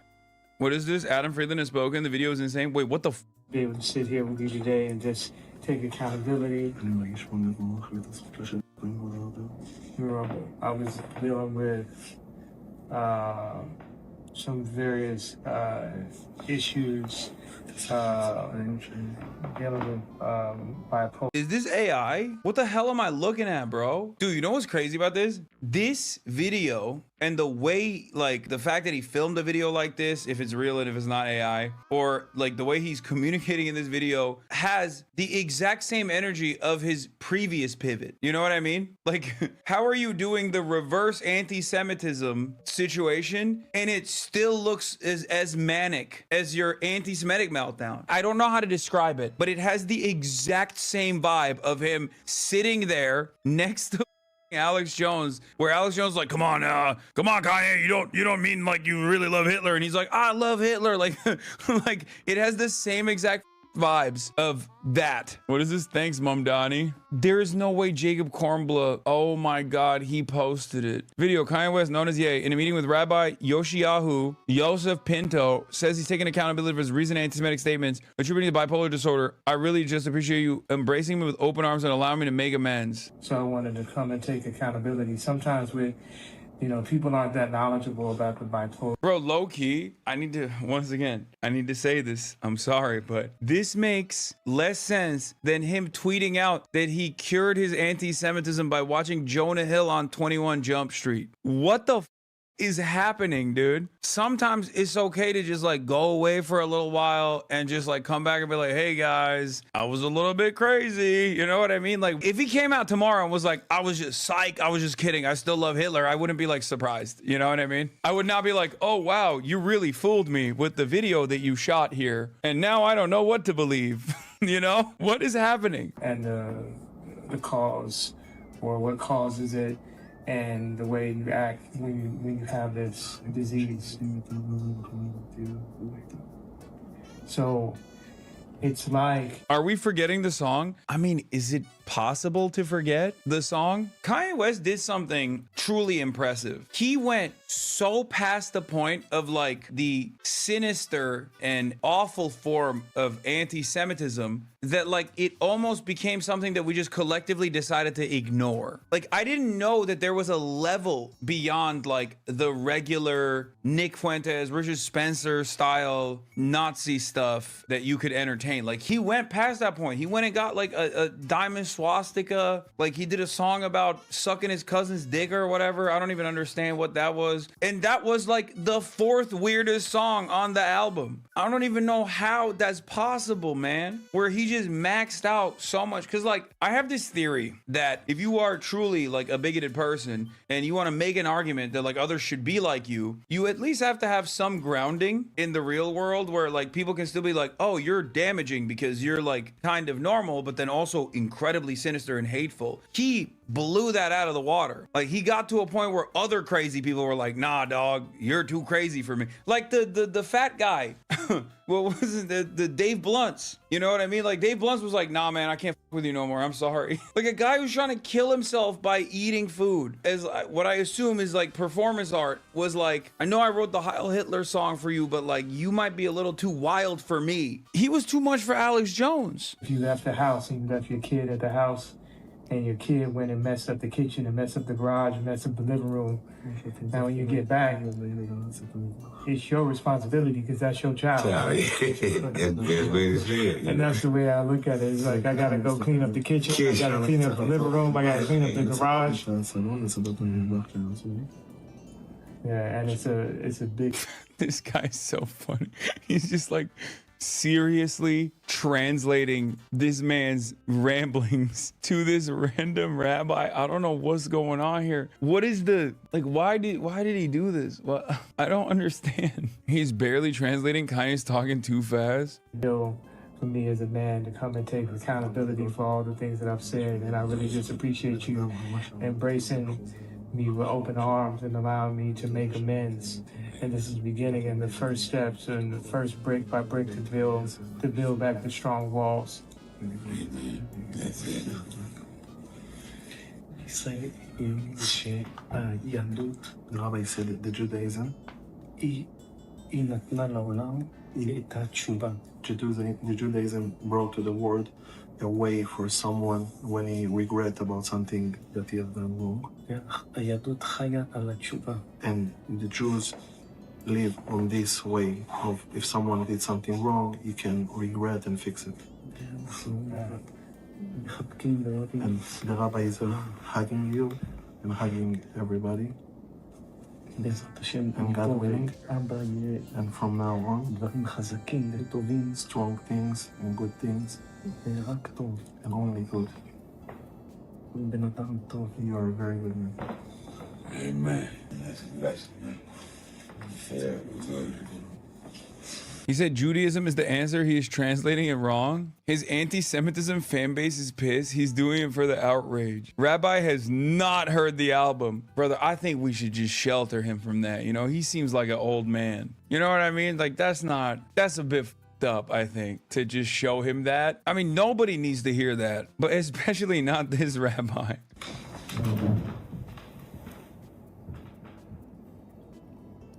I need more backstory on this. Come on. No, someone needs to explain what's going on to me, please. Dude's gonna have a stroke. Brother, I'm gonna have a stroke. I'm really blessed to be able to sit here with you today and just take accountability. What? I was so happy to see Kanye publicly take accountability for the pain his words may have caused so many. Standing with our Jewish brothers and sisters. Bro, what is happening? I feel like everything in the world is up. 2025 is just a very strange year. Like, how does anybody look at this and go, wow, a sincere apology to the Jews? What the is going on? It feels like he just hit up his boys and was like, bro, find me the most Jewish looking dude you can. Okay, like not any single Jewish guy will do. Okay, this has to be like a rabbi, and I'm going to sit here and hold his hands. It's LeBron's guy. LeBron James attends New York City wedding holding hands with notorious rabbi. Basketball phenom LeBron James. Wait, that's the same well-known Kabbalist rabbi who served a year in an Israeli prison? Wait, what? LeBron James likes to draw his attention to most weddings he attends. Logs like explain the basics. He got out of the hospital, got back on medication, and is announcing a tour, so he needs people to forgive him. Special meeting. Prime Minister Netanyahu received a blessing from the Honorable Rabbi Yoshiyahu Yosef Pinto during his official visit to Washington. Prime Minister Benjamin Netanyahu accompanied his wife. Okay, well, first of all, this makes a little bit more sense. Seems like the good rabbi is equal opportunity. He's like, if you're a fascist, you can come to me. You can be a Jewish fascist. You can be an anti-Jewish fascist. I will accept you. I will hold your hands. It's just kind of what I do. So at least on that end, he's consistent. They have the photo here of LeBron James attends Jewish New York City wedding, holding hands with the ex-convict rabbi. Wait, but that's not the same. Okay, y'all are being anti-Semitic. This is a different rabbi, no? Oh my God, that's the same rabbi. Wait, he's a convict? What the is going on with this story? I'm learning more about the rabbi than how this meeting came about. Like, I wanted to know what was going on with Kanye West, not what the this rabbi has done. Why was the rabbi in Israeli prison? Scene took place in New York City. Jeffrey Schottenstein, son of J.A. Schottenstein, a Brilliant Entertainment, American Eagle Outfitters, Ariella Broke. American Eagle? Sydney Sweeney? My jeans are superior as opposed to yours, American Eagle? In September 2011, Pinto's father-in-law, Chief Rabbi of Argentina, Shlomo Ben Hama, retracted accusations of money laundering against Pinto in the Jerusalem District Court. The father-in-law said the retraction was a part of an arrangement made for legal reasons to preserve domestic tranquility. Under the terms of the agreement, Pinto was required to pay $3.4 million for 2 apartments purchased by his father-in-law in the Gold Housing Complex in Jerusalem with funds that were allegedly obtained from Pinto. October 12, Pinto was reported to be under investigation for money laundering. He was released on bail and placed under house arrest for a bribery attempt of an Israeli police involved in the investigation. On September 17th, Pinto was indicted on charges of attempting to bribe Ephraim Bracha of the Israeli National Police in an attempt to gain information about the ongoing investigation. He can trace his family bloodline back to one of the 12 tribes precisely, and that in itself comes with power. Wait, really?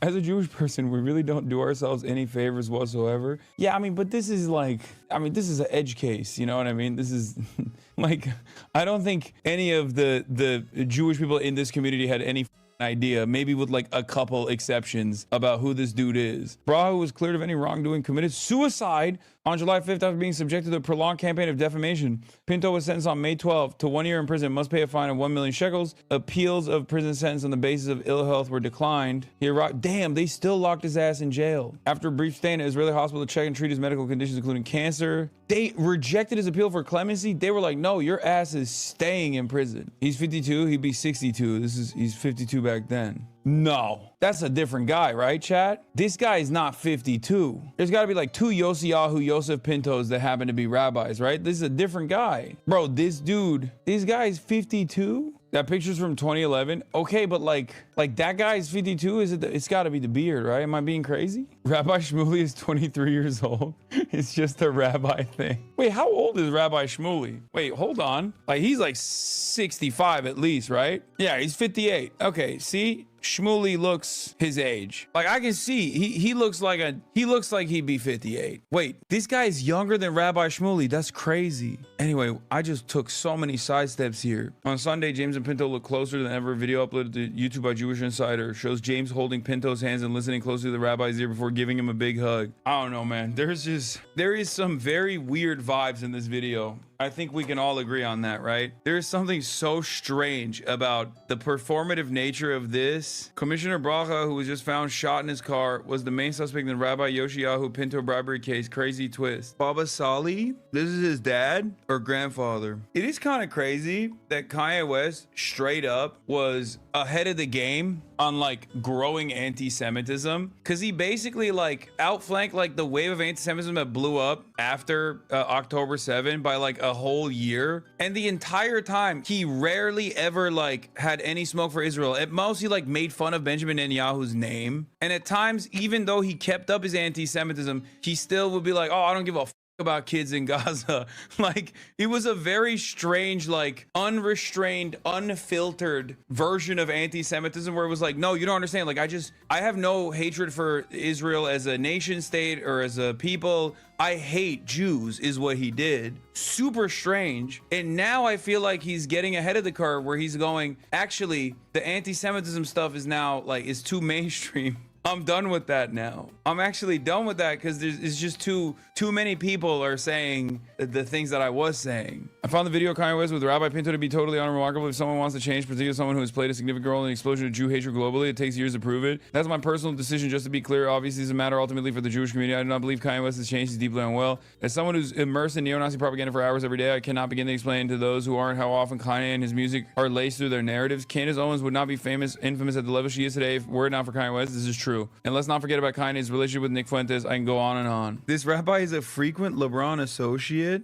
Tablet. LeBron consults shady Kabbalist rabbi. In related news, I hate LeBron. So this rabbi is sus, huh? Is that what it is? Like, it feels like there's some criminal background stuff, because it's like the tablet calling him shady. And I don't know if he's calling him shady because he wants to shit on LeBron, or if he's calling him shady because he's like, go ahead, defend LeBron. Brother, listen, this is way before the allegations. Okay, he didn't know. He actually is holding his hand to lead him down an honest path. It didn't work, but he saw the promise that this good rabbi had in his heart and his soul. And he said, let me guide you. Let me guide you down an honest path. And sometimes it fails, but you can't fault a man for trying. It's really messed up. So was it Hebron James? Okay, stop. Yeah, he says, I'm here for you. This is like the reverse Kanye, where he's holding the rabbi's hand and the rabbi is actually apologizing for the crimes he's committed to LeBron, who's never done a crime. You know what I mean? That's what was going on. All right, the last thing I want to show you about the Snap stuff is that, contrary, I mean, this is the most expected story of the day. Republicans have decided to take advantage of Sora, artificial intelligence AI, to make these Snap recipients, angry Snap recipient videos. I'm gonna keep it real with you. I get over $2,500 a month in stamps. I sell them $2,000 worth for about $1,200 to $1,500 cash. That's why everybody's upset. Folks say we're taking advantage, but that's how we get by. And that's the frustration we're hearing out here in downtown Atlanta. The Sora AI logo can be seen appearing in the upper left corner of the video. Additionally, the car behind the speakers is not a real car in production by any known company. The video is AI generated. 15,000 likes. Title is, lady gets $2,500 a month, Snap food stamps, and she sells all of them for $1,200 a month. What an absolute scam. It took longer than I expected. I mean, this is the primary function of AI, right? Because conservatives love making up an alternative reality. And because there's no like real life examples they can point to, now they have a tool where they can basically make it up and then get angry at the thing that they made up. What a perfect tool for conservative mania. It is the taxpayer's responsibility to take care of my kids. Hell, they cutting off EBT since the shutdown. I can't use EBT in November. I got 7 kids with 7 daddies. Who's supposed to feed them? Them men ain't paying for nothing. They cut my mother food stamps to $85 from $738. That's supposed to support a household of 3. You know, I didn't really notice all the issues with the EBT stuff because I've been too busy working. Like every time I go to the grocery store, my card cleared. My debit card, credit card, doesn't matter what card I use. I work 7 days a week and I've just never even really cared. This is why people don't care about EBT going away. They don't care about it. I think people need to understand what's going on here. If you are a right-wing creator on this app, your algorithm for the last maybe 2.5 weeks has been nothing but these videos of supposed Snap recipients freaking out about losing their benefits and saying these genuinely ridiculous. Yeah, I mean, it wasn't subtle racism. What do you guys think welfare queens was? That's what this is. That's why they're black women for the most part. That's why there's all these mentions about having 7 children with 7 different baby daddies. That's why they act as though they're getting thousands of dollars sometimes in SNAP funds from the government. and it's all just made up. SNAP subsidies are not that expensive for the most part. It's just like, it's just additional, it's additional aid, nutritional aid, food assistance. And yes, all of those videos that you guys saw were actually made up. They were AI. Those were all AI videos. The white guy responding to them was some racist dumbass who is a real Republican. And his response was, oh, I work, so I don't need SNAP. Not realizing that there are more white Americans on SNAP than there are black Americans. It's so dumb. Classic example of the Lee Atwater conundrum. Look. Matters. It's made by impossible_ASMR1, who, after 8 failed slot posts and a 3-month break, decided that Sora could finally make their dream content. Videos of black women trying to use EBT in places it's not accepted. True creativity unleashed by AI. The shutdown created an opportunity to have them yell at the camera, but it's not till the whole family's back there that the full racist stereotype is fulfilled.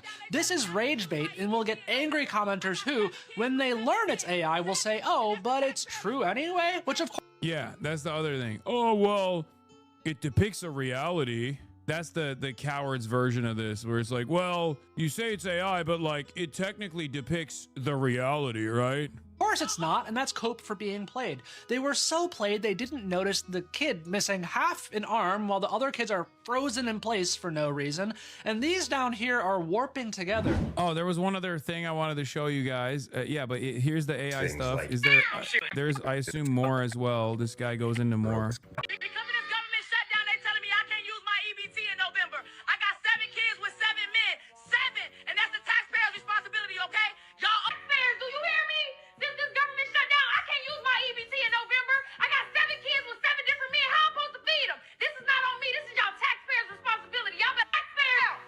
Is so obviously written by a conservative. Like, it's not my fault, it's the government taxpayers' responsibility. Like, ugh.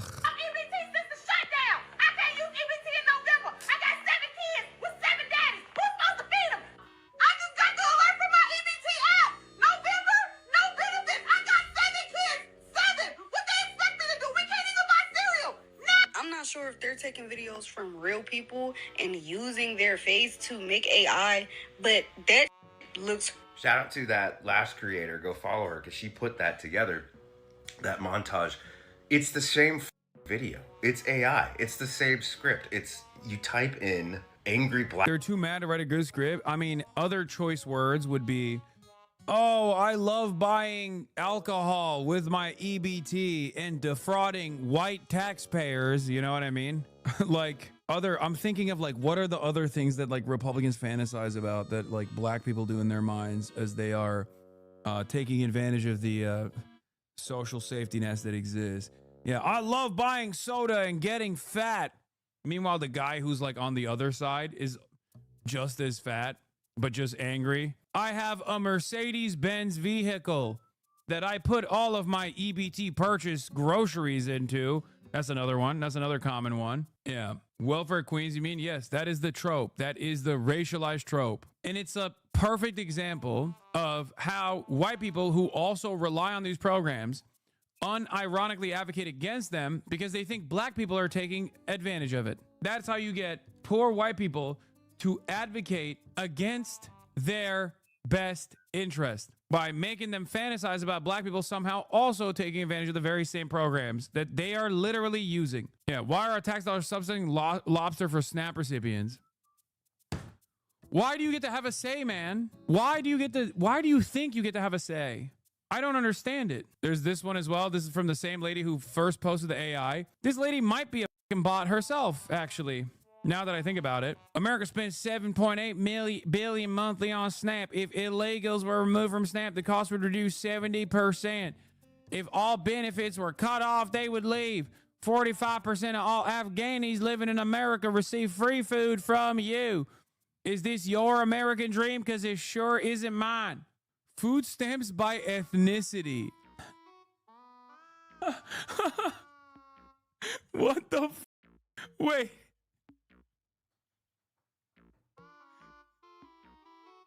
What am I looking at? Yeah, white with the American flag next to it, only 8.6% of food stamps. What is this? I'm all for tightening down hard on illegal immigration, but we literally bombed the out of Afghans for 20 years. So yeah, if anyone deserves free food from me, it's probably them. Oh my God, this is a woke Republican. Fact checking a viral U.S. food stamps recipient race ethnicity. This is from 29th of October. The groups were labeled by nationalities such as Afghan, Somali, Iraqi, along with racial groups white, black, and native. The chart appeared to show that Afghan people were the largest group receiving SNAP benefits at 45.6%, followed by Somali and Iraqi. White people represented on the chart with the U.S. flag were third to last at 8.6%.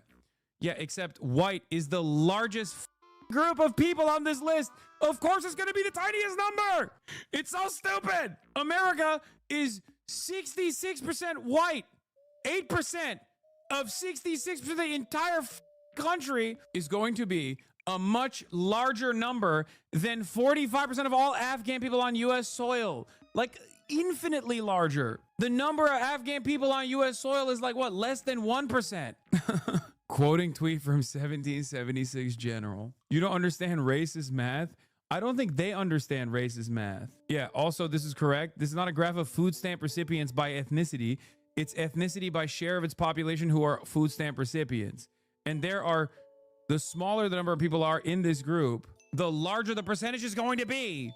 This is a perfect demonstration of lying with statistics. According to the most recent USDA data available from 2023, white people are the largest racial group receiving SNAP benefits at 35.4%. African Americans are next, making up 25.7% of recipients. Then Hispanic people at 15.6%, Asian people at 3.9%, Native Americans at 1.3%. By the way, none of these people are undocumented. If a household that has an undocumented parent is receiving SNAP benefits, that means that household has a documented American citizen in it. So just make no mistake. Same report found that 89.4% of SNAP recipients were U.S.-born citizens, meaning less than 11% of SNAP participants were foreign-born. And by the way, if they're foreign-born, that means they are still American citizens, or of the latter figures, 6.2 were naturalized American citizens, 1.1% were refugees, and 3.3% were other non-citizens, including lawful permanent residents and other eligible non-citizens. So it's a tiny, tiny, tiny percentage. So the amount of Afghani SNAP recipients, about 1 million people total? No, I don't even think so. How many Afghan, less than that.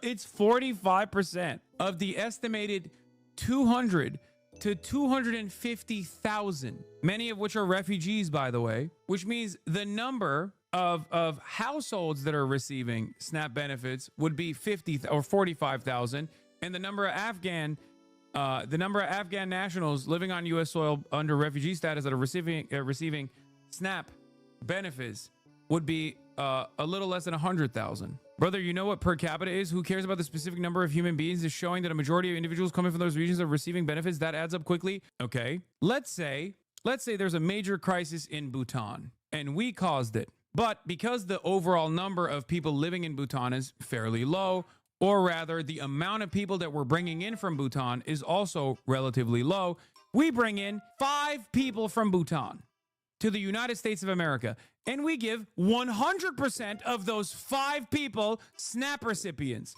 Would your dumbass also turn around and be like, well, 100% of people from Bhutan got SNAP recipients? Well, it adds up. No, you wouldn't, because you're not a idiot, I hope. That's 100%. It's a big number. America has 330 million people on U.S. soil, and you're talking about 100,000 refugees, brother. Refugees that we displaced, issuing a gripe over 0.006% of the population. That's why the bigger the number, the more dangerous it is. Doesn't work.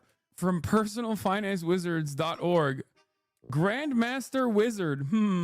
But this type of is exactly how white people broadly were in favor of eradicating social safety nets, because as demonstrated by even chatters in here, they see a mother that they suspect is not like them receiving SNAP benefits, albeit a tiny fraction of SNAP benefits in the grand pile, and they immediately go, whoa, we gotta shut it down.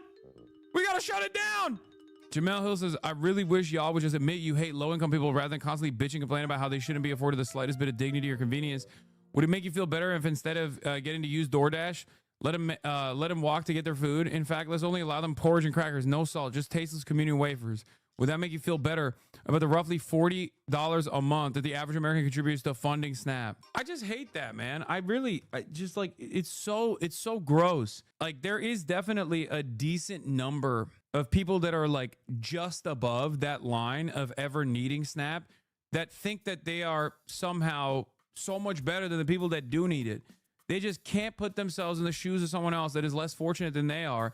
And they just constantly lord over with this unimaginable sense of entitlement. Like, it's so nasty.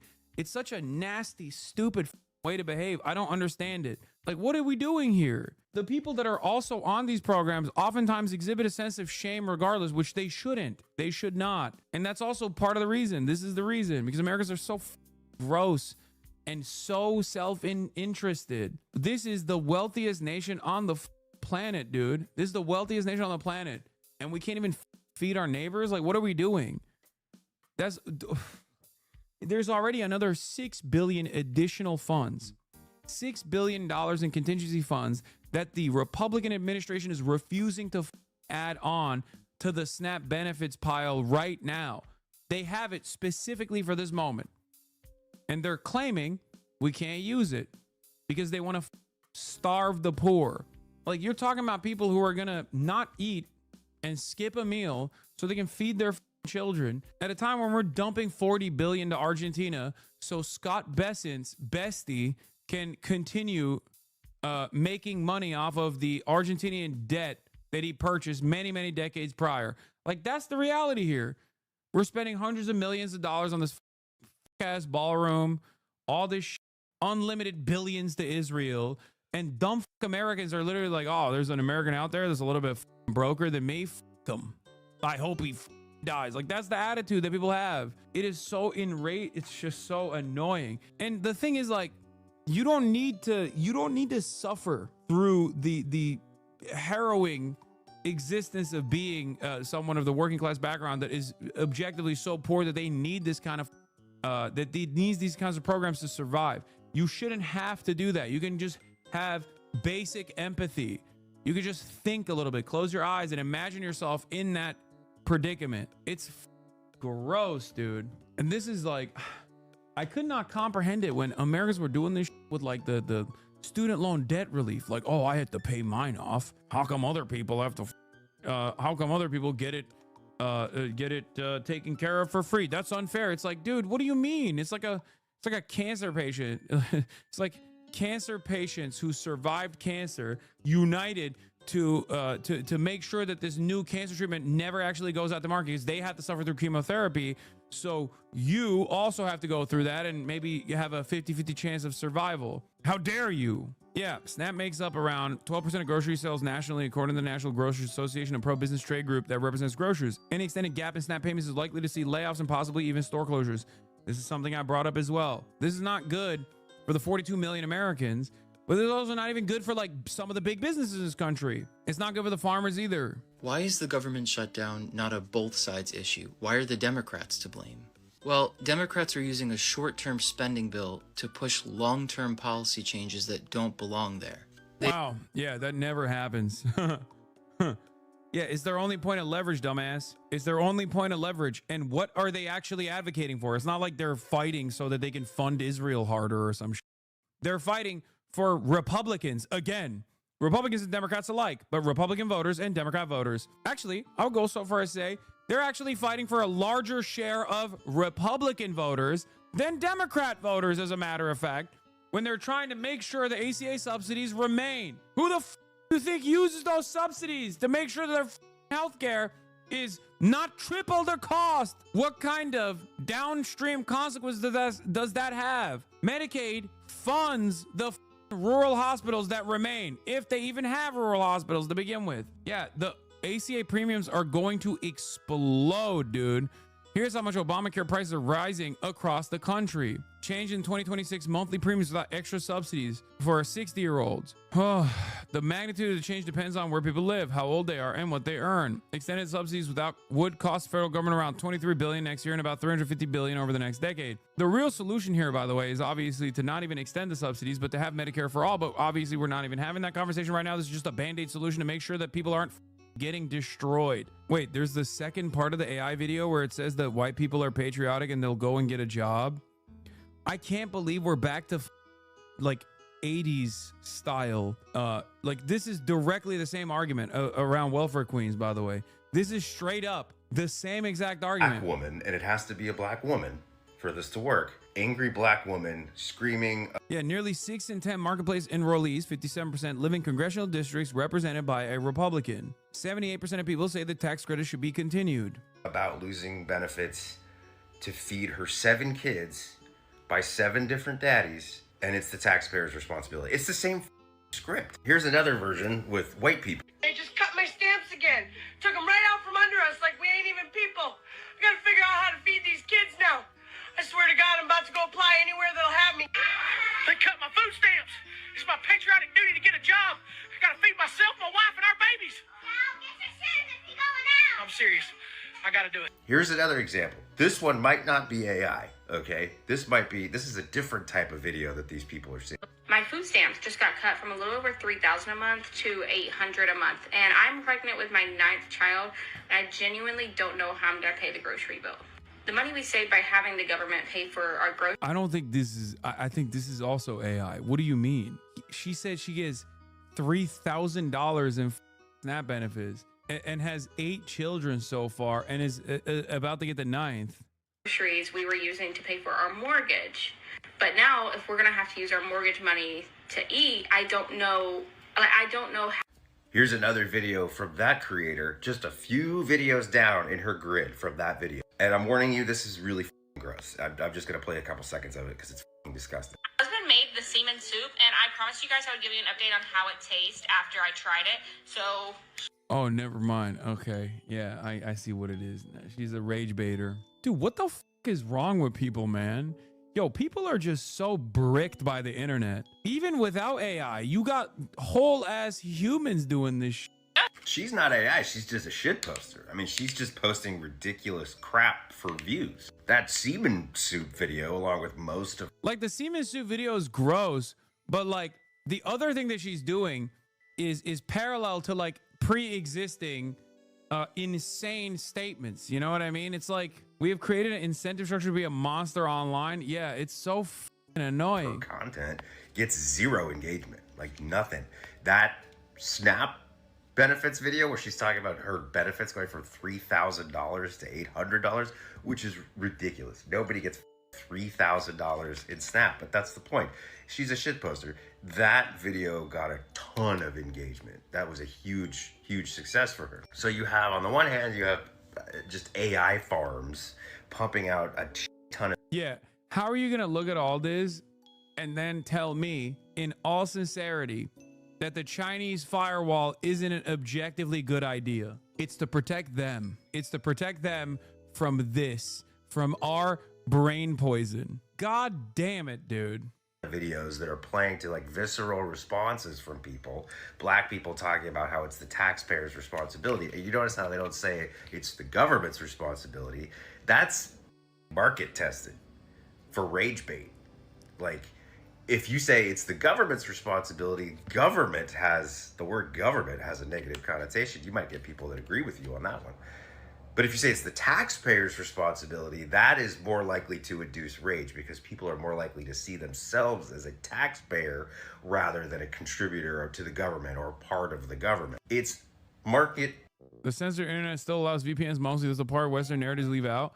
Yeah, but it's kind of like, it's already discouraged because it's like difficult to get into it, right? That's the whole point. Just one additional step you need to abide by.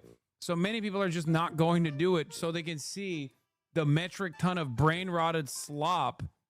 Tested rage bait, and it's being pumped out 24 hours a day. And as soon as any one of these MAGA creators engages with it, they're going to see hundreds of videos like this. This is what we're up against because these people have zero media literacy, zero critical thinking skills. How do you possibly explain to these people, these videos look so real, and they're not. They're fake. They're AI. How do you explain that to people, that what they're seeing with their own eyes is not real? And they're basing their entire worldview and their entire political argument off of something that isn't real. We're out here arguing the statistical facts that less than 1% of people on food stamps commit fraud, that almost everybody on food stamps works, and that they get the average food stamp per month is $500. Some people get a lot less than that. But we're not arguing with people who are arguing facts. We're arguing with people who are been brainwashed by AI. No, it's not. It's people that already had this opinion. They already had this bias. They already had encountered this racist stereotype. And now you got a metric ton of propaganda that looks real. And especially if you're already biased in that direction, you're going to be like, oh, see? You see? You're not going to second guess it because it agrees with you. It sucks. This is a terrifying time to be alive. And this is why I've been talking about for years. I don't think a certain population... They were doing like the Islamophobic rage bait as well in like Londonistan, right? Like they were like, oh, yeah. Oh, la ilaha illallah. Yeah, I'm here to do fucking violence to the white Englishmen. That's why I came out here to shank yous. You know, that's what they were posting up videos like that. Inshallah, bro, we'll take over the fucking whites in England, yeah? A certain subset of this population can handle it. I think we are devolving as a species. Technology is just too much for some people to have because... Yeah, they did it for the Palestine protesters, yeah. Well, I'm just sad that it's over. I just don't know how I'll pay rent without my protesting money. Like, do I need to find a job? Unfortunately, everybody, that is our future. Young 21-year-old boys and girls going out there and being paid to protest. That guy literally thought that was real. Oh my God. It says Sora right there, bro. Oh my God. We're so cooked. Oh my God. This is what our family are watching on Facebook. Oh my God. Thank God my mom only watches like cute animal videos that are AI. And I'm like, Mom, that's an AI video you're watching. And she goes, I know, but it's cute. Thinks it's real. He doesn't know that's AI. Like he is fully convinced that actually happened. The next wave of this is going to be the boomer that's also AI, by the way. The next wave of this is going to be not only this guy's AI, but the boomer reacting to it is also AI. And then that causes other boomers to go, see, a boomer who has the same exact look of me and the same exact feelings that I have is responding in the same exact way that I should be. Just wait, dude. Metal Gear Solid 2 predicted all this. God damn it, dude. Oh my God, it's so cooked. We're so cooked. God damn everything. Everything sucks. Everything sucks dick and balls, brother. Holy shit. What's up, everybody? We're live. We're alive. Here at the heartland of Empire. Here in the Devil's Nest. That's right, we're in Washington, D.C. But unlike many of the congresspersons here today, we're going to be hanging out with a Congress member that I actually do think is awesome. We're going to be hanging out with Summer Lee. She's going to be walking us around, showing us around the Capitol. I'm going to try to recreate my favorite moment from January 6th where I'm going to walk in and go, Derek Evans has made it into the Capitol. Hasan Piker has made it into the Capitol as we're live streaming. You already know.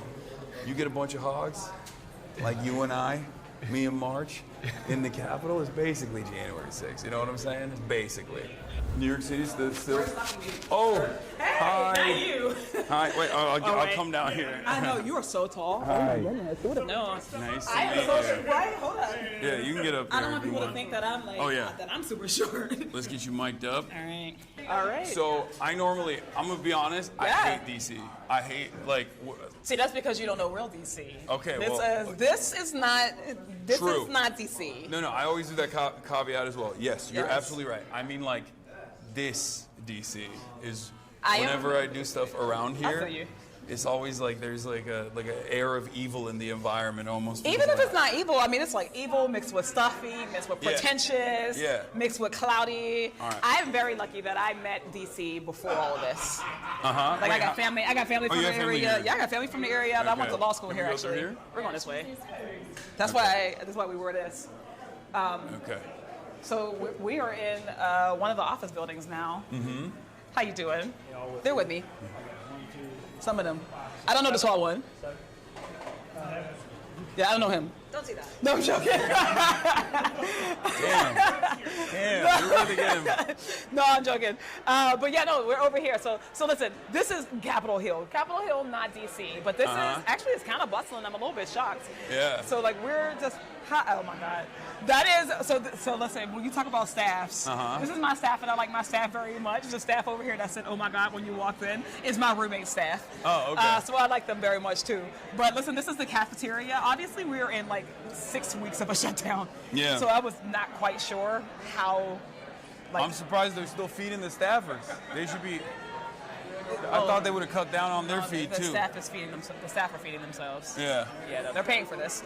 Yeah. They're paying for this food. Like it's a cafeteria, but you got to pay for this food. Yeah. So we have a couple cafeterias. So it's like you have this one over here in this building. All the buildings have a little bit of something, and then the Capitol. But then this is where everybody comes. My team, y'all eat down here, right? So, before we move around, is the audio good? Okay. Why don't you introduce yourself as well one more time so we do it the right way? Yeah. Hey everybody, I'm Summer Lee. I represent Pittsburgh, Western Pennsylvania in Congress, so this is my second term. So I know my way around here a little bit, but not enough that I have enveloped the air of evil. But I'm a congresswoman and I'm excited to show you all around. We got friends. We got friends We in have DC. some. I'm a progressive, actual, real life. Yes. Progressive, not the Yes. fake ones. Yes. So there are She some really of us is. here. She is. She's dope. For those of you who don't know. But they know already. They know. And if you don't, now you know. And they're about to find out. All right, so what do you, what's the plan here? What are we doing All today? right, so we're going to go through here, right? So we're in one of our office buildings. We're going to take a tour of the Cap. It's going to be an abridged tour because honestly, you could spend years going around this place. So we're going to go through here. We're going to go through like the tunnels. We're going to see all that. Ooh, the tunnels. Yeah, so all of these places are connected by tunnel.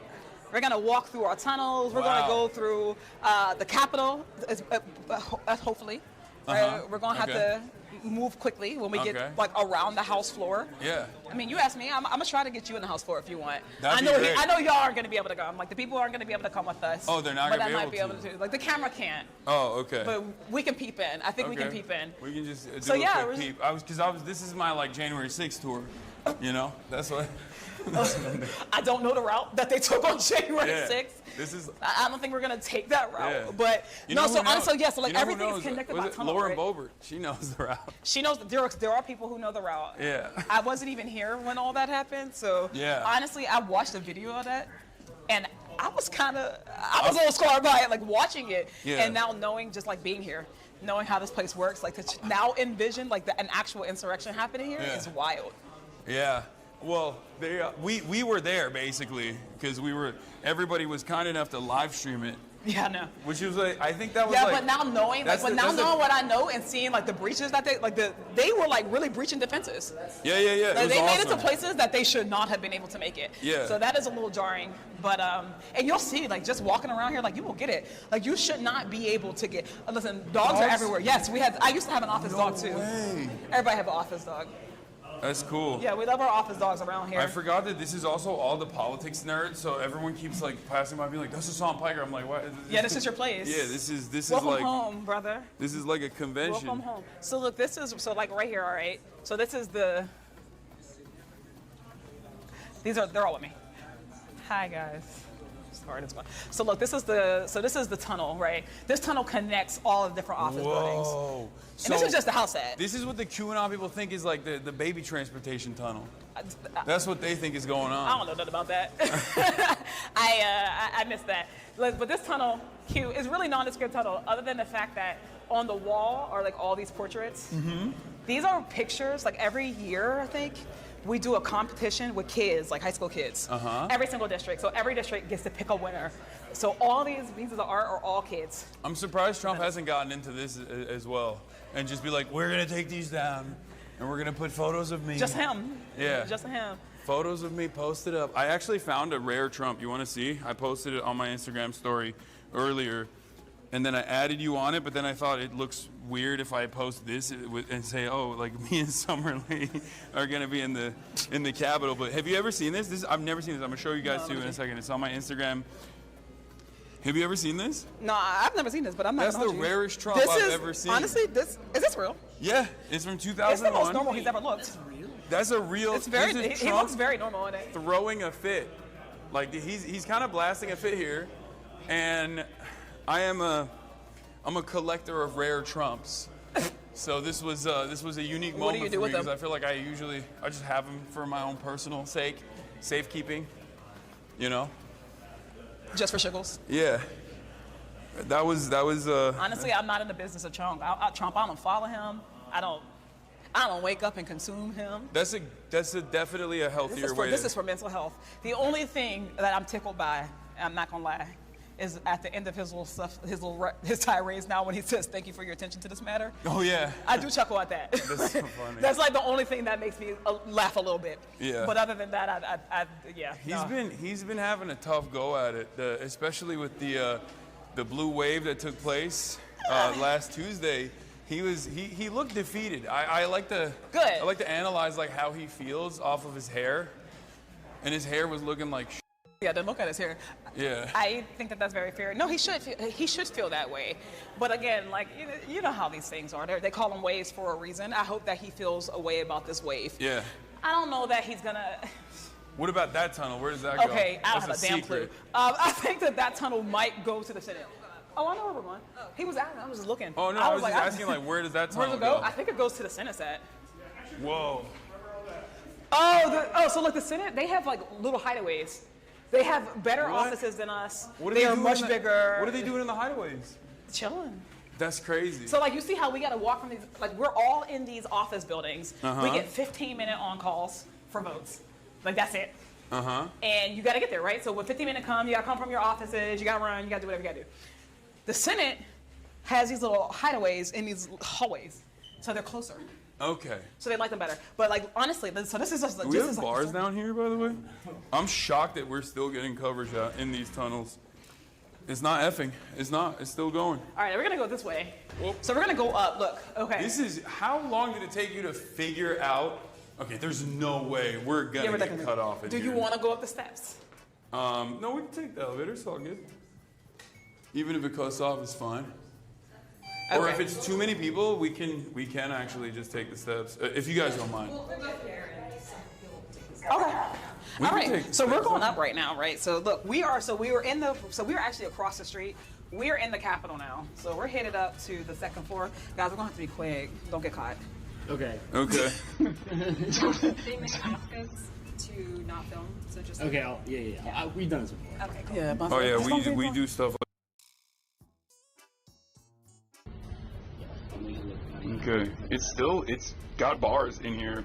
Damn. Wait. Oh no, it got cut. It just F. Yeah, if it survived the elevator, you got a hella Wi-Fi. Wi-Fi. It came back on there. You know what? Oh, all right. I think we're good. Let's see. It's actually. They're saying hold. Yeah. No. It's here. We're back. So that's shocking because in the middle of Los Angeles where I live, I don't get service like this, and Congress has bars underground. That's crazy. To be clear, when more people are here, we don't have bars like this. True. We have bars because nobody's here. That's right. So why is nobody here? So nobody's here because they have better things to do, I guess. Nobody's here because we are in the middle of the shutdown still. So like we saw all those staffers, but members of Congress, I have only seen like 2 today. But we haven't been here for 6 weeks. So honestly, so right now we are actually literally outside of the speaker's lobby, right? So like right there, all these entrances are like, this is the House floor. Wait. So we're not by his office. I think we are gonna go by there. This is the House floor. No, but like, is this where the thing happened? Oh yeah, is it? Yes. Philip knows. So Philip is our expert. He's our Capitol expert. Yeah, that's what we saw. So if you're thinking about how close they got, like for real, Damn. literally on the other side of this. On the other side of that, there was a Secret Service guy that shot, and wow, it was right there. That's like a scene of a crime. Well, I guess it's the Capitol. There's a lot of crimes. I'm gonna say there's scenes of many crimes. Yeah, but this is where everything goes down. So like honestly, when we're doing votes, right, you'll see all types of people bustling. Like usually this place is full of people, especially like right here. This is where they're gonna get. Like this is where we're gonna get got. Right here is. So this is the front door. Like you can see, like a very nice door. Yeah. This is the door that leads right from the steps. So people just come up here. All of this is lined with like press. Yeah. This is all press. Wait, this is a real door? Or This is a real door. Like fake doors? This is a real door. Oh, I can. Okay, I'm not gonna. As it turns out, we cannot get in. Look, here we are. Okay, I'm not gonna open it. See, that's why I said January 6th. I went J6 mode for a second. What's going on? Don't say that. So you're trying to get. Why are you trying to get me caught up? You gotta stop joking like that, man. They're gonna put us all out. No, it's fine. All over this place, murals, marble. Actually, we're gonna go over to Statuary Hall, which is where all the problematic artwork is. Ooh, okay, I mean, there's some problematic people in that too. So. Small fries over here. Yeah. And then look, the fascies, because all the founding fathers were Rome weebs. They were weebs for Rome. That's why they have like the fascies, the bundles of sticks. Look who's an expert. I don't know. I'm just making stuff up. Give me the tour. You know more than me. I'm just making stuff up. I mean, this is cool. The architecture is actually pretty fire. I don't think I've ever been inside the Capitol before. Like I've never done like, because I didn't go to school here. I went to school in Turkey, so we never did the tours and stuff. I went to school here, and we never took tours, but I went to public school. Oh, look, here's our news friends. They're always here. Yeah.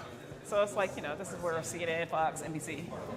Oh, this is where they line up. This is where they come and they talk, and then there's so much echo. Yes. This is the best. All echo. This is the best location to do this. It's because we're in the dome now. We're in the dome. So the beautiful white dome, this is it. Oh my God. Oh yeah, I remember people pouring in through here. There it is. All of my understanding of the interior is literally from January 6th. I'm not even joking. Like That's wild. If you say January 6th 3 times, Capitol Police comes and takes you. They just take you away. I won't burn my third one. I'll wait. I'll wait for a good moment. This is where all the statues live. Every state gets 2 statues. They were like no statues. All the statues were white people. Until like 3 years ago. Yeah. They're just now starting to put non-white guys into here, but every state theoretically got to pick like 2. Person here. Yeah. That's cool. No, they're all over the building though. This is where the most of them live. Every other part of this tour, you're gonna see some random statue of a guy who you don't remember. What about? Okay. Oh. What about the? I was gonna ask about like the Pope guy, but never mind. Yeah, see, you'll always get ran out of a place here. Oh, and then there's like people who are protesting. Mike Johnson is starving families, and this is Mike Johnson's office. Oh yeah. Well, he's not here. Of course he's not here. He ain't here. But you know what? At the end of the day, people are just trying to. Yeah. We're trying to figure out why he's not here. Oh, this is where all the problematic artwork here. So this is the baptism of Pocahontas. Oh my God. Like when I said this is problematic, like the baptism of Pocahontas. No this is wild. Way. Pocahontas, daughter of the influential chief poet. This is not the Disney story. As kneeling and she's being baptized, Rebecca. The ceremony took place in 1613 or 1614 in Jamestown, Virginia, first permanent English settlement on the North American continent. Reverend Alexander Whitaker performs the baptism as colonists, and members of Pocahontas' family look on displaying a range of emotions. Well, this is the way that Donald Trump wants to reflect on American history, right? So this is PragerU version. Yeah, when he's like, it's woke. The museums are too woke. We got to fix it. That's what he's talking about. Look at though. It's nice. It's very nice. Yeah. Yeah, it is cool. It's very fancy. Yeah. I would love to say. What's up? Huge fan. Sure. I honestly kind of work here. Don't want to say who I work for. Okay, well, you're on live stream, just so I you know know. exactly. Oh, okay. Yeah, no, believe me. But all right, you want to get flicked up? Let's do it. Yeah, man. Let me get out y'all's way. Here's you want a picture? I'm gonna tell your boss. No, I'm joking. He's You're asking. our intern. The intern is asking Summer Lee. Hey, no, I'm bored. That's crazy. That's crazy. Yeah, those are for Lord. All right, That's nice to listen. meet you. All right, get in here, bro. Come on. We're humble office here. Quick. Yeah, we do. All right. We got to keep it moving, bro. All right.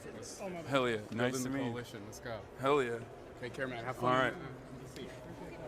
I'm trying. I am actually. I'm having a lot of fun. This is fun. So as you see, you might not know we're getting ushered out of this place too. But yeah, here's all the rest of the pictures. They're always the best. That is the picture where, like, I think, is that the one? One of these pictures is the one on the internet where they like circle all the slave owners. Oh, it's probably that one. Yes, that is the definitely that Declaration one. of So like Independence all one, these pictures depicting a very particular version of history. But damn, Abe had boots. He had Honest Abe. He had boots on. He had heels. Fashion setter. It was before his time. He was tall as hell too. I think it's like inappropriate. If you're tall, you shouldn't be wearing boots especially at that age. So you don't wear boots? No, I wear boots all the time. But I feel like we've gotten taller in general now. Whereas back And then. you're taller than what I thought you were going to be. Oh, really? Yeah. I do hear that sometimes. No, because I always see you sitting down. Meanwhile, everybody else always tells me they thought I would be taller. What is this? Oh, okay. All right. So where are we headed now? All right, so we are headed now to the crypt. So we are right there, actually. So literally, this is under the point of the dome. So all of this is the crypt. Now, there are stories about this area. A couple things, right? You come over here. Ooh, like spooky stories? No, I don't think they're spooky. But like this, they say that right here. So this is the center. So this is like this is the center of the dome. But also, I think that this is where they get the quadrants in DC. So like if you leave Capitol Hill, you go to real DC. You can get northeast, northwest, southeast, southwest, DC. All of those quadrants are like based off of the center of this area. Wow. But is this the actual crypt where they claim that that George Washington is buried under? Guys? Yes. I gotta go back to my expert. Going back to my Capitol expert, Philip. He is allegedly buried underneath. He's not actually there. Where is he buried? Let's go find him. Yeah, which actually is not far. But this is honestly, there used to be more stuff down here. What are they doing? They're taking it? I don't know. I He's think they just cleared selling out. He's selling it to the Saudi royal family, piece by piece. Well, this is yet and still the real people's house. People call the people's house the White House, but this is where the people's work actually gets done. But down here is also the Supreme Court. What? We just walk in. Y'all didn't tell us where to go. Where is the Supreme Court? It's close. So the old Supreme Court was here. So before they used to have the big building across the street, they were literally just down here in the basement. Oh, wow. Tiny little room in the basement of the Capitol. That's I feel like that's better. They should go That's back what I to said. that. When they cut up, And they're in they should go back to the basement. Yeah. And they're also closer in proximity to at least the elected representatives of the people whose lives they're deciding on. For a life tenure? Yeah. It's pretty crazy. Okay. All right. All right, let's go outside. You want to go see the plaza? Sure. So you haven't been on inside. Have you been outside of the Capitol? Not really. The only time I've ever been to Washington, D.C. is for the White House Correspondents' Dinner. And not even the dinner itself, but just events around it. It's okay that you went to the dinner. No, I didn't go. But I mean, it wasn't on some principle. I just didn't, I wasn't invited. I was same. So you've never just been to DC for no. You ain't never been to the go-go? You heard go-go music? Go-go music? Yeah. No. Go-go is like the cultural music of real DC. I think I feel like we should have had some go-go playing for you to actually receive you. I went to a nightclub. This place. I went to a nightclub one time. You had chicken and mumbo sauce.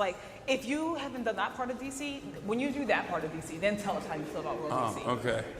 So what brings you here? What brought you here today? Why did you want to come to this place now? I am here for CrookedCon specifically, but since I was doing that already, I thought I'll go to New York earlier and go to the victory party, and then pull up here a day early so we could do this collaboration. And I'm really fortunate that you were able to take some time out. I mean, I know there's not a lot on your plate currently. So this is as good as a time as ever. Disclaimer, I'm not on vacation. I can't speak for anybody else, but I'm not on vacation. We work for real. What is this? Oh, this is one of the people. This is so every state. Father Damien. Yeah, every state gets 2. So this is their second way one. He look like that, right? According to the statue. That's a cool way to look. He was so rotund. Robust? Yeah, or square. So rectangular. Honestly, I've never looked him up. I'm intrigued.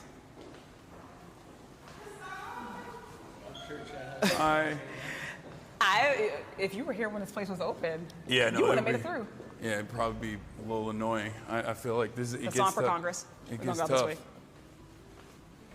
So when you come back here and you're a member, they ain't gonna love you the same. Oh, yeah.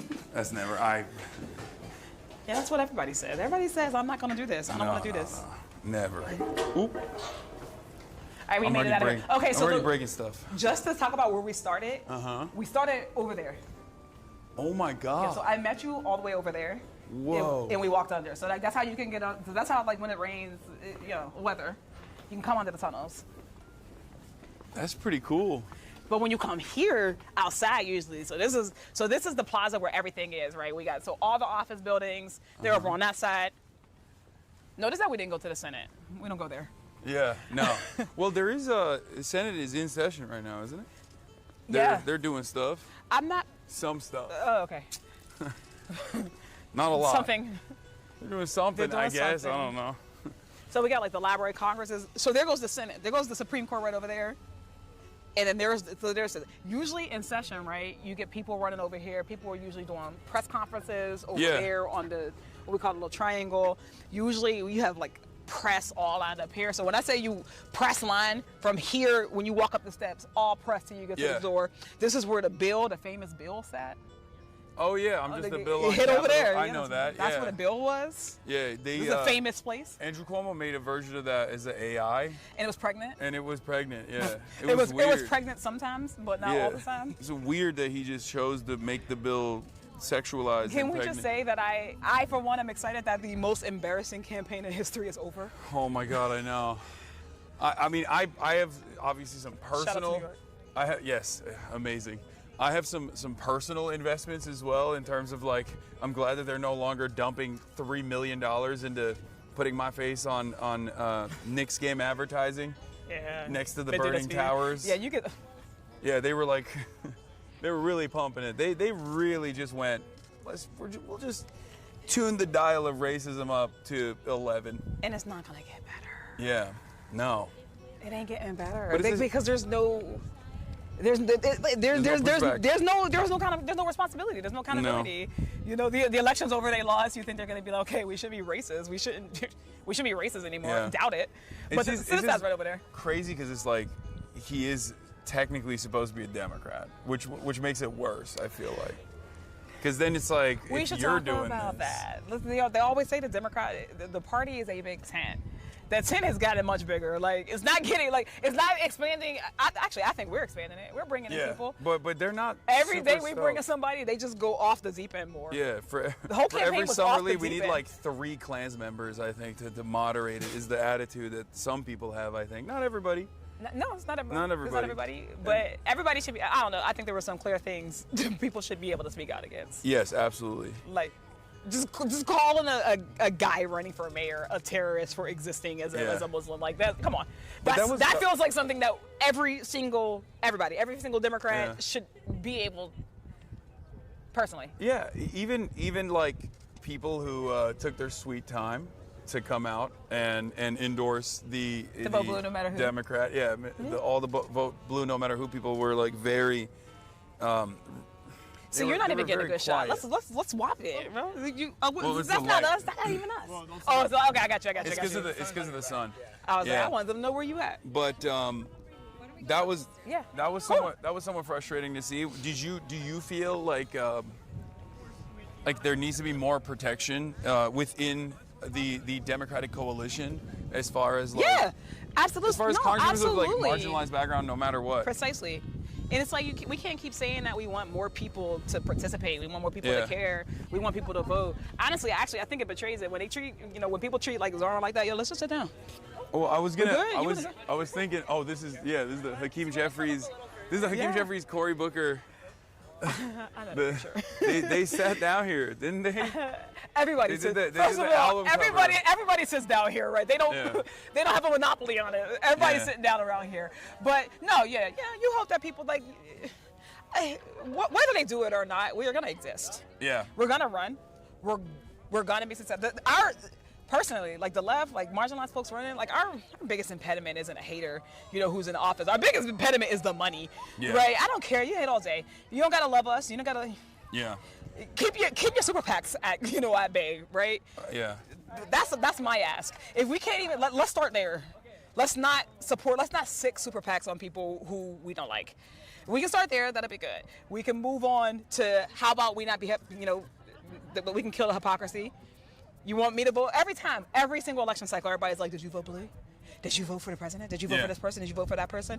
And it's just, obviously, there's no reciprocity. There's not enough reciprocity, but I also know, look, at the end of the day, I represent my people. I bring my people with me.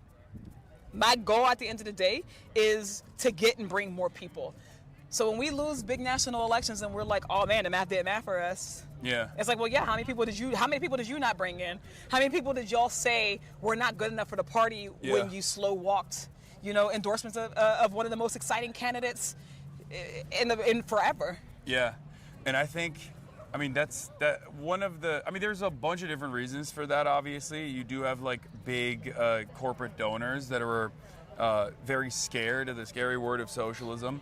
But I think a major advocacy group that is embedded within both the Democratic Party and the Republican Party, and I think you know where I'm going with this, is obviously the Israel lobby. Yeah. And you were uncompromising in your values, and you spoke out against Israel's war crimes, against Israel's genocide, and you were one of the few that did not get punished in that same cycle where AIPAC obviously put a lot of historic amounts of money in AIPAC subsidiaries, put historic amounts of money against Cori Bush and Jamal Bowman. Yeah. I do want to start with we're getting deep now. You want to go over to my office?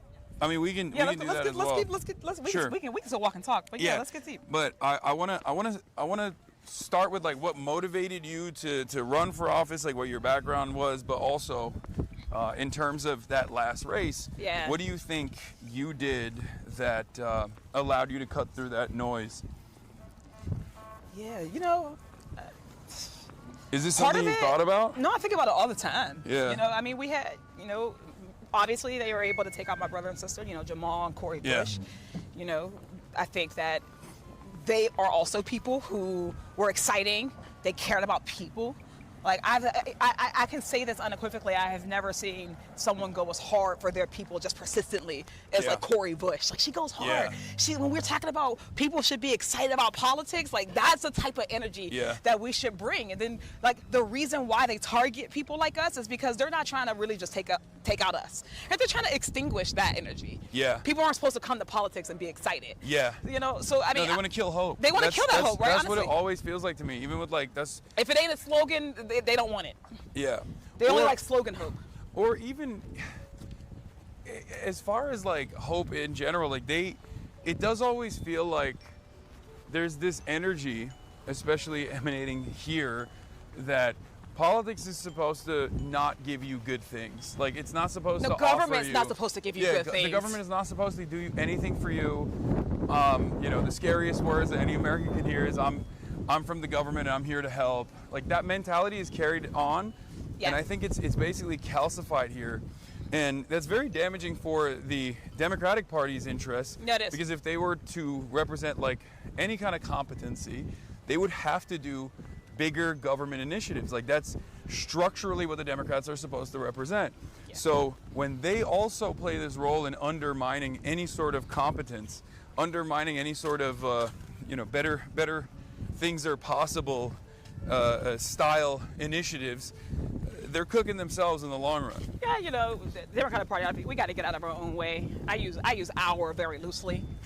I like to think I'm not in my own way. Yeah. But Yeah, no, I mean, I think it's a couple of things, right? The original question, we work hard.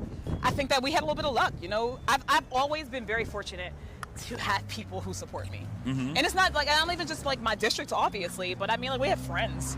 Like, my first election, AIPAC came at us. That was the first election that AIPAC even existed as a PAC. Yeah. So like when we were looking to see who was coming after us, we didn't even know what the PAC would be called. Like, you know, we thought it might be DMFI. We saw them the cycle before. It wasn't them, right? It was this they're new at the time, like United Democracy Project. Yeah. We had no idea how they would come in at us. You know, we were 27 points up, something like that.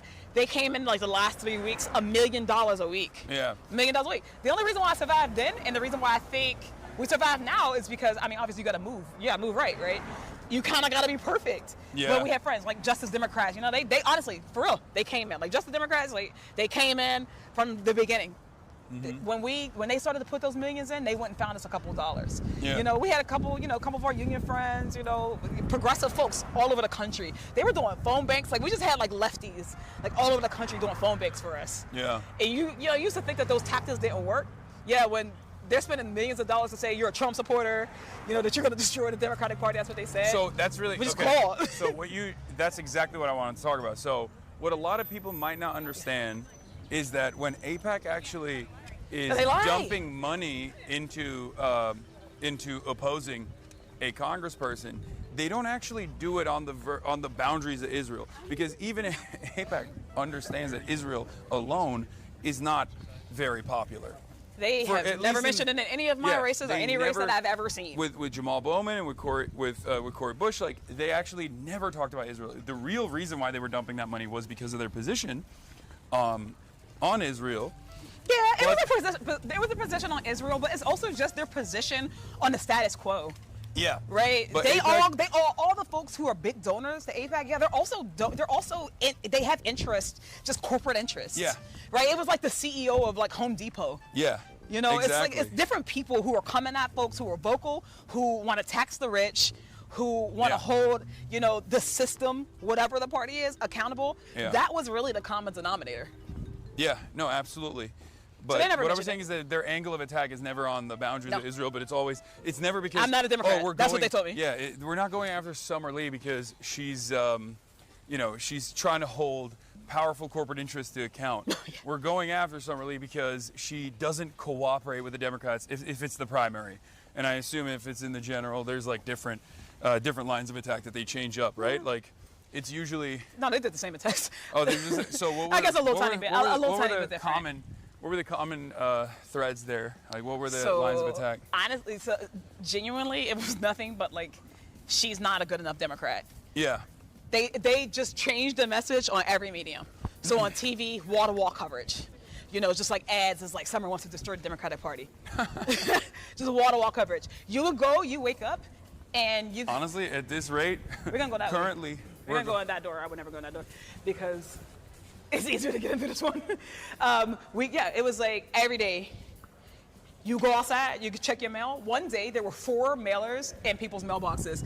Each of them had me with like Marjorie Taylor Greene, Donald Trump, right, trying to paint this picture that, you know, I'm not a good enough Dem. They pull out of context tweets.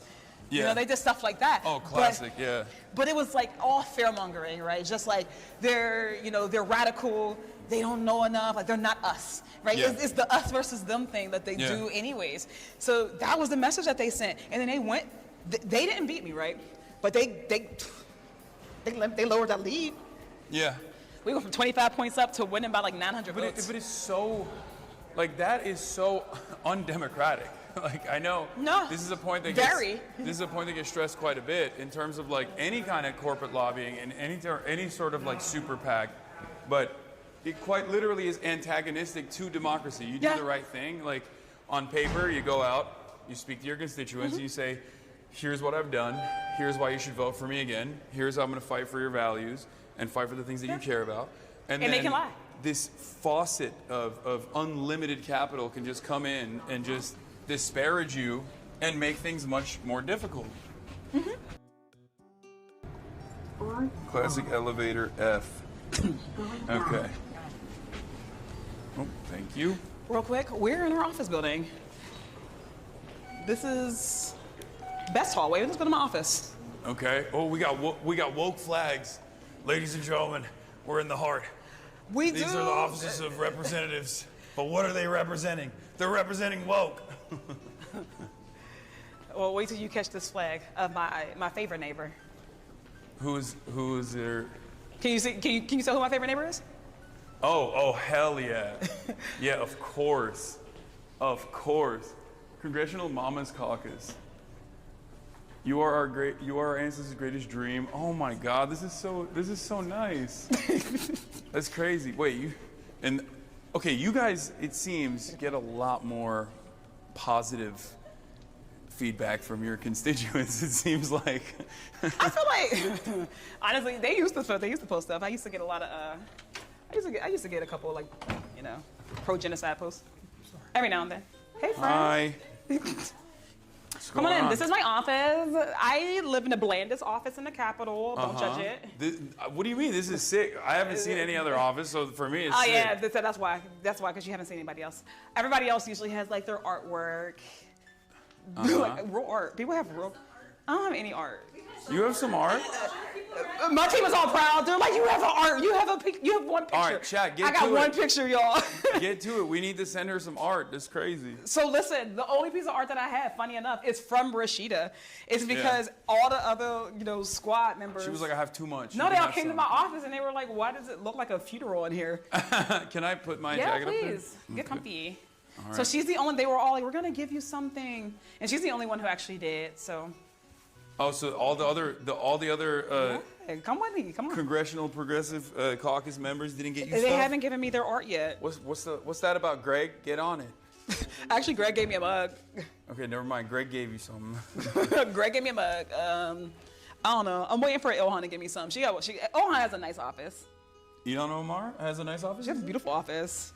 She got a balcony. She has nice things. So there is like a every office is seniority different. Like yes, very. Oh, so that's a big. It's part a Hunger of... Games trying to pick an office. Oh, see, this is the type of stuff that like yeah, I think about like the Senate parliamentarian and things of that nature, but like this kind of additional back and forth, I never have considered. You literally pick a number out of a box.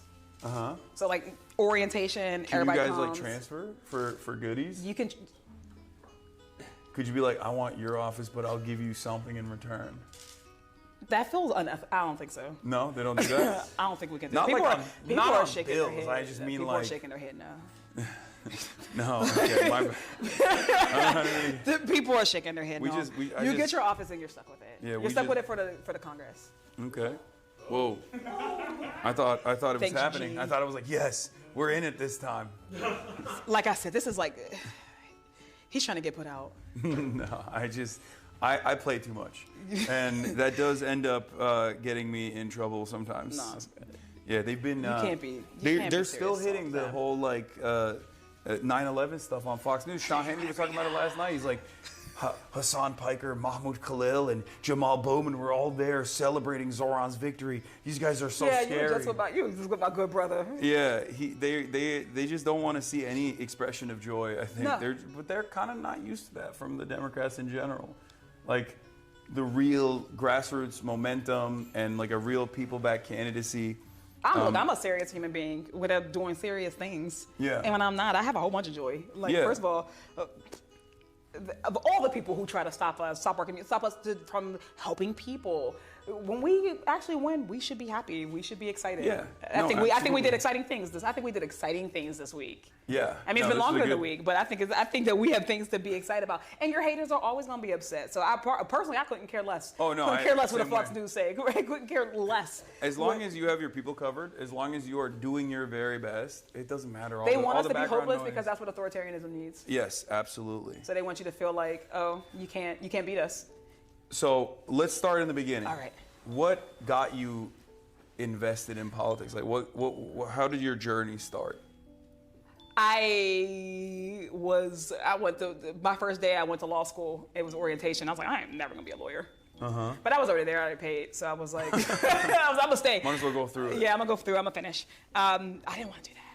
I didn't want to do it because it was like, you know, you can like litigate one case at a time. It's just like a brother brought in some trumped up charge, and you do that one at a time. But like, who's thinking about the system?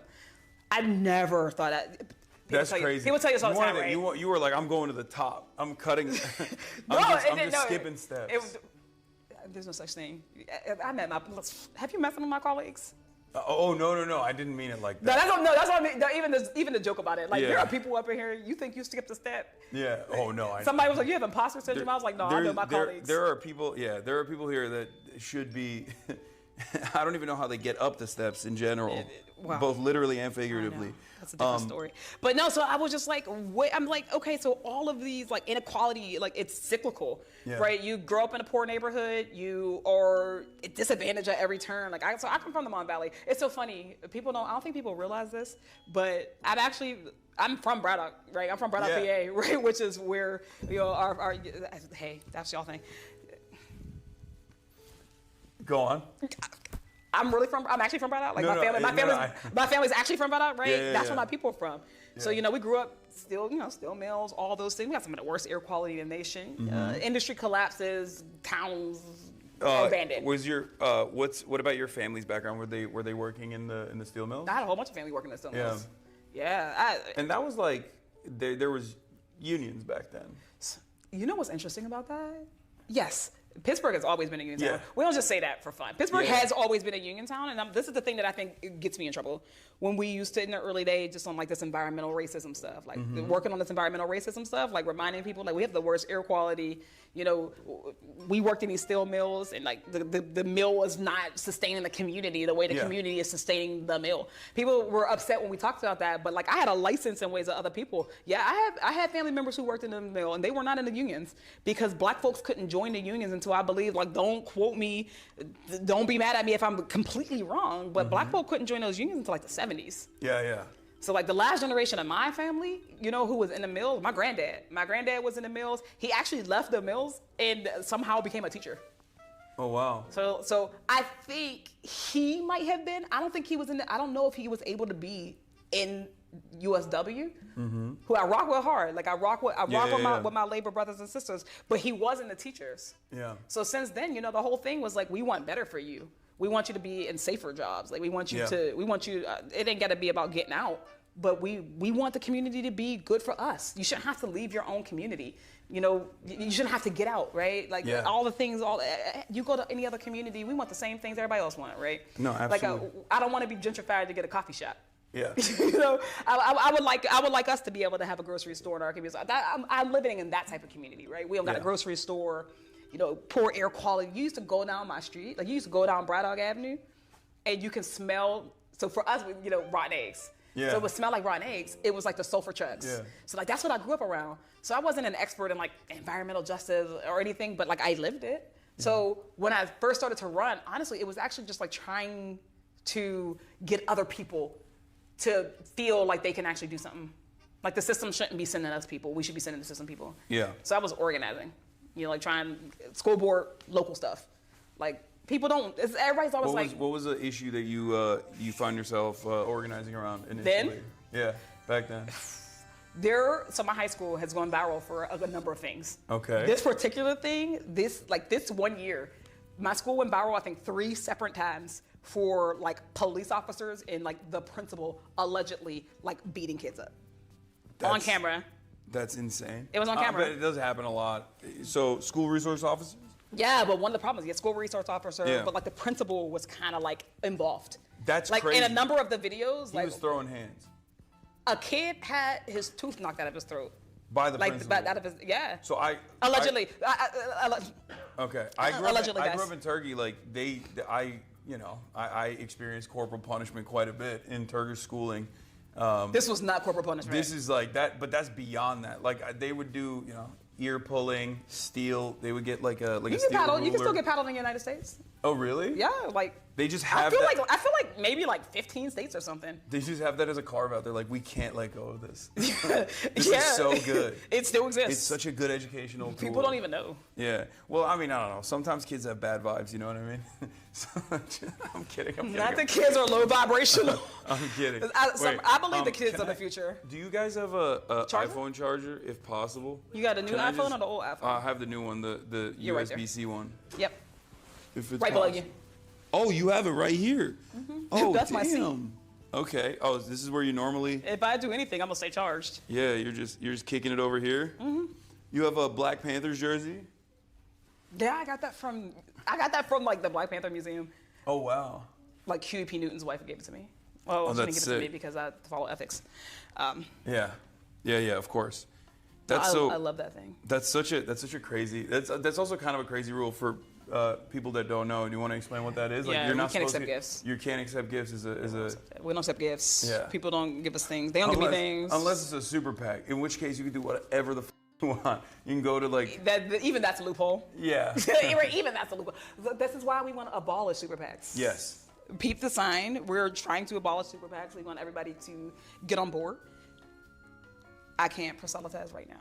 They told me. But yeah, no, this is I think this is one of the biggest issues that we have. Obviously, not just from my own race, from all the races. The people shouldn't be able to just like buy their way into the little Oval Office like Elon Musk did. Like just. Yeah. I mean, they're just that's cutting out the middleman in some ways too. They've gotten more confident in their brazen corruption because they've been especially in stress this last- testing the system for I'm gonna say decades. Yeah. But this group specifically, since like 2016, everything they do, every like toe they like step over is trying to figure out will people let us do it. Yeah. Will people let us do it? That's why I always say like Donald Trump doesn't necessarily get to decide if we have a dictator. Yeah. He don't get to decide. Like it's not like the Congress doesn't get to decide if we have a dictator. Like you do. Yeah. So like when they step over line, it's like they're flexing on the American people. Yeah. No, they're dabbing on us Every time. every day. And every time they get to do it once, and they're like, "Oh, that worked." Yeah. You know what they do? They go and say, "All right, we moved the line." Yeah. We moved the line. So that's what this whole thing has been. Like I've always said, it was you talk about all day. It's an ongoing insurrection. The insurrection has been ongoing. They have been plotting. They've been planning. They've told us. So even like I get it. A lot of people are like, I don't really rock with the Dems. With or the Project Rs. 2025 stuff, especially, like real. they plotted out. They plotted it. They wrote it. And they put it on paper, and they're like, "This is what we're gonna do." And then all it takes is for Trump to be like, "I don't know what that is. I don't know how to read." And then everyone's like, "Oh, okay, he said so it's fine. He won't do it." And then He said he was gonna do it. yeah, They said they were gonna do it. So honestly, that's why I ran.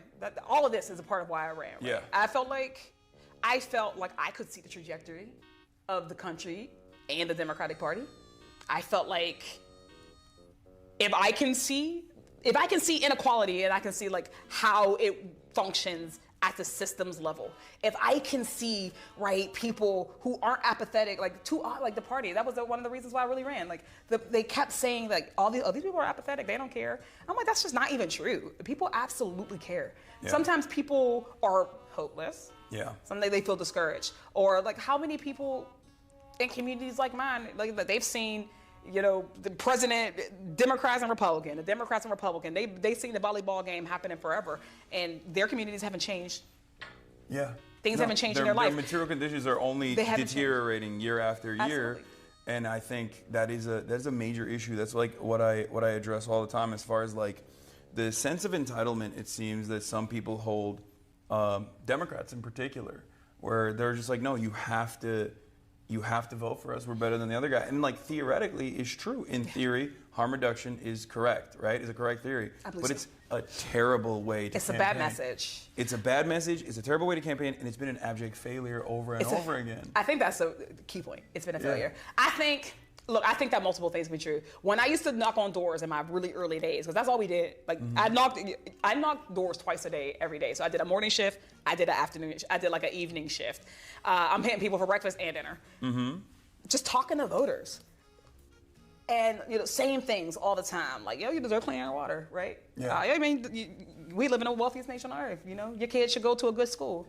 You shouldn't be paying property taxes out the wazoo, and your kid still is not getting the education they deserve, right? Just stuff like that every day, every single day. But I talk to a lot of non-voters. Yeah. And I think maybe that's what makes me a little bit different. I'm not just saying me personally, me and others like us. That I talk to non-voters as much as I talk to voters. I talk to infrequent voters. I talk to folks who have never been registered in their entire life. Yeah. I have people in my family, right, who they vote when I say go vote for me. They know me. And sometimes I'm certain they're lying to me. Like sometimes they're like, "Summer, yeah, I voted for you." Sure. Like, okay. They didn't go. Oh, What am I do? Right? Here comes summer again. Right.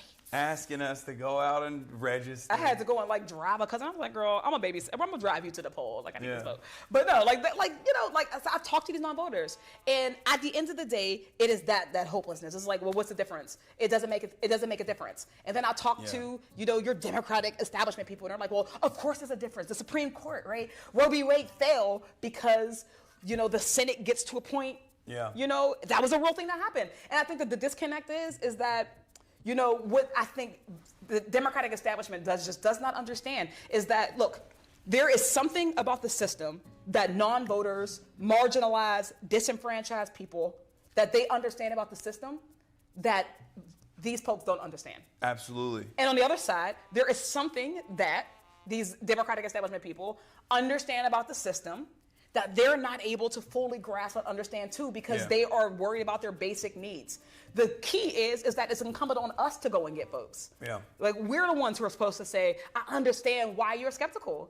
I understand how it can be hard for you to prioritize voting when your material conditions are just getting worse. Yeah, what's really interesting is... We stopped doing that. Yeah, oh, absolutely. And it's like, that's the basic principle of democracy, is that voters are supposed to go out and extract concessions or make demands out of their elected representatives in exchange for a vote. And then you sit on this seat of power to make the popular demand known and try to fight for them. And yet, for some weird reason, we're so far removed from that basic principle that even campaigns like Zoran's or campaigns like yours, but Zoran's one's like in New York, so it was very high profile. It's a big time. Yeah. But it's like, it wasn't unique at all. Like, in many ways it was unique because the circumstances are so dire. But what I mean by that is, like, it's not actually that unique to go out, ask a bunch of voters and non-voters, like, what is your major issue? Actually, you mean talk to voters? Yeah, talk to voters, identify some key problems. I got big theories on why people don't talk to voters. What? Oh, in here?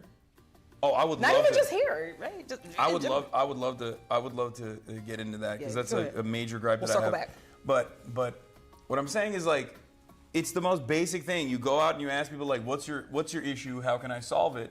And then you identify a couple of those issues and you keep hitting those issues. And of course, lo and behold, all of them revolve around material inequities and financial struggles, affordability, things of that nature. And you just keep hammering out those points. And you win, even when you have hundreds of millions of dollars in corporate interests and numerous different advocacy groups. I'm not gonna say even. Together. Let's be real. Zoran had some dollars. He had support. He had help. When a lot of people talk about, oh, why'd you win? Why'd he win? Sometimes because it's a good story. We put the emphasis on the grassroots organizing. Yeah. What did he have? 90,000 volunteers? I don't know if that's a real number. No, he had 50,000. 50,000. He had 50,000 in the primary and then 104,000 in the general. That's wild. Let me tell you who ain't getting that many volunteers. Nobody else on God's green earth. Like, not in a district, right? In a non-national campaign. Well, we're trying to fix that. Absolutely. But in a non-national campaign? That's wild. So we put the emphasis on that because we should. Because proportionally, that's us saying, like, the reason why we're here is because of you, right? People put us here, people care. We connected, real connection. And so sometimes people are like, well, you don't need all that money. But it's like, At the end of the day, when your ops can get out anything, say anything about you, and you can't counteract it, it does hurt. It hurts because now you need more. Like, you need more volunteers to now go. Now you got to counteract the lie. Yeah. So, like, the idea that we don't need money, like, I would love, and I can't wait. It exists. As the future already exists, it already exists that we live in a world post big money in politics. We live in a world post authoritarian. It exists already, and as we build to it, right, we do have to recognize that, like, actually our people do need to have dollars so they can compete. It's not an evil thing. No, absolutely. We do need to actually run for office. It's not an evil thing. Yeah. We need to wield power. Power is neutral, right? Power is not inherently good or inherently evil. And there are, like, a few people in history who are like, power is to be wielded. I think when you talk about, like, democracy, if I just flip it on its head a little bit, like, the fundamental thing about democracy is that it's government by the people. Yeah. Which means that our real job is not necessarily like a transactional thing. Mm-hmm. It's actually to be like the candidate in the perfect world. Candidates don't go to the people first. The people. They are the people. They are the people. Exactly. The people are like, this is our person. This is who we're sending you. Yeah. And because we are a person, like you represent them, you already know you're embedded. Now you stay with your folks. It's you not stay on supposed the to ground. be a special class, like It's not a special politician, class of people. job. Yeah, it's supposed to be you're a teacher and then you're representing your community. You represent your community. You can be anything. Mhm. And that changes. Well, what's the qualifications for Congress? Yeah. People think that the qualification for Congress is Nothing. lawyer, business no. owner. No, it's whatever lived experience you Yeah. have. You are personal. You have personal expertise on all types of stuff. Yeah. You be convinced that we don't have it. And I think I would go so far as to say, if you're a regular person experiencing financial struggle, trying to make ends meet, trying to pay for rent, you have the necessary qualities that many people in Congress no longer hold, especially after years and years of being a part of this machine. I've talked to a lot of politicians about this kind of stuff behind closed doors and private meetings and things like that and they just want to know how do we message? How do we message to the kids? How do we reach they don't really care as far as what I try to explain to them, that it's not just about the platforms that you're on. It's about what you're saying, and it's about actually being an earnest about your defender. authenticity. Yeah. We don't have a message problem. Yeah. I'm not gonna. Okay, we have a message problem. We do. We don't have exclusively a message problem. We have a messenger problem. Yes. I've been talking to a lot of my colleagues too. I mean, we were going back and forth in a retreat, and everybody, after the election, they all bring in the polls. It's like the polls say this, the polls say that. Honestly, I mean, the polls always say this. I'm like, I told y'all that. I already told y'all that. But so we're doing that, and then we're talking about, and they're like, well, what we need to do. I was like, no, we need people. You can say whatever you want to say. You can start cussing online, look cool. You can do all that. If that is you, then do it. But the problem is if you ain't never had to struggle to pay the rent, how are you going to relate to somebody who does? And a Congress person doesn't have to relate to every single person in their district. You don't. Yeah. But again, as the party of working class people, if you can't relate to working class, I had to talk to my colleagues there are so many of y'all who generationally have not experienced being of the poor. Yeah. I think most of us are working class, right? You don't own anything, you don't trade stocks. You're in a working class. You got to work for your living. You're in a working class. But a lot of people lose those roots. They're not there. That's why they're not talking to non-voters anymore. Yeah. That's why you got all these people who are only listening to consultants and hyper attentive voters, like those voters who are like, I go to caucus, I go to the DNC. What the abundance call the groups. Yeah, they're talking to them all the time. Yeah. But they're not talking to real people. And then when they go, and you go to the barber shop, and you ain't been to the barber shop in years, you don't know what them brothers down there are dealing with in their real life. So how are you gonna relate to it? And that's the problem. Right now, when we're talking about, man, we got colleagues who, and this is not a shot. We got folks who have been here for longer than I've been alive. Actually, they've been here longer than I've been alive, which means they've known various iterations of the Democratic Party, various iterations of the Republican Party, and now they have officially known a different iteration of the country itself. The country that they've known, that we've known, it does not exist anymore. We are in an authoritarian regime. Yeah. And there are too many people who are nostalgic for a time that will never exist again. Yeah. It cannot exist again. Whenever they say, I want a strong Republican Party, the way things used to be, I'm like, no, I want no Republican Party. I fell out of my chair. I'm like, no, I want. That's like saying I want a responsible plan. What? I want no opposition. I want every. I want a better world. I want every seat to be filled with people who are going to center the working class in their politics, so that we don't have to have this gridlock, this back and forth, within the current structure that exists. But I'm baffled. I remember that. It's a very silly way to approach it, and I think a lot of people see that and they think it's inauthentic as well, because they're like, we're Democrats. If we're Democrats, why the fuck do we want? Remember when Cuomo, when the question on the 2-hour debate they did, and it was like, how much you pay for rent? The big gotcha, right? Zoran laughs. He goes, what is it, $2,300? Yeah. Cuomo goes, he's stealing from a poor person. $2,300. Mr. Cuomo. He has a rent-stabilized apartment that a poor person is supposed to have. Mine is about $7,800. Yeah, that was crazy. Number one thing that shows that he's disconnected, he's stealing from a poor person. I don't know no poor people in my life who can spend $2,300. That's not the point that I'm making right now. He then laughs and goes, I pay $7,800. Yeah. Right? You can't relate.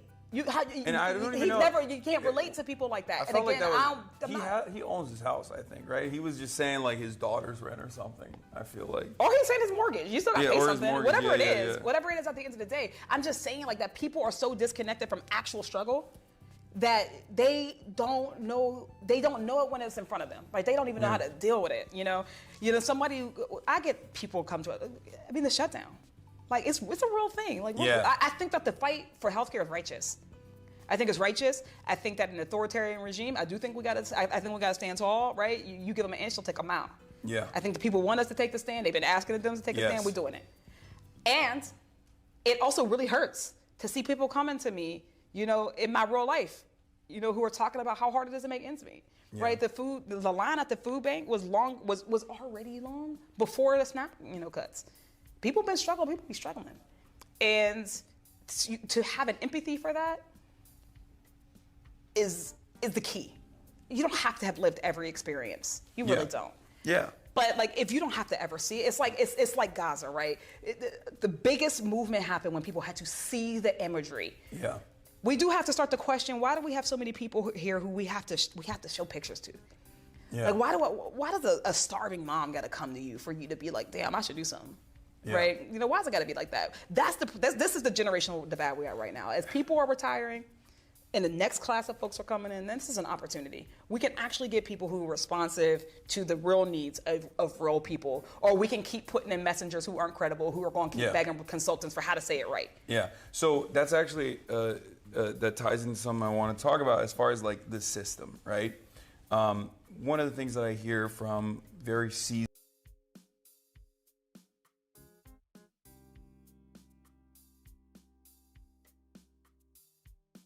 operatives and people who have been around for a very long time is the notion that like, well, a lot of these guys, they come into Congress and maybe they have like key issues that they care about, but over the years they basically become complacent, or at least like they themselves also lose whatever edge they might have had, because they just go back and forth and there's so much wheeling and dealing with the way that bills are structured, with the way that bills are passed, that they basically they hit neutral and they just kind of exist. And then all they care about is getting reelected, so they go to donors instead of the actual constituents because of what we just talked about. It's a bypass. Because big donors can just go in and dump $1 million into a relatively small TV, like a local TV network, and just hit you with attack ads. And genuinely try and tarnish your reputation and make it harder for you to overcome these odds. So a lot of people run from a place of fear. How do you push back against that? How do you fight back against that around your colleagues, especially? I think part of it is acknowledging that it's a very real condition in this place. Yeah. I think it doesn't. I think that sometimes when we talk about someone came in with the fire, and then now it's like, what happened to them? There's a lot of people like, what happened to them?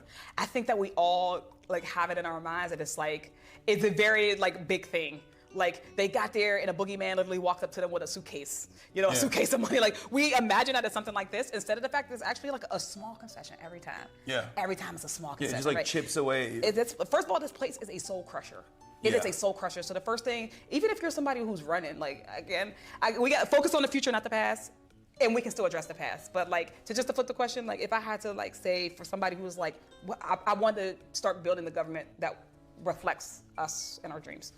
The first thing you need to understand is that this place is a soul crusher by nature. Doesn't matter if you want it to be or not. Doesn't matter how strong you are. You got to have a North Star here. We all know. How many people come here because, they want to be famous? It's a very real reason to run. I'm not coming for nobody. That's crazy. People who, no, there are many reasons that people come. You can come because you want to be famous. Hollywood Fine. for ugly people. That's what Andrew Breitbart used to say. Everybody in Hollywood ain't that great looking either. But men get to be whatever they want in Hollywood. No, but no. So you can come for that. You can come because you're like, oh, look, I got an idea. I have a perspective. I want my perspective to be. You can come for that. You can come, whatever reason you come, you need to have a North Star. Like, what is the reason that when this shit gets hard, like when it's the worst, what is the thing that's going to get you up in the next day? And if you have to have that center, because again, it's everything. It's not always going to be the first thing. The first thing is going to be like, hey, can you look, just take this vote, right? Yeah. This vote is not even that bad. It is going to protect you. I remember when I first got in the State House, we ran over 2 years, remember? I first got in the State House, we're doing first day into this year, we're doing a big bill. like constitutional amendment. It's been like traveling across the country, state by state by state. And every time someone votes no on it, they like run multi-million-dollar ads on these people. So the first thing that somebody told me, they were like, "Yo, Summer, what about the ad?" Like they weren't being disingenuous to me. They weren't trying to scare me. They were telling me the reality. Like, what about the ad? It's the reality that we have to think about those things. Yeah. Now you choose how you react to that. You know the ad can come. You know the ad might exist. Is it more important that you specifically make it, or is it more important that the legacy exists of being bold, of being a bot, of representing this interest? That's where people are. That's where they get you, because it's easy. You want to be comfortable. I have vowed to not necessarily be comfortable here, because the moment you gotta get comfortable, you gotta give up on something. You gotta give up something. I give up something to be comfortable here, and I get why people want to be comfortable. I think it's wrong, but I get it. Yeah, and then that slowly but surely chips away, and then it's already so difficult to make changes in the positive direction that people just kind of give up. And then they see the will and the dealing. But that favors the right flank. Every time. Every time. It's much easier to destroy. It's much more difficult to build. And the left flank party in this country is supposed to, in every country really, is supposed to be the party that is building towards, expanding social safety nets, building housing, building better public transit, these sorts of things. And I do feel like Democrats have a real messaging problem on that front, because they constantly find themselves in a position where they're telling people, no, you don't understand how this works, sweetie. Better things are not possible. Meanwhile, on the other side, that's a real message. Yeah, I mean that's the real message. That is like Hillary Clinton famously in 2016 against Bernie Sanders said that Medicare for all was like demanding a unicorn. You know, like, oh, what's next? We're going to give people, I could just run around saying I'm going to offer people unicorns. And it's like, that's insane to just be that cynical is crazy. It's also a very low opinion of the electorate. Just because we're not somewhere, it's like the opinion that like we're somewhere now, we'll never be able to make it out of that. Yeah. And I think the sinister reason as to why she's saying that, and many congresspersons also have a similar attitude, especially on this issue, is because it is such a massive, such an expensive industry that has a lot of corporate donors, that is constantly in these rooms, maybe not this one obviously, but in these sorts of rooms, and they are able to say, do not take a stand on this issue that would actually harm our profit centers, our profit margins, or even abolish it in its entirety. Yeah. Yeah. So, we're definitely slaves to money in politics. Yeah. We're slaves to it. All over the country, you ask about, kids getting mowed down by assault rifles. Yeah. All over the country, people say, no, we do not think that should happen. And yet, you still get politicians who cannot move on that. Why is that? So what you're suggesting is door control. We got to get better locks on the doors, right? That's what we moved on. No, I think the first thing that the Democratic Party got to do is we got to decide who we want to be. Yeah. So we're talking about all of this, and I think fundamentally, before we move anywhere else, we got to decide who we want to be. So that's actually exactly what I want to ask you. What do you think, if you were to go with like 5 key positions that you stand for, what would those top 5 priorities be? I know I'm putting you on the spot here, but like, let's say you're running, right? Like, what are the 5 key things that you're going to hit? I think I put things in the buckets. There are always justice-minded buckets, right? Affordability is clear, right? People can't afford things. But within affordability, housing. I believe that everybody should have a home in the community that they call home that they can afford. And I believe that they should be appropriate, right? It shouldn't be slums, like we're in the wealthiest nation on earth. Yeah. It should be healthcare. Nobody should go into medical debt. People should not die of curable diseases, right? Everybody should have healthcare in this country. It's education. Everybody has a right to a quality education, irrespective of your zip code. Yeah. I think it's environmental justice, that you should be able to breathe clean air and clean water. It's free. It's a freedom from your civil liberties being eroded. Yeah. So whether that be, prison reform, systemic reform for criminal legal reform, ICE, all of those things. We need a serious change in the way that we think about how we are, dealing with our citizens, with people. I mean, so I think like y'all don't quote me. Like I'm not saying that that's my exact file. I was put on the spot, but those are the things that I think about every day. Yeah. Like people should be able to navigate our society without going broke every single day. Their government should not be oppressing them. Yeah. Do you feel like people are especially in this day and age, like, do you feel like the average person kind of just sees everything that's going on, but they're like, what can I do about it? And they just like go about their daily lives rather than be like more active and more, instead of being reactive, more proactive in general? Yes. How do we get people to mobilize at a time like this when they're too busy trying to make ends meet? I think that takes a flipping of the head. I think that is a product of the system itself. Mm-hmm. Is a very like top-down system. Yeah, like think about what we talked about. People have lost hope. Yeah, like we've killed or some hope. people never had it in the first place. Yeah, right. Because the system is like we are cogs, you know, and the wheel keeps on turning. I think people. It's that focus on what is a real democracy. When people say, "Oh, what are Democrats going to do? What are you going to do? What are you going to do?"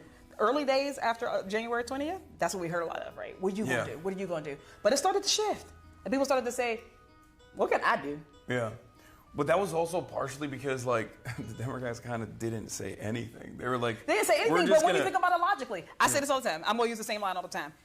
You tell me, I want to put a check on Donald Trump's power. Yeah. I introduce a bill. Which of those bills are going to be brought to the House floor by a Mike Johnson or Kevin McCarthy or whoever they put in that day? Which one is he going to bring up that's going to get a vote that's going to get to 218 of his members? And that's going to then go over to the Senate. That's then Thune is going to bring up to the House floor or to the Senate floor. That's going to get, a majority plus, because it's the Senate, filibuster-proof majority, that they're going to then vote on. That's then going to go to Donald Trump, and he's going to sign. Yeah. This is the lesson that we needed to learn before the authoritarian regime. That at the end of the day, it is still the final fail-safe in a democracy. It is the people, which is why this is where I think one of the biggest failures of the Democratic Party falls. Right? We are so arrogant too often, and like this idea that we did it the right way. This is the only way to do it. Voting is the only way to do it. Running is the only way to do it, and everything else is a problem. Right? Yeah. Black Lives Matter, the anti-genocide encampments and movement, all of those things have been met with shame by people in leadership. And that's not just this generation, that's generation after generation after generation. Yeah. The anti-apartheid movement, right, in the 80s and the 90s, met with shame, right? The sit-ins, Dr. King died unpopular.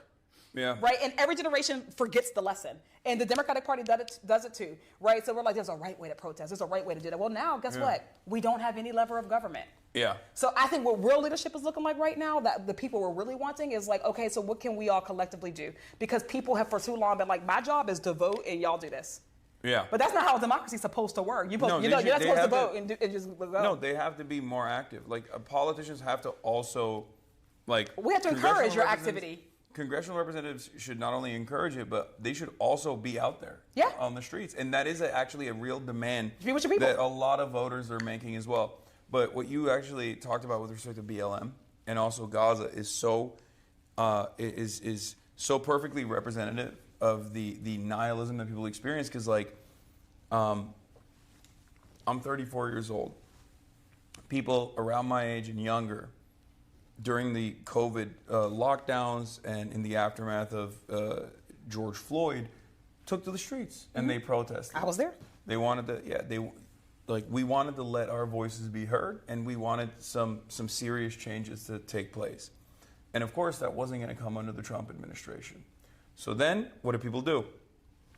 They voted for Joe Biden. A lot of people said, I don't really want this. He's old.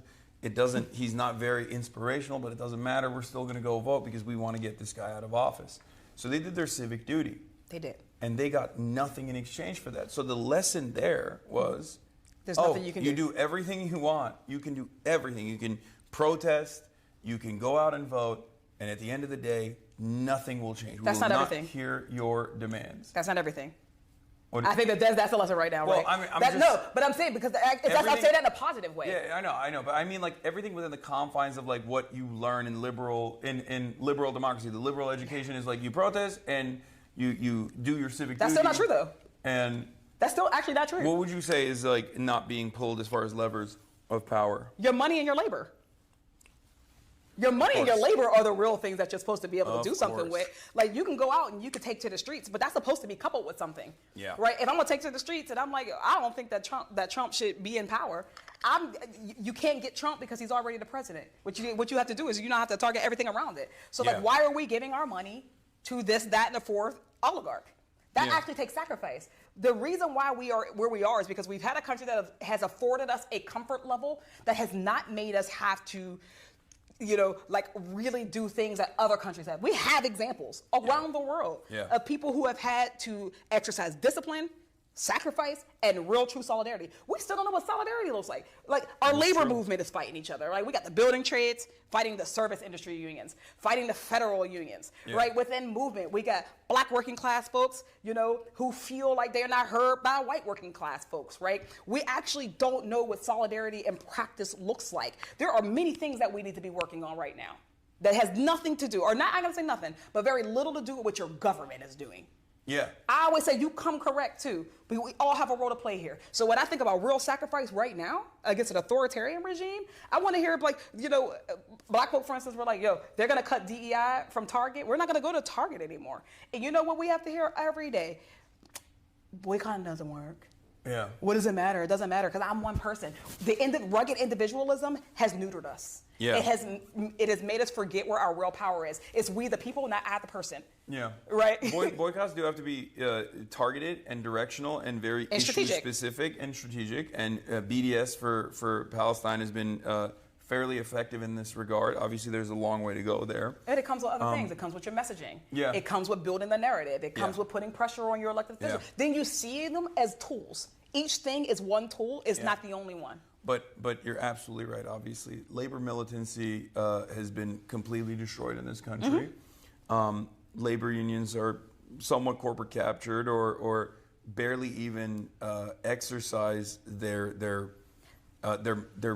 biggest leverage of power, which is work stoppages, when it comes to even contract renegotiations usually. And sometimes it's literally illegal to do because it feels like a nuclear, sometimes it's illegal. Yeah. Sometimes it feels like a nuclear option. Yeah. Right? Sometimes it's like, am I going to step out on a limb and is anybody going to catch me? In Pittsburgh, we actually have the longest strike in the nation right now. We have the longest running strike.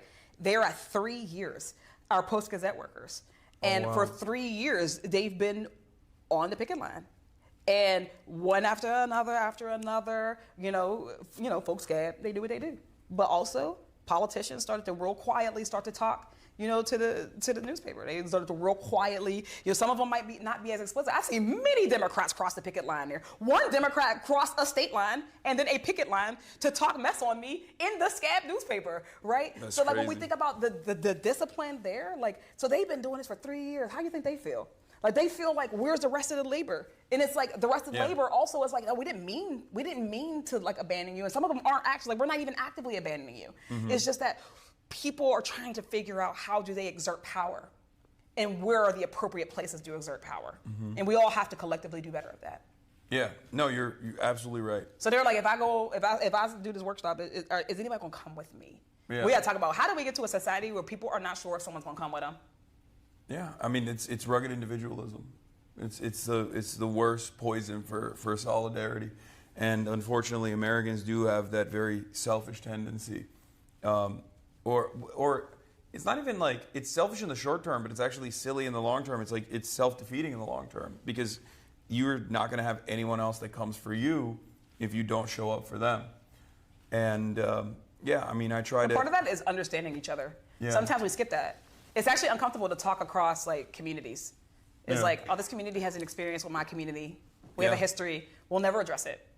Yeah. Because that makes us a little bit uncomfortable. Yeah. And I think that's the same with labor. I think that's the same with politics. Yeah.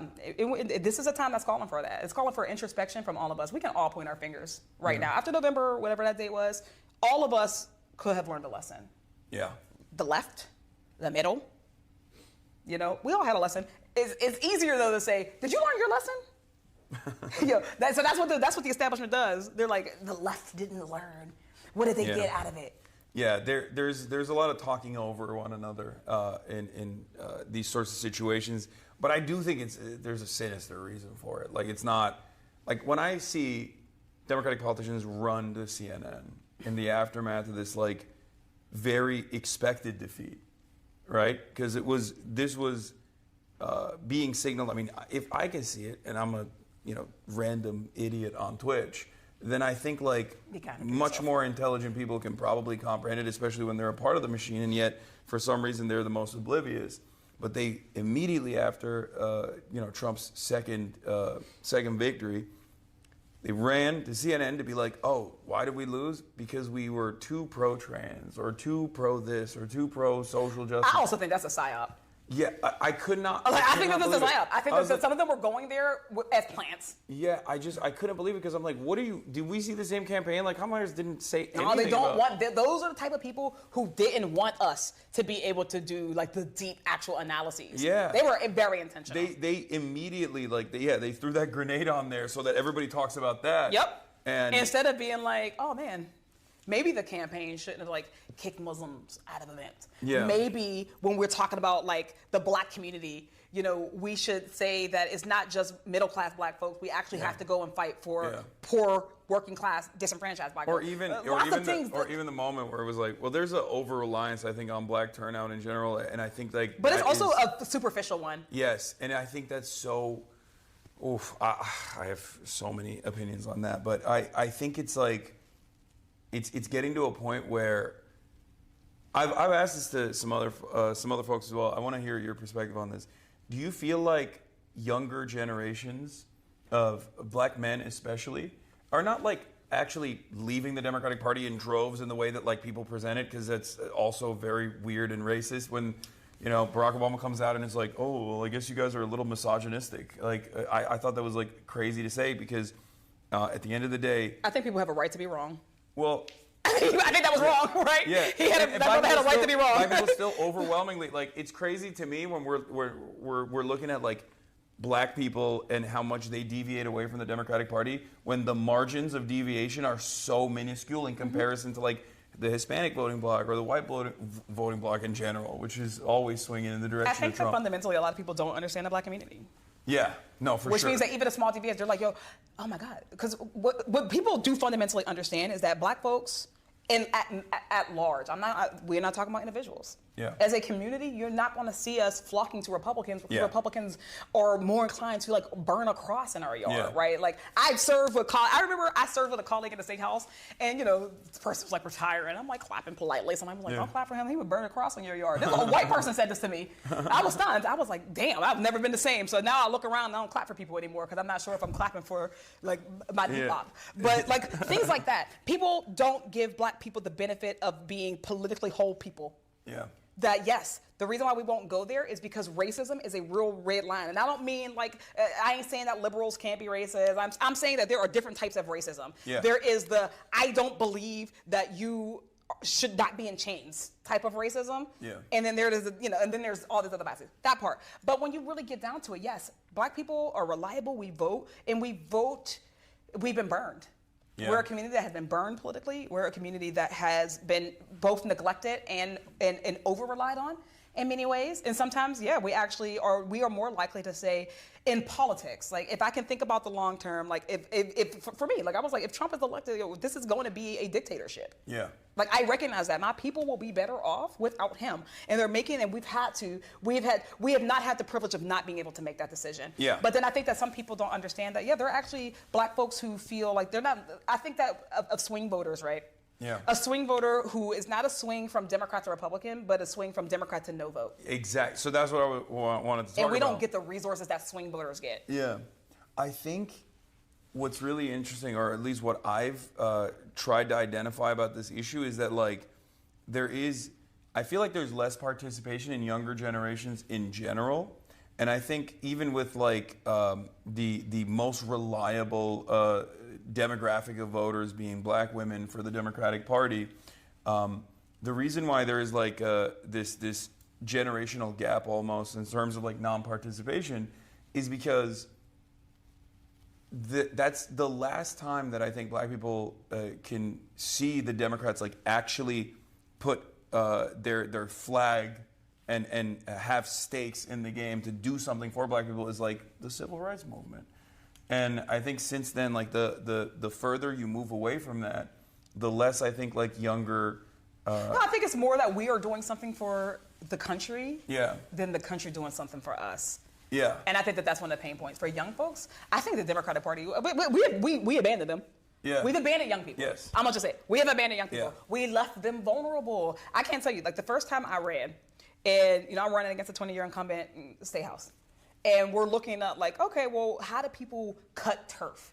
Like, who do you knock doors? Like, how do you decide what doors you knock? How do you decide who you send a mailer to, right? Those are all real big considerations that a terrible consultant. You have a finite amount of time. You have limited finite resources. amount of money, and you're spending all your money on a trash consultant who is really just thinking about their own paycheck. They're not even giving you good information. We didn't go that way.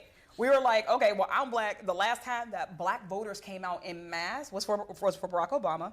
So when we're cutting the universe, instead of being like, Democrats love the term super voter, right?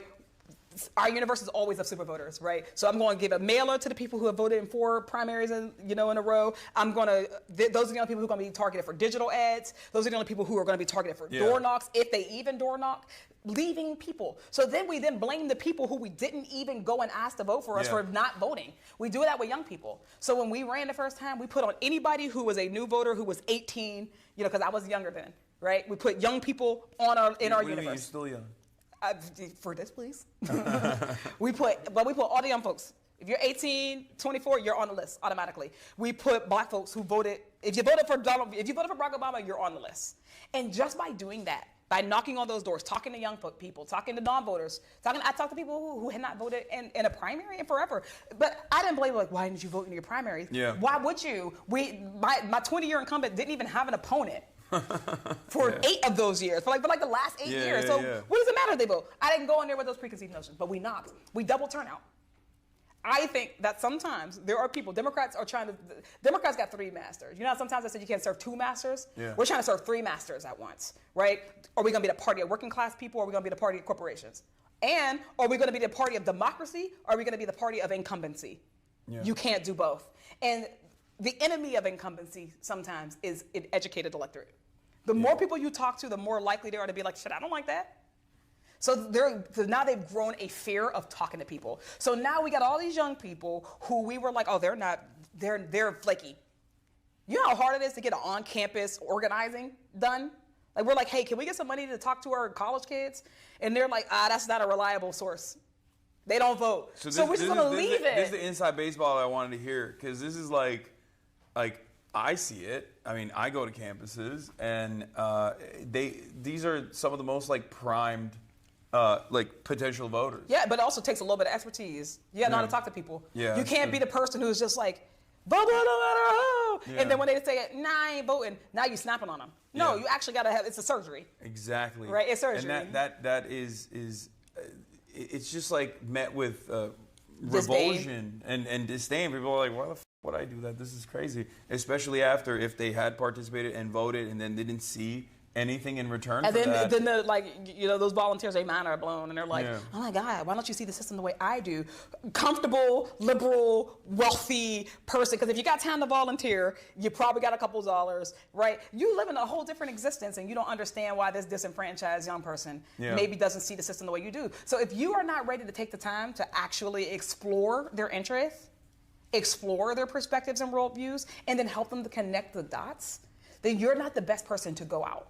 And I don't mean that just on those young people's doors or on that campus. You also shouldn't be out on our super voter doors, because we're trying to make believers of everybody. We're trying to make everybody get on the same program. It's like, you know how people are like, poor, kids of color deserve teachers of color. I'm like, white people deserve teachers of color. We should all have, cool diversity, whatever. I don't think that they should be on any doors. People need to be trained better. But to get them to go there. So now we're talking about, why is Turning Point? Why are these kids getting red pill? Yeah. Well, you left them in the internet with no direction, no instruction, and they're finding out a different world by themselves, because the internet is a world, and they're navigating that world by themselves. Well, you know who went into that world? The right wing. Yeah, and they also have a ton of money back in it too. Big money. Because that's the other side of the story. Because they invested though. Call it an investment. Yeah. We got money on the Democratic side. Yeah. I don't know what they're spending it on, to be honest. It's not down ballot. Yeah. It wasn't historically judges. Yeah. It's just that you're absolutely right. there is this like media infrastructure that they've designed. They also pluck talent. Like Charlie Kirk himself, he became a nationally relevant figure because he wrote an essay in high school for his like high school newspaper about some hypothetical black woman that took his slot at West Point, which is bullshit. It wasn't even, he just made it up, right? But they were like, that's exactly the kind of young racist mind that we need. and they, very quickly, that essay was on Breitbart, and then a week later he was on Fox News. Again, incumbency versus the future. Yeah. You know, how are we going to invest in a 90-year-old at the same time that we're investing in a charismatic 18-year-old? Yeah. We're still wagging our finger at the charismatic 18-year-old. I have met like brilliant kids, brilliant young people. They're far more worldly. I'm not even just saying that to like blow smoke. They, some of them I'm like, damn, how'd you get over there? I'm like, damn, because listen, Gen Z is voting for Republicans. We didn't think that, we didn't think it was possible. We got there because we didn't think it was possible, so we left them vulnerable. We left young people vulnerable. Yeah. We left them vulnerable to disinformation. We left them vulnerable to people who came. Like, sometimes people just want to know that someone cares. Like, you ain't never knocked on my door, so you must not care about me. Yeah. You've not come to my college campus, so you must not care. And also, even from a top line issue, like, if you're not speaking to any of their problems, anything they care about, or in the world that they know, or any time you do speak on issues, it's like incremental or like going back to Kamala. It's not. What do you think is what required? Let me tell you. Yeah, going back to Kamala Harris, like there is this unprecedented affordability crisis taking place. Americans experienced negative real wage growth for a year and a half under the Biden administration. That's gonna people are gonna punish you for that, like no matter what, right? They experience that. They're gonna be like, oh, I am seeing that this is the administration that's responsible for it. They've seen capitalism not work for them. Yeah. The alternative to that is it cannot be, we're going to give you $50,000 in tax credits if you start a small business. Because that's not a solution. It's not a systemic one. Yeah, and it's also... That's a Band-Aid. But that's, not only is it a Band-Aid, but it's also not an all-encompassing policy vision. Like there are so many, like people keep forgetting that we've diluted class in our political culture so much that people forget that like the working class is the overwhelming majority of voters. Yes. It's not corporate interests. Indisputably. It's not people that are, there's a lot of small business owners, sure, but like many of them are still owned and operated, so they're still working to a certain degree, like, and they still... If your paycheck cuts off... Yeah. and you have no more money source, you are a working class American. Yes, exactly. Welcome. Unless you're making more money from capital accumulation, where your money is making the money for you, you're still technically on the working class. Yes, you're on the working class side, and you have working class needs. Same with renting versus home ownership. There is a higher percentage of home ownership than most Americans would assume. For sure. Obviously, that's different in big cities and whatnot. But still, by and large, because of our home ownership rates are so abysmally low in comparison to other nations, it's around, I think, 40%. In the state of California, it's like 44%. It's higher than you would think, but again, that means that 66%. The real problem is that 6 people own the rest of it. Or 56%, sorry. Yeah, but again, exactly. 56% of people are renting though. So you have to have a message that focuses on their issues. And we never do that.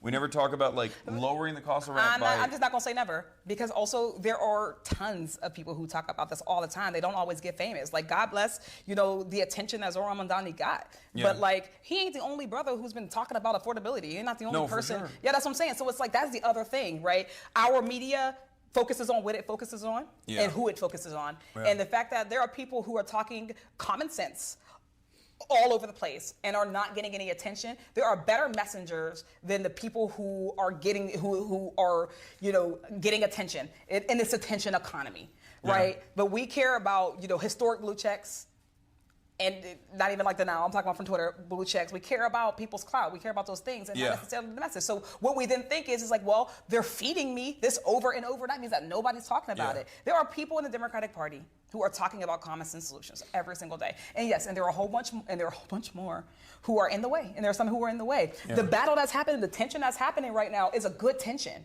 Yeah. I think it's important that we go through it. I think it's important that we make our case. That we help them to understand that our viewpoint is not a us versus them. That's the other thing I'm gonna beg people. This is my second time saying this today. I am begging people to stop looking at the political world in this linear, that everything is right, left, center. Yeah. Right? That's just not how people organize their politics, not how people organize their real lives, and we are ascribing it to them. We're leaving so many people who don't feel like they fit anywhere. That everybody fits in a bucket, and there's a prescribed message, like there's a transcript for this bucket. And it's like, oh, I'm talking to this person. What's the pre-approved message for that person? Like, we're treating people like that instead of being like these people are holistically. It is not left versus right. It is top versus bottom. When we are able to kind of like transfer it over to that, I think we will have a better recipe for how do we now go back out into the world and get people who we have left behind. How do you think the Democrats change their branding? We had to change the guard.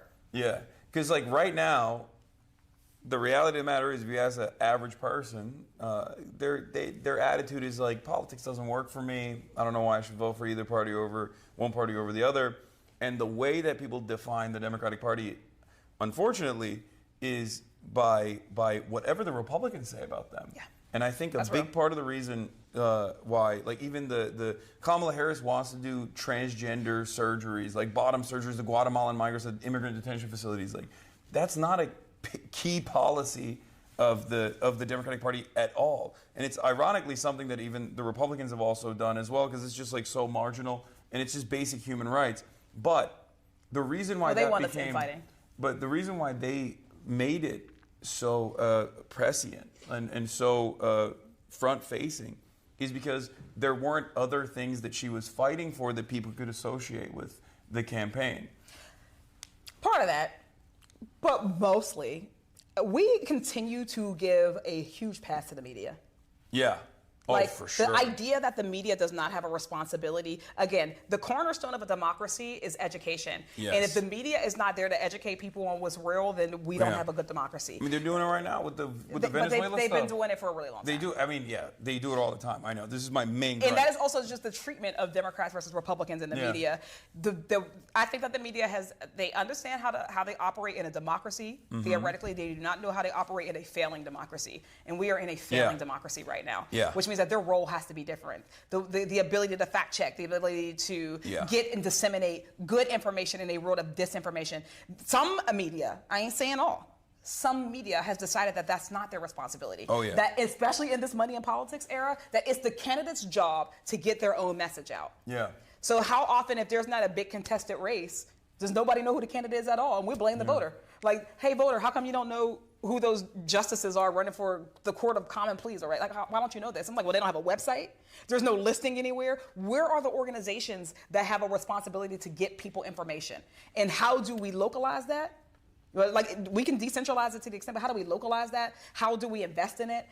There are people who are vulnerable to disinformation because we don't have institutions that are trustworthy. Yeah. And the media plays into that. Like, a Republican says something, and the media will run that ad nauseum all day, every day. And then the left, the broader left will then be like, Democrats, why aren't you proving that you aren't doing this, that, and the fourth, right? So there's going to be less grace. We talked about it, right? There's going to be less grace for Democrats. Again, if they buckle next week, no one's going to think that it's because they actually cared about people and that they couldn't take seeing people suffer anymore. They're going to blame Democrats for buckling, not Republicans for literally being cruel, not Republicans for hating them. But again, that you're right. That's a structural hurdle that will always exist. But it doesn't have to always exist. I think that's the thing we got to change. How do we change the Democrats' branding? That's number one thing. With the way that the system is designed, like if you are trying to do right by people, you're always going to have that structural hurdle. Because, like I said, so then we're asking for pain. It's much easier, but that's why you need real believers that are real fighters, so that they can actually white knuckle through it and grit their teeth. The day we got 435 fighters in Congress, that is a unicorn. I get what you're saying. But that's what it is. It's kind of like, it's the same thing as like when people are like, oh well, this candidate like one of the arguments is always like Kamala Harris lost because she's a black woman, right? And there's truth to that, of course. White supremacy is a major hurdle to overcome. But the way I always try to explain to people is like, that's just a constant. Like, you got to account for it. You got to keep it pushing. That's just a constant. It's just a hurdle you have to clear. So that means your threshold is going to be a lot higher. But you can still clear it with good messaging and messaging discipline and like being a real fighter and being earnest. Yeah, real organizing, real investments. Yeah, exactly. I think that we've talked piecemeal about all of the different things that the Democratic Party can do. Yeah. Should be doing. And again, going back to deciding who it is, what is the thing that is keeping the Democratic Party from investing in young voters, in marginalized voters, and frequent voters? Why do we focus so heavily on swing voters in the heartland? Like why do we invest in those tropes that don't serve us anymore? Right? Yeah. What is the thing? I think it's consultancy culture. I think it's again that fear of what happens when the system no longer revolves around us as incumbents, but is instead actually fair. What happens when the game is unrigged? I also do think it's partially because of is corporate interest, right? Because like the way that you target the disenfranchised, like the historically disenfranchised low propensity voters, is either by having a Trump-style candidacy, which favors right-wing reactionary sentiment. That's the reality. Like culture wars. That one will never work for anybody who have morals. Well, but the thing is, like, Democrats need to understand, like, they can't win the culture war because the culture war was designed as a wedge issue, designed by the right, so that they can distract people with these different. With these different policy positions that are ultimately very harmful for massive swaths of society. But that's not a battle that you can fight. So that's why I always say you have to like bring it back to class, bring it back to affordability, bring it back to material realities, because that is the actual undefeated method. And I think part of it also is bringing it back to the truth. Yeah. We can't be out here talking about we need a strong Republican Party and then also go and make the case that people shouldn't be voting for Republicans anymore. Or saying Trump is, I think, going to be very authoritarian or a fascist, and then just like have no issues with him. Like, you know, people looked at that and they were like, man, your urgency is not matching your words. Yes, exactly. If you think that this is like if you think that this is an ever-present threat to American democracy or what remains of it, right? And I did. Then you can't be running around with like Liz Cheney. Like you can't be running around with Liz Cheney. I felt like the stakes were so high that we had to run a perfect race. And that brings us back to like your first question to me was like, well, how did you win and other people didn't? Yeah. Like I know that we have a responsibility to, as much as we can, run a perfect race. No one can be perfect. Yeah. No elected official will be perfect because you're not perfect. Yeah. It is in human nature that we can't be. Yeah. But I know that we have to try. Like we have to try to do things right. Like I've never missed a vote. Yeah, right? And you also have to be more perfect than the other side. Yeah, you have absolutely. to be more perfect than your Republican I'm a progressive. Colleagues. I gotta be. And you have to be more perfect than your centrist colleagues. Your institutionalists. Yeah. I can't move the way institutionalists move in this place, right? But there's also but then it goes back to the media where like they do have so much grace for whichever the right wing flank is, whether it's a race between a left flank candidate and a centrist, or whether it be a centrist Democrat and a right wing. It's like subliminal messaging. Yeah.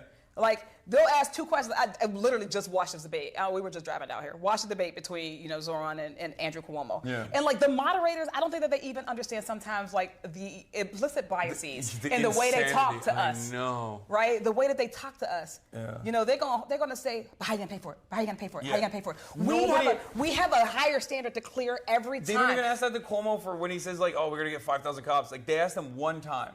Where are you getting them? Where are you paying for me? Never. Yeah. One time. So it was like when I was running, when I come on day one, we got to come with clear understanding of policy. Yeah. Right? Because you speak well. Like you're an orator, right? You're passionate. You're an organizer. So now you got to prove that you could be a policy wonk. We have to prove that we can be a uniter, not a divider. We got to prove our loyalty. But then you get other people who I ain't gonna say no names, but they ran statewide multiple times and never had to ever talk about any policy at all. Yeah. Or their position is... How do we decide who gets to talk about policy? Or their position in the party infrastructure is literally to be the rotating villain. And so now people are wondering why they didn't know who that person was. It's like, wait, did we just not know it? I'm like, I don't know. Well, go back to the campaign. What do you actually remember about people? Okay. Well, I ain't talking about nobody specific. I'm talking general. Oh, okay. I was going to say, if you're talking about one specific person. One person. No, I'm talking about multiple people. It happens if you all were the talking time, about though. one specific person, there are some people in If this you're room talking about that... one specific person, you can guess. Some specific people, maybe in this room as well, were like, oh, let's overlook some of their negative qualities because maybe they're going to be a part of this left flank, and then that didn't happen. Anyway, whatever. Hey, we all have our kinks. Right? The left have kinks just like the center does. Yeah. There is, but as far as like this imbalance, it is always there. It's ever present. It's one of the most annoying things. It's just like, if you are the person that says better things are possible, you automatically are met with cynicism. Mm-hmm. Like, you're met with cynicism by the public in general as well, and you're met with the very same cynicism from the instruments of media, where they're just like, what do you mean better things are possible? There's something wrong here. Mm-hmm. You're supposed to tell me everything sucks. Or you can only be like, directionally, you can have like these radical agenda items as long as it's on the right-wing direction. And as long as it's like, as long as the targets are vulnerable populations, marginalized communities, like, undocumented immigrants, like defenseless, people that are left defenseless, or left to be defended by, regular folk. And it's slanted. Mm-hmm. In that direction. And it just seeps into people. Yeah. I remember when my grandma was having a little house party for me. Early candidate, so she just brought her friends. It was super cute. And all her little friends, they politically connected. Mm-hmm. As old black ladies go. Mm-hmm. Love them. And we were talking about Bernie, because I was like, I don't know, we're talking about men. They're like, I don't believe, he's selling this, that, and the fourth. It wasn't all of them, but a couple of them. Yeah, he's selling this, that, and the fourth. This is my family, right? Yeah. I'm like, wait, do y'all know how left-wing I am? And then, so it came back to, Medicare for all, because remember, in the election, every time he went to a debate, it was always like, how are you going to pay for Medicare for all? How are you going to pay for Medicare for all? Every time. And what that does, it just, programs people to think about it. So now we ask it. So now I got my black elders, my aunties and uncles, asking me, how's he going to pay for Medicare for all? I was like, you already have Medicare. Yeah, that's true. You already have Medicare. That's the craziest thing, because it's always people that already have Medicare that are like, wait a minute, this program might not work. It's like, well, you're a recipient of this program. But funny enough, it was actually easy to cut through it. Yeah. So when we talked about it, I was like, tell me what you want in the world. That's how I started. Tell me what the world is that you believe you want to leave for your kids. Yeah. And you let them talk, and it's like, oh, well, I think that, yeah, of course I don't want my kids to have diabetes and not be able to afford insulin. Yeah. Right? We talk about that. It's like, well, what's stopping us from having it? Where sometimes you just have to deconstruct the propaganda. You got to deconstruct the programming that we've been through. Again, we don't always take the time to do that. Sometimes with the left, we're not patient enough with people. Right? We, just like it's easier to tear something down than to build something, it's easier to create an opt-out than an opt-in. Yeah. The reality is that we need more people. Yeah. We need people to believe. We need people to drink the Kool-Aid, as it were, which means that we have to explain. Sometimes we think we don't got to do no explaining. I was like, I wanted them people to leave voting for Bernie Sanders, right? So I was like, I got to explain to them why they deserve Medicare for all, why they deserve a living wage, right? Yes, they deserve to be in their retirement, not living on a fixed income. Too many seniors are like, I live on a fixed income, and that's just the reality of things in America. So it's like, when I talk to people, it's like they have been trained to limit. The older you get, people say, oh, you get more conservative the older you get. That's not what's happening. You are having what you believe is the realm of possibility shrunk for you. Yeah. Life is shrinking your realm of possibility. Yeah. It's shrinking in and your shrinking. Your lived experience is shrinking your realm of possibility. Over and over. Imagine your lived experience in the political system. Yeah. Right? Generations of politics. You like, I came rah, rah, rah, and here we are. So now you start to accept that better ain't possible. So now you're listening for better ain't possible, and you think that anybody who tells you that is lying to you. So it's our job, and we should take it on enthusiastically to say that, actually, here's why better is possible, because sometimes you just gotta remind people where they started. Yeah. I reminded those old folk who I love where they started. I'm like, if anybody knows that better is possible, it is you, because remember where you were, right? Folks in my life born in the 40s. There's just no way Bernie was able to communicate that, though. He did not. I don't think he was capable of communicating that. But our next person like that does need to be capable of it. Yeah, but that's also part of the reason why, representation also does matter quite a bit in this regard. Having a diverse, we are one of the most diverse countries on the planet. And a lot of people, I think, forget that oftentimes. And obviously with that comes friction, especially when we leave a lot of the dark chapters of our history unaddressed, and the wounds are still there. The economic inequalities are still there. They exist. And people don't even want to recognize it, and people want to even debate whether or not it exists, which is ridiculous. But outside of that, I think the positive aspect of that is that, like, by and large, Americans are also much more open-minded, especially if they do live in a diverse environment where they go, yeah, these are my neighbors. Like, it's not an accident that cities. People. It's not an accident that cities are densely populated areas are more blue. Or less xenophobic. Yeah, or less xenophobic, or more blue in general.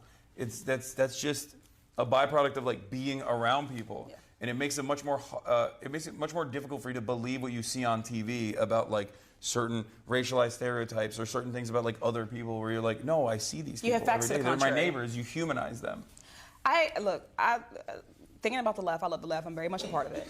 And I'm begging people, like, my blackness informs my politics. Yeah. Like, they are not separated. You know, my blackness informs my politics just as much as growing up working class poor.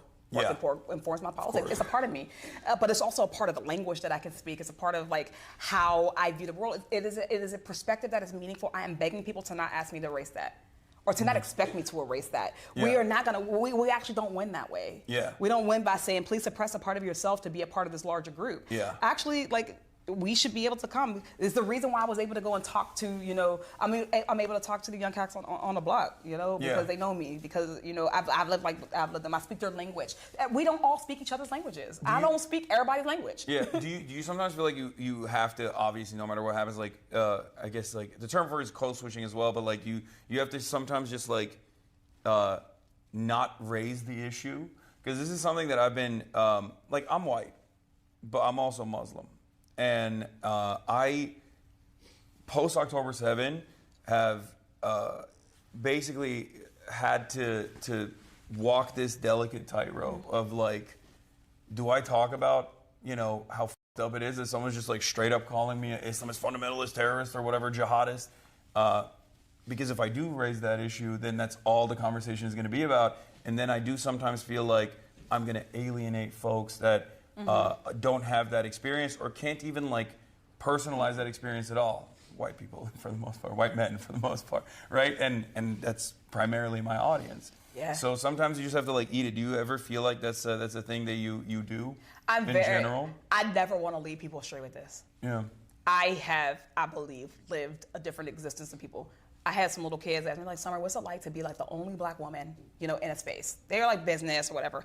And I was like, your teachers are going to be really mad, but I'm going to tell you, my rule that I made with myself is that I'm going to never leave a room and be the only person uncomfortable. I just won't. And like that is my rule. So when it comes up to it, yeah, I will go in there and I'm the one who will drop the bomb. I'm the one, if someone is saying inappropriate things, or they're, like, leaving out, you know, if they're leaving out or erasing, you know, a critical part of the narrative, I'm gonna go ahead and put it back in there. The elephant is standing there. Like, I cannot not see the elephant. And I'm not gonna keep staring at this elephant and everybody else is acting like it's not there. I gotta bring it up. And I also recognize that, right, I answer to my constituents. So I do have a responsibility to make sure that I'm explaining it in a way that they can grasp, and that they can understand, but I do it. I talked about race on the doors. Like, I exist in the Western Pennsylvania. Yeah. You know, Western Pennsylvania is not, like, it ain't the People's Republic of Pittsburgh. People think it is because I represent it, but it ain't. It is a majority white district. It's also a majority suburban district. Like, the city of Pittsburgh, I have all the city of Pittsburgh. It is less than half of my district. I go into actual, like, exurban rural communities. So I represent, like, communities that were literally designed around white flight. Absolutely. Like, and beyond, and even beyond. Like, I represent them once, and then beyond. Like, I represent, you know, areas that had not gone blue for quite a while. They're Trump areas. Like, I got to go through Trump flags to get to people in my districts.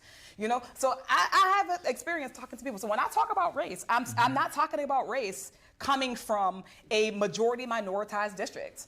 I'm not. So it's a choice, and I do choose to do it, and I don't always, because you know what I say is I think your gauge should be you, not them. How do you feel on today? Like, do you feel like you have the energy to humanize yourself on today? That's exactly that's what I try to explain to people. It's like, it's sometimes good to take on the emotional labor, but, you know, you're not gonna feel up to it every single You time. ain't got to.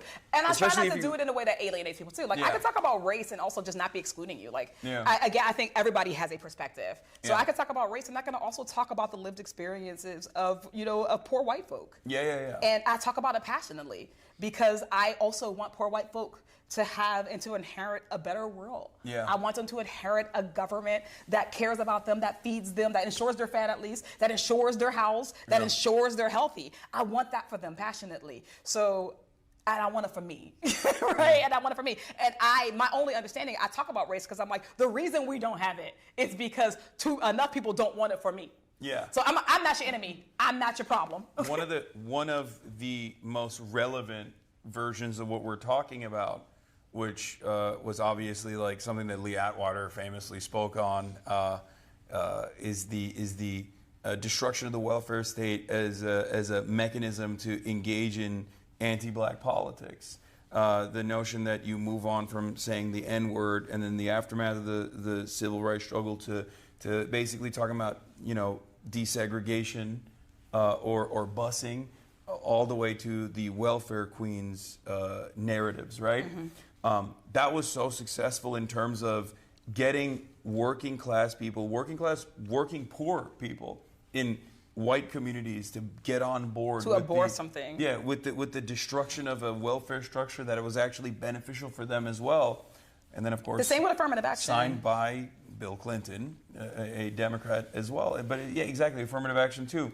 And now we're seeing that happening with the shutdown and the SNAP benefits that were taken away from 42 million Americans. And Have you seen the crazy stuff that's going on the internet, like with the AI videos? oh my God, It's insane. aggressively avoid AI videos. Okay, so from Trump at there's- least. so there are Fox News went and covered as though this was a real video, a collection of AI videos that we Yeah. found with black women Yes. speaking to the camera, saying, "I have 7 children from 7 baby daddies." Yes. And the taxpayer needs to foot the bill. The notion of like irresponsible and entitled about Yes. And angry. Mhm. And they like, I could not believe it that they were just like using AI videos. I absolutely can believe it. Well, I mean, I can believe it too, but like, it's still.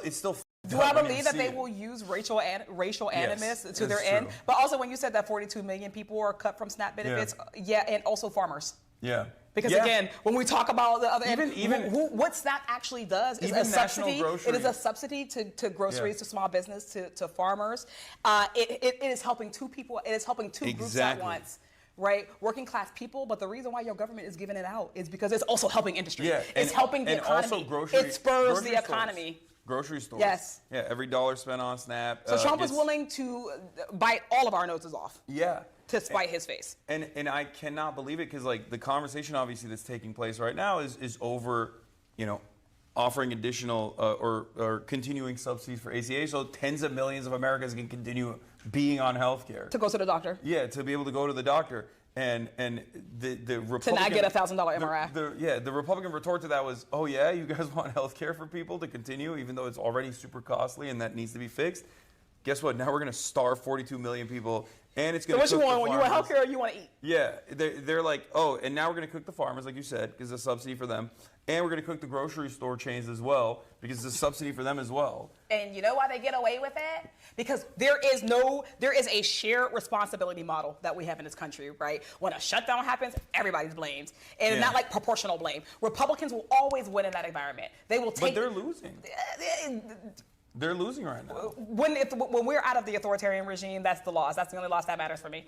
But like right now, what they are betting on, I'm not saying that they won't lose this time. What they are betting on is that when this is all said and done, they're going to get to share responsibility with the Democrats. Because there's always going to be a CNN anchor who says, well, Democrats didn't sign the bill to pay for SNAP. They're always going to say that instead of like, you guys are political commentators. You know what was in the bill. Yeah. You know what the bill did. Yeah. It's easier to tell that. So it's like, so now there's a shared model of responsibility. So instead of every day, somebody's news anchor who is telling the truth, it is not partisan to go on TV and say that Donald Trump and Republicans want you to choose between health care and food. Yeah. It's not partisan to say Yeah, that. that's just the truth. Just the truth. That's just That's what they literally want the right truth. now. Do you want to starve or do you want to go to the doctor? You want to starve or you want some Tylenol? Right? That's just the truth. And they have convinced themselves that bipartisan means that they have to they will dig if they can to find some blame to put on the other side. And in that model, Republicans get to win. I ain't saying that the win is necessarily like you win a majority. They get to survive another day. Yeah. Because they don't ever have to take responsibility. Yeah. We need to pin them on responsibility. When we get out of here, it needs to be clear that they were willing to starve millions of people. I will push back here though a little All bit. Okay. I do think I ain't that saying the Democrats don't do nothing. I do think that it is we go back to the same like pre-existing hurdles. That always is going to exist. We can't change. No, yes, we can. No, I'm saying like, but in the current confines of like how this works, the media is always The going to limit do does that. not exist. You never saw Mean Girls? No, but no, I didn't. but what I'm trying to say is, it is upon the existing National Democratic Party to have competent voices. Yes. To go out and speak on it, and even do what you just. This is did a yes here. and. Yeah, of course. But what I mean is like what you just did. They should do on CNN. I think that also drives. And then the clicks. anchor is going to close, and then he's Yeah. going to go back and say, Democrats didn't vote to open the government. But That's what they're going to do every time. But Republicans do that. But Republicans do that. I ain't talking about Republicans. I'm talking about the anchor, like No, the media. I know, but the Republicans have done that so successfully that like I think there are lessons to learn from the way that they operate, especially not being afraid to be adversarial with mainstream media. I agree with that. And of course, it's much better if you have like a very big outlet that is uncompromisingly pro-Democratic Party, which the Democrats don't really have. I guess you have MSNBC, but it's nothing in Not even comparison to a little Fox bit. News. Yeah, it's nowhere near as successful as Fox News, and also MSNBC, entirely comprised of former Bush era mouthpieces. That's the other crazy situation here. But basically, like, you do need to go out and fight. You do need to go on TV and be like, no, that. This is wrong. This is what the Republicans are doing. And I don't think there's enough of that happening with this current talent pool that we have. There are people like yourself.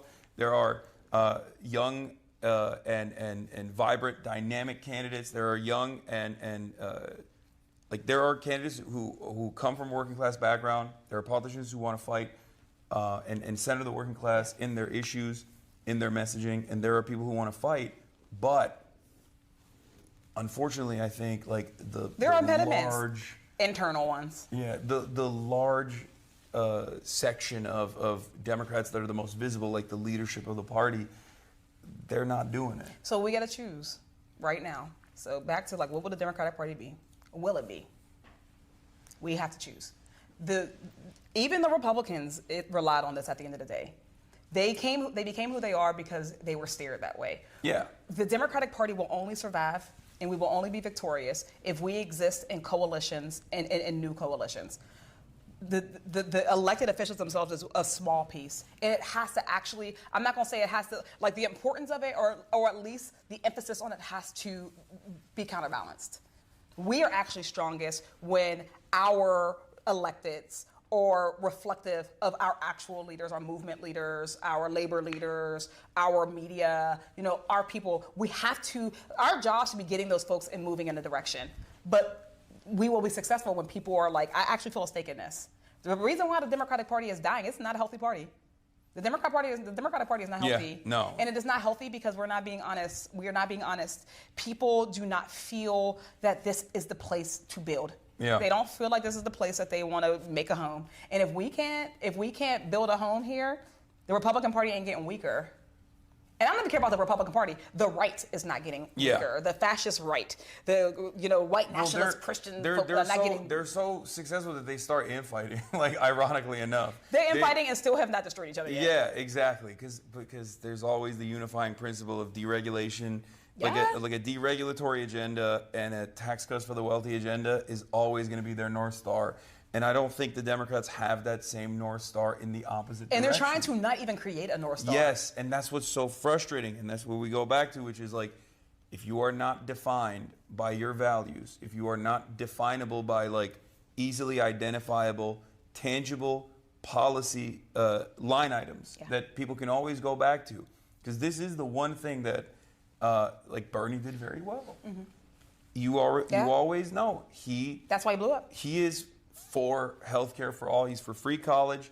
No matter what you throw his way, he's always going to stand on that. Right? Sometimes maybe he engages in what my friends like to call vulgar Bernieism and go back and forth on, immigration, things like that. But like those are the definable traits of Bernie Sanders. Those are the definable policies of Bernie Sanders. And if the Democrats also had a similar system, I think that it would be much easier for them to get this message across. Yes, it would be. When we get that, the day that we get that will be the day that the two-party duopoly no longer exists. Yeah, no, for sure. And that's just what it is. Yeah. It'll be that day. I'm fine with letting the establishment Democrats be the right flank, like the marginal right flank in the one-party system that we have, Chinese government style. That's why I say our victory comes from coalition. Yeah. Yeah. We need a coalition style. We need a coalition style situation here because again, we're not the same. I am not the same as the most right-wing, Democrats, in the sense that sometimes I'm not sure if our interests are going. I don't think we're going in the same direction. No, it's not. No, that's you're absolutely right, and that is the major problem with the Democratic Party is that they want to present themselves aesthetically as though they're on our side. When they're campaigning, they want to act like they're on our side. They want to act like they're also invested in moving the country in a certain direction.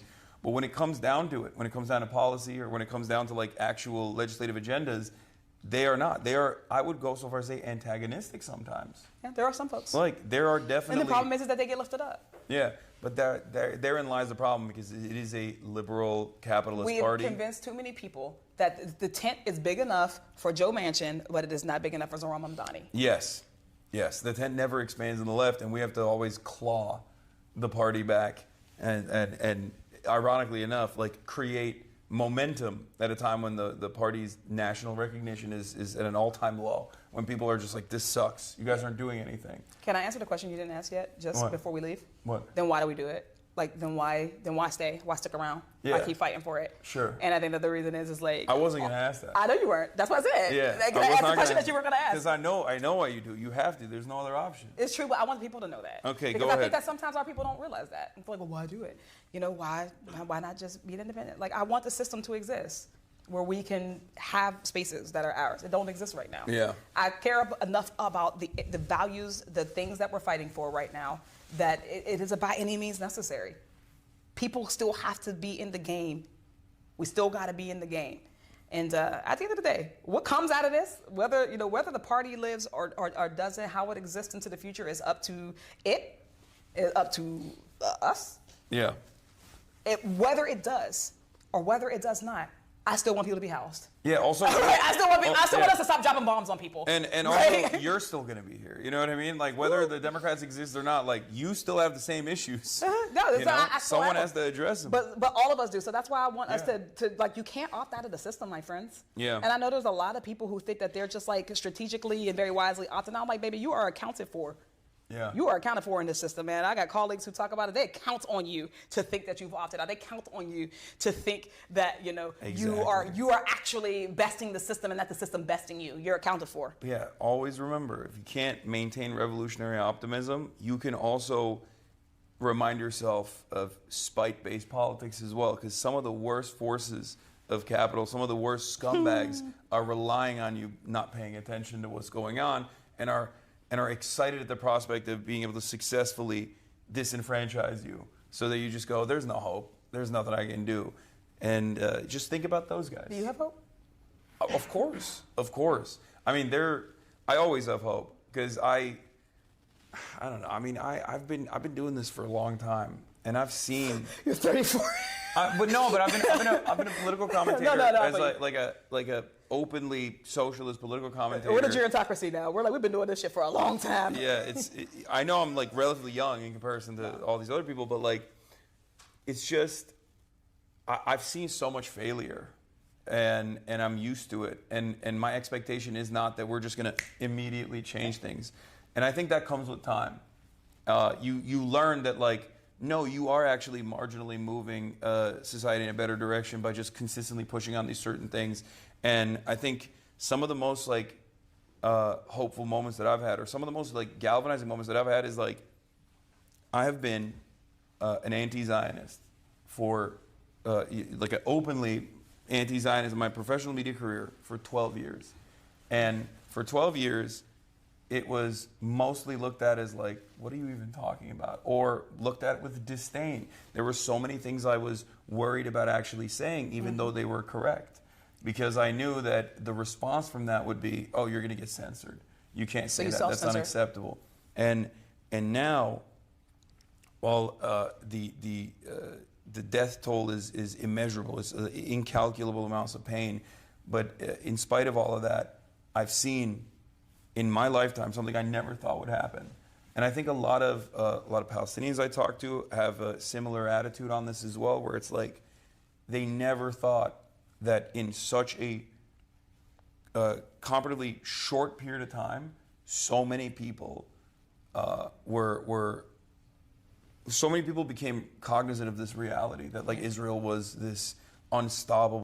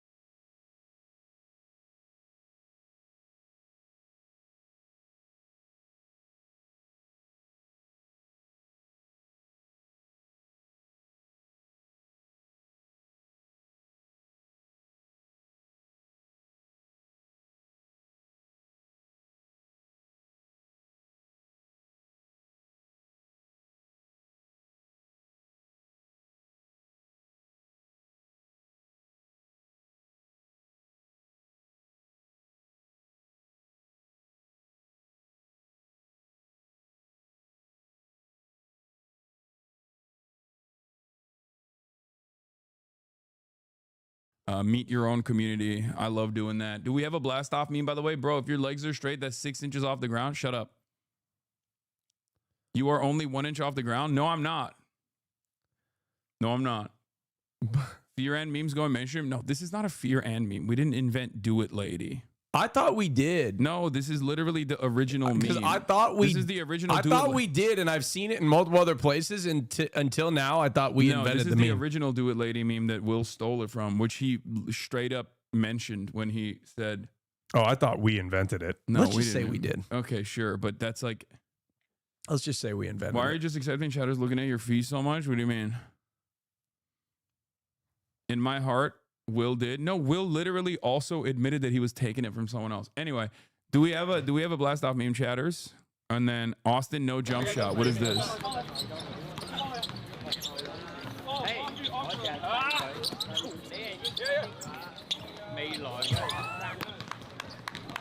Austin, that's great. Look at you, dude. I'm a supporter. What can I say?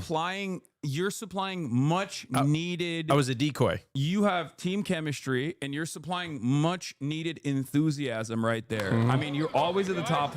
You're always at the top of the key. Okay. Yep.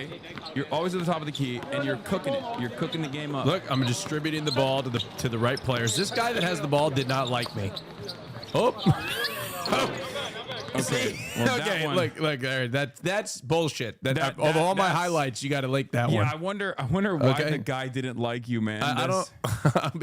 That's I'll be honest with you. Look, out of all the things, guy didn't like you. That's so strange. See, this is why context matters. If you watch the whole game, there's a lot better plays. Must have been the wind ass shot right there. What is this new fear and comp? This video is AI. Why are you showing this? True. Here, this guy spent his whole life balling. Okay, whole life balling, and then this is what you do. Watch his facial expressions. Let's watch his. Oh, we all miss. We all miss. It was so life lesson every once in a while. Yeah.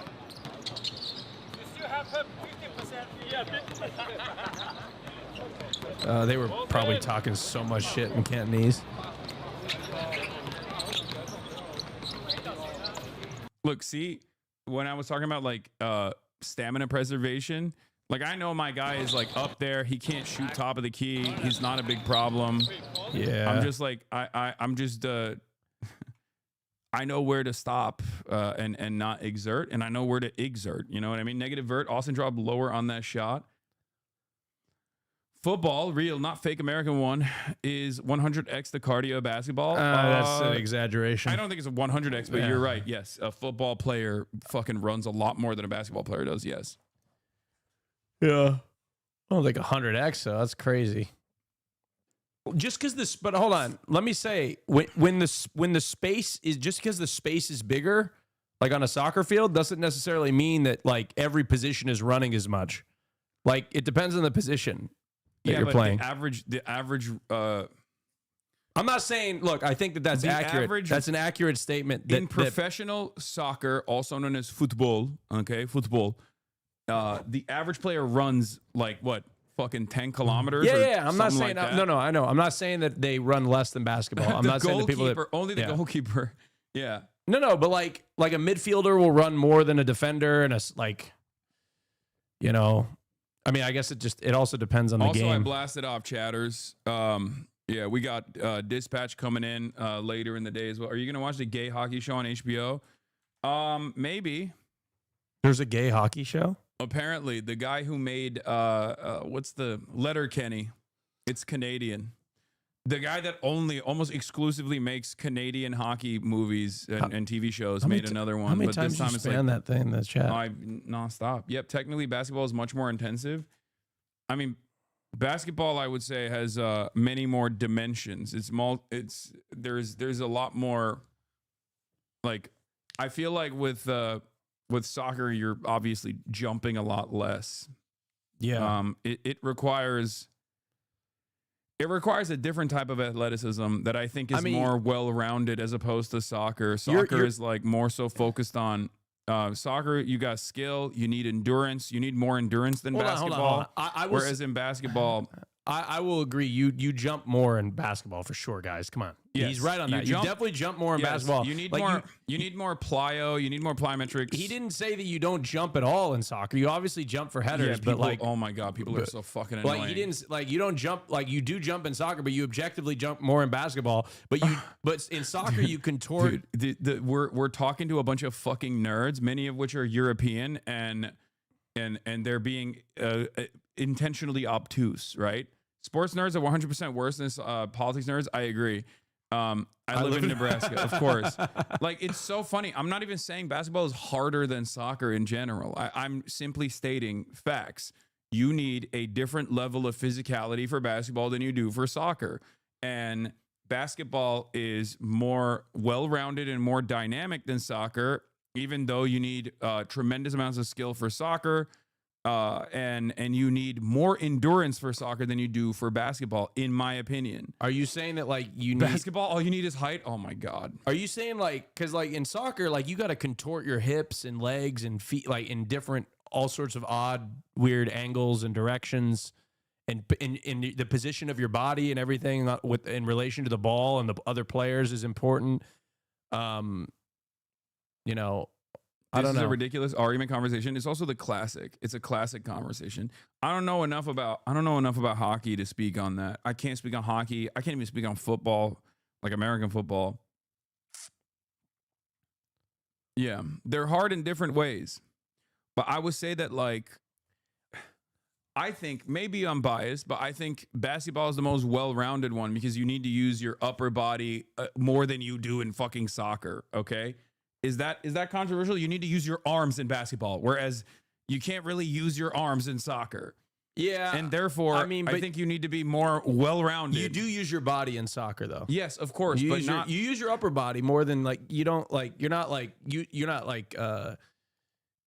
hitting the ball with your hands. Throw-ins. No, but like you're gonna say that's the same level as like shooting consistently or layups. You would use your body to like box somebody out of the ball, right? Like position somebody out. I know, like, but that's still that's still coming from your lower body strength. Yeah, but yeah, I mean, I shoulder checked a few people before. I got one red card in my entire soccer career. You got a red card? Yeah, I told the way it went was.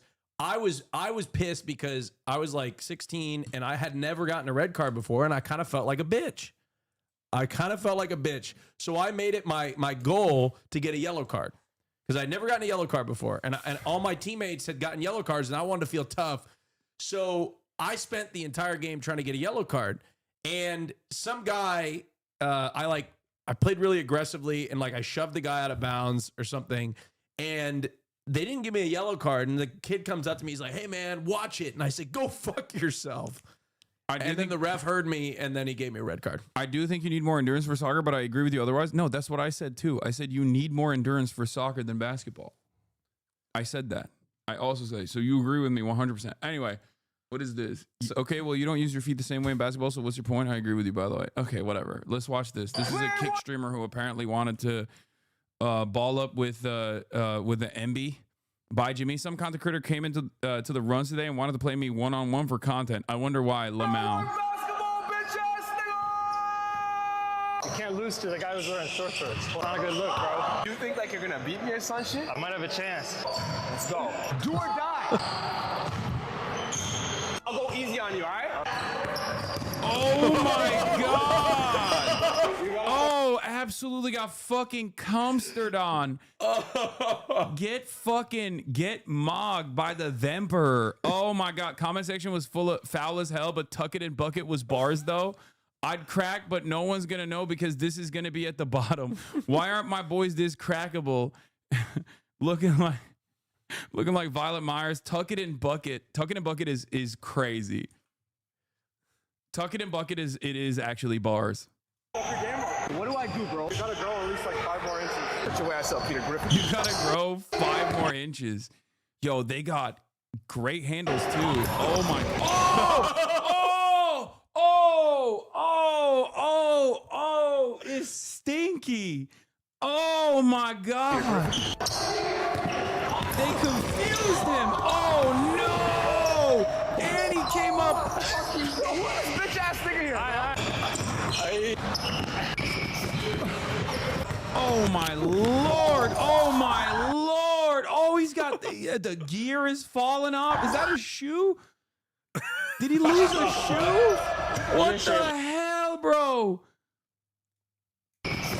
Oh no! Look at that! Look! He lost a shoe. Oh, that's dead. Oh, this is. Oh my God. Oh my fucking Lord, dude.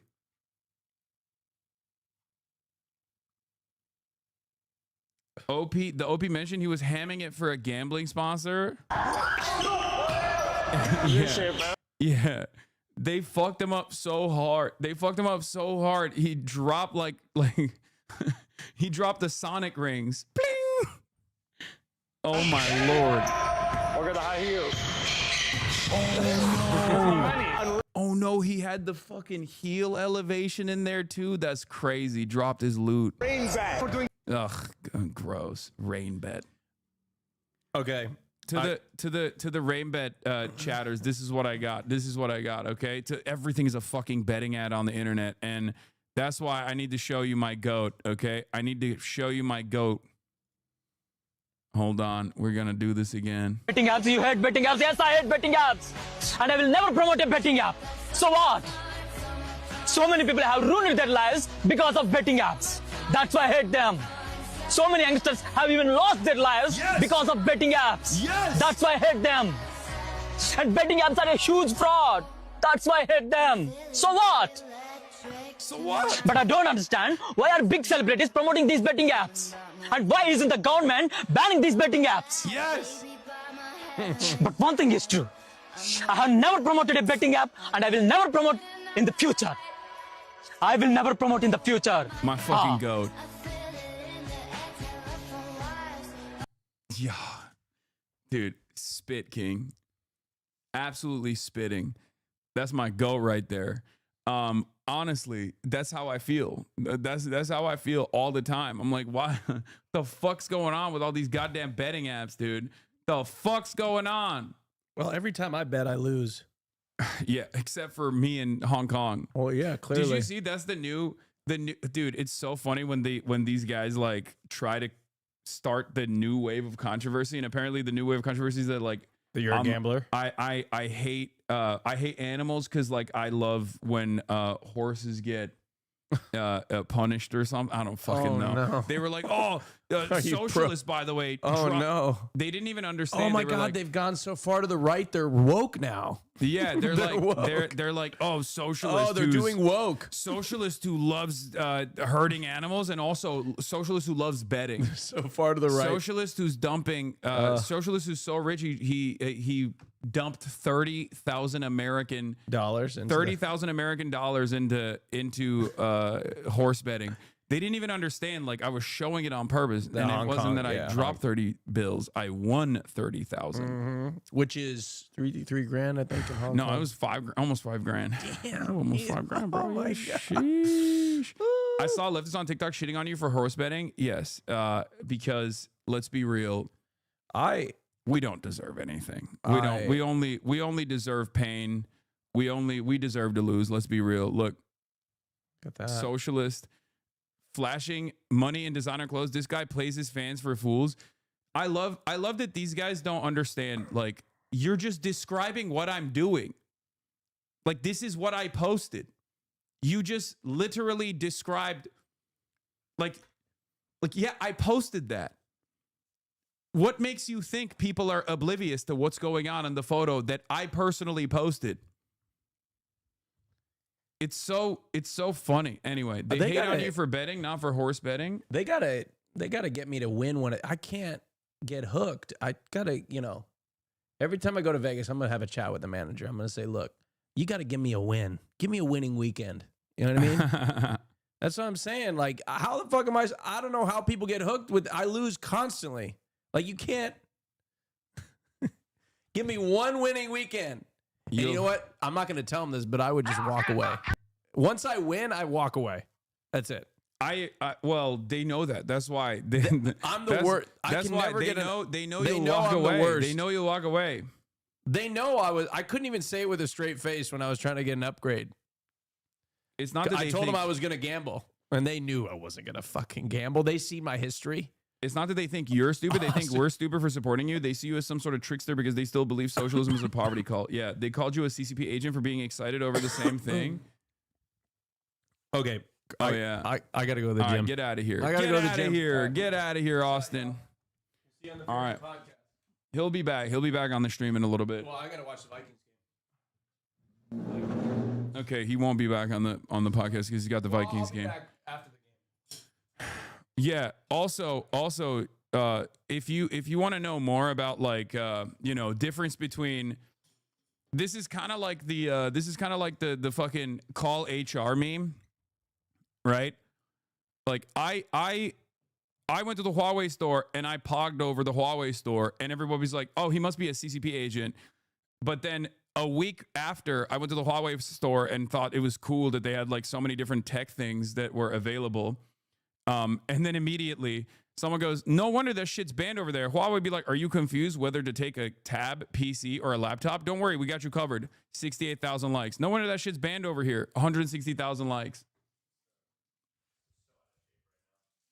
How was looking at cool tech bad? No, you don't understand. I was looking at cool tech in China, already bad, and also doing it as a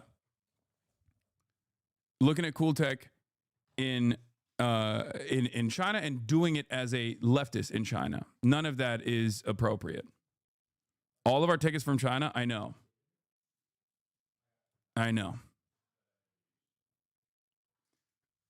The China is the part that's bad for them. Yeah. Anyway.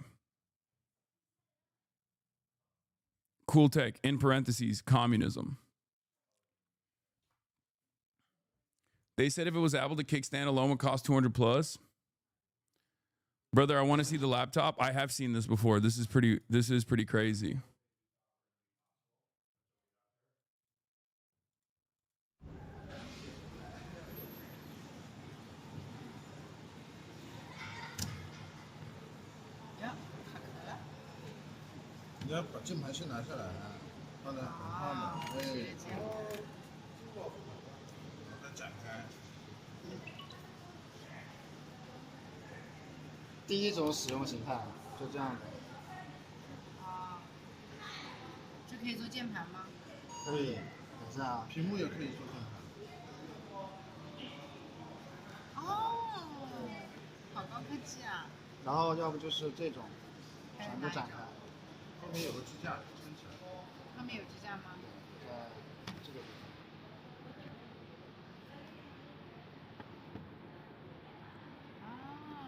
That's crazy.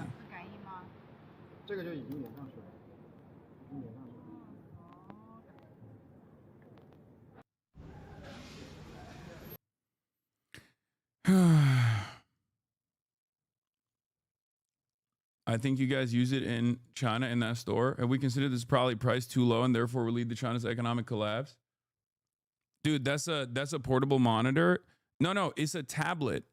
It's a foldable tablet that you can literally use as a huge screen. It's like Tofu Drake tablet. It's true. It's all in one. The foldable stuff is pretty crazy. Huawei is like cooking with the foldable shit. You can literally use it as such. You can use it as like a laptop basically if you want. Like this can turn into a keyboard. Or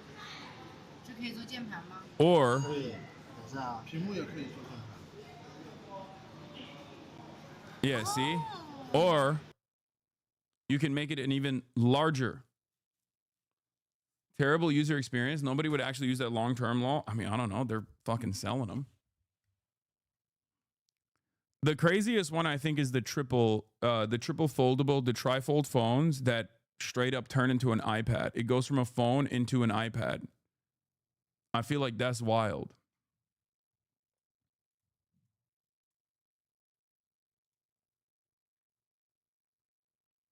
That one's pretty crazy.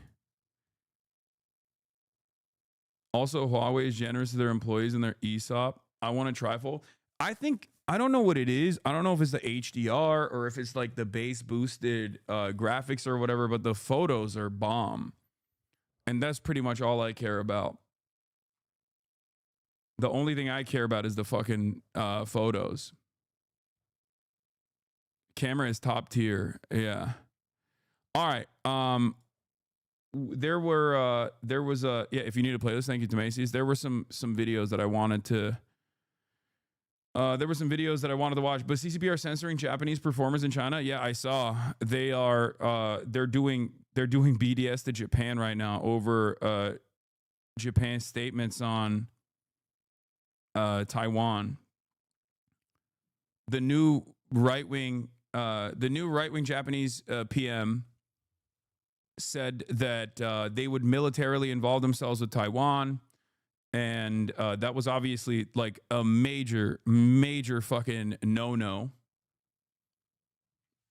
That was a major no-no because like I think technically, wait, what are you doing? Oh, watch out. Technically, in 1945, the entire when it was technically in 1945 pre end of the Civil War, I think it was like that story was blown up on my trip. Exactly.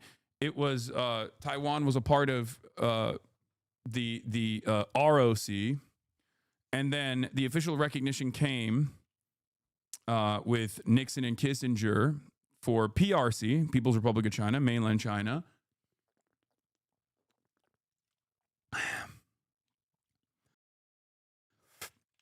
And the official Japanese stance is the same as the official American stance, which is that you know, Taiwan is a part of China, right? That is the official stance of both of these countries. So when Japan says like, oh, we're going to militarily involve ourselves with Taiwan, of course, for many Chinese people and the government, it's a you know, how do I describe it? It's a very old wound that isn't that old, if you know what I mean. It's a reminder of Japanese colonization of China. So they're not gonna, you know, they're not gonna take that in stride. They're definitely, understandably, going to feel not very chill about that. And they reacted it with I think they went back and I think it was like 400,000 trips from China to Japan were canceled. 400,000 trips from China to Japan were canceled. I think Osaka travel, like tourism, is down like 40% already, because a major part of Japanese tourism is also Chinese tourism. You know, Chinese tourists going to Japan.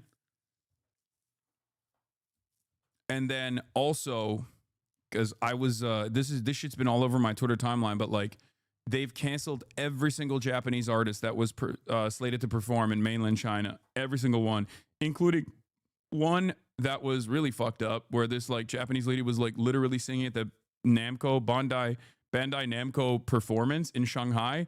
They stopped it mid-performance while she was on stage.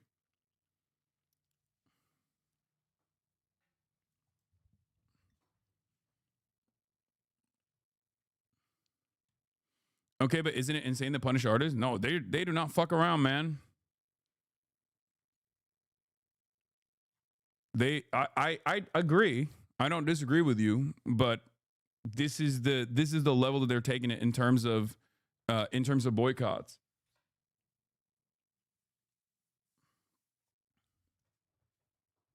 That was an anime convention. They also canceled the following 2 days of the convention. Yeah. It is pretty wild, though, like how much of an impact this has had. Look, yeah, I saw this. The Chinese government's call on citizens to stop visiting Japan is hitting. Osaka, some hotels are reporting 50 to 70% of room reservations have been canceled. China was the #1 source of foreign tourists to Osaka this year. そう、50% から70%。 I wish China had the same smoke for Israel. If you think that there is a tremendous amount of Chinese travel to Israel and Chinese tourism to Israel, I think you're wrong. Like, Chinese travel to Japan is massive, okay? It's a major part of Japanese tourism. I don't think Chinese people are traveling to Israel by large numbers. You're not wrong in terms of, like, I wish they would boycott trade. I wish they would stop trade. But I'll have you know that while mainland China has boycotted Japanese artists, they haven't stopped trading with Japan, if you noticed. Like, because China is always trade maxing. They will never stop trade. Like, if there was a moment where the trade maxers in China would actually stop trade, it would be right now with Japan, and they still aren't doing it. Yeah, so Japan is not too excited about the volume of their tourism. I mean, the Japanese population might be excited that, like, the Chinese aren't coming in droves into Japan, but the Japanese government is not going to be excited about that because the Japanese government understands that their economy heavily relies on tourism, specifically Chinese tourism.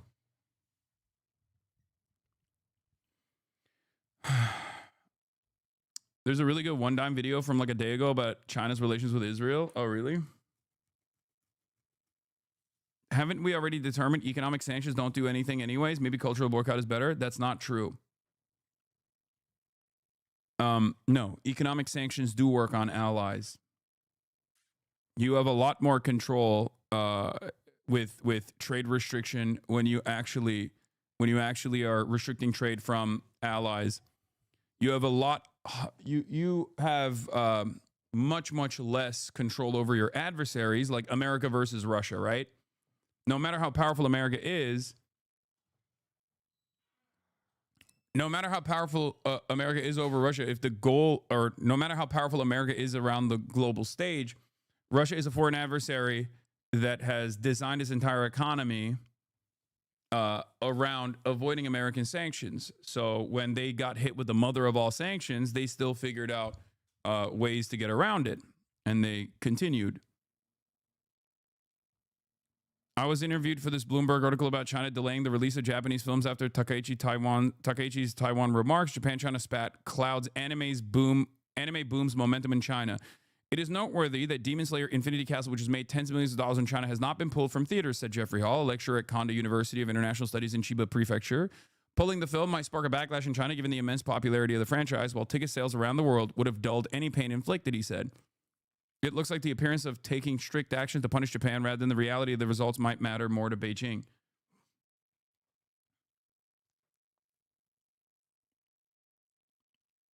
The people crave demons to slay? Yeah. I saw a video of a tourist asking a Japanese vendor who were his favorite tourists, and he said Chinese. They asked why, and the vendor said Chinese tourists might be loud and gross, but they buy a lot of stuff, and Western tourists are polite and like to talk to him, but they don't buy anything. Yeah, Chinese tourists love purchasing shit. It's true. Anything that's limited edition, they will buy. What is this? That didn't take long. Trump's trade deals already blowing up industries and governments in Asia. It's hard for policy analysts to make sense of the news out of Washington or from other capitals after. Meanwhile, American tourists in Japan. Oh yeah, I saw this. This is not even just American tourists, but U.S. military police have suspended solo patrols in Okinawa after they wrongly body slammed and detained an American civilian who was visiting and not under their jurisdiction. Brother, this is one of the craziest fucking things. Just American cops, even if they're military cops, behaving like cops in fucking Okinawa.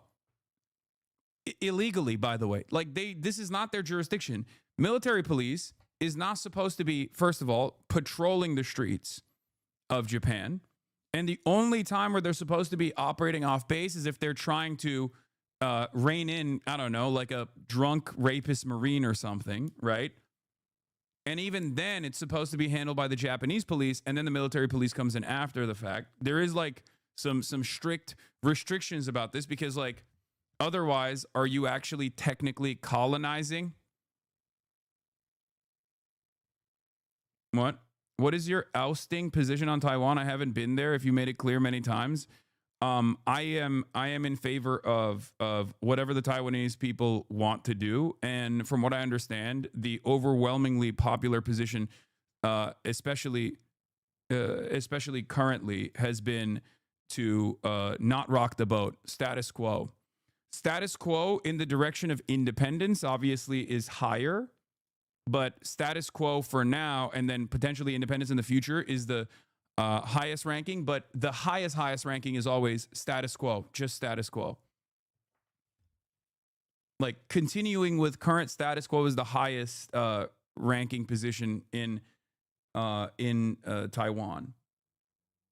And that is obviously understandable, considering that they just don't want like instability. There are many people in Taiwan. First of all, people in Taiwan are also, Chinese. They're Chinese, right? And while they're Chinese, they get basically the best of both worlds, right? For the longest time, Taipei has been able to have strong trade relations with mainland China and build factories in mainland China, like business. Free Taiwan says a white guy. I didn't say that. Okay. For the longest time, in the aftermath of the KMT escaping, Chiang Kai-shek's forces escaping into the island of Formosa, now known as Taiwan, and then basically eradicating the indigenous population there, and creating the stronghold of the Republic of China, which literally thinks it owns the entirety of the mainland China, including like even more parts of Mongolia, right? Which was, in the beginning. The KMT's current position is actually normalizing relations with China as opposed to moving in the direction of America. The other party that won in the last elections is the CIA-backed, America-backed party, and they are very much anti-normalizing relations with China. Having said that, however, for the longest time, Taiwan has been able to take advantage. Yeah, the DPP. Taiwan has been able to take advantage of being a like Western base, basically, for American interests in terms of encircling China, and therefore have had great trade relations with America, and also have been able to develop tremendously with American investment, while simultaneously building factories in China and having good manufacturing relations in China, in mainland China. So they were able to win the best of both worlds. Having said that,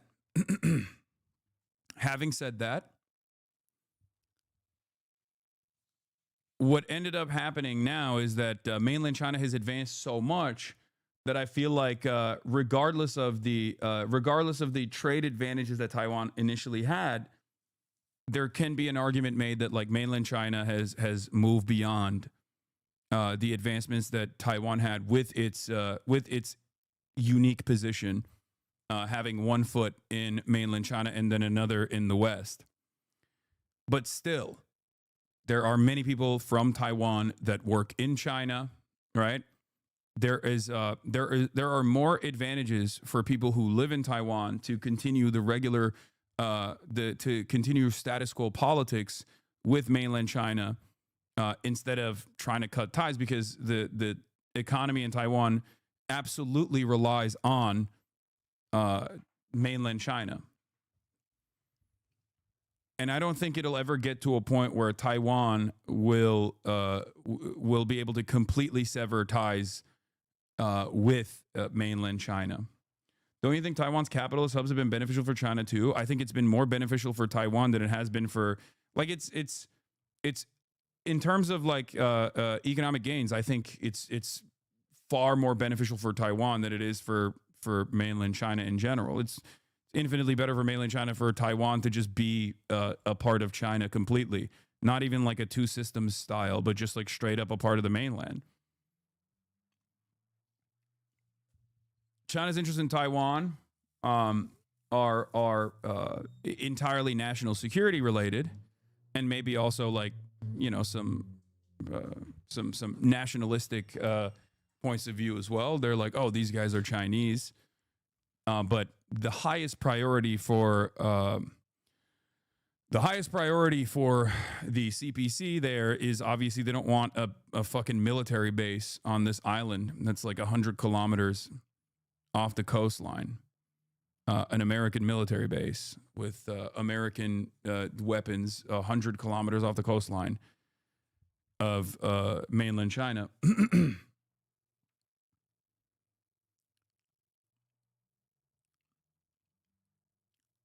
Wait, so is it like Hong Kong? No, it's different than Hong Kong, technically.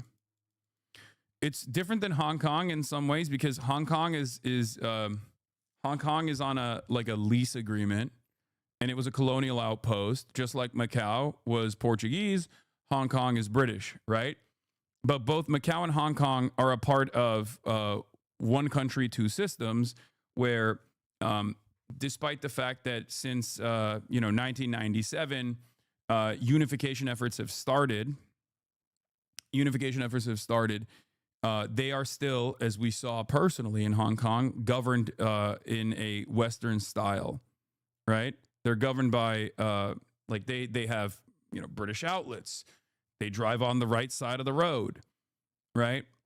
Like they have you need a visa. You can do a visa if you travel to Hong Kong still from the West, but you can't do that for China unless you get like a 10-day transit visa, right? So. Yeah, more like on the wrong side of the road. Yes, the left side, whatever. The steering wheel is in the right side of the car. Anyway.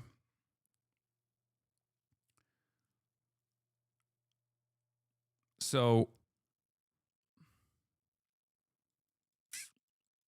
those who support Taiwan independence may not realize that neither the United States nor Japan, Taiwan's closest allies, recognize Taiwan as a country and have not established diplomatic relations with it. Is quite ironic. Yeah, but it's called strategic ambiguity, as in America will supply weapons for defense for Taiwan, while simultaneously, on paper, they do not recognize Taiwan as an independent nation state. You know what's hella embarrassing when your kids catch you napping with the TV pause on Hasan being handsome in a heteronormative way? Okay.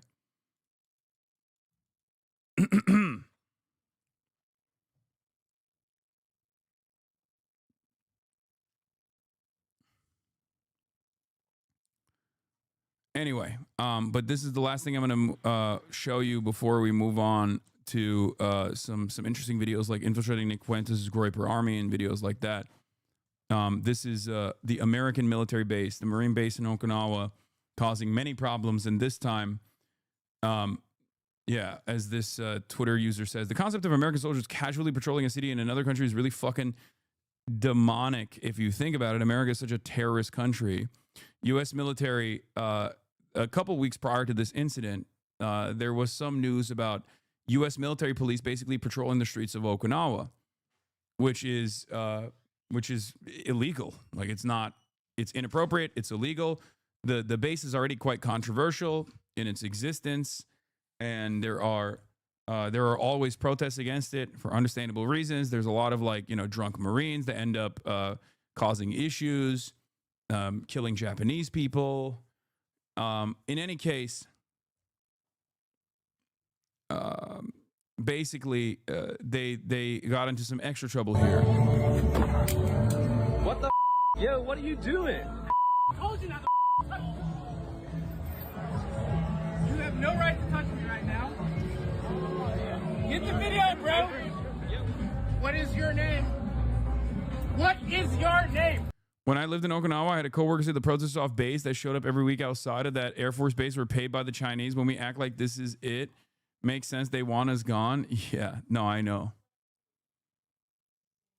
Yeah, this was the initial thing that I saw. This went viral overnight. The context of the U.S. military police recently started solo patrols in Okinawa without Japanese police escorts.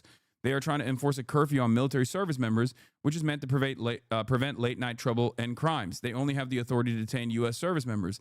The man they targeted is a former Marine captain who is now a civilian. The MPs should not have the authority to detain him for not showing his ID. The patrols have been halted so that retaining can take place.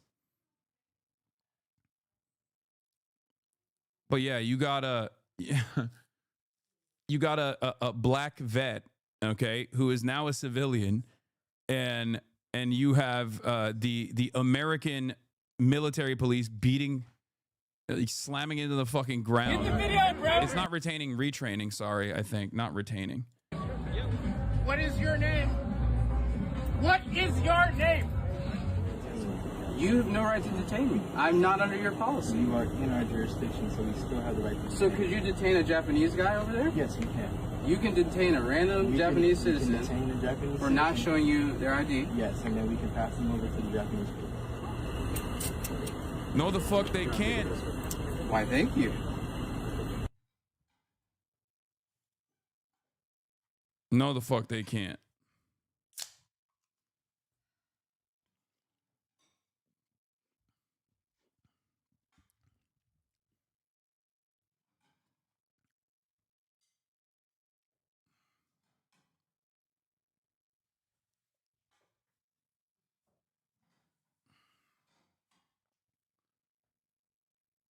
What is this? For a psychology course, Turning Point USA, Oklahoma, Samantha Fulnecki was asked to write a 650-word essay reacting to an article about how people are perceived based on societal expectations of gender. In her essay, Fulnecki argued that traditional gender roles should not be considered stereotypes. She cited the Bible to support her stance that eliminating gender in society would be detrimental because that would put people farther from God's original plan for humans. She received 0 points out of 25 on the essay. Transgender professor Mel Curtis said Mrs. Fulnecki failed to use empirical evidence and called parts of her essay offensive. To call an entire group of people demonic is highly offensive, especially a minoritized population, the instructor wrote in an online grading platform. Fulnecki says she followed the assignment guidelines that should not be penalized for her religious viewpoints. OU officials point to the formal grade appeals process as the student awaits a decision. We at Turning Point OU stand with Samantha. We should not be letting mentally ill professors around students. She deserves 25 out of 25, honestly, really? Like, you want to... I love the people that go, affirmative action is devastating. Instantly going, oh no, we should give her the full 100 for agreeing with my stupid ass worldview. If the essay is ass, the essay is ass. If she cited nothing. Oh, you mean negative 25? Oh, my bad. I thought you were saying.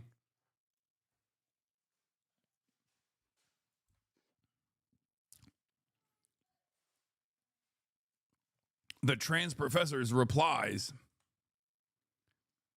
Samantha's essay.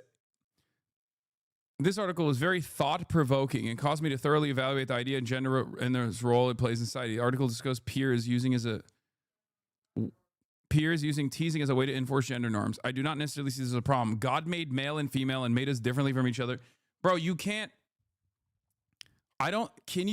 unless you're doing a study on like a class on theology, I don't think you can cite the Bible, right? What the fuck? You can't do a psych course and then be like, here, I'm citing the Bible. Yeah, you can do it. You can do it if it's a course on the Bible, if it's a course on theology, but I don't think you can cite your sources as the Bible. Like if you're a creationist, it's like going to a class on evolution and being like, this is all fake. Please give me 100. Like, oh, I'm sorry. I didn't realize it was like that. I didn't realize you could just do that. That's a cheat code. You could just be like, I'm Christian and my source is God. Like, what the fuck?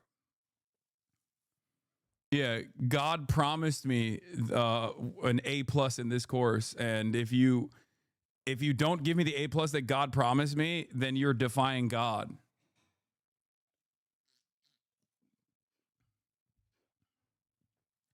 The Riley Gainsing of America being 5th place is the fault of trans, and not that I fucking suck. Yeah. I mean, what's the point here? Like, if you're, I guess in the future, if you're, and I guess this happens right now anyway, but like, if you are in any way, shape, or form trans and you're a teacher or if you're doing whatever the fuck, like, ultimately you're cooked. Like, everyone will just go, oh, the professor was trans. Automatically disagree. Teacher got fired? Jesus Christ.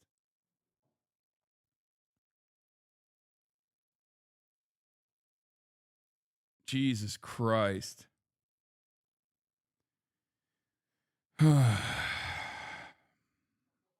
That's, I mean, my mom said it's Oklahoma, except it's Oklahoma, except it's literally, it's a university. It's a little different. A university is supposed to abide by very different standards, I feel like, than the public schooling. Chad is exaggerating. Teacher is on administrative leave. That's still crazy.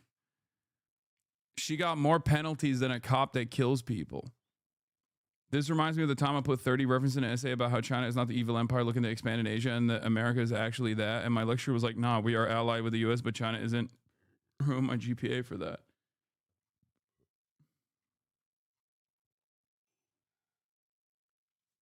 I used to work there. There's a whole LGBTQ ally program and all that shit. I used to teach there in the biology department. Yeah, except I assume that when you taught there, you know, woke was ruining the country, and now I feel like we have a reorientation. It seems like we have this new thing where college campuses are terrified of, yeah, college campuses are genuinely scared about the administration taking away their grants and stuff. So they're just basically fucking playing ball as aggressively as they can, and in the process of doing so, if you've been online for the in the process of doing so, they're they're becoming more and more right wing. Hong Kong or Chinese in New York City. Trust me, don't go to Taiwan. People know you there, and they fucking hate you. Lol. It's very much white horror in Taiwan again. Okay. I'm sure it'll be fine.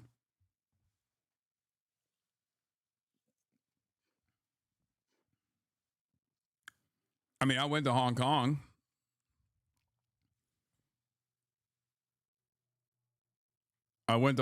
And people didn't have issues with me there either. The MAGA Chinese will get you. Maybe. It's like saying don't go to Texas. It's a red state. You know? Don't go to any red state. They hate you there. Okay. Well, yeah. I still do it. There's still always people who don't, you know, there's fans and haters no matter where.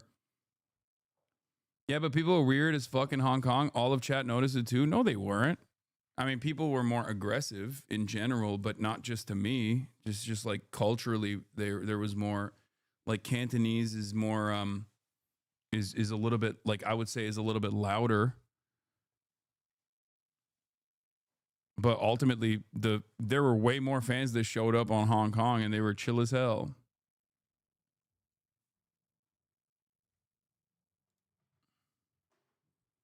Hong Kong is just like a little bit more chaotic.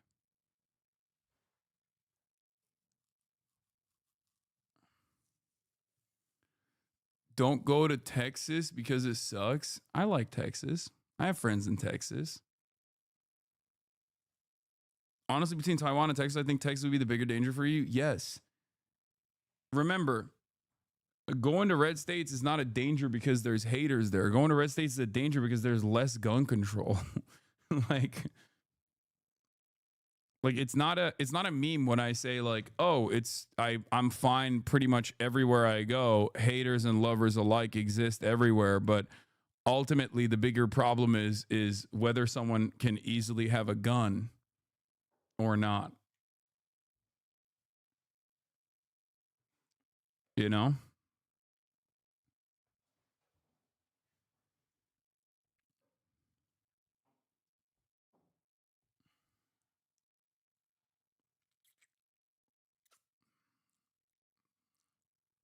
No Discord notification? Really?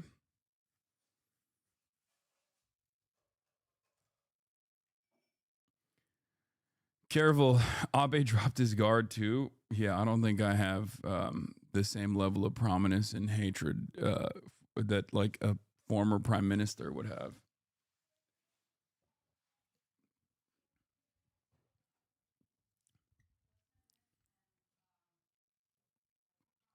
All right.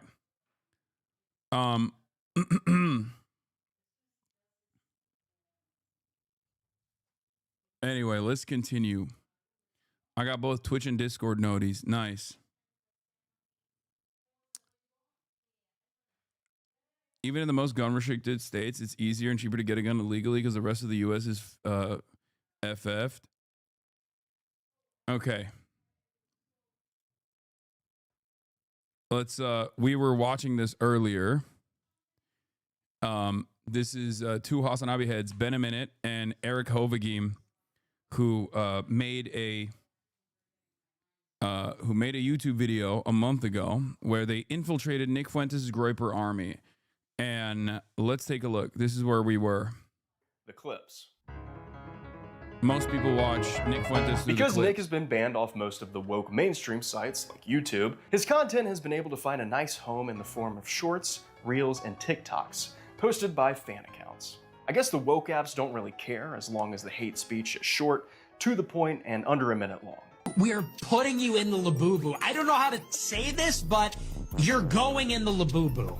And Gavin Newsom will put you there. Okay, so from first glance, I guess I kind of get the appeal of some of his content. I mean, if I had no idea who this guy was and I just saw this... All you have is your vote. It is the billionaires, it is the oligarchs that make the decisions for all of us. It is the billionaires that make the giant campaign contributions. They make the decisions in the public and private sector that affect all of us. What do we have? We have our vote. I would agree with him.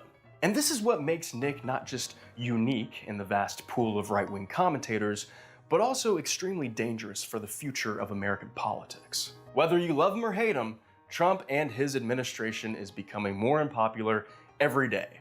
And I don't have a crystal ball, but I don't think MAGA or the new Republican Party can survive without Trump himself. And one day, who knows when, but one day, there will be no Trump. And the Republican Party is going to have to find a new identity post-MAGA. Well, I believe Nick knows this, and is planning and laying the groundwork for what comes next for American conservatives. And I promise you, it's not going to be J.D. Vance. Nick and I can both agree on that. J.D. Vance was created by the fortune created by Palantir. So far, Nick has been able to fill the gaps with the majority of disenfranchised young people who are starting to doubt Trump's leadership and overall plan for the country. Through economic populist rhetoric, Nick speaks to relatable problems for any young person, or more specifically, young white men. Oh, okay, you won't forgive my student loans? Okay, well, that's because the free market said so. The free market says that Republicans have enough money to bomb Iran, but not enough money to pay for my student loans. And I'm going to vote for that because I'm an idiot. With leaders in neither political party being able to speak like this, other than a few on the left like Zoran Mamdani, AOC, and Bernie, and now I guess Marjorie Taylor Greene? This is the number one issue I hear about in my district. Health insurance premiums are unaffordable. That's our job, bringing taxpayer dollars back to our districts that help our communities, roads, water projects, you name it. Anyway, Nick is quickly filling an empty space that the left must develop a counter to immediately. If Nick is playing the long game here, which I believe he is, then we have to as well. So today I hope to lay out what we can do to help combat the rise of Christian nationalism disguised as economic populism, and hopefully speak directly to the Groypers watching, to validate their frustrations with the status quo, while trying to show them that a better world is possible, without Nick's conclusions around Jews, immigrants, and women. But before we get into that, have you ever tried Googling yourself before? Like actually typed your full name into Google and hit search. Been a minute. What the hell? Ethical reaction. Chances are your phone number, address, maybe even your relative's info is just sitting out there on dozens of random websites. This is all thanks to the work of data brokers, companies that gather your personal information, build detailed profiles on you, and then sell them to advertisers, marketers, and sometimes even scammers. This is how your data leaks turn into spam calls, identity theft, and a complete loss of control over your privacy. But that's why I use today's sponsor, Incogni. If for some reason this is your first time on YouTube and you don't know what Incogni is, it's a privacy tool that contacts data brokers on your behalf and then forces them to delete your personal data automatically. They handle all of the legal back. Cannot get over the fact that liberals have put so much time and effort towards convincing people Hasan is worse than Fuentes. I can understand it.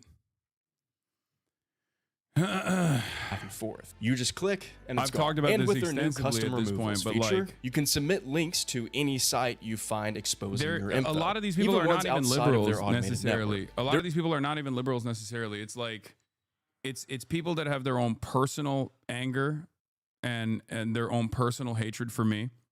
You know, like the sex pastini community, and then there is also the Asmongold style, you know, supposedly apolitical people who present themselves as apolitical, but they're actually right wing.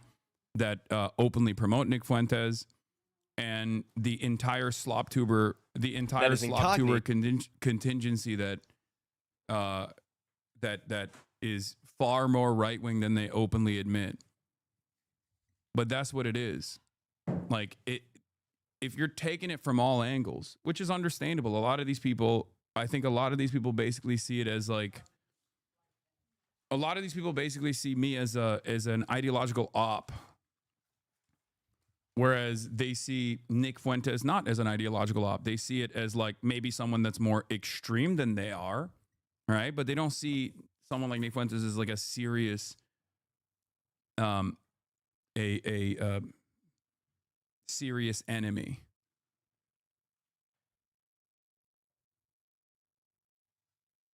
That's it. .com/Benaminute. When you click that link, it helps support this channel, and it also gives you a huge discount on a very helpful tool. If you're tired of being tracked, spammed, and exposed, it's time to fight back and give you one less thing to worry about. And thank you to Incogni for sponsoring today's video. Okay, back to it. Also, you also have to remember, like, a lot of this stuff is not like these people. I don't think these people are like ideologically anti-communist or anti-socialist or anything. They've just been like, they're not super well read or have well-defined worldviews. They just look to the current system and think like there is no better alternative, or rather that the alternative is incredibly scary. I don't even necessarily fault a lot of these guys for having these sorts of opinions, because this is all they've known. They're American. They live in the West. They've been taught that like every other country and its people are, or especially if they're designated as like foreign adversaries, are scary and dangerous. Even if said foreign adversary is doing like the same thing that we're doing, for example, or doing it to a much lesser degree, we have a tendency to look at that and think, no, this is like much more damaging. It's much more devastating when they do it, right? I mean, the funniest dynamic with China, for example, is like when China does something like mass surveillance, or when China tries to implement like some kind of credit system, right? And it's not even like a national project or anything, and it actually ends up not happening. Although we have a literal credit system already, we look to the Chinese social credit system when we make like we make it a much larger deal than it actually is, right? We already have a credit system. They don't even have a credit system. Like, there were pilot programs, and then they shelved it, and yet it's still a much larger. It's still a much larger, much more consequential. Is brought up as a much larger and much more consequential problem when it's like China doing it. And then even on the alternative side, even when China's doing something good, the way it's presented in the media is like, at what cost? China's green energy revitalization efforts have been very successful, but at what cost? Right? So it's always seen through this like negative framework. So when you're pummeled with that kind of commentary, when you're pummeled with that kind of attitude, you basically take that on as a given, and you don't really think about it. And then if there's anyone out there who has reached a level of prominence that is telling you like, no, that's devoid of nuance, there's more context here, it's not as it seems, and someone like myself who doesn't take like a very black and white approach or a black and white hardened stance against foreign adversaries, people say I'm, an enemy of the state. I'm an enemy of America, an enemy of the way that they understand the world. And then they have a lot of resentment. So instead of trying to look at the argument that I'm presenting,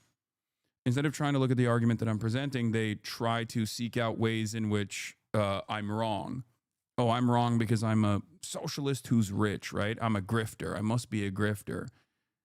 And if you were to scratch the surface of that argument and think about it, it's like, who the fuck would grift to the left? If someone is going to grift, they should just become right-wingers, right?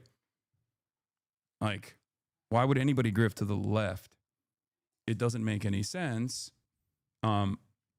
instead of identifying that issue with this commentary, identifying the issue with this like line of reasoning, I think they still just like kind of lean into that.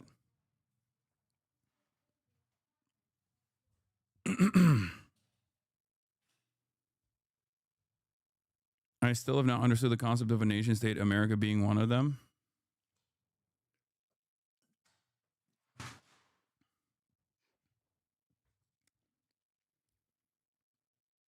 Anyway, let's continue.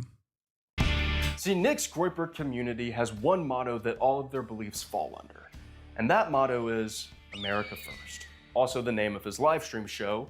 Nick's definition of America First sort of works as a catch-all term for preaching his ideologies and neo-Nazi talking points. Because Nick's view of what America is and what America should be is the same as most white Christian nationalists. To them, America is the land of opportunity and freedom for everyone who is, you guessed it, ethnically white and ideologically Christian or Catholic, just like Nick. Everything good is over. This country is going to be mostly non-white by the end of the century. According to white Christian nationalists, any other race, ethnicity, religion, culture, or foreign influence taints the purity of America. And this is why your material problems can be directly attributed to immigrants, black people. Could you give a little bit more nuance with why you can't grip to the left like you can the right? I've heard you say it a lot, but I'm just a little bit confused. I mean, think about it this way.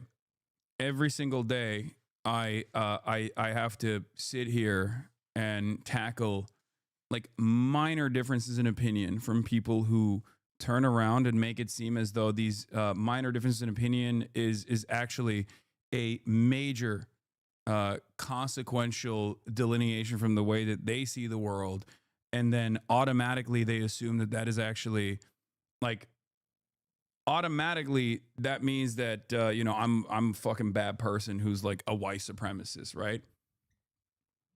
Like this is just how the left operates. They are hyper focused on hyper scrutinizing every single person and engaging in purity spirals, right? I am an independent with no corporate sponsors, with no corporate donations or anything like that. There is no concentration of wealth and power that thinks that my commentary is good for them, because it's not. At the end of the day, if you're on the left, you are going to be anti-corporate consolidation, anti-wealth consolidation. You're going to be anti-rich to a certain degree, right? And therefore, obviously, if that's the position, then wealthy people would much rather give money to right-wingers, no matter how far right they may be, than any left-winger. So you can't really develop an audience as someone who is a leftist without a significant amount of grassroots support, real support.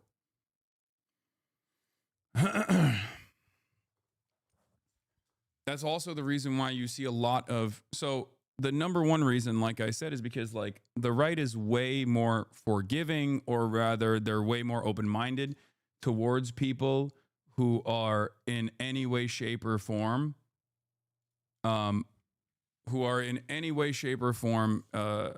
interested in saying the right things. Just like simply coming out and saying you're a right-winger automatically wins you a lot of favor in the right. And that's part of the reason why a lot of people pivot to the right when they're like outed or something like that, you know? Whereas people on the left are constantly punished by their own audience all the time.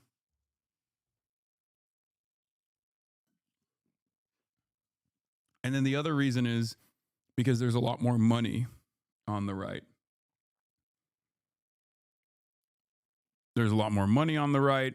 Right-wing ideology also leans into pre-existing hierarchies, social constructs that we take for granted, whereas people on the left, on the progressive side, are constantly trying to dismantle pre-existing hierarchies, and that is also seen as a major issue from people who rely on those pre-existing hierarchies or people who take that as the standard, as the norm, and don't want change. So there's a lot of resistance to change in general.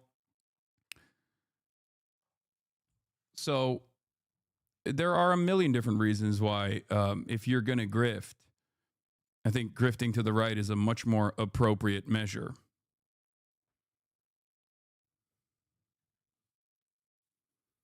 Grifting is just posturing for money under those scruples. Why complicate yourself with the hardest version of that? Exactly.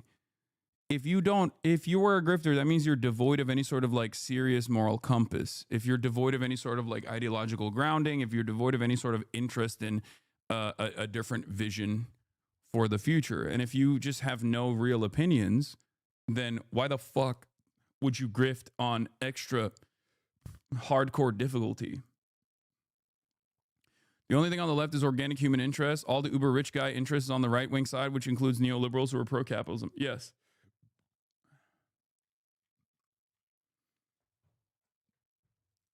And people who say there's market saturation on the right and therefore it might be easier to grift to the left are wrong, because grifting to the left or just like communicating leftist positions and making them more palatable is infinitely more difficult than just saying common sense, okay? Like, think about Asmongold, for example. Regardless of what his real world view is, like, think about how he cuts content and how much easier it is to just simply say, yeah, this guy's based. Everything that this guy is doing is good when talking about Donald Trump. There aren't even that many figures that I could point to personally and say, this guy's doing it the appropriate way, the best way. Maybe Zoran, right? And even then I have criticisms of Zoran too. And not only that, but also it's much easier to just look at all of the things that are happening around and just saying, no, it's really good actually. And all of the people that are naysayers about police brutality, or all the people that want more representation, all of those people are just bad people. They just want to destroy Western civilization. It's just much easier to present an argument from a right-wing position, because you can always lean on the status quo. You can always lean on the status quo and maybe even demand more of the status quo. And a lot of people who don't necessarily think too hard, a lot of people who don't think too much about the way things are or how these systems work and who they hurt, especially if they have a position of privilege in some ways, are never going to want to entertain the notion that, there is a better way out there. There is a better future out there. They're just simply going to go, well, things might be bad, but the alternative is far scarier, because everyone is terrified of change. Anyway, let's continue. Radical atheist leftists, and just about any group that isn't purely white and American born. You know, sort of like Nick's own father. I'm not English or German. I'm Fuentes. What's Fuentes? Mexican. And who's your dad's Mexican? My father's half Mexican, yes. While the Groypers and Nick fall on the right of the political compass, they often break from Trump and the Republican Party on some things. When did you meet Arrogant China? Unfortunately, I had zero time. If you remember, I was sleeping the only times where I wasn't on camera. Especially when it comes to Israel. We need to confront Israel like we confront Putin, like we confront Xi Jinping, like we confront North Korea. Since October 7th, over the past 2 years, I believe Nick's rise in popularity can be directly attributed to the growing disdain for the United States' bipartisan funding and support of Israel's genocide of the Palestinian people in Gaza. Across the board, Americans' favorability of Israel has reached the lowest in recent history. And while the vast right-wing ecosystems are better organized for monetization, like they can take $1 million betting ad and get Fuentes or the Israeli prime minister on without getting canceled. Meanwhile, that's not even true. Like, there are definitely people who have gotten fucking canceled, or at least like took a serious hit for having Benjamin Netanyahu on. Like, the Nelk boys definitely ate it. Meanwhile, this chat has a full meltdown when you talk about Plattner. Yeah. Even if I'm not like a dick riding Graham Plattner, people still get people still get in their fucking feelings and cut an endless amount of content saying that like it's I'm a fake phony and a sheepdog for the Democratic Party. The majority of right-wing commentators stuck to their scripts and defended the US's involvement and support of the Israel and Hamas war, as they usually refer to it as. Nick decided to take a different approach and actually call out the atrocities Israel was inflicting against the Palestinian people, breaking from the mainstream conservative talking points. Because of this, Nick was able to carve out a unique subgroup of the right wing, those who were, for the most part, culturally conservative, but didn't buy into the American Uniparty consensus of Israel has the right to defend itself. After all, Nick's motto and show is called America First, and the way the federal government was treating Israel was definitely not putting America first. Now at this point you might be thinking, well, this is good, these groypers are right? Shouldn't we be standing in solidarity with them in support of Palestinian liberation and the defunding of the IDF and Israel as a whole? Well, yes, but not for the reasons they believe. But you might not know that if you just caught a few of Nick's viral clips online. I don't think people understand exactly what's happening here. The Gaza Strip is all rubble. It's a population of 2.1 million people. There are reasonable estimates that say that 200,000 people have died. That's 10% of the population. 10% of the population has been killed. And 50,000 of those are women and children. So this is hell on earth. Because Nick and the Groypers don't care about Palestinian liberation. They're against Israel because they're anti-Semitic. Nathan J. Robinson over at Current Affairs put together these quotes and videos that I'm about to show for this next section, so be sure to check out his article in the description below. Okay, let's get this straight. Nick is a neo-Nazi, and I don't mean to use that term lightly either. He has called Hitler cool and awesome. Am I right? Am I right, boys? Am I right? Let's go. He was also real fucking cool. Where he's rolling down the street and stuff. It's like, this guy's awesome. This guy's cool. He's given a Sig Heil here. Audrey. Go, go, go. You gonna do it? And there is also a very viral clip of Nick giving this rant after seeing a black man littering in his neighborhood. I want this guy dead. And I wish Hitler would kill him. I wish Hitler would have killed him.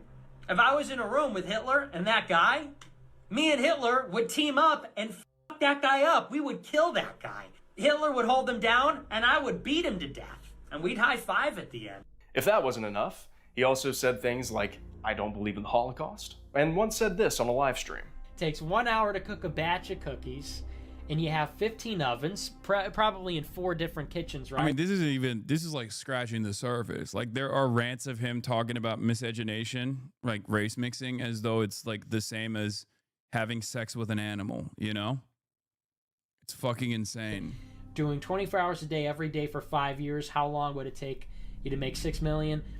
I don't know. It certainly wouldn't be 5 years, right? The math doesn't seem to add up there. And in addition, you know, in this hypothetical, I imagine that if you took aerial photographs over the kitchens, you would need to see certain smokestacks to release the smoke from baking the cookies, and the smokestacks would project certain shadows, but I guess they're not visible in the aerial photographs taken over the kitchens. Nick has even talked to his supporters about how you gotta be careful who you talk to about your beliefs of the Holocaust not being real and Jews secretly running the world. We all have these beliefs, but you know the consequences for believing them and for talking about them. I actually don't encourage you to go out there and tell everybody in mixed company, you know, don't come home to your parents and say, hey, Mom, Dad, guess who runs America? Let's not do that, okay?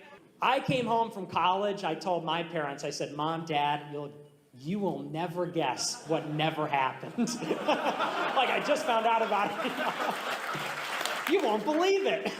It never happened. And they were like, who raised you? I'm like, Mom, relax, okay? What, are you Jewish or something? Just calm down. It's not that big. Doesn't that make you part of the problem? Not a groyper here, but I think some of these clips are like sarcastic remarks taken seriously, like your landlord rant. Brother, I don't know if you're not a groyper or not. I'm going to be honest with you. If you are, you know, it kind of feels like you're just masking your point of view here, okay?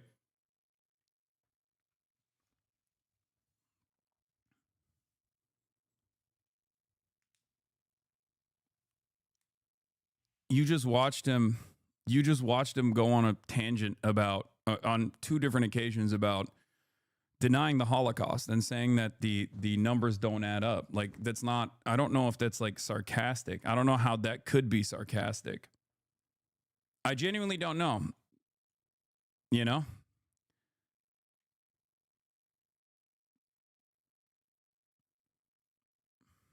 I'm not saying all of them are sarcastic. Okay, which one do you think is sarcastic?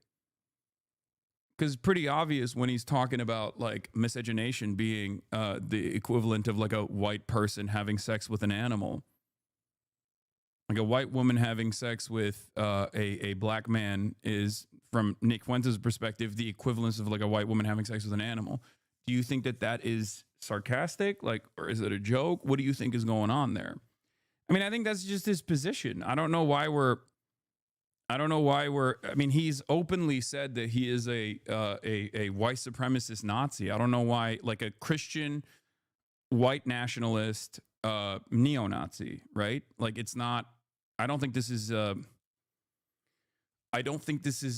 held up as a point of contention. He's maybe not as open about it, but pretty open about his worldview. Do you mean like this one? This? He was also real fucking cool. You're talking about like Adolf Hitler? Because there's numerous occasions. If you think he's being sarcastic in this situation about Adolf Hitler or supporting Adolf Hitler, yeah, so let me ask you one thing. And this is I'm being as sincere as possible here. Why do you think this needs defense? Do you feel like there aren't other instances of Nick Fuentes like openly defending Adolf Hitler? Like, let's say this is actually a sarcastic remark about Adolf Hitler. I don't know exactly what would be sarcastic here, but don't you know that there are plenty of other instances? Like, he's been asked straight up, for example, whether he likes Adolf Hitler or not, and he has said that he does. Like, he's been asked over and over again, as a matter of fact. I know a bit of his history. I just want to claim that Ben Minute could have picked better clips to prove he's anti-Semitic. That's not what you said, though.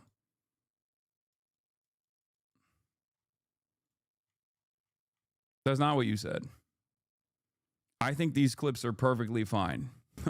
I think it works on a shitload of people. His goal is to sound sarcastic and jokey, but also like he's sincere, but just tricking the normies with the sarcasm vibes. He's not alone in feeling this way about Nick. And it's an intentional strategy that Nick is utilizing to obfuscate to people what he truly believes. His communication strategy is why he's so successful. Yeah, it's also ironic because this communication strategy that he is deploying is literally what liberals think I'm doing. The context nuke in and of itself was literally that. Presenting me as a Nick Fuentes style figure, but on the left, right? And it did work on a lot of people because it presented a shit ton of clips out of context where me saying like liberals are so easy to dupe by Republicans and they get duped by Republicans all the time. Liberals get duped by right-wingers all the time. I hate that.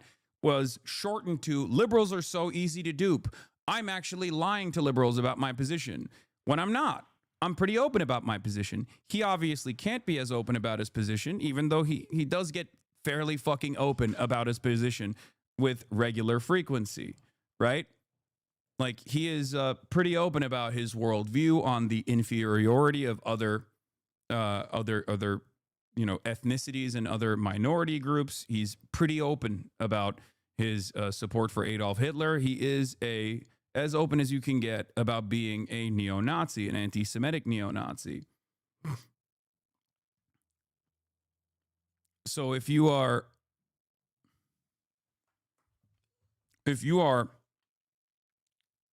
personally at this stage still going, well, you know, these clips that he's choosing are not great, or he's just being sarcastic, but you are fully aware of his the other times in which he's defended Adolf Hitler, for example, whether it be his policies or engaged in Holocaust denial or Holocaust revisionism, then don't you feel like you're just kind of serving his purpose here, obfuscating whether or not he is literally a fucking neo-Nazi or not, and then simultaneously, when receiving some pushback, turning around and going, well, I'm just saying he could have picked better clips. I'm fully aware that you and others say that he does this, but I just haven't heard it myself, to be honest. What?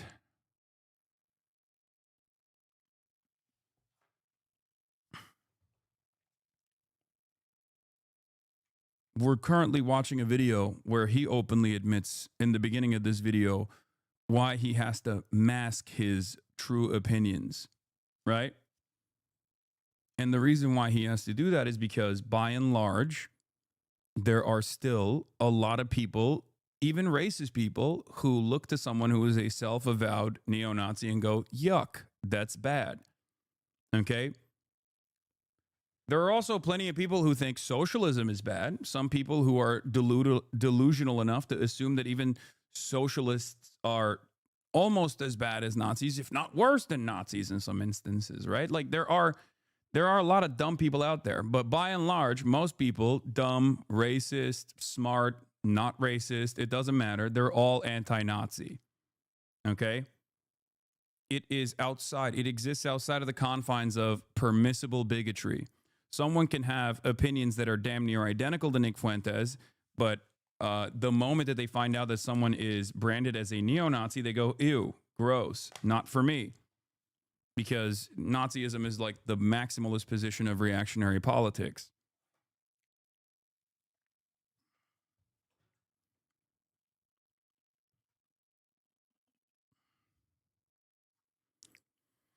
In any case, he is not a fan of any non-white group, despite the fact that he himself is a Mexican and he goes back and forth on his Mexican background.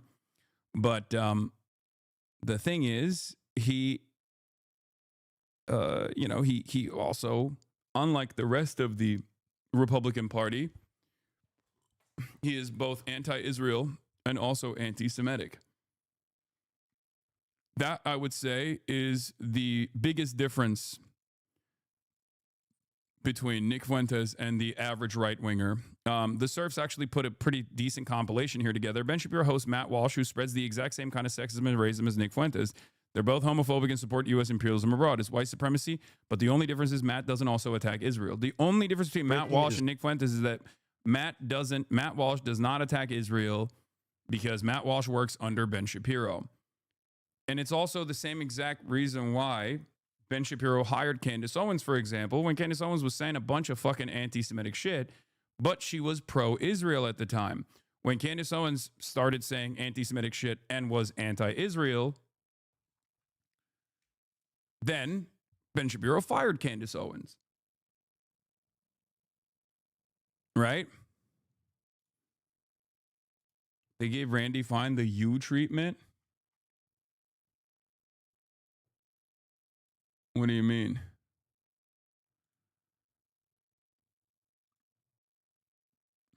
Nearly every single thing he accuses Fuentes of being misogynistic and violent towards women, racist towards black and indigenous people, praising white supremacy, are things that his own host, like Matt Walsh, have said many times before. All of the cases that I mentioned, they're all immoral, bad, gross, harmful. But they're not all rape. Some of them were, not all of them. And until we acknowledge that there are other ways to have immoral sexual relations with a person, until we reclaim sexual morality and sexual boundaries, we will be stuck trying to condemn all bad sex on the grounds of consent. Fact number one. For the record, this is also part of the reason why a lot of these people don't see Nick Fuentes as that big of a threat. If you're a fan of Matt Walsh, unless you are super pro-Israel and you are singularly invested in Israel, why the fuck would you hate Nick Fuentes? You love Nick Fuentes. There are so many normie right-wingers who love Matt Walsh, right? And they, of course, naturally also gravitate towards Nick Fuentes as well. if anything, on the normie right spectrum, the reason why they don't really fuck with Nick Fuentes is because he's too extremely online. But of course, on the extremely online side of the normies who don't really dig deep into politics, they love Nick Fuentes because he's extremely online.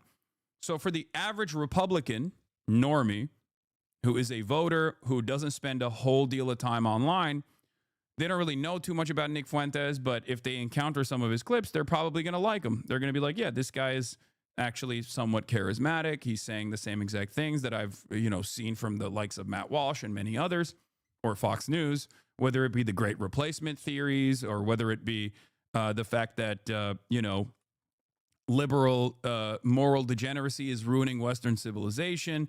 These sorts of ideas are pretty close to what Nick Fuentes is advocating for. The only difference is he ties it back to Jews, right? The international Jewry, the organized Jewry, as he calls it, is the reason for why this kind of like liberalism and wokeness has run amok in America and is ruining America.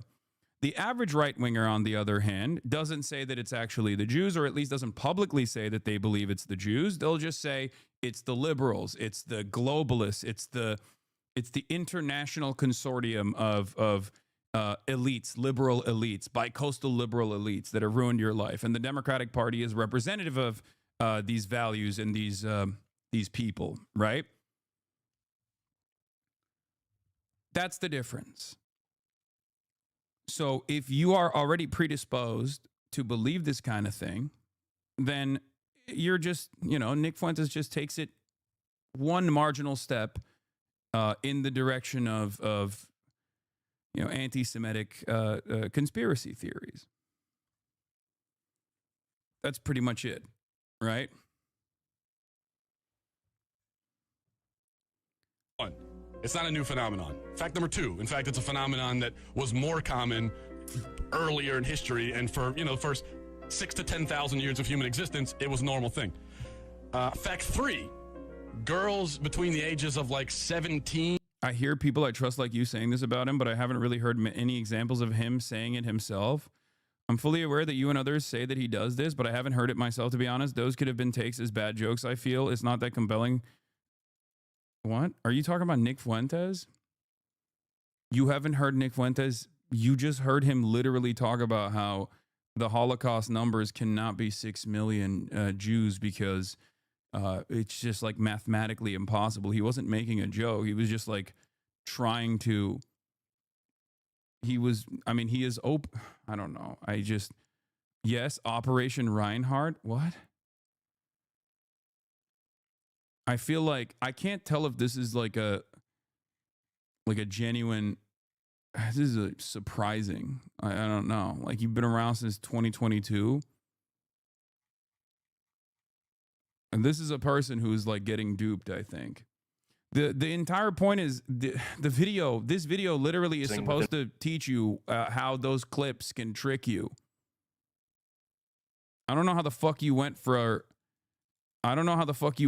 like, administrative colonialism versus settler colonialism, and you have an understanding of like compradors and collaborations and things of that nature to, Operation Reinhardt doesn't make a lot of sense. I mean, look, chatter, the Nazis were pretty fucking meticulous about their record taking, okay? If you are a cynic about the metric ton of death and destruction, the systematized version of violence that happened during the Holocaust, I don't know what to fucking tell you, but it is a pretty well established atrocity, and it's a little shocking to me that you would go from understanding the differences between administrative colonialism and settler colonialism to, I don't know, maybe the Nazis didn't actually kill that many people. Okay. Now you have in the universities, in the media, in Hollywood, in finance, in government, and some people say, well, they're not all Jewish. It's like, okay, well, it's half, or 2/3 or 3/4. And what's the other quarter? What's the other third? What's the other half? It's not Catholics. It's not hardcore God-believing Christians. It's all kinds of other atheists, nihilists, postmodernists, whatever you want to call it.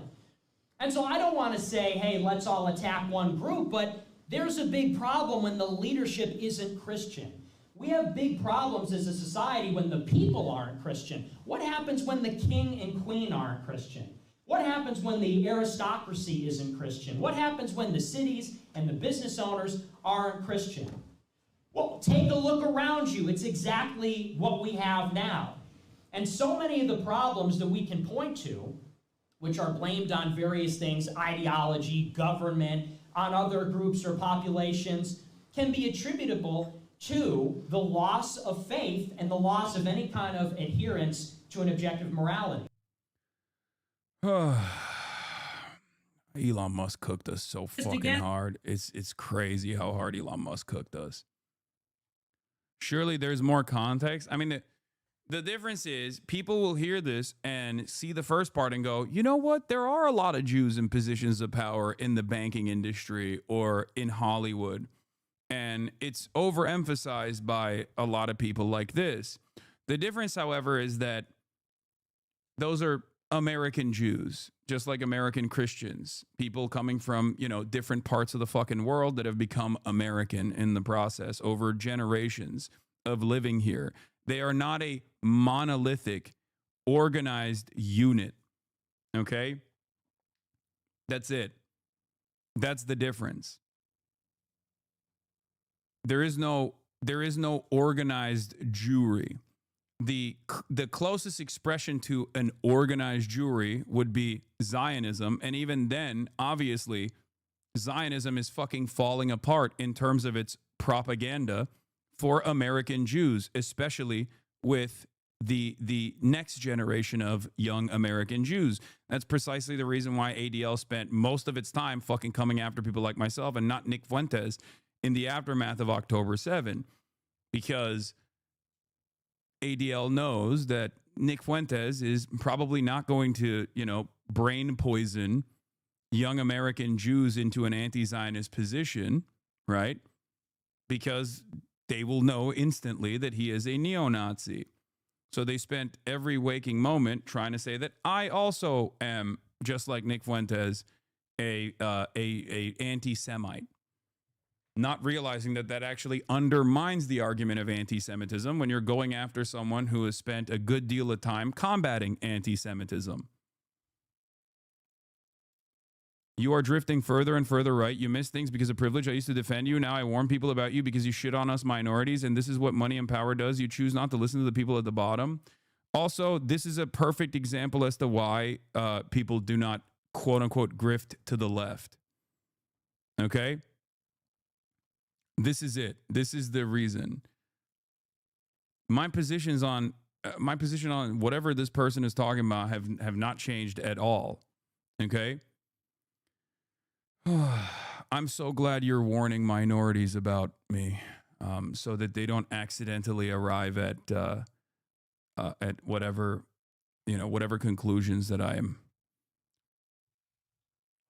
He's a capitalist and profits off the genocide in Palestine. You have sunk so low. Immigrants are needed for the economy. Jihad means struggle. You are upholding a racist trope. Now you are, yes. Oh, this is the chatter who misunderstood me the other day when I actually quite literally explained that jihad does mean struggle, but I'm talking about like their own version, their own understanding of jihad. And then he turned around and said, I point out when you're wrong, and if you get a gifted sub, I will. That was not me. I would never just insult. Everyone has personal jihad. A group can have a completely peaceful jihad.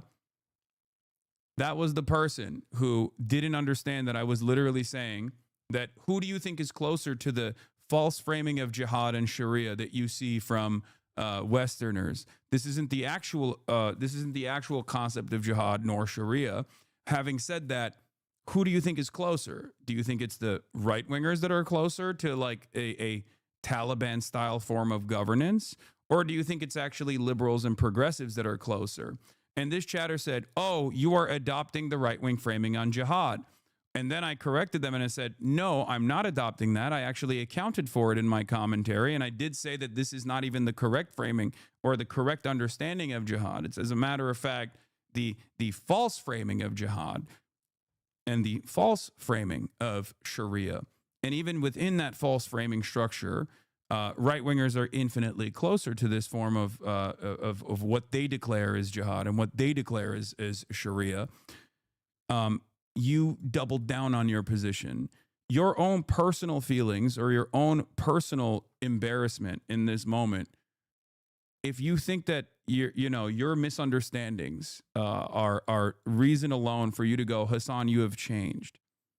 I am protecting minorities and warning them to not watch you, then, it's fine. It is what it is.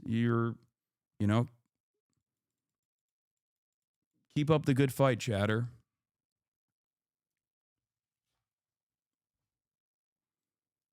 I don't think any right wing would ever listen. I still listen to you because I think you can do better.